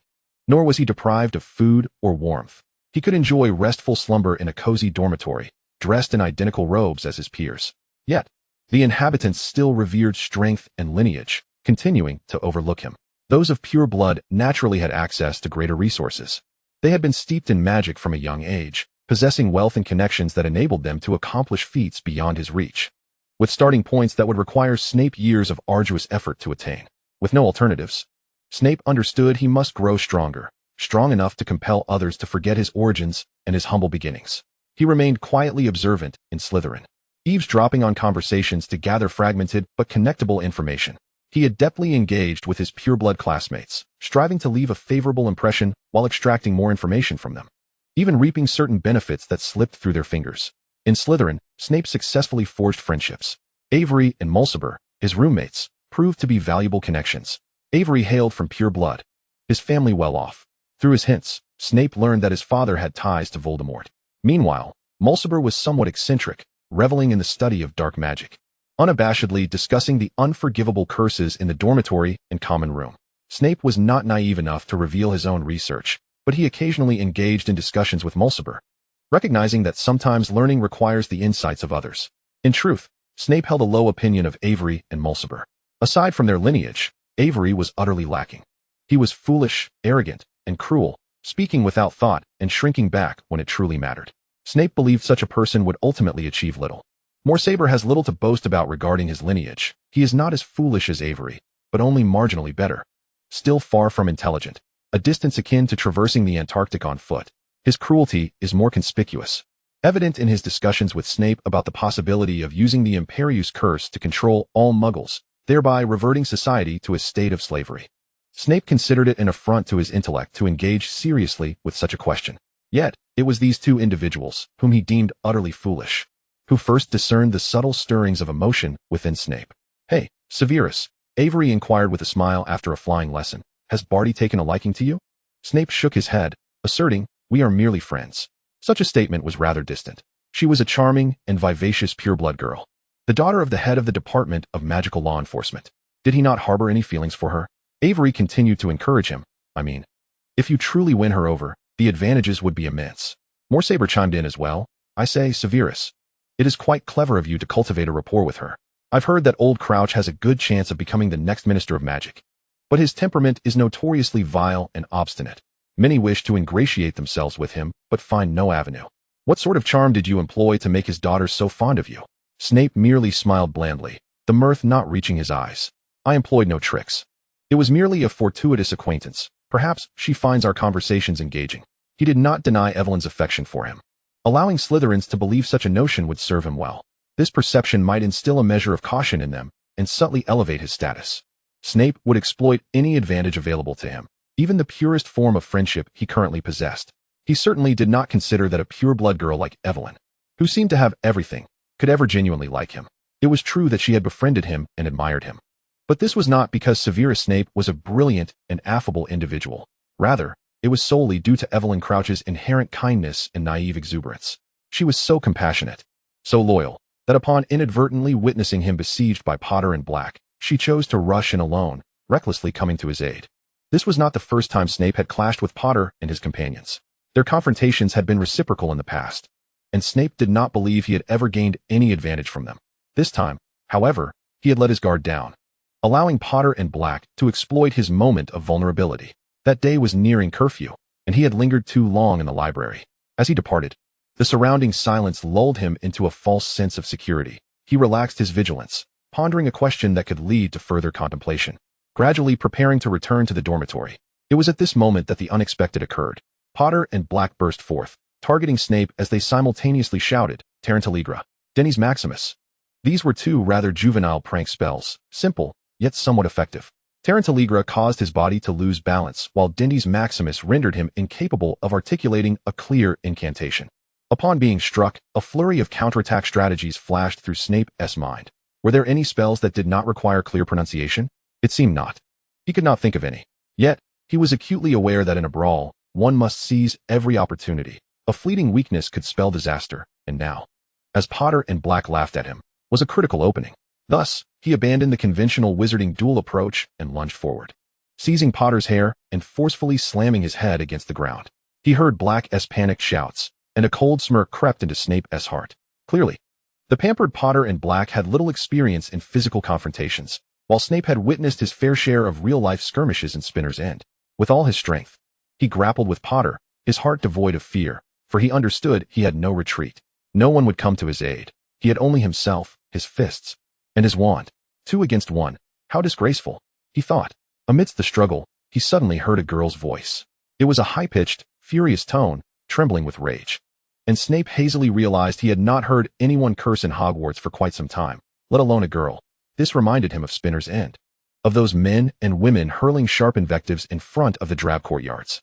Then, a golden figure lunged toward him. It was a little girl with disheveled golden hair, Evelyn.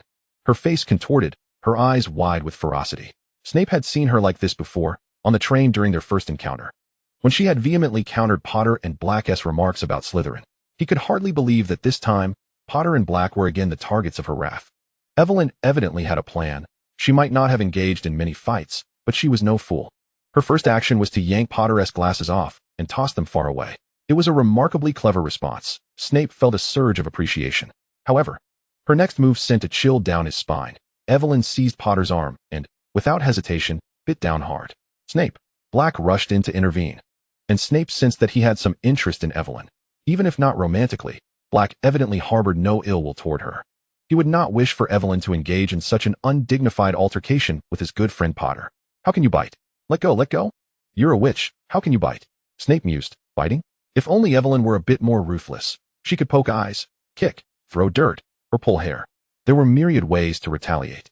Evelyn released her grip, lifted her head, and unexpectedly landed a punch squarely in Black's stomach. Well done. Bravo, Evelyn. Snape nearly applauded. She stood up, her hair wild like the branches of a willow. But Evelyn immediately turned to him, drawing her wand. Are you all right? Stupefy. The spell's effects dissipated from Snape. Evelyn appeared genuinely concerned, her tail drooping behind her, motionless. Snape recognized her sincere worry for him. He did not respond, but first used a shrinking charm to restore his elongated front teeth before looking up again. He knew he must have appeared quite ridiculous with his oversized teeth, yet Evelyn seemed to find no humor in it. With a fierce expression, she stood protectively in front of him, unleashing a torrent of furious rebukes at Potter and Black. Get lost. Be careful, if I catch you bullying again. I'll come to your dormitory at midnight, shave your heads, and hang your trousers at the Great Hall in trance. She appeared oblivious to her own disheveled state. After driving Potter and Black away, she turned to him, her expression once again clouded with sadness. She looked heartbroken, filled with guilt, as if his being attacked by Potter and Black were entirely her fault. However, Evelyn seemed reluctant for him to perceive her profound sorrow. She was adjusting her expression. Though not with much success, forcing out a semblance of a smile as she awkwardly said, "It's all right. I'm sorry, I was too slow to react. If I had been quicker, they wouldn't have." Her voice dwindled, becoming increasingly soft. She cautiously gauged his reaction, her tail stiff with tension. Snape gazed at her, his thoughts a tumultuous whirlwind. He recalled a multitude of memories and a host of individuals, yet those chaotic fragments flickered briefly before vanishing. Snape's rational mind continued to function as usual, effortlessly piercing through Evelyn's thoughts. Indeed, upon reading the incantation for legilimency, he had contemplated the possibility of using it to pry into others' secrets, rendering them utterly transparent in his gaze. However, deep down, Snape recognized that he would never wield legilimency against Evelyn, for it was unnecessary. She was remarkably easy to read. Before him, Evelyn was devoid of pretense, candid and sincere. Her emotions readily betrayed by the telltale swish of her tail. He could deduce her thoughts with remarkable ease, without even needing to pose questions for validation. He had long since confirmed that he was always right. Snape did not harbor any feelings of ire towards Evelyn, perhaps because her displayed sadness rendered her pitiable. Compounded by her eagerness to unveil a significant secret, Evelyn had been practicing to become an animagus since her enrollment. Snape immediately associated this revelation with her tail, intuitively deducing that her endeavors were intrinsically linked to it. Yet, he chose not to disclose his awareness of her tail. Instead, he nodded nonchalantly and teased her with a mention of werewolves. Predictably, Evelyn leapt at the insinuation of being a werewolf, her anxious demeanor adorably endearing. Snape's spirits had already settled, and he leisurely directed Evelyn to tidy her hair, admonishing her to adopt a more sophisticated approach to witchcraft rather than resorting to biting. Evelyn nodded vigorously in agreement. Moreover, why had she claimed her left hand was immobile moments earlier? Was it not moving now? Upon hearing this inquiry, Snape detected a fleeting moment of discomfort flicker across Evelyn's face. This dissonance seemed almost illusory, for her behavior remained consistent with her usual self. She likely did not fully comprehend why her left hand had been unresponsive earlier. Perhaps the shock of her first altercation had rendered her momentarily paralyzed. Snape chose not to probe further, burying his questions deep within, and bid farewell to Evelyn in a natural manner. From that point onward, it appeared that Evelyn was increasingly inclined to seek him out. She regarded Snape as a confidant with whom she shared secrets, her tail wagging enthusiastically whenever she encountered him, even though it had already been quite animated during their previous meetings. During the first summer break from Hogwarts, Evelyn maintained her momentum in writing to him, fervently inviting him and Lily to join her for outings. With an air of a young lady, she assured them that they needed only to show up, as she would cover all expenses, absurdly justifying this by claiming that any leftover funds would be commandeered by her father for tuition. Naturally, Snape acquiesced to their excursion. Despite anticipating a tiresome and sweltering journey, potentially having to attend to their needs, he nonetheless agreed to go. They ventured to London, visiting Buckingham Palace and later exploring Chinatown. Upon arriving in Chinatown, Evelyn appeared to be home, her tail wagging uncontrollably at the sight of the vibrant red sign, her excitement palpable. She dashed through Chinatown, her laughter echoing as she traversed the streets. She confidently declared her intent to lead them to the most authentic Chinese restaurant, striding purposefully into establishments while enthusiastically sharing her culinary insights. Evelyn spoke Chinese fluently. From her effortless interactions with the locals, it was evident that her proficiency rivaled that of native speakers. To Snape's astonishment, she not only mastered the language but also possessed an intimate understanding of the corresponding culture. He had always recognized Evelyn's intelligence, yet she had never before exhibited it so overtly. She mentioned that she learned Chinese by studying at home, and that her father, Barty Crouch, was multilingual. Snape doubted that mere reading and verbal practice could achieve such mastery. It was clear that Evelyn harbored a profound passion for the language and its culture, a fervor that propelled her forward. Intrigued by the language, Snape returned home and purchased a secondhand book on learning Chinese. The text was rudimentary, primarily covering pinyin and common phrases.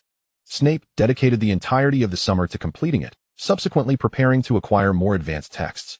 As second year commenced at Hogwarts, Snape's life remained relatively unchanged. Regulus Black, Sirius's younger brother, had entered Slytherin.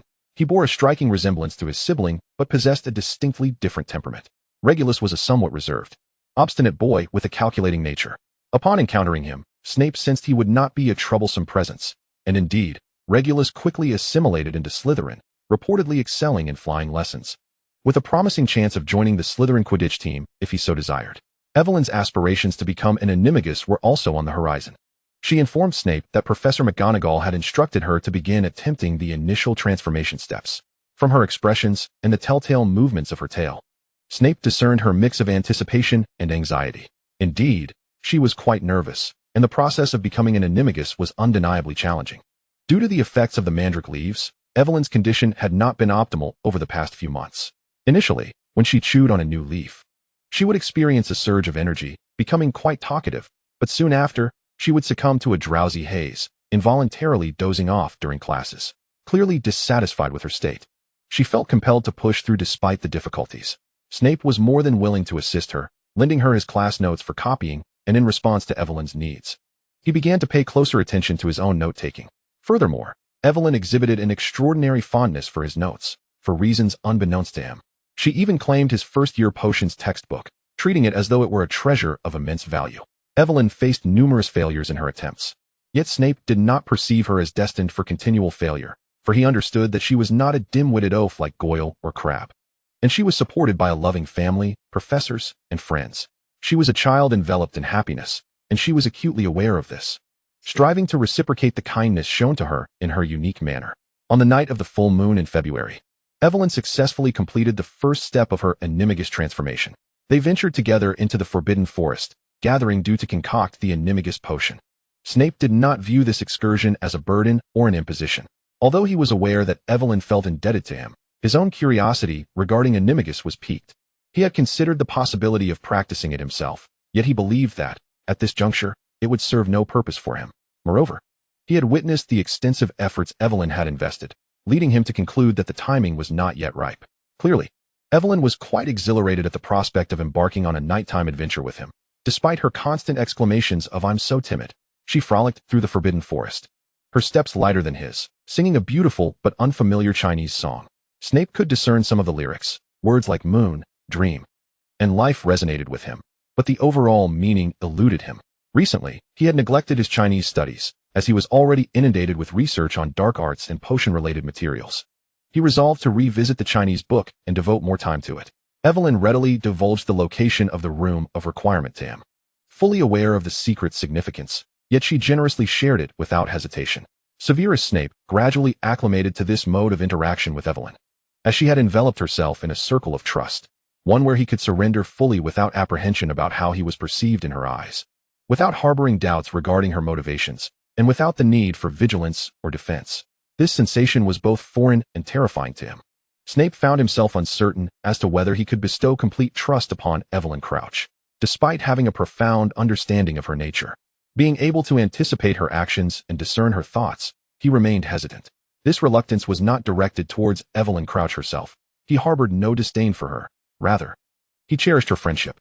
She was vibrant, intelligent, and conversing with her was invariably a delight. She possessed a penchant for imaginative and unexpected insights, could laugh with unrestrained joy, stood up for him, valued his opinions, admired, respected, understood, cared for, and even liked him. Her candor and enthusiasm had even led Lily to misunderstand their relationship. Snape noticed that Lily had recently taken to pairing them together, as though she hoped for something extraordinary to blossom between them. Snape was acutely aware that nothing in this world lasts forever. When Eileen Prince fell in love with Tobias Snape, she too must have yearned for eternity. Yet their union culminated in an undeniable tragedy.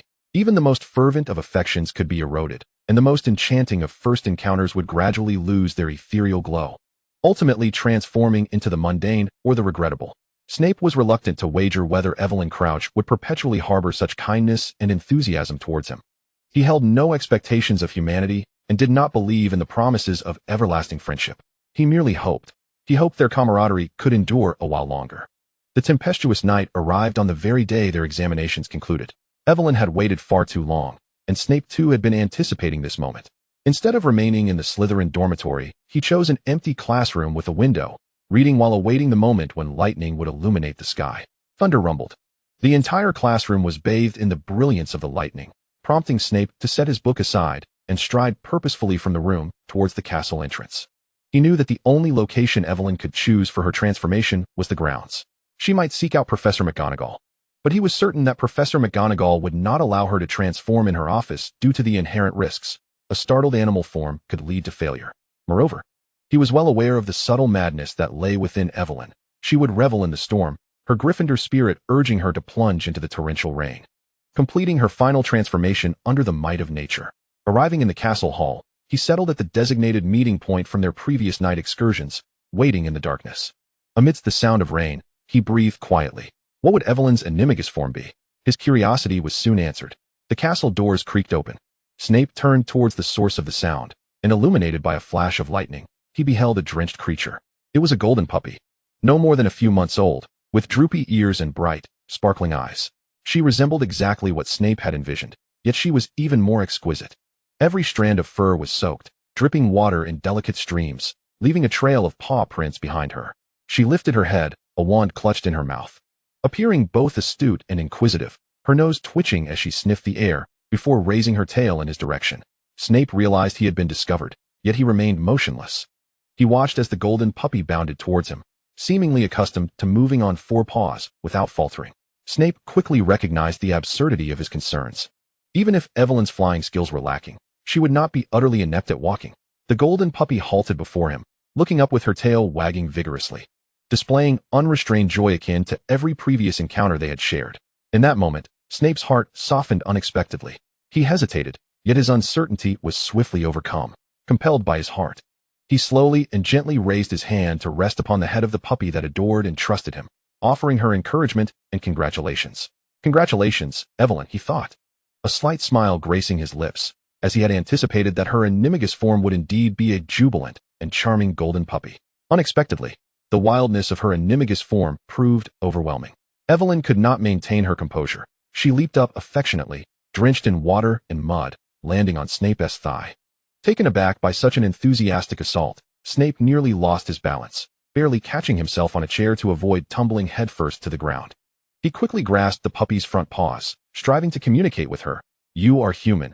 Reclaim your reason and transform back into your human form. The golden puppy comprehended his words, stepping aside to whirl in place, rapidly growing in stature. Yet Snape regretted this.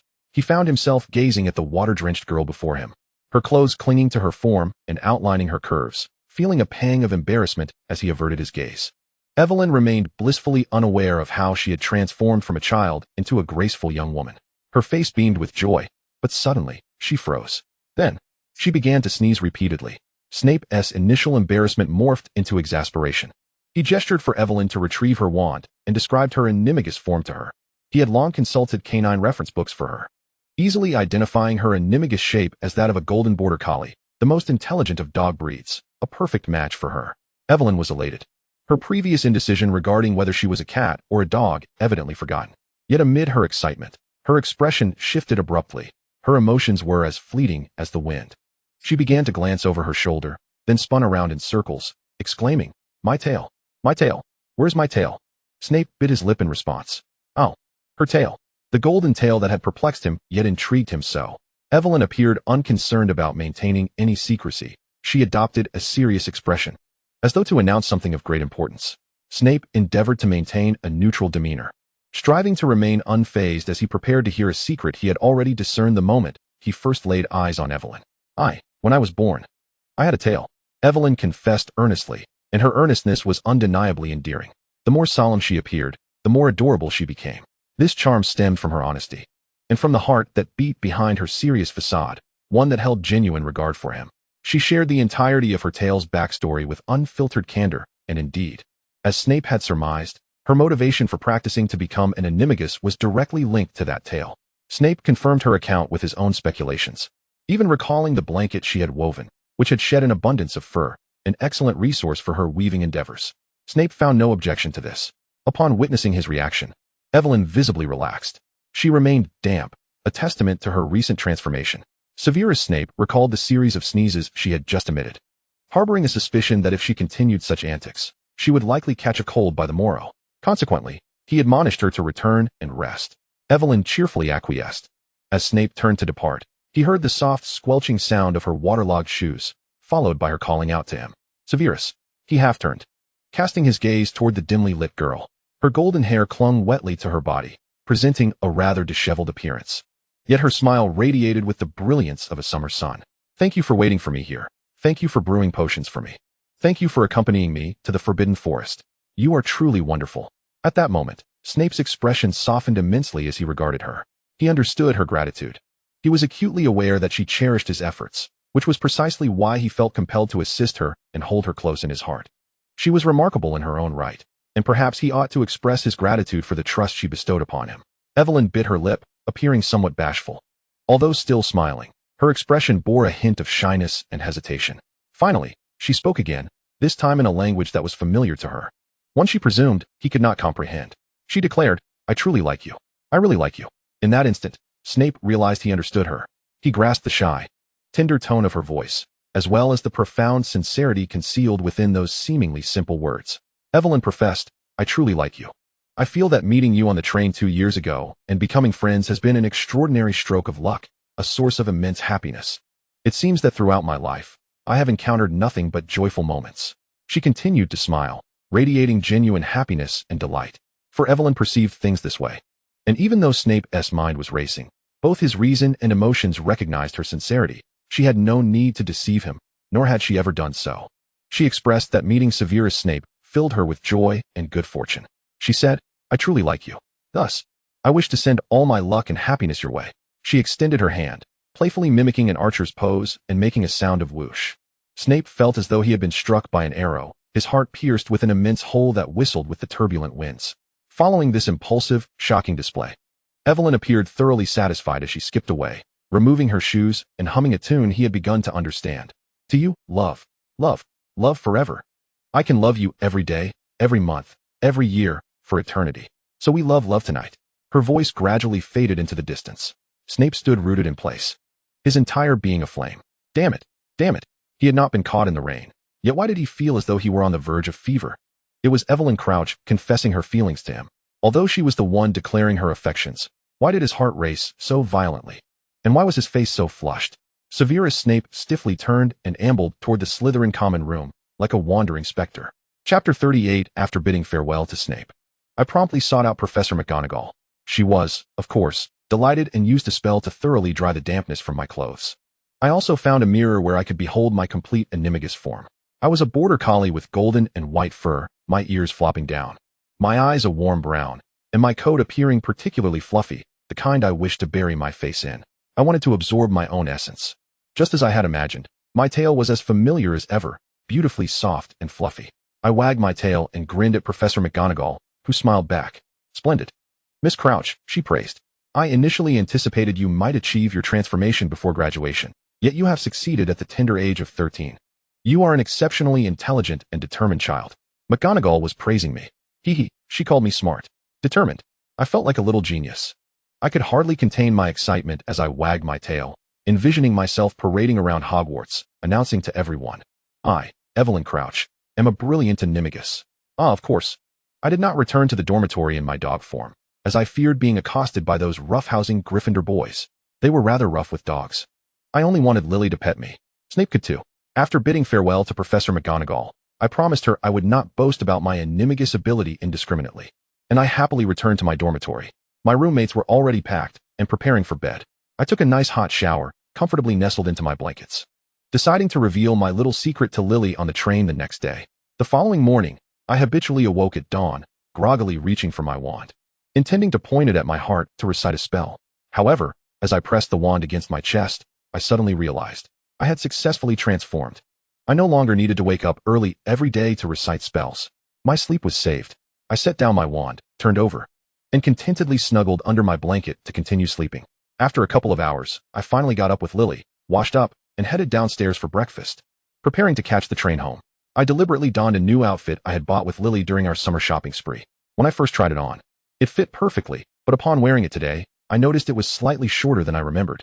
The top was a long-sleeved red and white sailor-collared shirt adorned with a metallic star-shaped brooch that sparkled beautifully. However, having grown significantly over the past year, the hem of the shirt now revealed a hint of my navel. I looked in the mirror and thought it added a trendy, playful touch. The bottom was a pair of high-waisted shorts that matched the top, the waistband embellished with a golden star chain.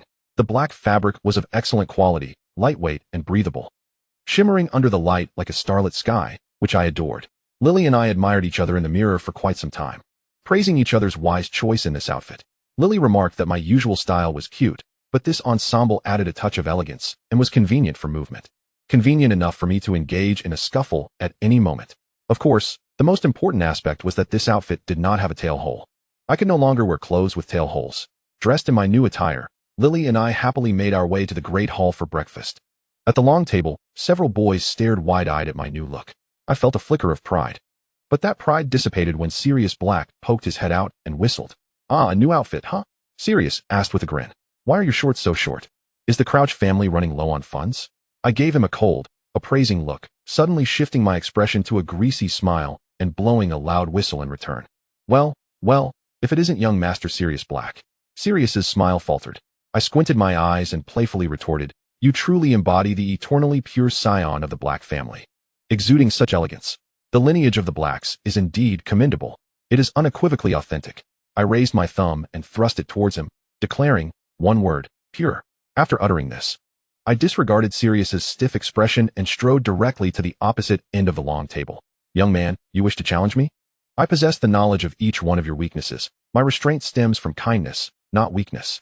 After breakfast, I observed James and Sirius huddled together again, with Sirius wearing a glum expression, clearly not in high spirits, while James comforted him with a reassuring arm around his shoulder. At times, friendship serves as the ultimate remedy. And for me, it certainly is. For Sirius, even more so. Let James be the one to mend his spirits. Lily and I slipped away, bidding farewell. We joined the throng as we arrived at the Hogwarts train platform, and I stood on my tiptoes, incessantly scanning for Snape's silhouette. Noticing my urgency, Lily tugged at my sleeve and whispered, "How are things progressing with Severus?" My heart sank. "What progress?" I responded. "I mean, your romantic progress," she clarified. My thoughts spiraled. If my tail were still present, it would surely have shot up in fright. "We are not dating." I lowered my voice, panicking. "No, really." Lily looked disappointed. "I've created so many opportunities for you two to be alone. You've snuck out for secret rendezvous twice at night. How could you not even be dating? Are you too shy to confess?" I fervently defended myself. Those were not dates. We were simply, "I'll explain on the train. It's not what you think." Lily's expression was one of innocent curiosity. "If it's not what you think, then what is it?" "Lily, the way you're acting resembles a shipper who insists on pairing up a couple, even if it means fabricating rumors." Though Lily remained undeterred, I couldn't shake the sense of unease. Even though I knew my relationship with Snape was innocent, her teasing left me feeling subtly guilty whenever I faced him. This guilt peaked when Snape appeared before us. We settled into the compartment, with Snape sitting across from Lily and me. Yet, Lily seemed dissatisfied with the arrangement. She subtly nudged me, suggesting I should sit next to Snape. "What's wrong?" I feigned ignorance. "Did I crowd you? There's plenty of space." From her expression, it was clear Lily was frustrated with my obliviousness. Snape, as ever, wore an impassive expression, engrossed in a book, completely ignoring us. With everyone gathered, it was time to address the matter at hand. I cleared my throat, and while Lily turned to me, Snape remained absorbed in his reading. After a moment of silence, I announced my secret. "Just yesterday, I successfully became an animagus." Before Lily could interject with questions, I launched into my story, recounting the tale of my loud cries as a child confined at home due to my tail, our family's quest for renowned healers that ultimately led us to Dumbledore, who diagnosed me as an incomplete animagus. I spoke of my lessons with Professor McGonagall since the start of the school year, my invisibility charm, the blanket woven from my tail fur, and the holes in my clothes. As I spoke, I cast aside the embarrassment and regained my joy, animatedly sharing my experiences. That night in February, it was Severus who accompanied me into the Forbidden Forest, and he truly assisted me immensely. My eyes sparkled as I turned to Snape, hoping for some acknowledgement. Snape merely replied. Lily glanced between me and Snape, pondered for a moment, and then her eyes widened in realization. "Oh, so you two are mutually oblivious." I immediately raised my voice to overshadow her words. "Who wants to see my animagus form?"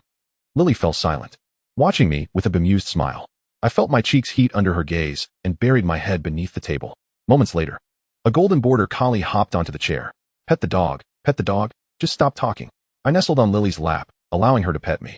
She was gentle and cautious, much like a mother, even using a small comb to groom me, which I thoroughly enjoyed, my tail wagging uncontrollably. Lily seemed particularly fond of my ears, continuously pinching them, exclaiming how delightful they felt.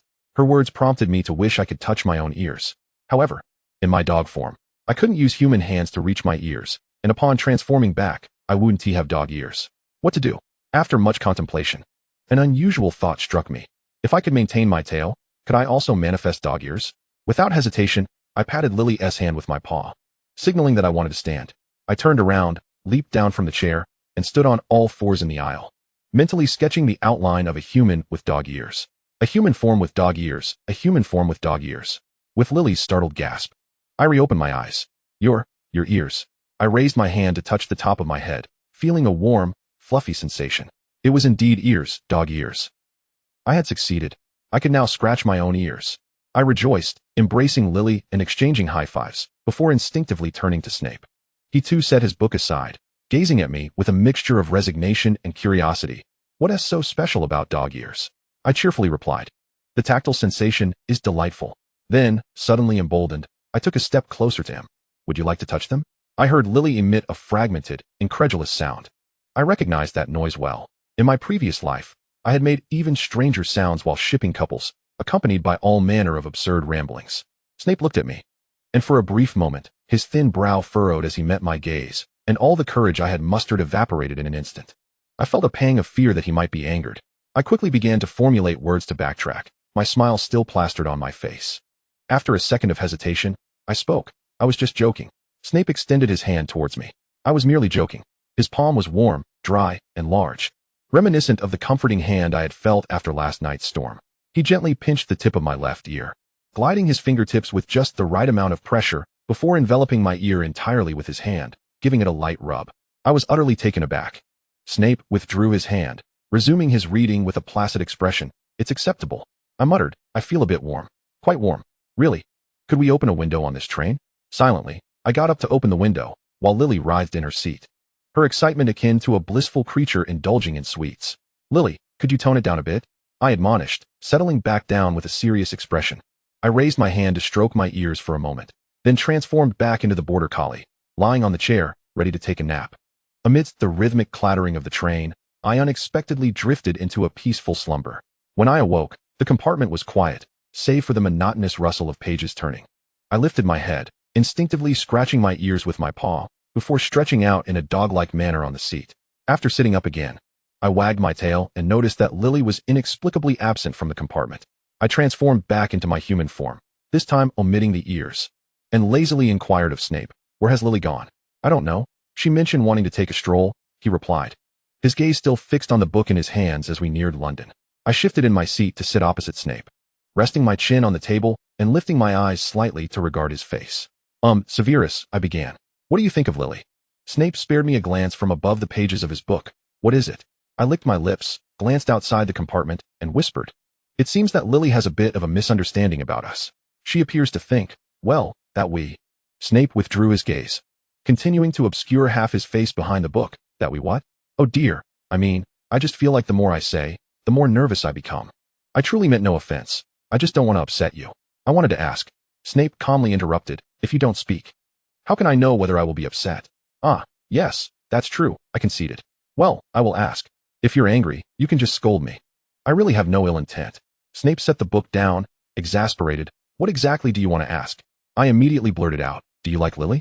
Snape's expression resembled someone encountering a talking creature from the Black Lake, and I quickly straightened up, my words tumbling out in a rapid-fire defense. "I assure you, I harbor no malice. I truly did not mean to provoke your ire. If you wish to be angry, then scold me, call me a giant squid, a foolish Gryffindor with their head full of fluff, and deduct 1,000 points."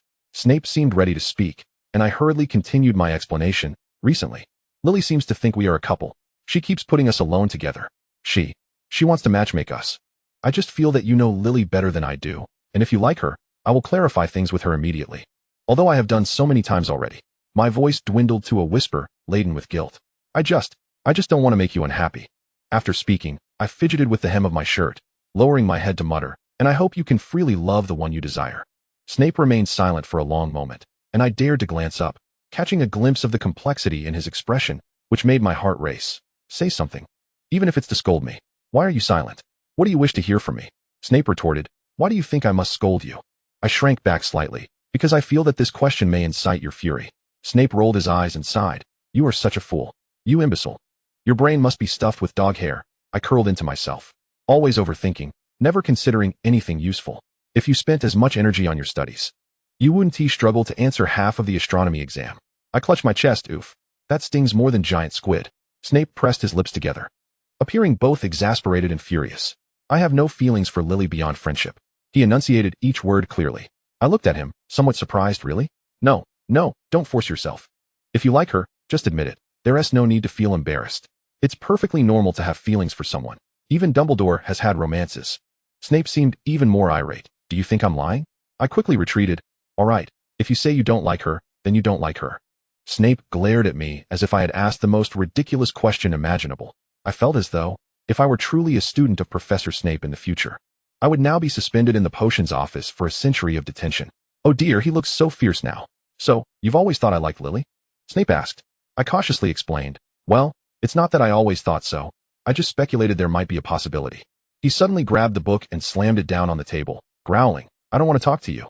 I was taken aback, staring at Snape's furious expression, feeling somewhat bewildered. If you don't like her, then you don't like her. Why are you angry? I thought you liked Lily, so why get upset? I pouted, feeling wronged as I leaned into the corner of the compartment, tugging at the gold chain on my pants. An air of suffocating awkwardness filled the compartment. After a moment, I curled up again, and 2 seconds later, I transformed into a small dog, crawling under the table to nuzzle Snape's legs with my head. Don't touch me. Snape moved aside. Go back. I stubbornly jumped onto his sofa, nudging his arm with my head. Get away, Snape muttered. You're getting fur on my clothes. I let out a soft whine and then settled beside him, gently tapping his leg with my paw. Snape stood up silently, making as if to change seats. I quickly transformed back into human form, grabbing his clothing, ignoring the fact that we were now closer than what was appropriate for friends of the opposite sex, and urgently apologized. I'm sorry. I was wrong. If you're going to be angry, just scold me, and then we can make up, all right? I don't want to spend the entire summer quarreling with you. Please talk to me. Snape leaned down to look at me, his expression still filled with anger. But for some reason, I sensed a hint of grievance. What are you feeling aggrieved about? Evelyn Crouch, are you genuinely foolish or just pretending? He asked through clenched teeth. I was taken aback. I must be truly foolish. What is wrong with that? I don't need to pretend to be foolish. If you say I'm foolish, then I am foolish. Yes, I'm a foolish dog. Snape took a deep breath. Yes, you are foolish. And I'm foolish for arguing with you. He muttered. Let go. Step aside. Don't speak in riddles. I really don't understand what you're angry about. I was about to cry. I never wanted to upset you, and I don't want to make you unhappy. If you're upset because of me, I'll apologize and change. Just don't keep it all to yourself. I tugged on the hem of his shirt, pleading as I looked up at him. I was wrong. You can pet my tail, you can pet my head. I'll sing for you. I'll do anything you want. Snape lowered his gaze, his dark eyes fixating on mine. Do you want me to like Lily? He asked. I was taken aback. What does it matter whether I want that or not? No, it's not something I can decide simply by wanting it. This is not my concern. Your feelings are yours to determine. I cannot interfere, I murmured. If you like her, I will certainly support you. I will support whoever you like. If you don't like her, then I have no other issues. Snape remained silent for a few seconds, then reiterated, I do not like Lily. We are just friends, good friends. I nodded, somewhat dazed. All right, good friends. Now that you understand, let go, and do not ask such foolish questions again. He scolded. I want to read. I released my grip, and Snape resumed his seat, setting the book upright, continuing to ignore me. I sat beside him, pondering for a while. The heart of a man is as elusive as a needle in the ocean, and especially so with Snape's thoughts. Severus, will you write to me over the summer? Will you reply? Depends on my mood. Oh, so during the summer, will you still want to hang out with us? It depends on whether it conflicts with my plans. Oh, well then, allow me to sing you a song. We agreed that I would sing as an apology, without waiting for Snape to refuse. I began to sing in Chinese. Baby, I'm sorry. It's not that I don't care for you. I truly do not wish to see you weep. Baby, I'm sorry. It's not that I don't love you. I genuinely do not want to cause you heartache. For some reason, Snape appeared even angrier. Stop singing, he exclaimed. I am reading. I shifted slightly to the side and began to hum to myself softly. We care for her so much, yet she dismisses us entirely. The more we cherish her, the more heartbroken we become, never receiving an answer to how she feels. Should we continue to speculate, or is it better to forget altogether? When Lily returned, she was delighted to see Snape and me seated together on the same sofa, her eyes sparkling with joy. Oh dear, she chuckled, clapping her hands. You too. Snape, cold and indifferent, offered no response, while I shrank back and smiled sheepishly at Lily. Nothing happened between us, we promise. Chapter 39. Upon reflection, it was quite reasonable for Snape to be upset. I had an inkling he might be displeased when I prepared to ask him if he had feelings for Lily. After all, Snape is a person who is rather reserved and discreet when it comes to emotions. My direct approach would undoubtedly catch him off guard. To put it in modern terms, I lacked social boundaries. Alas, I am an extroverted individual, and he is an introvert. My brazen intrusion into his psychological comfort zone was bound to provoke his ire. Fortunately, Snape did not sever ties with me over this incident when we parted ways. He still stiffly bid me farewell, and he even replied to the letter I sent him during the summer, albeit with very few words. At least he replied. There was no read but not responded. Upon returning home, my parents were particularly joyful, although there were no banners or firecrackers to celebrate. My father did his utmost within his means to fulfill all my wishes: money, permission to go out and play, the freedom to sleep in as late as I desired. However, my father did not mention the matter of registering me as an animagus at the Ministry of Magic. I had to broach the subject myself, asking whether he intended to assist me with the registration. My father responded ambiguously, "When the need arises, I will take care of the matter."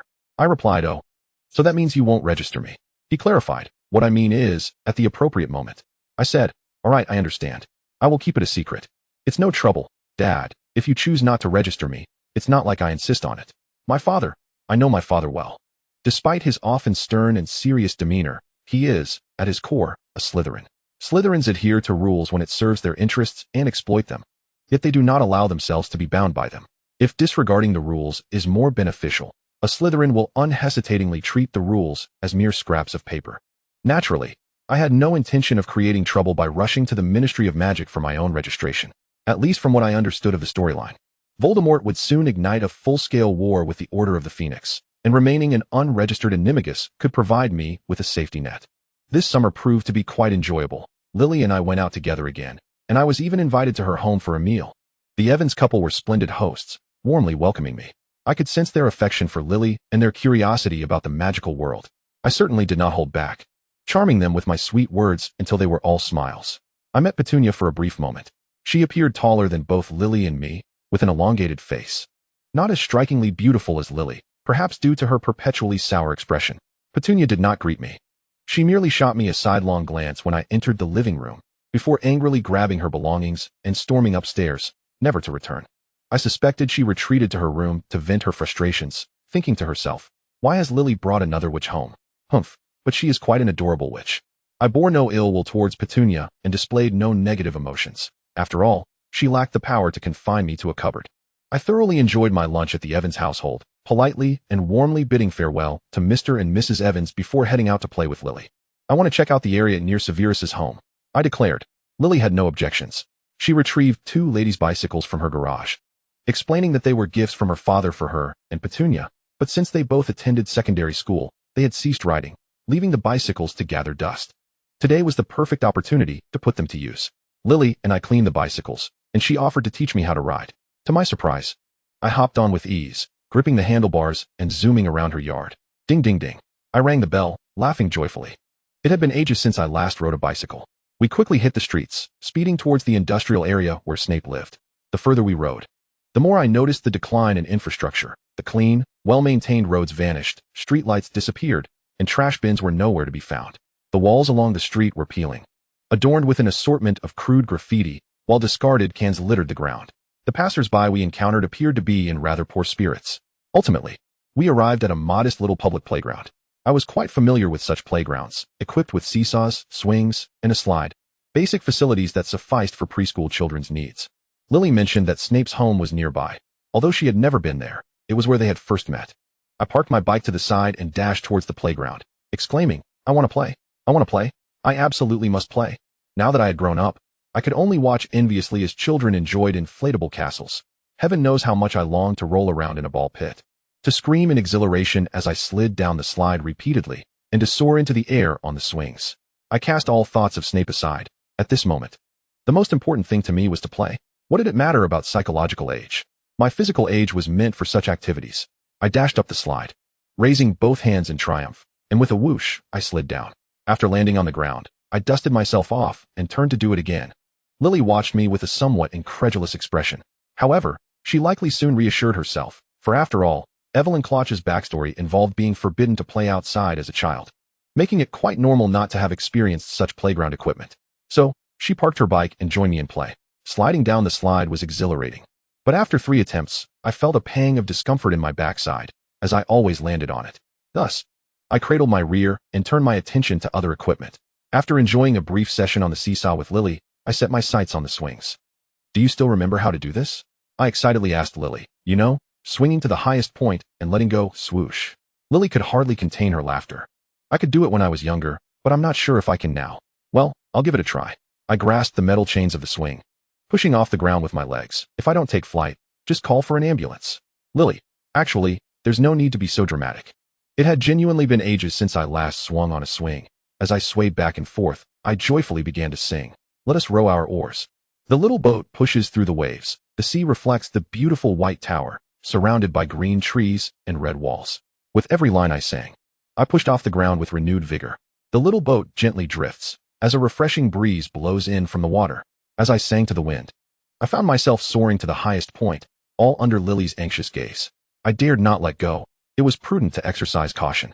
A pang of guilt washed over me, for I suspected I might be one of those witches lacking in flying talent, and should I fail to take off, I would surely end up in the ICU. Lily couldn't suppress her laughter. Placing a hand on her chest and catching her breath, I suddenly understood how Penny must have felt watching me fly as a child. I seized the moment to playfully whine, "Sister Lily." We exchanged light-hearted banter, when suddenly, a young man strolled past us. He appeared to be a muggle, clad in a rather ordinary t-shirt and jeans, and clearly unfamiliar with our presence. He stood in a corner of the amusement park, casting a few glances our way, prompting Lily and me to stifle our laughter and turn to face him. After a few seconds of silent eye contact, he abruptly dashed towards the bicycle I had left by the side, hoisting it up and fleeing. I stood frozen for a moment, then let out a shriek, leaping off the swing to give chase. "Robbery! Robbery! Someone's stealing a bicycle!" Lily shouted from behind. "Don't run. Evelyn, don't run." "Oh right, we had another bicycle." There was no need to run after him.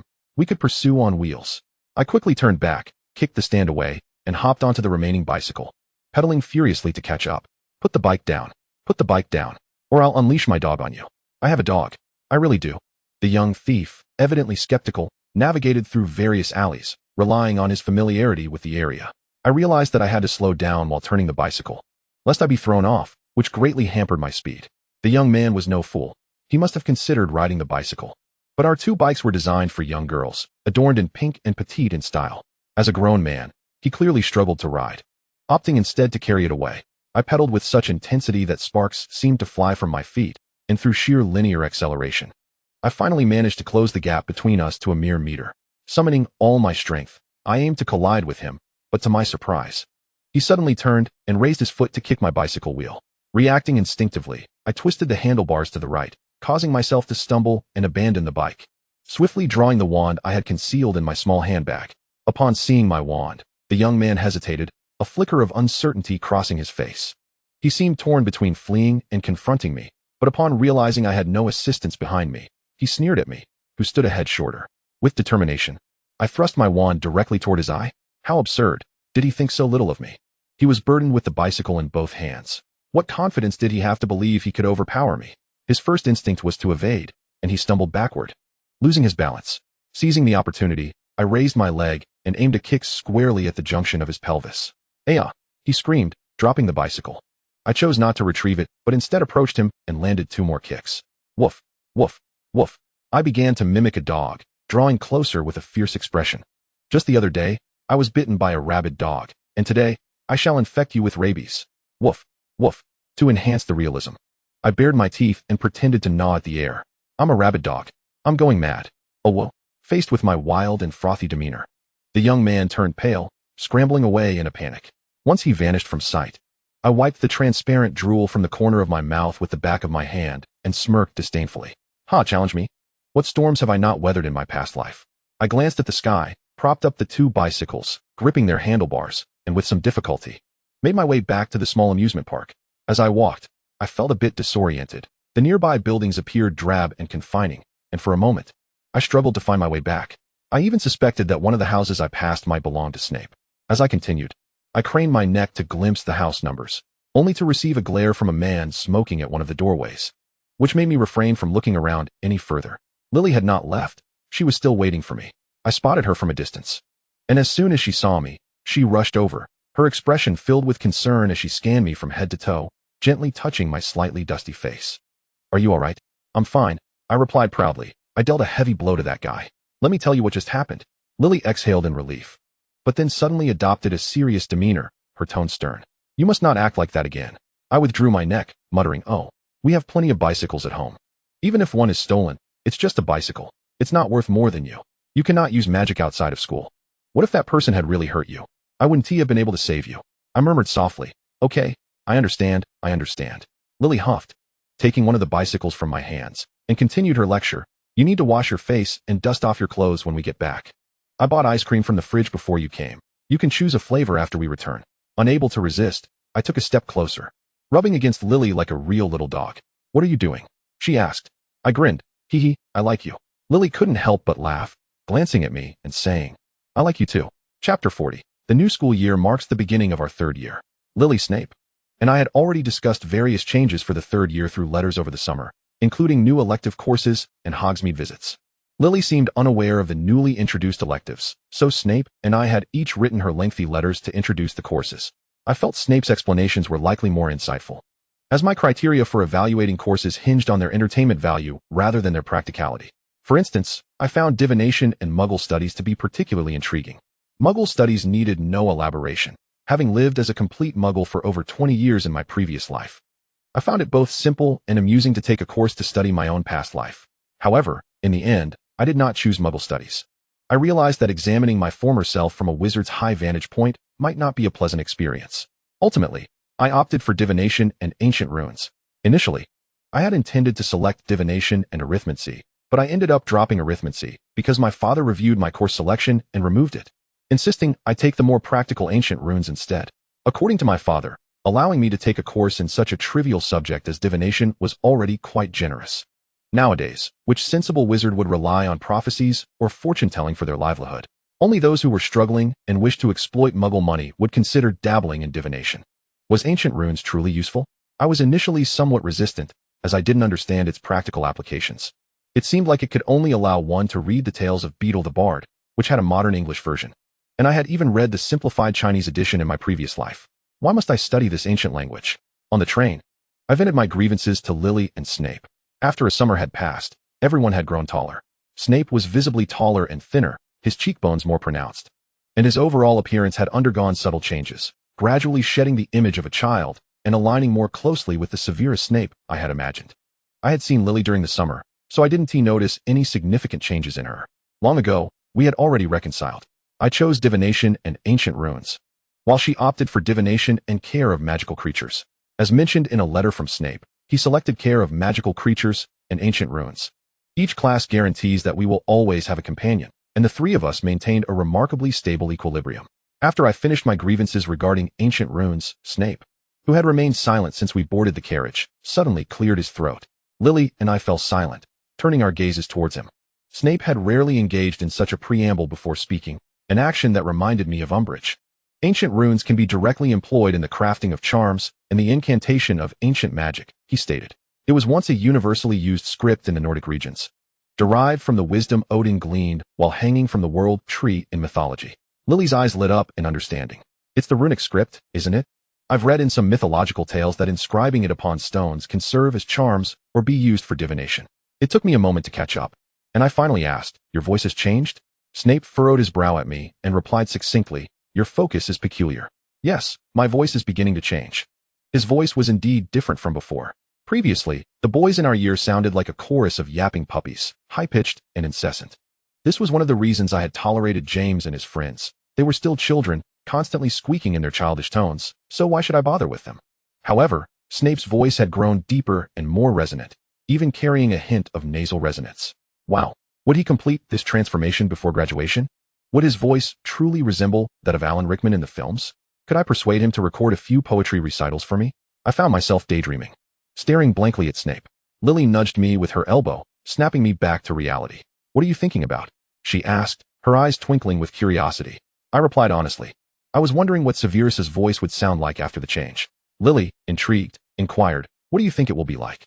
I promptly cleared my throat, straightened my back, and lowered my voice to the deepest pitch I could manage, imitating Alan's tone from the film, and slowly said, Then why don't you all write this down?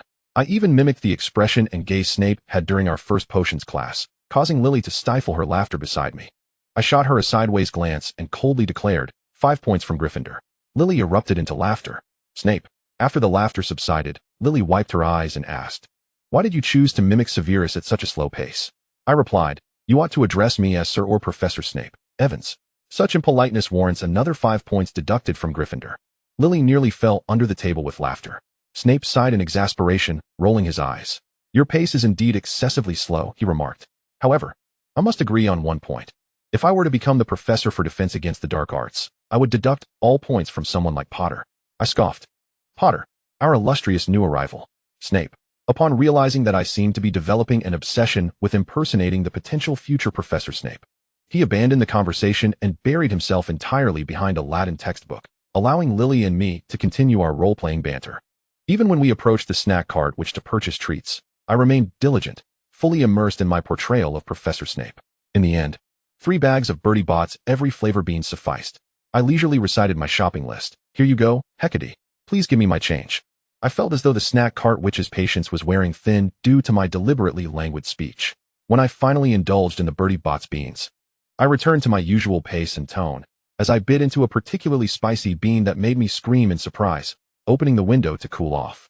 Once I regained my composure, I completely forgot about the impersonation. At the start of term feast, I reunited with my classmates. Unsurprisingly, everyone had grown taller, and some boys had experienced voice changes. James had tanned considerably, likely from a summer spent flying outdoors on his broomstick. Upon seeing us, he eagerly sought out Lily, exclaiming, Evans, what electives did you choose? Lily cleared her throat, lowered her voice, and adopted the classic Snape professor tone I had just imitated, saying, Potter, the illustrious personage. What I chose is none of your concern. After she finished, I collapsed onto the table, laughing uncontrollably. James looked utterly bewildered. Sirius had let his hair grow longer, styling it similarly to Snape's, with strands cascading down the sides of his face. Yet, the two carried entirely different vibes, and each time I glanced over, I noticed Sirius running his fingers through his hair as though his scalp were perpetually itchy. If it were that bothersome, he should just shave it all off, really. As per tradition, we welcomed this year's new students, dined, listened to Dumbledore's speech, which included introducing the new defense against the dark arts professor, whose turnover rate was astonishing, and sang the school song. Once this series of events concluded, we, feeling fatigued, followed our prefect back to the Gryffindor common room. As Lily and I linked arms while exiting the hall, she whispered, Do you think Severus will actually stay at Hogwarts as a professor? I yawned widely, my voice trailing off as I replied, Perhaps. I cannot quite imagine Severus as a teacher. Lily pondered for a moment. Evelyn, what do you wish to do after graduation? I responded, I don't want to do anything. If I do, I want to be a wealthy woman. Lily remarked, So you mean to say you won't work? I gave her a thumbs up. You understand me too well. Indeed, my job is to live off my family. Lily attempted to envision this, struggling to picture it. What would you do every day? I replied, sleep in, listen to music, read, watch movies, play video games, eat to my heart's content, and when I feel like it, travel. I can do whatever I please, and I won't have to watch anyone's face for the sake of earning a living. I can maintain a cheerful disposition, unhurried and at ease. The more I spoke, the more exhilarated I became, and I joyfully sighed. This must be my fortune. In my past life, I died saving someone. So the heavens have rewarded me with an extraordinarily fortunate life in this one. I will never again engage in such foolishness as taking a blade for another. I will lounge peacefully at home or buy a villa abroad to hide away for 10 or 8 years, and I refuse to believe Dumbledore cannot handle Voldemort. Oh, by the way, if I'm not working, do I even need to get married? I'm used. Considering my family's financial situation, I felt that not marrying wouldn't lead to a wretched life. If I were to marry the wrong person, I might end up feeling constrained. Without a house elf to assist, I would also have to worry about raising children. The further I pondered, the more I found myself imagining sinking into my 4-poster bed. As I drew the curtains, I glanced at Lily, who was preparing for sleep, and sighed slowly. A true child like Lily probably wouldn't contemplate such distant matters. Therefore, I needn't concern myself with those issues that would arise 10 years from now. For now, I should simply enjoy being a carefree child. Chapter 41. Sneaky and mysterious. I wonder what he intends to do. A Ravenclaw, perhaps a bit unhinged. Should I inform Professor McGonagall? This trivial matter hardly warrants troubling Professor McGonagall. I could cast a prank spell on him, causing chives to sprout from his ears, ensuring he would never dare to loiter near our Gryffindor common room again. Evelyn. James and his exuberant companions stood at the entrance of the common room, engrossed in conversation when I was about to head to ancient ruins and chanced upon them. What are you up to? I inquired. Sirius, feigning indifference, remarked. Oh, there's a 7th-year Ravenclaw boy who seems a bit unhinged, standing at the entrance of our common room all day, not quite sure what he intends. I speculated. Perhaps he has a crush on one of the girls from our house. Sirius shrugged. Who knows? Just be careful when you come and go. James then slapped his forehead, exclaiming, Oh right. I need to remind Lily to be cautious as well. Evelyn, isn't Lily supposed to attend care of magical creatures this afternoon? I have that class too. I can accompany her to the Forbidden Forest. I'll protect her on the way. I smiled wryly, surveying James, and replied with a teasing lilt. You really are full of clever ideas, aren't you? James, mistaking my words for praise, puffed out his chest with pride. Absolutely. I'm quite the gentleman. I retorted. However, the notion that girls need protection is rather patriarchal. You might find yourself in trouble for that mindset in the future. After delivering my pointed comment, I disregarded James's bewildered expression and waved goodbye. I'm off. As I squeezed through the portrait of the fat lady, I straightened up and nearly jumped back in surprise at the sight of a tall boy standing directly in front of me. I gasped, finding it genuinely startling. I stepped back, widening my eyes, and locked gazes with the Ravenclaw boy. He looked somewhat unfamiliar. I couldn't recall knowing him. His long, floppy blonde hair was unlike Lucius Malfoy's. It resembled cotton freshly pulled from a quilt, soft and tousled, giving him the appearance of a disheveled doll. Additionally, the reason James and the others might have misjudged his mental state was his slightly crossed eyes, which gave him an air of being somewhat dim-witted. The boy stared blankly at me, and I returned his gaze until I realized he seemed utterly unwilling to speak. Tentatively, I asked, "Hello? May I inquire what you need?" The Ravenclaw boy exclaimed, and then spoke slowly. I'm studying portraits. Portraits? I glanced back at the fat lady, who was eyeing the boy with suspicion. Yes. I'm investigating the origins of portraits. I found that they can be categorized into 3 types. The first type is... I stood there for about 10 minutes, listening to him elaborate on the personality distinctions of portraits and the influence of artistic style on the activities of the depicted figures. Finally, he took a breath and continued enthusiastically. The portrait at the entrance of the Gryffindor common room possesses a certain functionality. This lady can not only change the password at set intervals, but also decide whether to open the frame based on the content of the password. It can influence the reality outside the frame. I have reason to believe this portrait is the most unique in Hogwarts, and if I can uncover its principles, I could create another portrait of myself. After hearing his lengthy explanation, I nodded, somewhat confused. Oh, so you wish to create a portrait of yourself? The Ravenclaw boy's eyes lit up as he nodded. A very astute summary, indeed. Fascinating. I concluded. I too am curious as to why portraits can move as if they were alive. They can think and interact naturally based on context and individuals, rather than mechanically repeating phrases, as if the person in the painting merely relocated to reside within the frame. In the original text, Dumbledore's portrait behaves like a living person. He can command Snape to act in his absence and shed proud and contented tears when facing Harry after the war, making it seem as though Dumbledore continues to exist in portrait form. Noticing the boy was eager to continue conversing, I quickly interrupted. I have to attend Ancient Runes class. By the way, I'm Evelyn Crouch. Let us chat again sometime.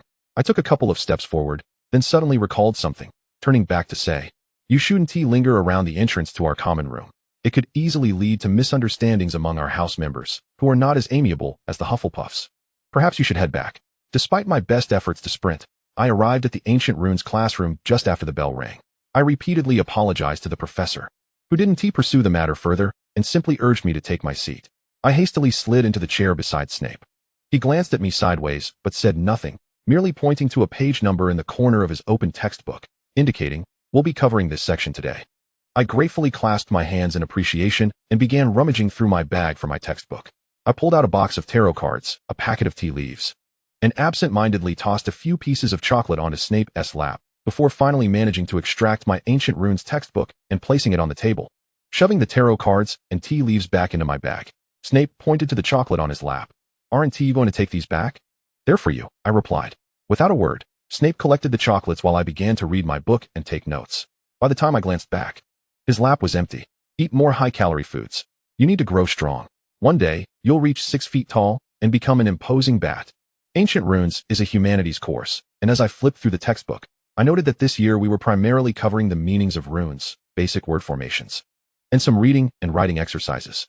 After finishing the lesson on the letters, the professor instructed us to practice writing the runes, and the classroom filled with the rustling of paper and hushed whispers from students. Since arriving at Hogwarts, I had been using a fountain pen, and I wasn't accustomed to quills. After pulling out my fountain pen, I tested the ink and began scribbling in my draft notebook. Beside me, Snape was focused on writing something in his textbook, and after a while, I grew bored and quietly leaned over to see what he was doing. He seemed to have already studied some ancient runes in advance, as I watched him swiftly jot down words I couldn't comprehend, resembling Latin as they corresponded with the runes. I stared for quite some time, utterly lost, and then quietly retreated to continue copying the runes. After copying the runes about 10 times, I felt I had memorized the day's lesson and began to daydream, doodling in my draft notebook. Back in my previous life, I loved drawing on desks or in my notebooks during classes, but I had lost that habit due to my work environment. However, now that I was back in school, I rediscovered the joy of doodling during lectures. Today, my imagination was running wild. That Ravenclaw boy's research sparked an idea. A girl falls in love with a portrait of someone who has long since passed, an unattainable lover. As I continued to write, I even began to assign a soundtrack to their story. Looking back, never straying far, lingering gazes, a bond unbroken in this life. When the bell rang, I felt a twinge of reluctance to leave. Severus, do you think portraits can fall in love? Snape, who was packing up his belongings, responded casually, they cannot. Oh, why not? I asked, feeling disappointed. Portraits are completed objects. They are lifeless and incapable of feeling. Snape slung his bag over his shoulder. I'm off to care of magical creatures. I walked with him to the entrance of the classroom, watching as he descended the staircase while I ascended, preparing to return to the Gryffindor common room. Upon reaching the door of the Gryffindor common room, I encountered that Ravenclaw once more. He was still standing in front of the fat lady's portrait, chattering incessantly with her. However, unlike before class, he now sported 2 vibrant green shoots of leeks protruding from his ears. It must have been the handiwork of James and his companions. I approached the Ravenclaw, somewhat displeased, and inquired, what on earth are those leeks in your ears? Oh, it's you, the Ravenclaw replied, glancing at me with a smile as he fiddled with the leeks in his ears. A few Gryffindor lads asked me why I was standing here, and I told them I was studying the portrait. A bespectacled boy mentioned that he knew a way to enhance my communication success with the portrait, and he cast a spell on me. Believe it or not, since these leeks have sprouted, I feel much more efficient in conversing with this lady. I gasped, James, you. Deceiving the naive is unethical. Have you made any progress? I asked. This lady is aware of her nature as a portrait, and she shared with me how she came to be, the Ravenclaw exclaimed, his face alight with joy. Her painter trained her, instilling in her many qualities, like her personality, her experiences, and how she ought to respond to various situations. I now have a vague understanding of how portraits are created. Curiously, I asked, so you intend to create your own portrait? Indeed, he replied, appearing somewhat bashful as he scratched his ear, causing the leeks to sway. I wish to create a portrait of myself to gift to a friend. I refrained from probing deeper into his intentions, respecting his privacy. I, too, am quite interested in how portraits are made. I was just discussing this with a friend. I asked him if portraits could fall in love with real people, to which he replied that they cannot, as portraits are lifeless and incapable of feeling. Suddenly, the boy became animated. They can. Who says they can't? It's possible, as long as the creator trains the portrait accordingly. What I mean is, if the painter instills love into the portrait, then the portrait can indeed love. I inhaled sharply. Then, could I perhaps create a portrait of my ideal paper figure, train it, and make it love me? Wouldn't that be more impressive than those companion-style virtual games on the market? The Ravenclaw boy replied. Though I am unfamiliar with whom you refer to as a paper figure, I believe it is feasible. I immediately extended my hand to him. I also wish to create a portrait. If you are planning to begin, please include me. The Ravenclaw boy appeared delighted. Sure, all right. By the way, what is your name? I told you before class, I am Evelyn Crouch. Oh, greetings, Crouch. The Ravenclaw nodded, the leeks in his ears bobbing about. I am Xenophilius Lovegood. Chapter 42. The name Xenophilius is not particularly renowned, and it takes a bit of effort to recall. However, upon hearing his surname, Lovegood, I felt an electrifying thrill surge through me, leaving me exhilarated and in a daze, eagerly anticipating what was to come. Wait, is it appropriate to mix idioms like this? I hope I haven't been away from the Chinese language environment for too long, causing my linguistic abilities to deteriorate. Anxiety. Well, such trivialities matter little. The important thing is that I have met Xenophilius, who is Luna's father. Luna, oh my Luna. Back when I was reading the original series, I adored Luna for her carefree nature and her whimsical way of speaking, unbothered by others' opinions. Most importantly, she is not only intelligent, kind, and brave, but also exceptionally entertaining. I simply adore interesting individuals. Her appearances always brought me joy. Because of Luna, I found myself harboring a certain fondness for Xenophilius too. How about we find a place to chat? I suggested. Standing here isn't ideal. It obstructs the entrance and exit to our common room. Oh, and perhaps you should visit the infirmary first to have those leeks removed from your ears. Xenophilius seemed somewhat reluctant to part with the plants. I find them quite useful. I think I will keep them. All right then. We descended several flights of stairs and randomly chose a spot within the castle furnished with tables and chairs for students to rest. Almost every student we passed cast astonished glances at Xenophilius, whose ears were adorned with flourishing leeks. I too received similar attention walking beside him. Yet we both maintained our composure. Xenophilius appeared entirely unfazed by the scrutiny of others, while I feigned indifference. What else could we do? We made do. After selecting a table in a secluded area, I retrieved my sketchbook and pencil case from the library and began to draw and write. When do you plan to start creating your portrait? Xenophilius responded. I plan to first acquire the necessary drawing supplies. Once they arrive, I will begin. I inquired, are you planning to draw it yourself? Have you studied art before? Xenophilius paused, blinking in confusion. Of course, why would I have someone else draw it? I recalled the description in the original text of Luna displaying portraits of her friends at home, and I felt a surge of anticipation regarding Xenophilius's artistic abilities. Wow, then you must be quite skilled. With humility, Xenophilius replied, that's all thanks to the garden gnomes. What on earth are those? Garden gnomes, he patiently explained, are marvelous. Clever little creatures. They usually inhabit the gardens of wizards' homes, and they are quite enchanting and amusing. Their saliva can enhance one's intellect, making creativity flow and inspiration strike. Before I paint, I visit the vegetable garden overseen by the Forbidden Forest and seek out a garden gnome to give me a taste. This way, the artwork I create becomes nothing less than a masterpiece. I was left utterly speechless. Luna, your father is quite extraordinary. Aren't you concerned about infections or catching some disease? I asked weakly. Xenophilius responded confidently, not at all. If something were to happen, it would merely provide me with new research material on garden gnomes. You Ravenclaws are truly remarkable, I admitted, feeling a sense of inferiority. Xenophilius can create his own portrait, whereas I doubt I could manage it. Though I enjoy doodling random comics in my spare time, I have never undergone any formal art training. If I attempted to draw a serious portrait, it would surely be a disaster. Is there any magic that could recreate a lifelike portrait for me? Could a magical photograph serve as a substitute for a portrait? Or should I also have a goblin bite my finger? Xenophilius and I resumed our discussion about the size of the portrait, the materials needed for drawing, and how to train a portrait. As we chatted, Xenophilius suddenly shuddered, straightened his back, and abruptly changed the subject. Did you know that the entrance to our Ravenclaw common room is a questioning door knocker? Huh. Xenophilius continued. I know you don't. But as long as you answer the knocker's question correctly, you can enter our common room. Sometimes the questions are quite perplexing, and Ravenclaw students often find themselves stuck outside. I see. But how is this related to our discussion today? Xenophilius's speech quickened, and he enthusiastically recounted an experience he had with the Ravenclaw knocker in my third year. The knocker posed a rather intricate question to me. Under what circumstances do two eyes perceive something entirely different? Several classmates were stumped by this question, unable to enter. Guess what I answered? I replied, because of optic nerve damage leading to monocular blindness? Xenophilius was taken aback. I hesitantly altered my answer. Is it a temporal hemianopia caused by an injury to the optic chiasm? Or perhaps due to damage to the optic tract, resulting in homonymous hemianopia? A somewhat ethereal voice echoed above us. Hello, Xenophilius. Hello, Barty. It seemed as if we had never before seen the two of them together. Both Xenophilius and I turned our heads to behold a witch adorned in Ravenclaw robes. A faint, almost imperceptible smile graced her lips as she glanced at me. Then at Xenophilius. Hello, Pandora, Xenophilius greeted solemnly. I was just discussing some academic matters with Barty. The girl named Pandora was quite enchanting. Although she appeared a few years my senior, likely a sixth-year student, I still deemed her captivating, for a fleeting moment. I even found myself reminiscing about a younger sister I may or may not have saved in my previous life. Her hair flowed gently. Her eyebrows were somewhat unkempt with a few stray strands. Her large, slightly protruding eyes were of a pale hue, and when she fixed her gaze upon you, it felt as though your very soul was being drawn in. I overheard you discussing hemianopia, Pandora remarked cheerfully, a splendid response. I believe you would fare quite well with the Ravenclaw entrance requirements.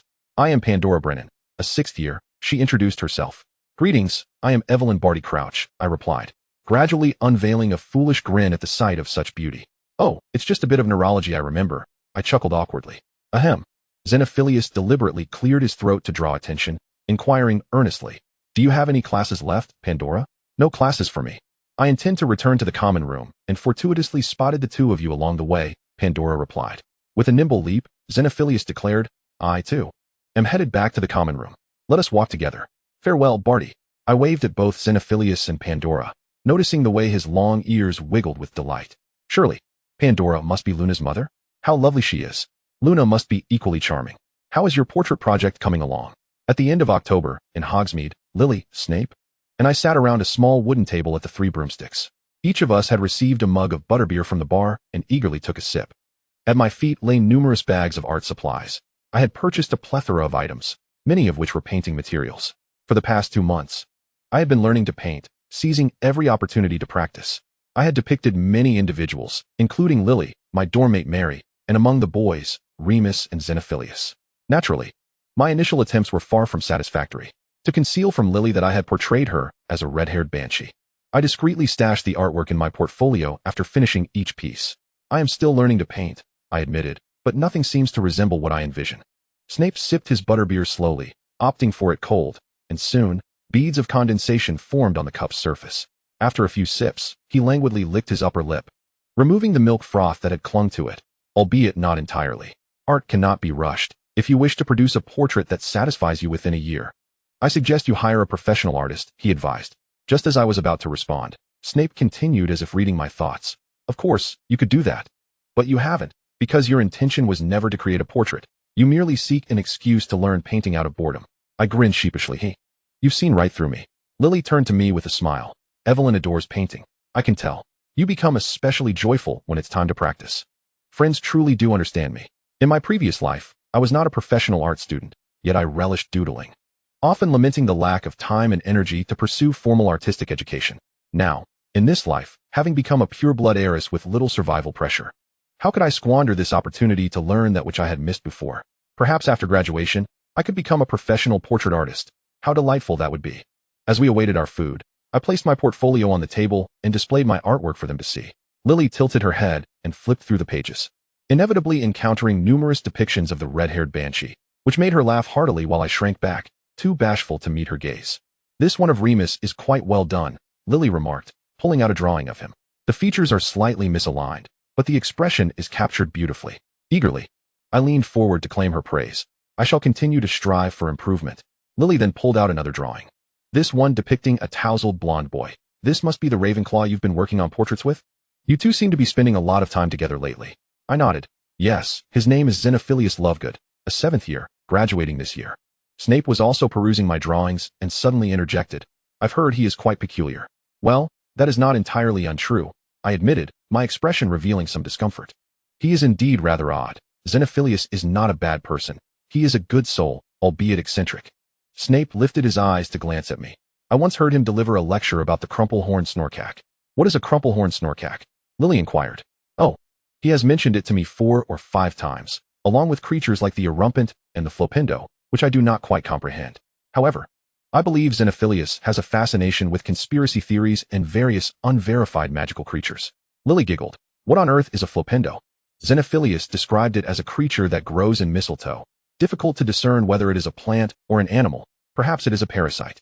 I am not certain if it is some special kind of parasite, but in any case, once ensnared, one would perish. Essentially, it is a Christmas couple-esque killer.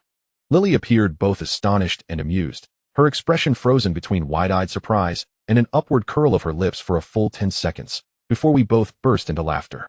Snape, however, did not join in our mirth. He curled his lips in an overtly disdainful manner. I must remind you, Evelyn, that excessive leniency towards such eccentrics will only lead to them becoming increasingly entangled with you.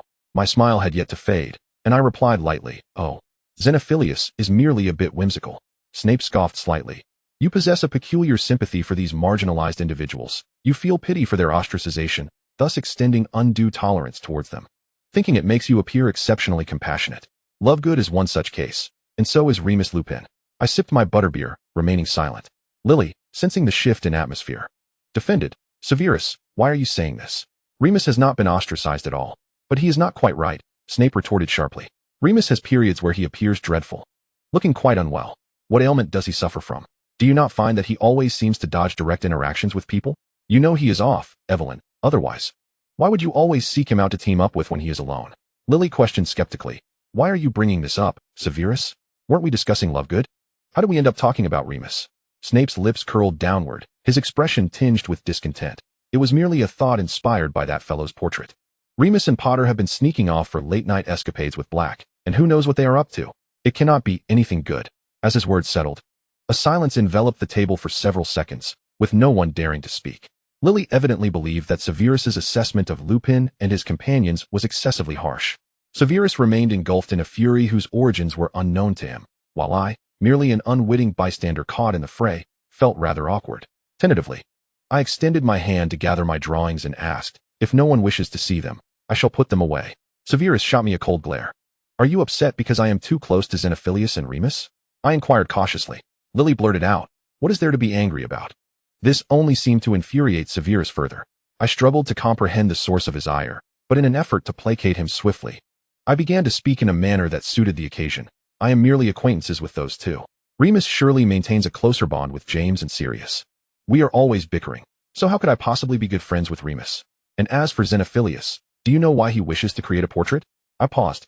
But to my surprise, neither Lily nor Severus pursued the matter further, leaving me to answer my own question, because he is about to graduate. But the girl he fancies will graduate a year later, so he wants to create a portrait to keep by her side. Wow. Lily's interest was piqued. Who is the girl he likes? Pandora Burbage, a sixth-year Ravenclaw, I replied. They would make a lovely pair. I quickly recounted some of the foolish antics Xenophilius had undertaken to attract Pandora's attention, eliciting giggles from Lily, while Severus remained silent, though I sensed his expression softening. Our lunch arrived, which served as a welcome distraction. Lily and I shifted the conversation, and the atmosphere around the table lightened once more. After finishing our meal, the three of us tidied up and prepared to explore the surroundings. I slung my portfolio over my shoulder, while Lily organized her scarf, and Severus stood at the door, waiting for us. As I glanced at Severus's silhouette by the street, a fleeting thought crossed my mind. It would be delightful to capture him in a drawing. I shook my head, dismissing the idea. I would certainly draw Severus, but only after my skills had improved. I did not wish to render him in a distorted manner. Perhaps, 20 years hence, when he became headmaster of Hogwarts, I could create the portrait of Headmaster Severus for his office. Wait, aren't portraits of headmasters only hung after they have passed away? Ugh, forget that. I shall not paint. I refuse to do so. Chapter 43. In my previous life, I had heard that studying art could be quite costly, but I had not truly grasped the extent of it until I began my own artistic endeavors. I soon realized just how expensive painting could be. After completing a few pieces, I had to repurchase paints, as well as various brushes, canvases, colored pencils, oil pastels, and sketch pencils. There were so many supplies. So expensive. My pocket money was swiftly depleted by art materials, and I soon found myself unable to afford the little snacks from Honeydukes. I wrote to my father, saying, Dad, I'm hungry. I need money, to which he replied, Where has all your money gone? To prove my artistic endeavors, I sent him a portrait I had painted of Barty Crouch. My father responded with, Are you studying caricature? I was furious. Though I was angry, I could not transform into Da Vinci to confront my father. With tears in my eyes, I persevered in honing my craft. By the time I finished the portrait of Xenophilius, I could still only manage to create an abstract representation of a blonde character. Woe is me. I could not become an art student, nor could I aspire to be a renowned artist in the wizarding world. But as the saying goes, nothing is difficult in this world if one is willing to give up. I gave up. I shall not paint anymore. Why must portraits be of high precision and exquisite beauty? Can I not simply paint abstract figures? Thus, in a fit of inspiration, I created a self-portrait. This painting was truly a culmination of abstraction, chaotic lines, distorted figures, enigmatic features, bold colors, and a complete lack of light and shadow. A perfect zero in any art examination. I scrutinized it from every angle, convinced that it captured the very essence of my soul. My essence was that of a blissful little puppy. After uplifting my spirits, I boldly marched to seek out Xenophilius. Feeling a tinge of embarrassment, I covered my artwork with a cloth. As I made my way outside, I did my utmost to ignore the curious gazes of passers-by, pretending I was merely transporting an inconsequential object. Don't ask what's inside. Don't ask. I will not reveal it. Upon reaching the third floor, I was startled to see Severus standing at the end of the corridor, and he had noticed me. With a heart full of trepidation, I greeted him with a beaming smile. Hi, Severus. Are you heading to the library? Severus had grown considerably taller over the year. His youthful features softened into a semblance of adulthood, and his voice had deepened. At times, I felt I had to tilt my head back to discern his expression. Yes, I'm looking for a place to read, he replied, then cast a glance at the painting I was awkwardly clutching under my arm. What is that? A drawing? I responded nonchalantly. Oh, yes, just moving it. Severus raised an eyebrow slightly. Moving it where? I said, to show it to a friend who studies art with me. I omitted Xenophilius's name. Ever since Severus had lost his temper at the three broomsticks, I had refrained from mentioning my other friends in his presence. I felt the need to maintain Severus's sense of security, as he seemed to have only me and Lily as close friends. I did not want him to feel abandoned. Severus appeared somewhat intrigued by my artwork. Who is this one of? My cold sweat threatened to cascade down my brow. The thought of that haphazardly drawn face made me feel exceedingly guilty. If Littletail were still around, it would surely be terrified. Just a random sketch. Nothing much. I laughed awkwardly. I want to delay your studies. I'm off now, goodbye. With that, I hurriedly dashed away, clutching my painting. Oh dear. I had boasted about painting Severus, yet with my current skills, it would be a miracle if I didn't render him as an abstract bat. My apologies, Severus. For the sake of your reputation, I shall spare you from the disgrace of my artistic failings. Breathless, I found Xenophilius waiting for me in the empty classroom. I had no idea how long he had been there, but he appeared calm, so I must not have been late. Xenophilius offered no commentary on my painting. He seemed indifferent to what I had conjured. He set our disparate artwork side by side, rubbed his hands together, and said, "All right, let us begin." We had already procured the potion to animate our portraits, and Xenophilius filled a spray bottle with it before evenly spraying our paintings. Once sprayed, our portraits came to life, reminiscent of magical photographs. Meanwhile, my chaotic depiction began to writhe like some malevolent deity, twisting its limbs and features, while I, forced to witness this spectacle, wore a look of pure agony. To create such a thing was truly a disservice. I resolved that this painting would remain my deepest secret. Just as Voldemort's greatest secret was his Muggle heritage, I would not allow anyone besides Xenophilius and myself to see this abomination. "All right," Xenophilius said, completely unfazed by my monstrous portrait, his expression tranquil. "Next, we shall commence the training." He leaned closer to his own portrait and spoke earnestly. "You are Xenophilius Lovegood. You are me." The figure of Xenophilius in the painting blinked and echoed, "I am Xenophilius Lovegood. I am you." Satisfied, Xenophilius nodded. "Exactly, so the training begins now. I shall commence imparting all my knowledge to you. You are me, and you must learn everything about me." I gazed at my portrait, and the golden-haired figure stared back at me. Oddly enough, I found her expression rather amusing. I forced a smile at my likeness and stammered, "Hello, I am Evelyn Crouch. You are my self-portrait." My portrait responded with a whimsical grin, "Hello, Evelyn Crouch. I understand, I am you." I clutched my chest, nearly unable to continue. I needed courage. I needed courage. I am a Gryffindor. I possess bravery. Xenophilius was swiftly training his portrait while I was still engaged in self-affirmation, panting as I glanced at my likeness. "My father is Barty Crouch, my mother is Maria Crouch, and we have a house elf named Winky." I spoke hesitantly to the portrait, which quickly began to mimic my tone. Speaking in my voice, "Winky is a very good house elf. She folds my clothes, makes my bed, and prepares delicious omelets for me." I continued, "I have two dear friends named Lily Evans and Severus Snape. Lily has red hair and green eyes. She is incredibly beautiful, like a little sun. Severus has black hair and dark eyes. He is very intelligent and reliable. If you need something, he is the one to turn to." The portrait repeated, "Lily and Severus are my best friends. I adore them." Gradually, I felt a semblance of reconciliation with this portrait. What choice did I have? The painting was already created. I sighed, and the portrait mimicked my sigh, its tousled golden locks waving. "Please, do not imitate that," I implored. Just as I wore a frown while gazing at my portrait, the door to the empty classroom creaked open behind me and Xenophilius. I turned swiftly, only to be horrified to find standing at the door none other than the person I desperately wished to avoid, Severus Snape. Clutching a book, his dark eyes scanned me, widening in surprise, then shifted to the bewildered Xenophilius and finally to my portrait. He spoke slowly, "The library is full. I am looking for a place to read." I sprang to my feet as if jolted by electricity, my face contorted in panic as I lunged towards Snape, pulling him out of the classroom while hastily kicking the door shut behind us. "This place is in use," I exclaimed. You should find another spot." I could not allow him to see my portrait. Otherwise, my carefully curated image in his mind would be utterly destroyed. I had painstakingly maintained the persona of a bright and clever sweetheart. How could I possibly have created such a bizarre, sinister portrait? Snape perceived my distress. His expression remained impassive as he regarded me. "Are you two using this space together? And do you not permit anyone else to enter?" I wore an exasperated expression. "Why does it sound as if you think we are up to something inappropriate? Are you not?" Snape countered. "Are you not secretly engaged in some clandestine activity with him?" "Not clandestine," I emphasized. "It's merely inconvenient for outsiders to see." Snape replied coldly. "Oh, so I am the outsider then." I hastily clarified. "That is not what I meant. It's just that it is not suitable for others to witness. But you are certainly not an outsider. You are, To lighten the mood, I blurted in Chinese, "You are an insider." After saying that, I chuckled at the pun. "Insider, my little darling Snape, haha." Snape seemed utterly unfazed by my nonsensical joke. "Since you do not require my presence, and do not wish for me to be here, I shall not intrude upon your private world with Lovegood." He forcefully pulled his arm from my grasp, and only then did I realize I had been holding onto his upper arm. Before turning away, Snape cast a deep glance at me that made my heart race. He was about to leave. If he truly walked away, it would feel irrevocable. In my previous life, I was a reclusive, cat-like homebody. This is not an exaggeration. It is the truth. I have always been excessively enthusiastic and forthright, often overwhelmed by my emotions. Both positive and negative feelings are equally transparent and unmasked. Kindness, joy, and humor draw friends towards me, while anger, complaints, and blame drive them away. Thus, I often hurt my friends, watching helplessly as they departed.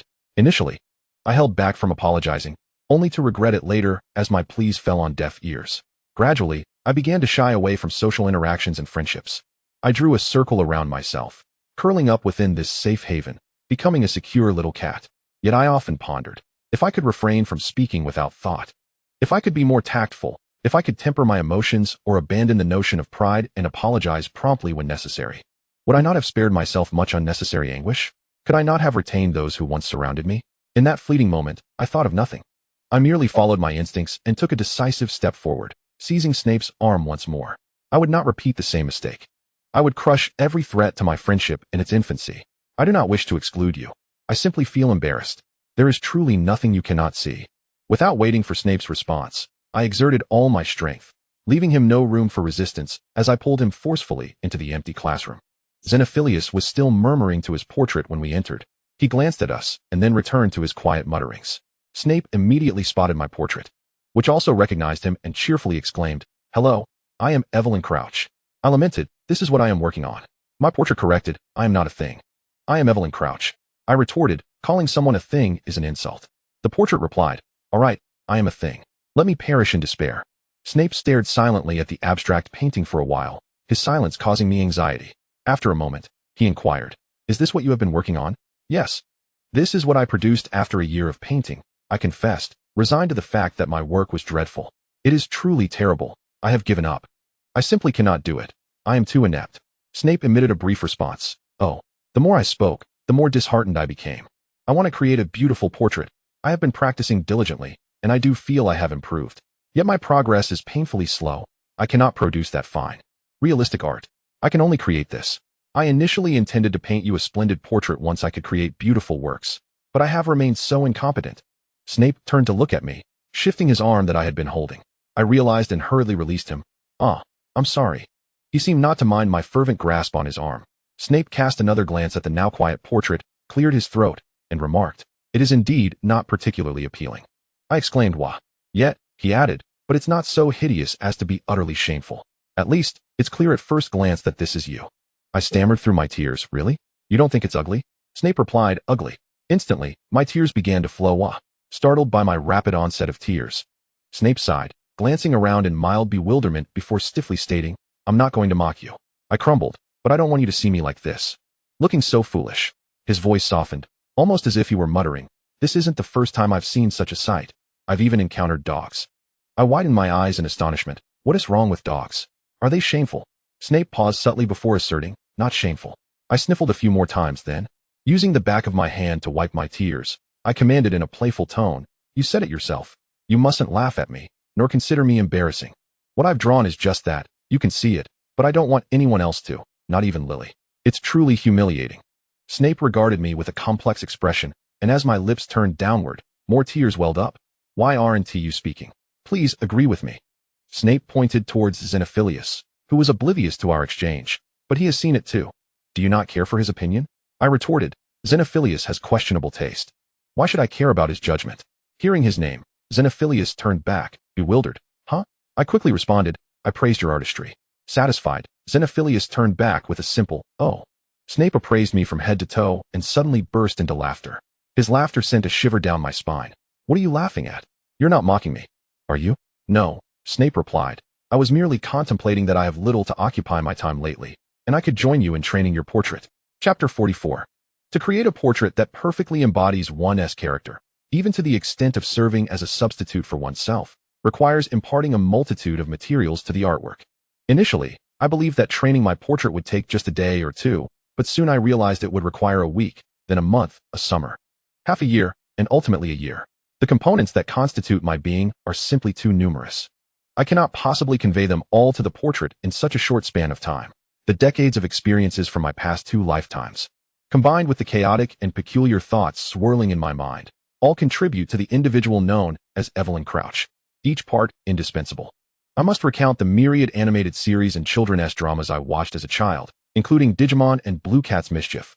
I must describe the salty, crispy snacks I secretly munched on during study periods, each morsel melting in my mouth, bringing me immense joy as I awaited my turn. I must sing every song I can recall, from I Awaken the Sea, I Awaken the Mountains, I Awaken the Deserts. Where colors abound, to the white moonlight shines at the ends of the earth. I nearly emptied my mind of everything, embracing the unique essence of my being with each narration. Time sped by, and when Pandora Brenner graduated, finally reuniting with Xenophilius Lovegood outside the school, the training of the portrait reached a conclusion, and I was set to ascend to 5th grade. Before the new term commenced, I concealed the portrait in a suitcase that had been enchanted with a discreet extension charm, keeping it a secret from my parents. After all, it was merely my practice piece, and besides Snape and Xenophilius, no one knew about my personal backup. A backup that could skillfully and off-key sing at least 500 popular songs. This year, our family did not travel alone to King's Cross Station. My father had arranged for a vehicle through the Ministry of Magic, and accompanying us was not only a driver, but also an oarer, due to the increasingly dire circumstances outside. In recent years, Voldemort and his Death Eaters had only been occasional mentions in public discourse, but lately, the Dark Mark had been appearing with alarming frequency, almost monthly, witnessing brutal murders associated with it, as Voldemort's and the Death Eaters' ideologies spread alongside the bloodshed. Pure blood supremacy. Though the Crouch family is also pure blood, my father's stance towards Voldemort and the Death Eaters is unequivocal. He has publicly expressed his opposition and disdain for those lunatics on multiple occasions and has ruthlessly cast one dark wizard after another into Azkaban during trials. Thus, in the eyes of Voldemort and his followers, our family may not be much better off than those of Muggle descent. Throughout the journey, my parents wore expressions of concern. My father insisted on reminding me to study diligently, urging me not to embarrass the Crouch family with poor OWLs, while my mother continually urged me to be cautious, advising me not to speak carelessly or provoke others at Hogwarts, and simply focus on my studies. I nodded along, my mind preoccupied with thoughts of how to frolic around with my friends after school commenced, as I tuned out their concerns. At the station, I bid farewell to my parents and swiftly darted onto the train, joyfully searching through the carriages for my friends. Along the way, I encountered numerous familiar classmates, some from my own house, and others from Ravenclaw and Hufflepuff. I greeted each of them, occasionally stopping to chat, exuding a spirit of fearlessness. Finally, upon spotting that striking head of red hair in the carriage, I gleefully hopped in. Lily. Lily looked up, her face lighting up with a radiant smile. Evelyn. We embraced like wrestling partners. Lily had blossomed beautifully. Her features were vibrant and alluring, and at times, I found myself unable to look away. Westerners mature early. In my past life, at 15, I still had a youthful, childish face, yet now, the 15-year-olds around me resembled adults. Occasionally, I would gaze into the mirror and feel as though I were looking at a stranger, having grown so rapidly that it seemed as if, with a whoosh, we transformed from small, soft children into adults. We nestled closely together, both eager to share a multitude of stories, and thus we began to chatter away. Lily shared that her family vacationed at the seaside in France during the summer, and when I inquired why she hadn't gotten sunburned, she explained that I had previously told her that excessive sun exposure could increase the risk of cancer, so she had taken every precaution, only removing her sun protection gear when swimming.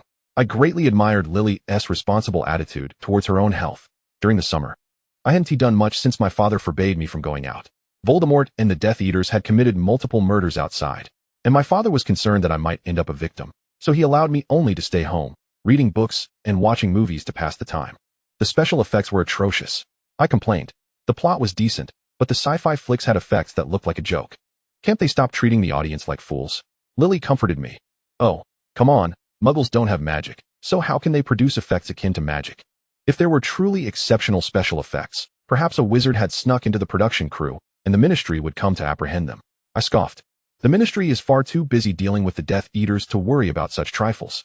By the way, have you read the Daily Prophet lately? The former Minister of Magic has stepped down, due to the recent audacious activities of Voldemort. The public has come to believe that the Ministry of Magic has failed to respond appropriately, resulting in the resignation of the current minister, who has stepped down in favor of a more resolute figure. Regrettably, the new appointee is not my father. He remains the head of the Department of Law Enforcement. However, I remain optimistic about his potential rise to the ministerial position. Provided that I do not join the Death Eaters, he will undoubtedly ascend in due time. As we engaged in conversation, the train departed from platform 9 3/4, embarking on its journey to Hogwarts. It wasn't until both Lily and I felt our stomachs rumbling that we realized Severus had yet to appear. Where could he be? I wondered anxiously. Could he be having trouble finding us? Lily, equally perplexed, confessed, "I have no idea. I haven't seen him since we arrived at the station." A disconcerting thought struck me. Could he have dropped out? Surely not, Lily replied, though her voice carried a hint of uncertainty. Feeling restless, I pondered for a moment before placing a reassuring hand on Lily's shoulder.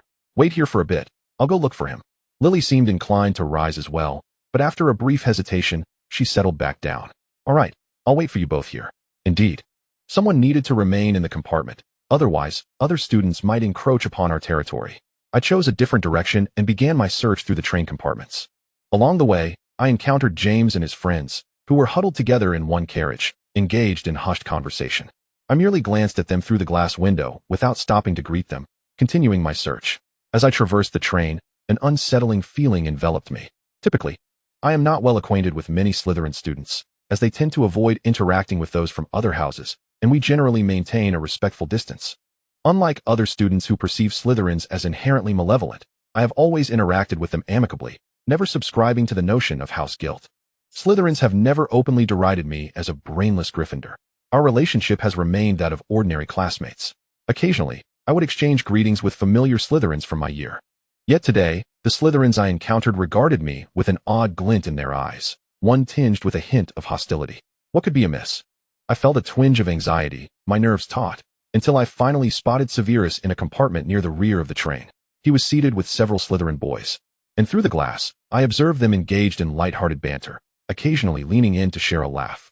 Severus was not marginalized. He appeared to be comfortably integrated into their group, exuding a relaxed demeanor as he leaned back in his seat, occasionally contributing to the conversation with a faint smile gracing his lips. It seems this was the moment of reckoning. No wonder the Slytherins had cast me such peculiar looks earlier. In light of the current circumstances, everyone is compelled to choose a side, and students are no exception. Severus, too, must decide where his allegiance lies. I lingered at the door for a moment, contemplating, before turning away and walking back. After traversing about 5 compartments, I heard someone calling after me, breathless. "Evelyn." I turned in surprise, recognizing the voice. "Severus? What brings you out here?" Severus was panting heavily, clearly having rushed to catch up with me, his pallid face now tinged with a flush. He had grown quite tall, requiring me to tilt my head back to meet his gaze. His face had matured, with pronounced cheekbones and deeply set features, and his dark eyes glimmered with intensity as they locked onto mine. "I saw you," he said, his voice slightly trembling from exertion. "Did you need something?" Feeling somewhat awkward, I masked my discomfort with a smile. "Oh, it's nothing urgent. I was just feeling a bit restless and wanted to wander around the train to find you. I've missed you over the summer." Severus remained silent, his gaze fixed on me. "By the way, Lily has been made head girl. Did you know?" I asked, attempting to fill the silence. "She showed me her badge. It gleams with the letter P. She'll be patrolling soon." Severus nodded subtly. "I know." The awkwardness deepened. "So, really, I don't have anything important to discuss. You should head back." I didn't mean to intrude. Severus appeared to hesitate, as if grappling with unspoken words. "I know you're not bothering me," he replied. "I might not have much time to study with you both in the near future." I looked at Severus, gently biting my lip, then nodded. "I understand. As long as it doesn't trouble you. I have no pressing matters myself." He pressed his lips together and let out a soft sigh. "What do you understand?" "I understand everything. I'm quite clever," I replied with a grin, playfully pointing to my head. "Like a border collie, the smartest dog around." "It's all right. I truly do understand," I assured him, waving my hand dismissively. "Regardless, we will always be the best of friends, right?" Severus met my gaze, slowly parting his lips to respond in a low voice. "Yes." I exaggeratedly leapt and spun around. "Then I'll head back now. Bye-bye." Without waiting for his farewell, I quickly made my way back to the compartment where Lily had been. My dreamlike bubble was finally poised to burst. The changing tides of circumstance swept everyone along, just as I was destined to mature once more. Severus had chosen his path, a path distinct from those of Lily and me. However, unlike Lily, I possessed a prescient awareness. I knew that Severus Snape was not a morally bankrupt, cruel, or heartless villain. Thus, I would not sever ties with him merely because he had chosen a different side. I simply felt a pang of sorrow, for I understood that I could not change him, nor did I possess the standing to demand that he transform. All I could do was trust in his character and continue to be his friend. If it were possible, if, indeed, it were feasible, I would reach out my hand, pulling him back from the precipice. Perhaps that is the essence of my rebirth, to render this world a touch more beautiful. Upon returning to the compartment, I found Lily already donned in her school robes, proudly displaying her head girl badge. I squinted playfully at the P emblem, and she gazed at me with exasperation, inquiring, Did you find Severus? Oh, yes, in another carriage. He must be preoccupied with something. I feigned nonchalance. Come on, we're not primary school girls anymore. We don't need to be glued at the hip. I want to feel lonely while you're patrolling. Lily seemed to see through my facade, asking, is he with a group of Slytherins? Avery and the others? Feigning ignorance, I replied, is he? I don't really recognize them. Lily pursed her lips and let out a heavy sigh. Evelyn, you truly are. I watched her continue to smile foolishly. All right, I'm off to patrol. She extended her hand, gently squeezing my shoulder. I'll be back soon. I shrugged indifferently. As I said, I'm not a primary school girl. I can occupy myself just fine.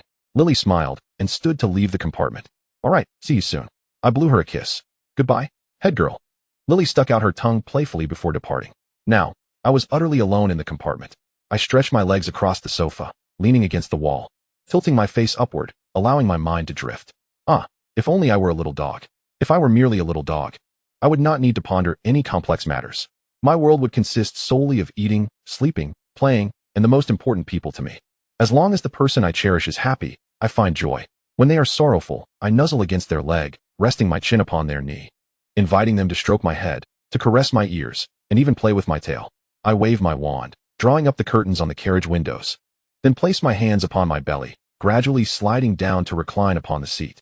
The entire summer passes by. My melancholy remains unabated. Driving along the endless highway evokes a sense of detachment from myself. I softly hum Twilight, rhythmically patting my belly, thud, thud, thud, thud. By the way, did I mention to the portrait that I have a fondness for Zhou Chuanxiu? Chapter 45. The heads of Gryffindor are Lily and Lupin. A fact I have known from my previous life.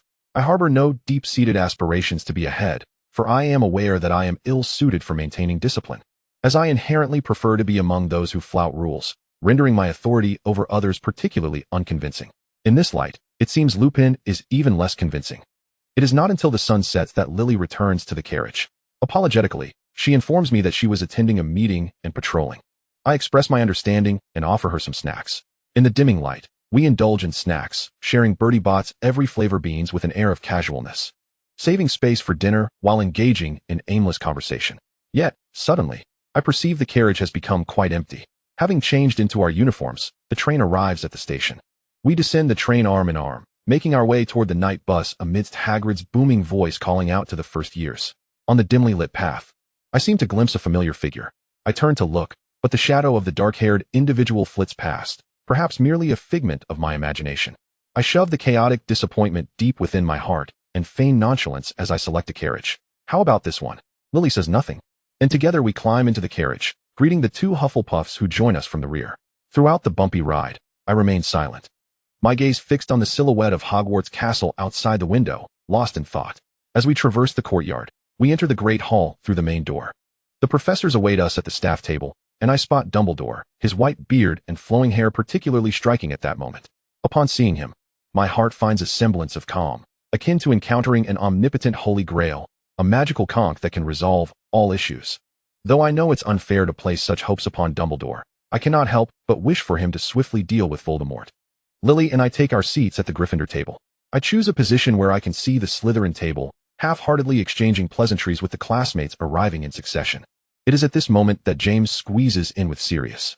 "Hey, Lily," he exclaims, plopping down opposite us, his hair a disheveled mess as though he had just emerged from the eye of a typhoon. Upon seeing Lily, the laughter in his eyes behind his glasses seems to vanish, leaving him looking rather foolish. "I heard you became head girl?" Lily folds her arms, responding coolly, "Indeed, Potter. So you'd better keep your tail tucked, lest I catch you breaking any rules." James dismissively wipes his nose with the back of his hand. "Oh, that's nothing. My tail is quite short. I can't tuck it." I burst into laughter. "Indeed, a deer's tail is quite short." "What?" Lily, perplexed, asks. "What do you mean?" James replies with a grin. "Oh, nothing, nothing."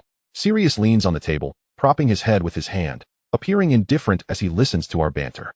Having matured, Sirius now bears an even more handsome visage, not due to any alteration in his features, but rather an inexplicable aura of melancholy that envelopes him like a poet, exuding a certain mystique. I suspect this stems from the arguments he endured all summer with the Black family. "All right, let us tone it down, sharp fork," Sirius drawls lazily. "We all know about your short tail." I shoot him a glance, pondering how a Bigfoot's tail should be quite long. "Long time no see, Evelyn." Sirius turns to me. "What did you do over the summer?" "Just lounged at home," I reply dismissively. Sirius seems unconvinced. "Really?" I maintain a calm facade. Not true. I actually trekked in Antarctica, organizing a football match there, pitting the Chinese team against the Penguin team for the final qualifying spot. Guess who won? Sirius chuckles, his eyes sparkling with interest. The Penguin team? I scoff, rolling my eyes.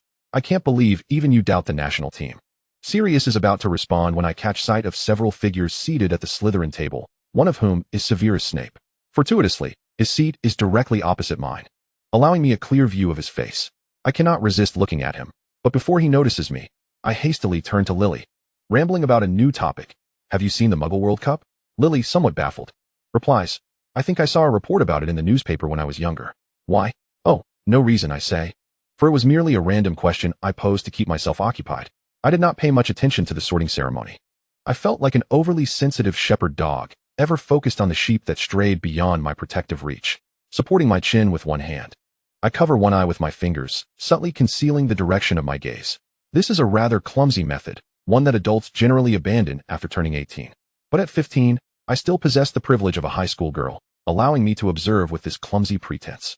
I frequently steal glances at the Slytherin table, searching for the slender, dark-haired boy with the hooked nose. I yearn to see whom he associates with, to know who his new friends are. And I am curious about how he presents himself among Slytherins as opposed to when he is with me. Within me simmers a smoldering ember of desire. The Sorting Hat sings, and once its song concludes, I belatedly join in the applause, watching Professor McGonagall summon the new students one by one. Some are sorted into Gryffindor, and we applaud. Others are placed into Slytherin, and the Slytherins clap. Seizing the opportunity, I boldly glance towards the Slytherin table, where I see Snape clapping while turning to converse with Avery. As they talk, Snape suddenly smiles, his cheekbones lifting as his lips form a perfectly measured arc. After his smile fades, he turns his head. Inescapably, our eyes meet, and I momentarily freeze, witnessing the smile vanish from Snape's face, replaced by a hint of astonishment. Flustered, I immediately turn away. Ah, whoa. My stomach churns, and I suddenly bury my face in Lily's shoulder, emitting a muffled whimper. What's wrong? Lily exclaims, startled. Are you unwell? I take a deep breath, then lift my head once more. No, I reply, I just feel like going mad. That smoldering ember within me blazes ever more fiercely, stirring a tempest of frustration, as I long for someone to confide my troubles to, only to find no one available. In this vast and lively great hall, I feel as though I could stand up and flee. In an effort to control my emotions, I attempt to clear my mind, forcing myself to contemplate some whimsical thoughts. My eyes fixate on a gap in the wooden table, desperately trying to recall the plot of a movie I watched over the summer. As I ponder, the face of the male lead is replaced by Snape's visage. Draped in a long, dark robe, Severus Snape, with a solemn expression, embraced the female protagonist, their dialogue accompanied by a whispering voiceover.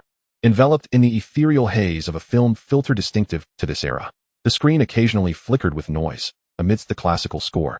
The female protagonist turned to reveal my own face and began to sing. Good flowers do not always blossom. Good times do not always remain. Sorrow piled upon laughter. Tears shed for yearning. After tonight's farewell, when will you return again? How peculiar. I painfully closed my eyes, at the front of the hall. The sorting ceremony had concluded. Professor McGonagall tucked away the sorting hat, and Dumbledore rose to announce the commencement of the feast. A variety of roasted meats and potatoes suddenly appeared on the long table, and I slowly sang the next line.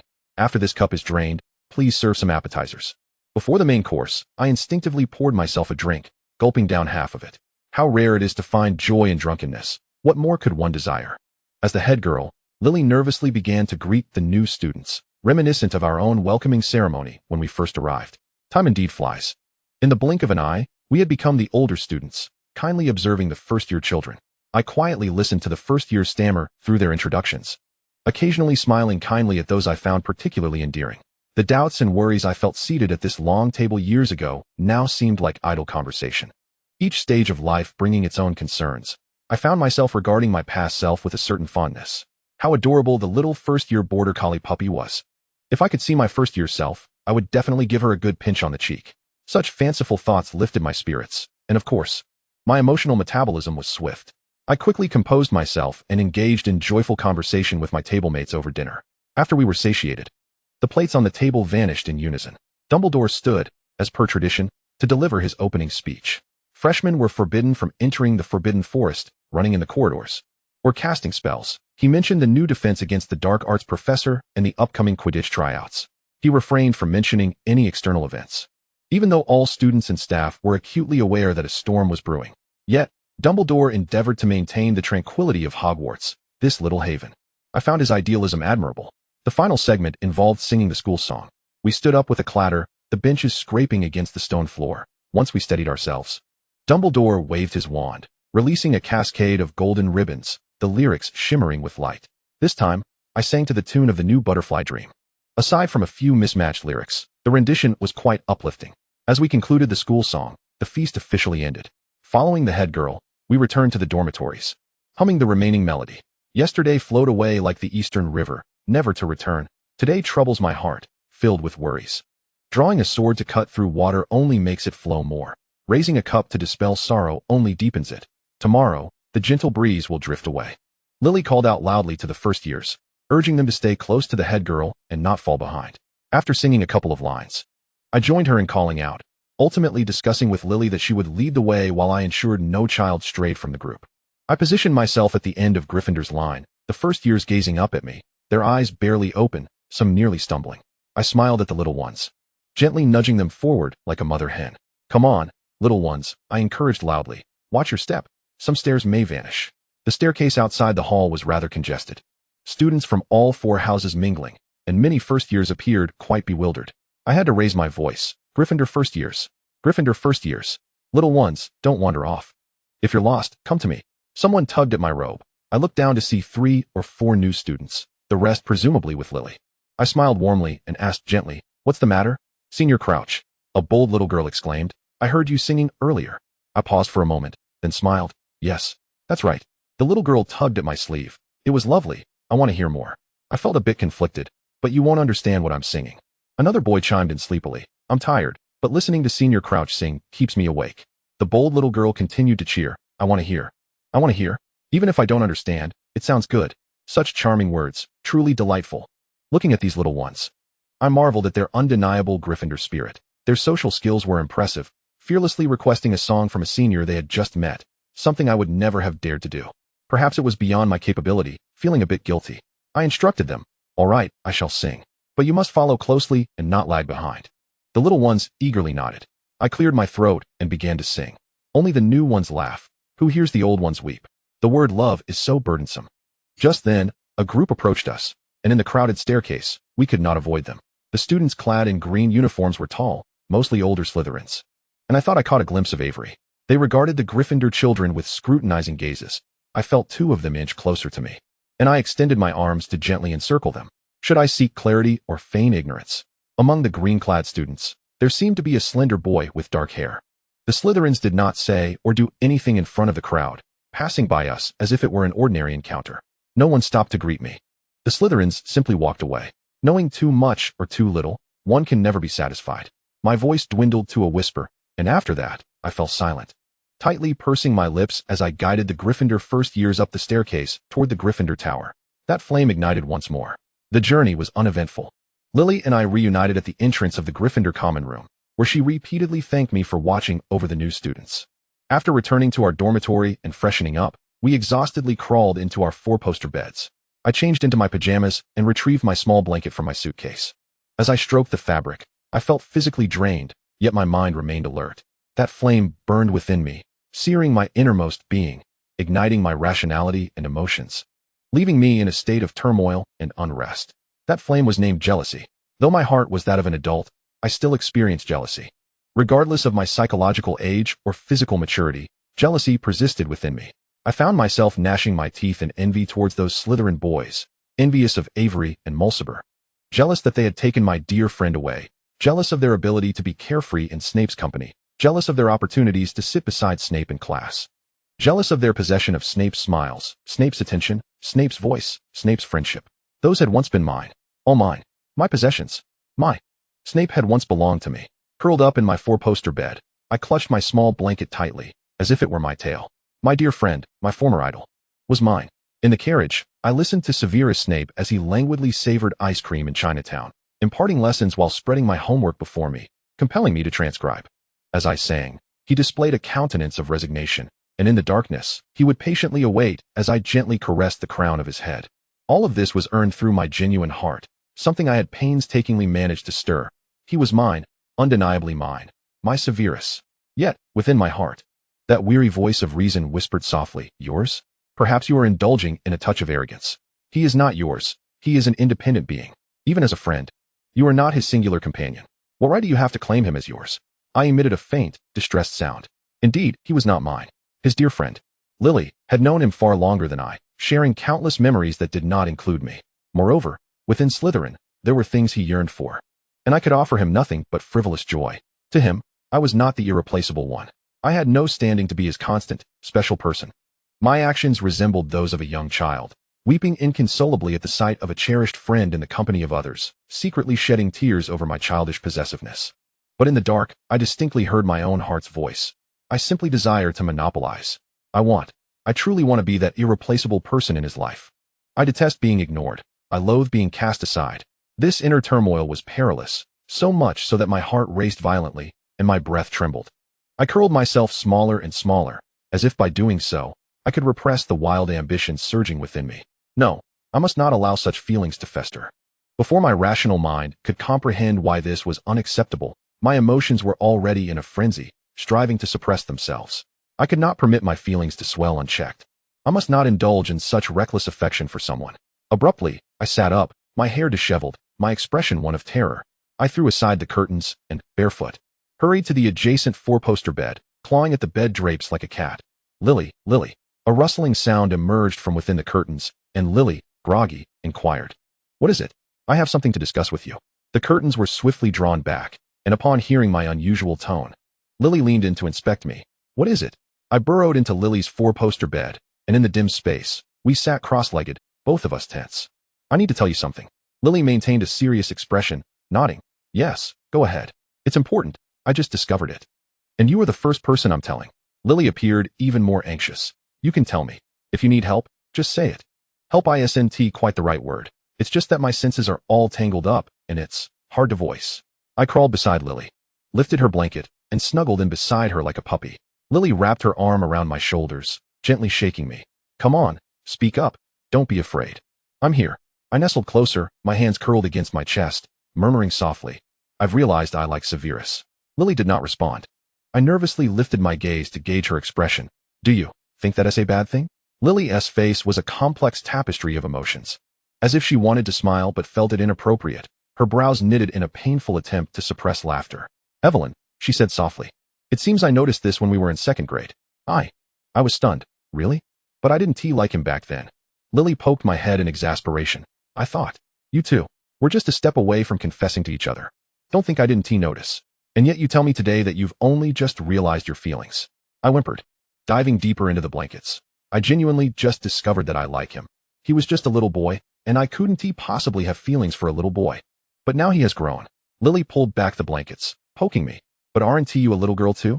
It's different. It's not the same." I wriggled in the covers for a while, finally emerging with my hair in disarray, cautiously repositioning myself beside her. Lily sighed. "All right.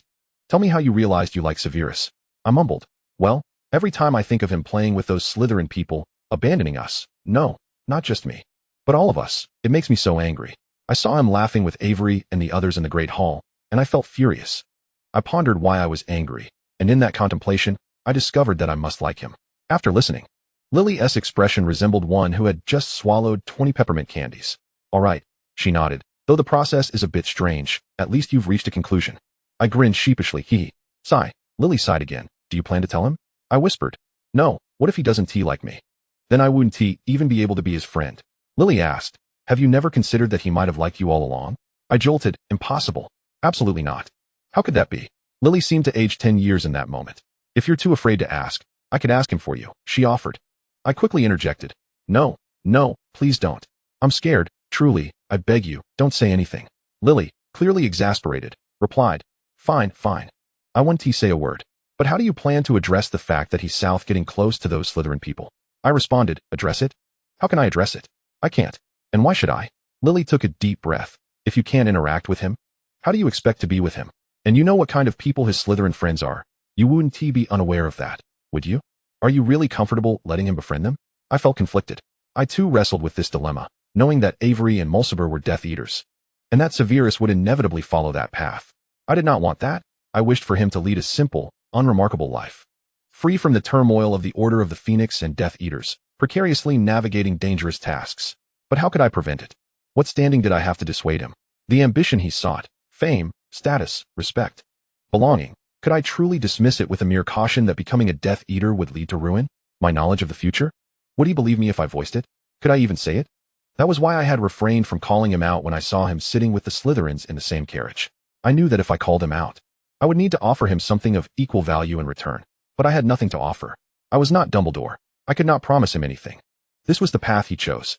Everyone has their own road to travel, and Severus would not be easily swayed by mere words. I gently remarked. Only through hardship will he realize that path is not meant for him. Lily gazed at me, her eyes filled with sorrow. You mean, no one can persuade him? She asked. I sighed. Perhaps only Dumbledore himself could, but what reason would Dumbledore have to counsel Severus before he has done anything? What could he possibly say? Lily, with a touch of exasperation, patted her face and pondered aloud. Who else holds significance for Severus? Do you believe he is the type to alter his ambitions for someone he cares for? Can a woman truly transform a man? If I were to cite any random man as an example, I would scoff and advise him to temper his romantic inclinations. Yet, if that man were Snape, perhaps it could indeed be so. I found myself stating, quite dazedly, it really might be possible. Lily nudged me playfully. Then why don't you hasten to win his affection? That way, you could persuade him. Yes, that's precisely it. I exclaimed, my enthusiasm ignited. Although there's a considerable chance that Snape remains impervious to such efforts, one must at least attempt to ascertain the outcome. I shall pursue Severus. I will endeavor to charm him. Tomorrow morning, I shall rise early to prepare myself. I am determined to present myself beautifully. I shall compose love letters.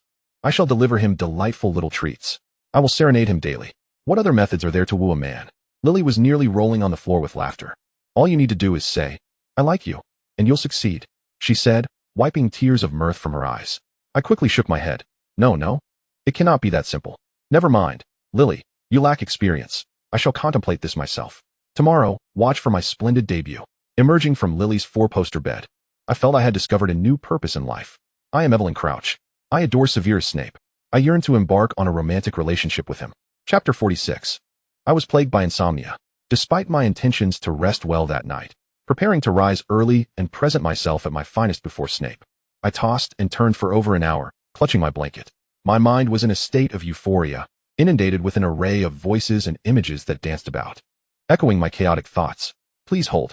I imagined myself appearing, microphone in hand, as a reporter for the Daily Prophet.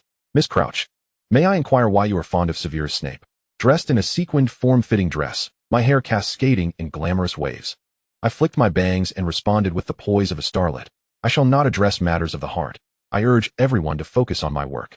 Thank you. In my previous life, I had been a high school student, careening about, shouting, Snape. Severus Snape. I am destined to be the heroine of a fanfiction. There I was, a disheveled figure in thick glasses, curled up in a corner, lamenting. But how can I make Snape fall for me? Is it truly possible for me to win him over? Suddenly, my cheerful self emerged, brandishing a book titled 100 Reasons to Love Severus Snape, exclaiming, I've completed it. Look. My mind was a whirlwind, and any remnants of sleep had vanished. I cannot allow this to continue. I have classes tomorrow. Snape, you charming rogue. Look what you've done to me. With a heart full of frustration, I flipped and flopped, until exhaustion finally claimed me, and I fell into a reluctant slumber. This, however, resulted in my failure to rise early and prepare. Lily dragged me from the dormitory as I appeared ghostly pale, resembling a wilting spirit, trailing behind her down to breakfast. Halfway there, I realized I had forgotten my textbook. Thus, I slumped at the Gryffindor long table, poking at a piece of bread with my fork. After a couple of attempts, I finally shoved the misshapen morsel into my mouth, mechanically chewing. A lack of sleep is truly debilitating. To make matters worse, Hogwarts breakfast did not include coffee. Perhaps my expression of discontent was too evident, for when Professor McGonagall distributed our schedules, she inquired, Are you feeling unwell, Miss Crouch? I forced a smile beneath my dark circles. I'm fine, Professor McGonagall. Oh, how I longed for a midday nap. However, the fifth-year curriculum offered no respite. The timetable felt like a nightmare, reminding me of the overwhelming course load of my previous life. But in that life, I could skip classes at will, cramming frantically for exams in the final week. Hogwarts, however, would not allow such indulgences. My day was packed. History of magic and potions in the morning, followed by divination and defense against the dark arts in the afternoon. The silver lining was that I could seize a moment of slumber during history of magic. And even better, I would see Snape in potions class. The downside was that my current state of near somnolence hardly boded well for captivating Snape's attention.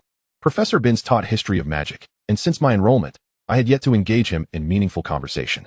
Our interactions consisted of my entering his classroom, collapsing into slumber, and then waking at the sound of the bell to wipe drool from my mouth as I exited. Snape had previously remarked that someone like me managing to pass history of magic year after year was akin to a miracle. When Lily asked him why I was able to pass, he quipped that it was as if the smoke from the Crouch family tomb had risen, indicating my sheer luck. Ultimately, I had to explain the true meaning of that Chinese proverb to both of them. As the beneficiary of the proverbial luck, history of magic was undoubtedly a humanities subject, requiring a modicum of literary skill. During finals, I would dedicate half a day to creating a timeline of the semester's knowledge. After all, history is, at its core, a narrative, and I would weave tales in my mind based on that timeline. Akin to learning the history of the late Eastern Han Dynasty through romance of the Three Kingdoms. Once the stories were crafted, the knowledge was retained far more efficiently than through rote memorization. Free from concerns about grades, I indulged in a nap during history of magic class. As the end of the period approached, someone nudged me awake. Squinting, I recognized it was Sirius. What do you want? I groaned, still groggy. I didn't take notes. Find someone else to copy from. Sirius, seemingly having taken the seat in front of me at some point, turned around, wearing a faint smile. Did you not sleep well last night? He inquired. I yawned, unashamed. No. What caused your insomnia? He pressed. I sensed he was searching for conversation. But given the tedium of our history of magic class, and with James also dozing off beside him, I decided to tolerate Sirius's inquiry. I'm not quite sure. Perhaps I just had too much on my mind. Sirius teased. You still have worries? I thought you were perpetually cheerful. I pouted slightly. Of course I have worries. Anyone without concerns is a fool. Resting his arms on the table, Sirius propped his chin up, gazing at me with eyes akin to a soulful dog. What troubles you? Do share. You seem downcast since the start of the feast. Nevertheless, I remained unmoved. Why are you so curious? Can you really help me with my troubles? Sirius chuckled. Perhaps I could. I found his kindness rather baffling, given his notorious past, and my drowsiness began to dissipate. Caution taking its place. Are you seeking something from me? That's rather dull. Can't I just chat with you for no reason? Sirius tilted his head slightly, scrutinizing me for a moment before lowering his voice. Is it about the snotty prince? My heart raced, yet my expression remained astonishingly calm. Try calling Severus by that nickname again, and you might find yourself facing my wrath. Sirius chuckled lightly. Let us not go there. You couldn't possibly take me on now. Besides, that nickname no longer suits him. I pondered. Should I start referring to him as a Death Eater in training? My gaze shifted instantly. Sirius let out a snort and remarked, What's the matter, scared? Given his current demeanor, I would not be surprised if he joined the Death Eaters right after graduation. This morning, I witnessed him strolling intimately with Avery and Mulciber. Do you know what kind of individuals they are? Avery's father is a Death Eater, and Mulciber has certainly dabbled in dark magic. I entered a defensive state, my expression darkening. Are you trying to tell me that Severus is not a good person? Sirius replied with disdain. I thought that was painfully obvious. Everyone but you and Evans can see it. I struggled to suppress my rage, trying not to lash out during class. So, you share this with me today out of kindness, to prevent me from being deceived and failing to recognize a bad person? To my astonishment, Sirius nodded. Clever. That is precisely my intention. So, during the next potions class, keep your distance from him. That fellow will inevitably bring you harm. I glanced at Lily, who was drowsily nodding off beside me, and at James, whose glasses had slipped down his nose as he slept in the front row.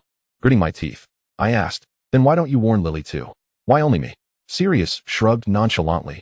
James will remind her. So you lot have your own division of labor, do you? I received your warning loud and clear. My face grew cold. But I was evidently more familiar with Severus than you are. I understand precisely what kind of person he is. Sirius straightened, his eyes fixed sharply on me. You understand? What do you truly understand? Wake up.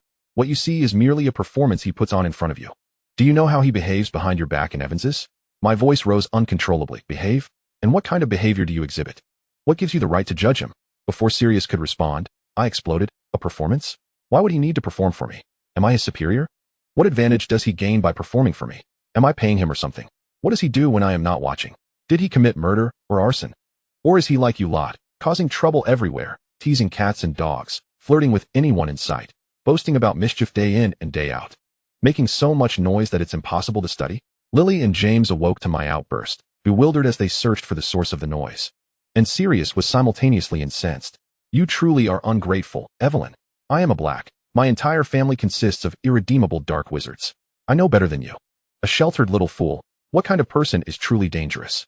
Snavellis is clearly the sort who will take the wrong path. Just look at his face to see his crooked heart. I am trying to warn you out of kindness.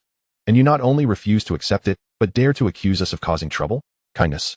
You dare speak of kindness? It makes me laugh in anger. What kindness have you ever shown me? I might believe that James is kind to Lily. Even a troll can see that he likes her. But what kindness have you shown me? We aren't even friends. The innocent James, caught in the crossfire, stammered, and no, that's not it. Hey, Evelyn, buddy. What are you saying? I. Lily shot him a glare. Don't speak. You just want to harm Severus. I glared at Sirius, emphasizing each word. You despise him. You find him distasteful. You want him to suffer. So you concocted the most malicious scheme to make him lose his only good friend. Thus, you come to me, spreading falsehoods under the guise of concern for my well-being. Do you think I'm a fool, Black? The entire classroom stirred. All eyes turned toward us, and Professor Binns's lecture faltered. Sirius stared at me in disbelief, his expression darkening, and I sensed my own face was not much better, likely flushed with anger. Yet I possessed a sliver of public spirit. I straightened, opened my pristine history of magic textbook, and raised my chin. If you have nothing further to say, you might as well sit down and pay attention. The duty of a student is not to identify who is a dark wizard, but to study diligently, Black. Suddenly, Sirius stood up, wordlessly sweeping everything from the desk into his bag and striding out of the classroom. Hey, big feet. James anxiously glanced at the classroom door before turning to me and asking, what were you two arguing about? You can ask him yourself, I retorted. At that moment, Lily coldly interjected, Black is skipping class for no reason.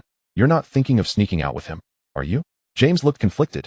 Lupin quietly moved closer, whispering something to James, who nodded with a sheepish expression and slumped back into his seat. After intimidating James, Lily leaned closer to me. What did Black do to upset you? I felt as though I had found a confidant, quietly accusing him. He said Severus is not a good person and warned me to avoid him. But Lily did not respond as I had anticipated. Instead, she hesitated and asked, why did he say that? I replied, just some strange deduction that Avery and Mulciber are not good people, therefore Severus cannot be either. Lily pressed her lips together, her expression causing me to feel a bit uneasy. Avery and Mulciber are indeed not good people, she sighed. I've heard they've been secretly practicing dark magic. I wanted to continue defending Severus, but that doesn't mean he is. Lily interrupted me. I know, Evelyn. We both understand that Severus is not inherently bad. He simply associates with those individuals, and to others, they all appear as birds of a feather. Therefore, as I mentioned yesterday, we must encourage him to be cautious in his choices. I found myself at a loss for words. I wished to defend Snape, but my arguments felt feeble. On what grounds could I be so certain Snape was a good person? Just because I had glimpsed into the future, foreseeing him risking everything to oppose Voldemort. Perhaps even sacrificing his life? Could I voice that? I could not bring myself to say it. Instead, I buried my face in my arms, seething with anger. Anger. Anger at this wretched world. Anger at Voldemort. Anger at those around me. Anger at my inability to devise a solution. Anger at Severus for feeling compelled to associate with Death Eaters. Just pure anger. I could punch the earth into oblivion. Chapter 47. I fumed through the remainder of class. And after packing my belongings, I stormed out with Lily. Along the way, I angrily asked Lupin if I could borrow his history of magic notes that evening.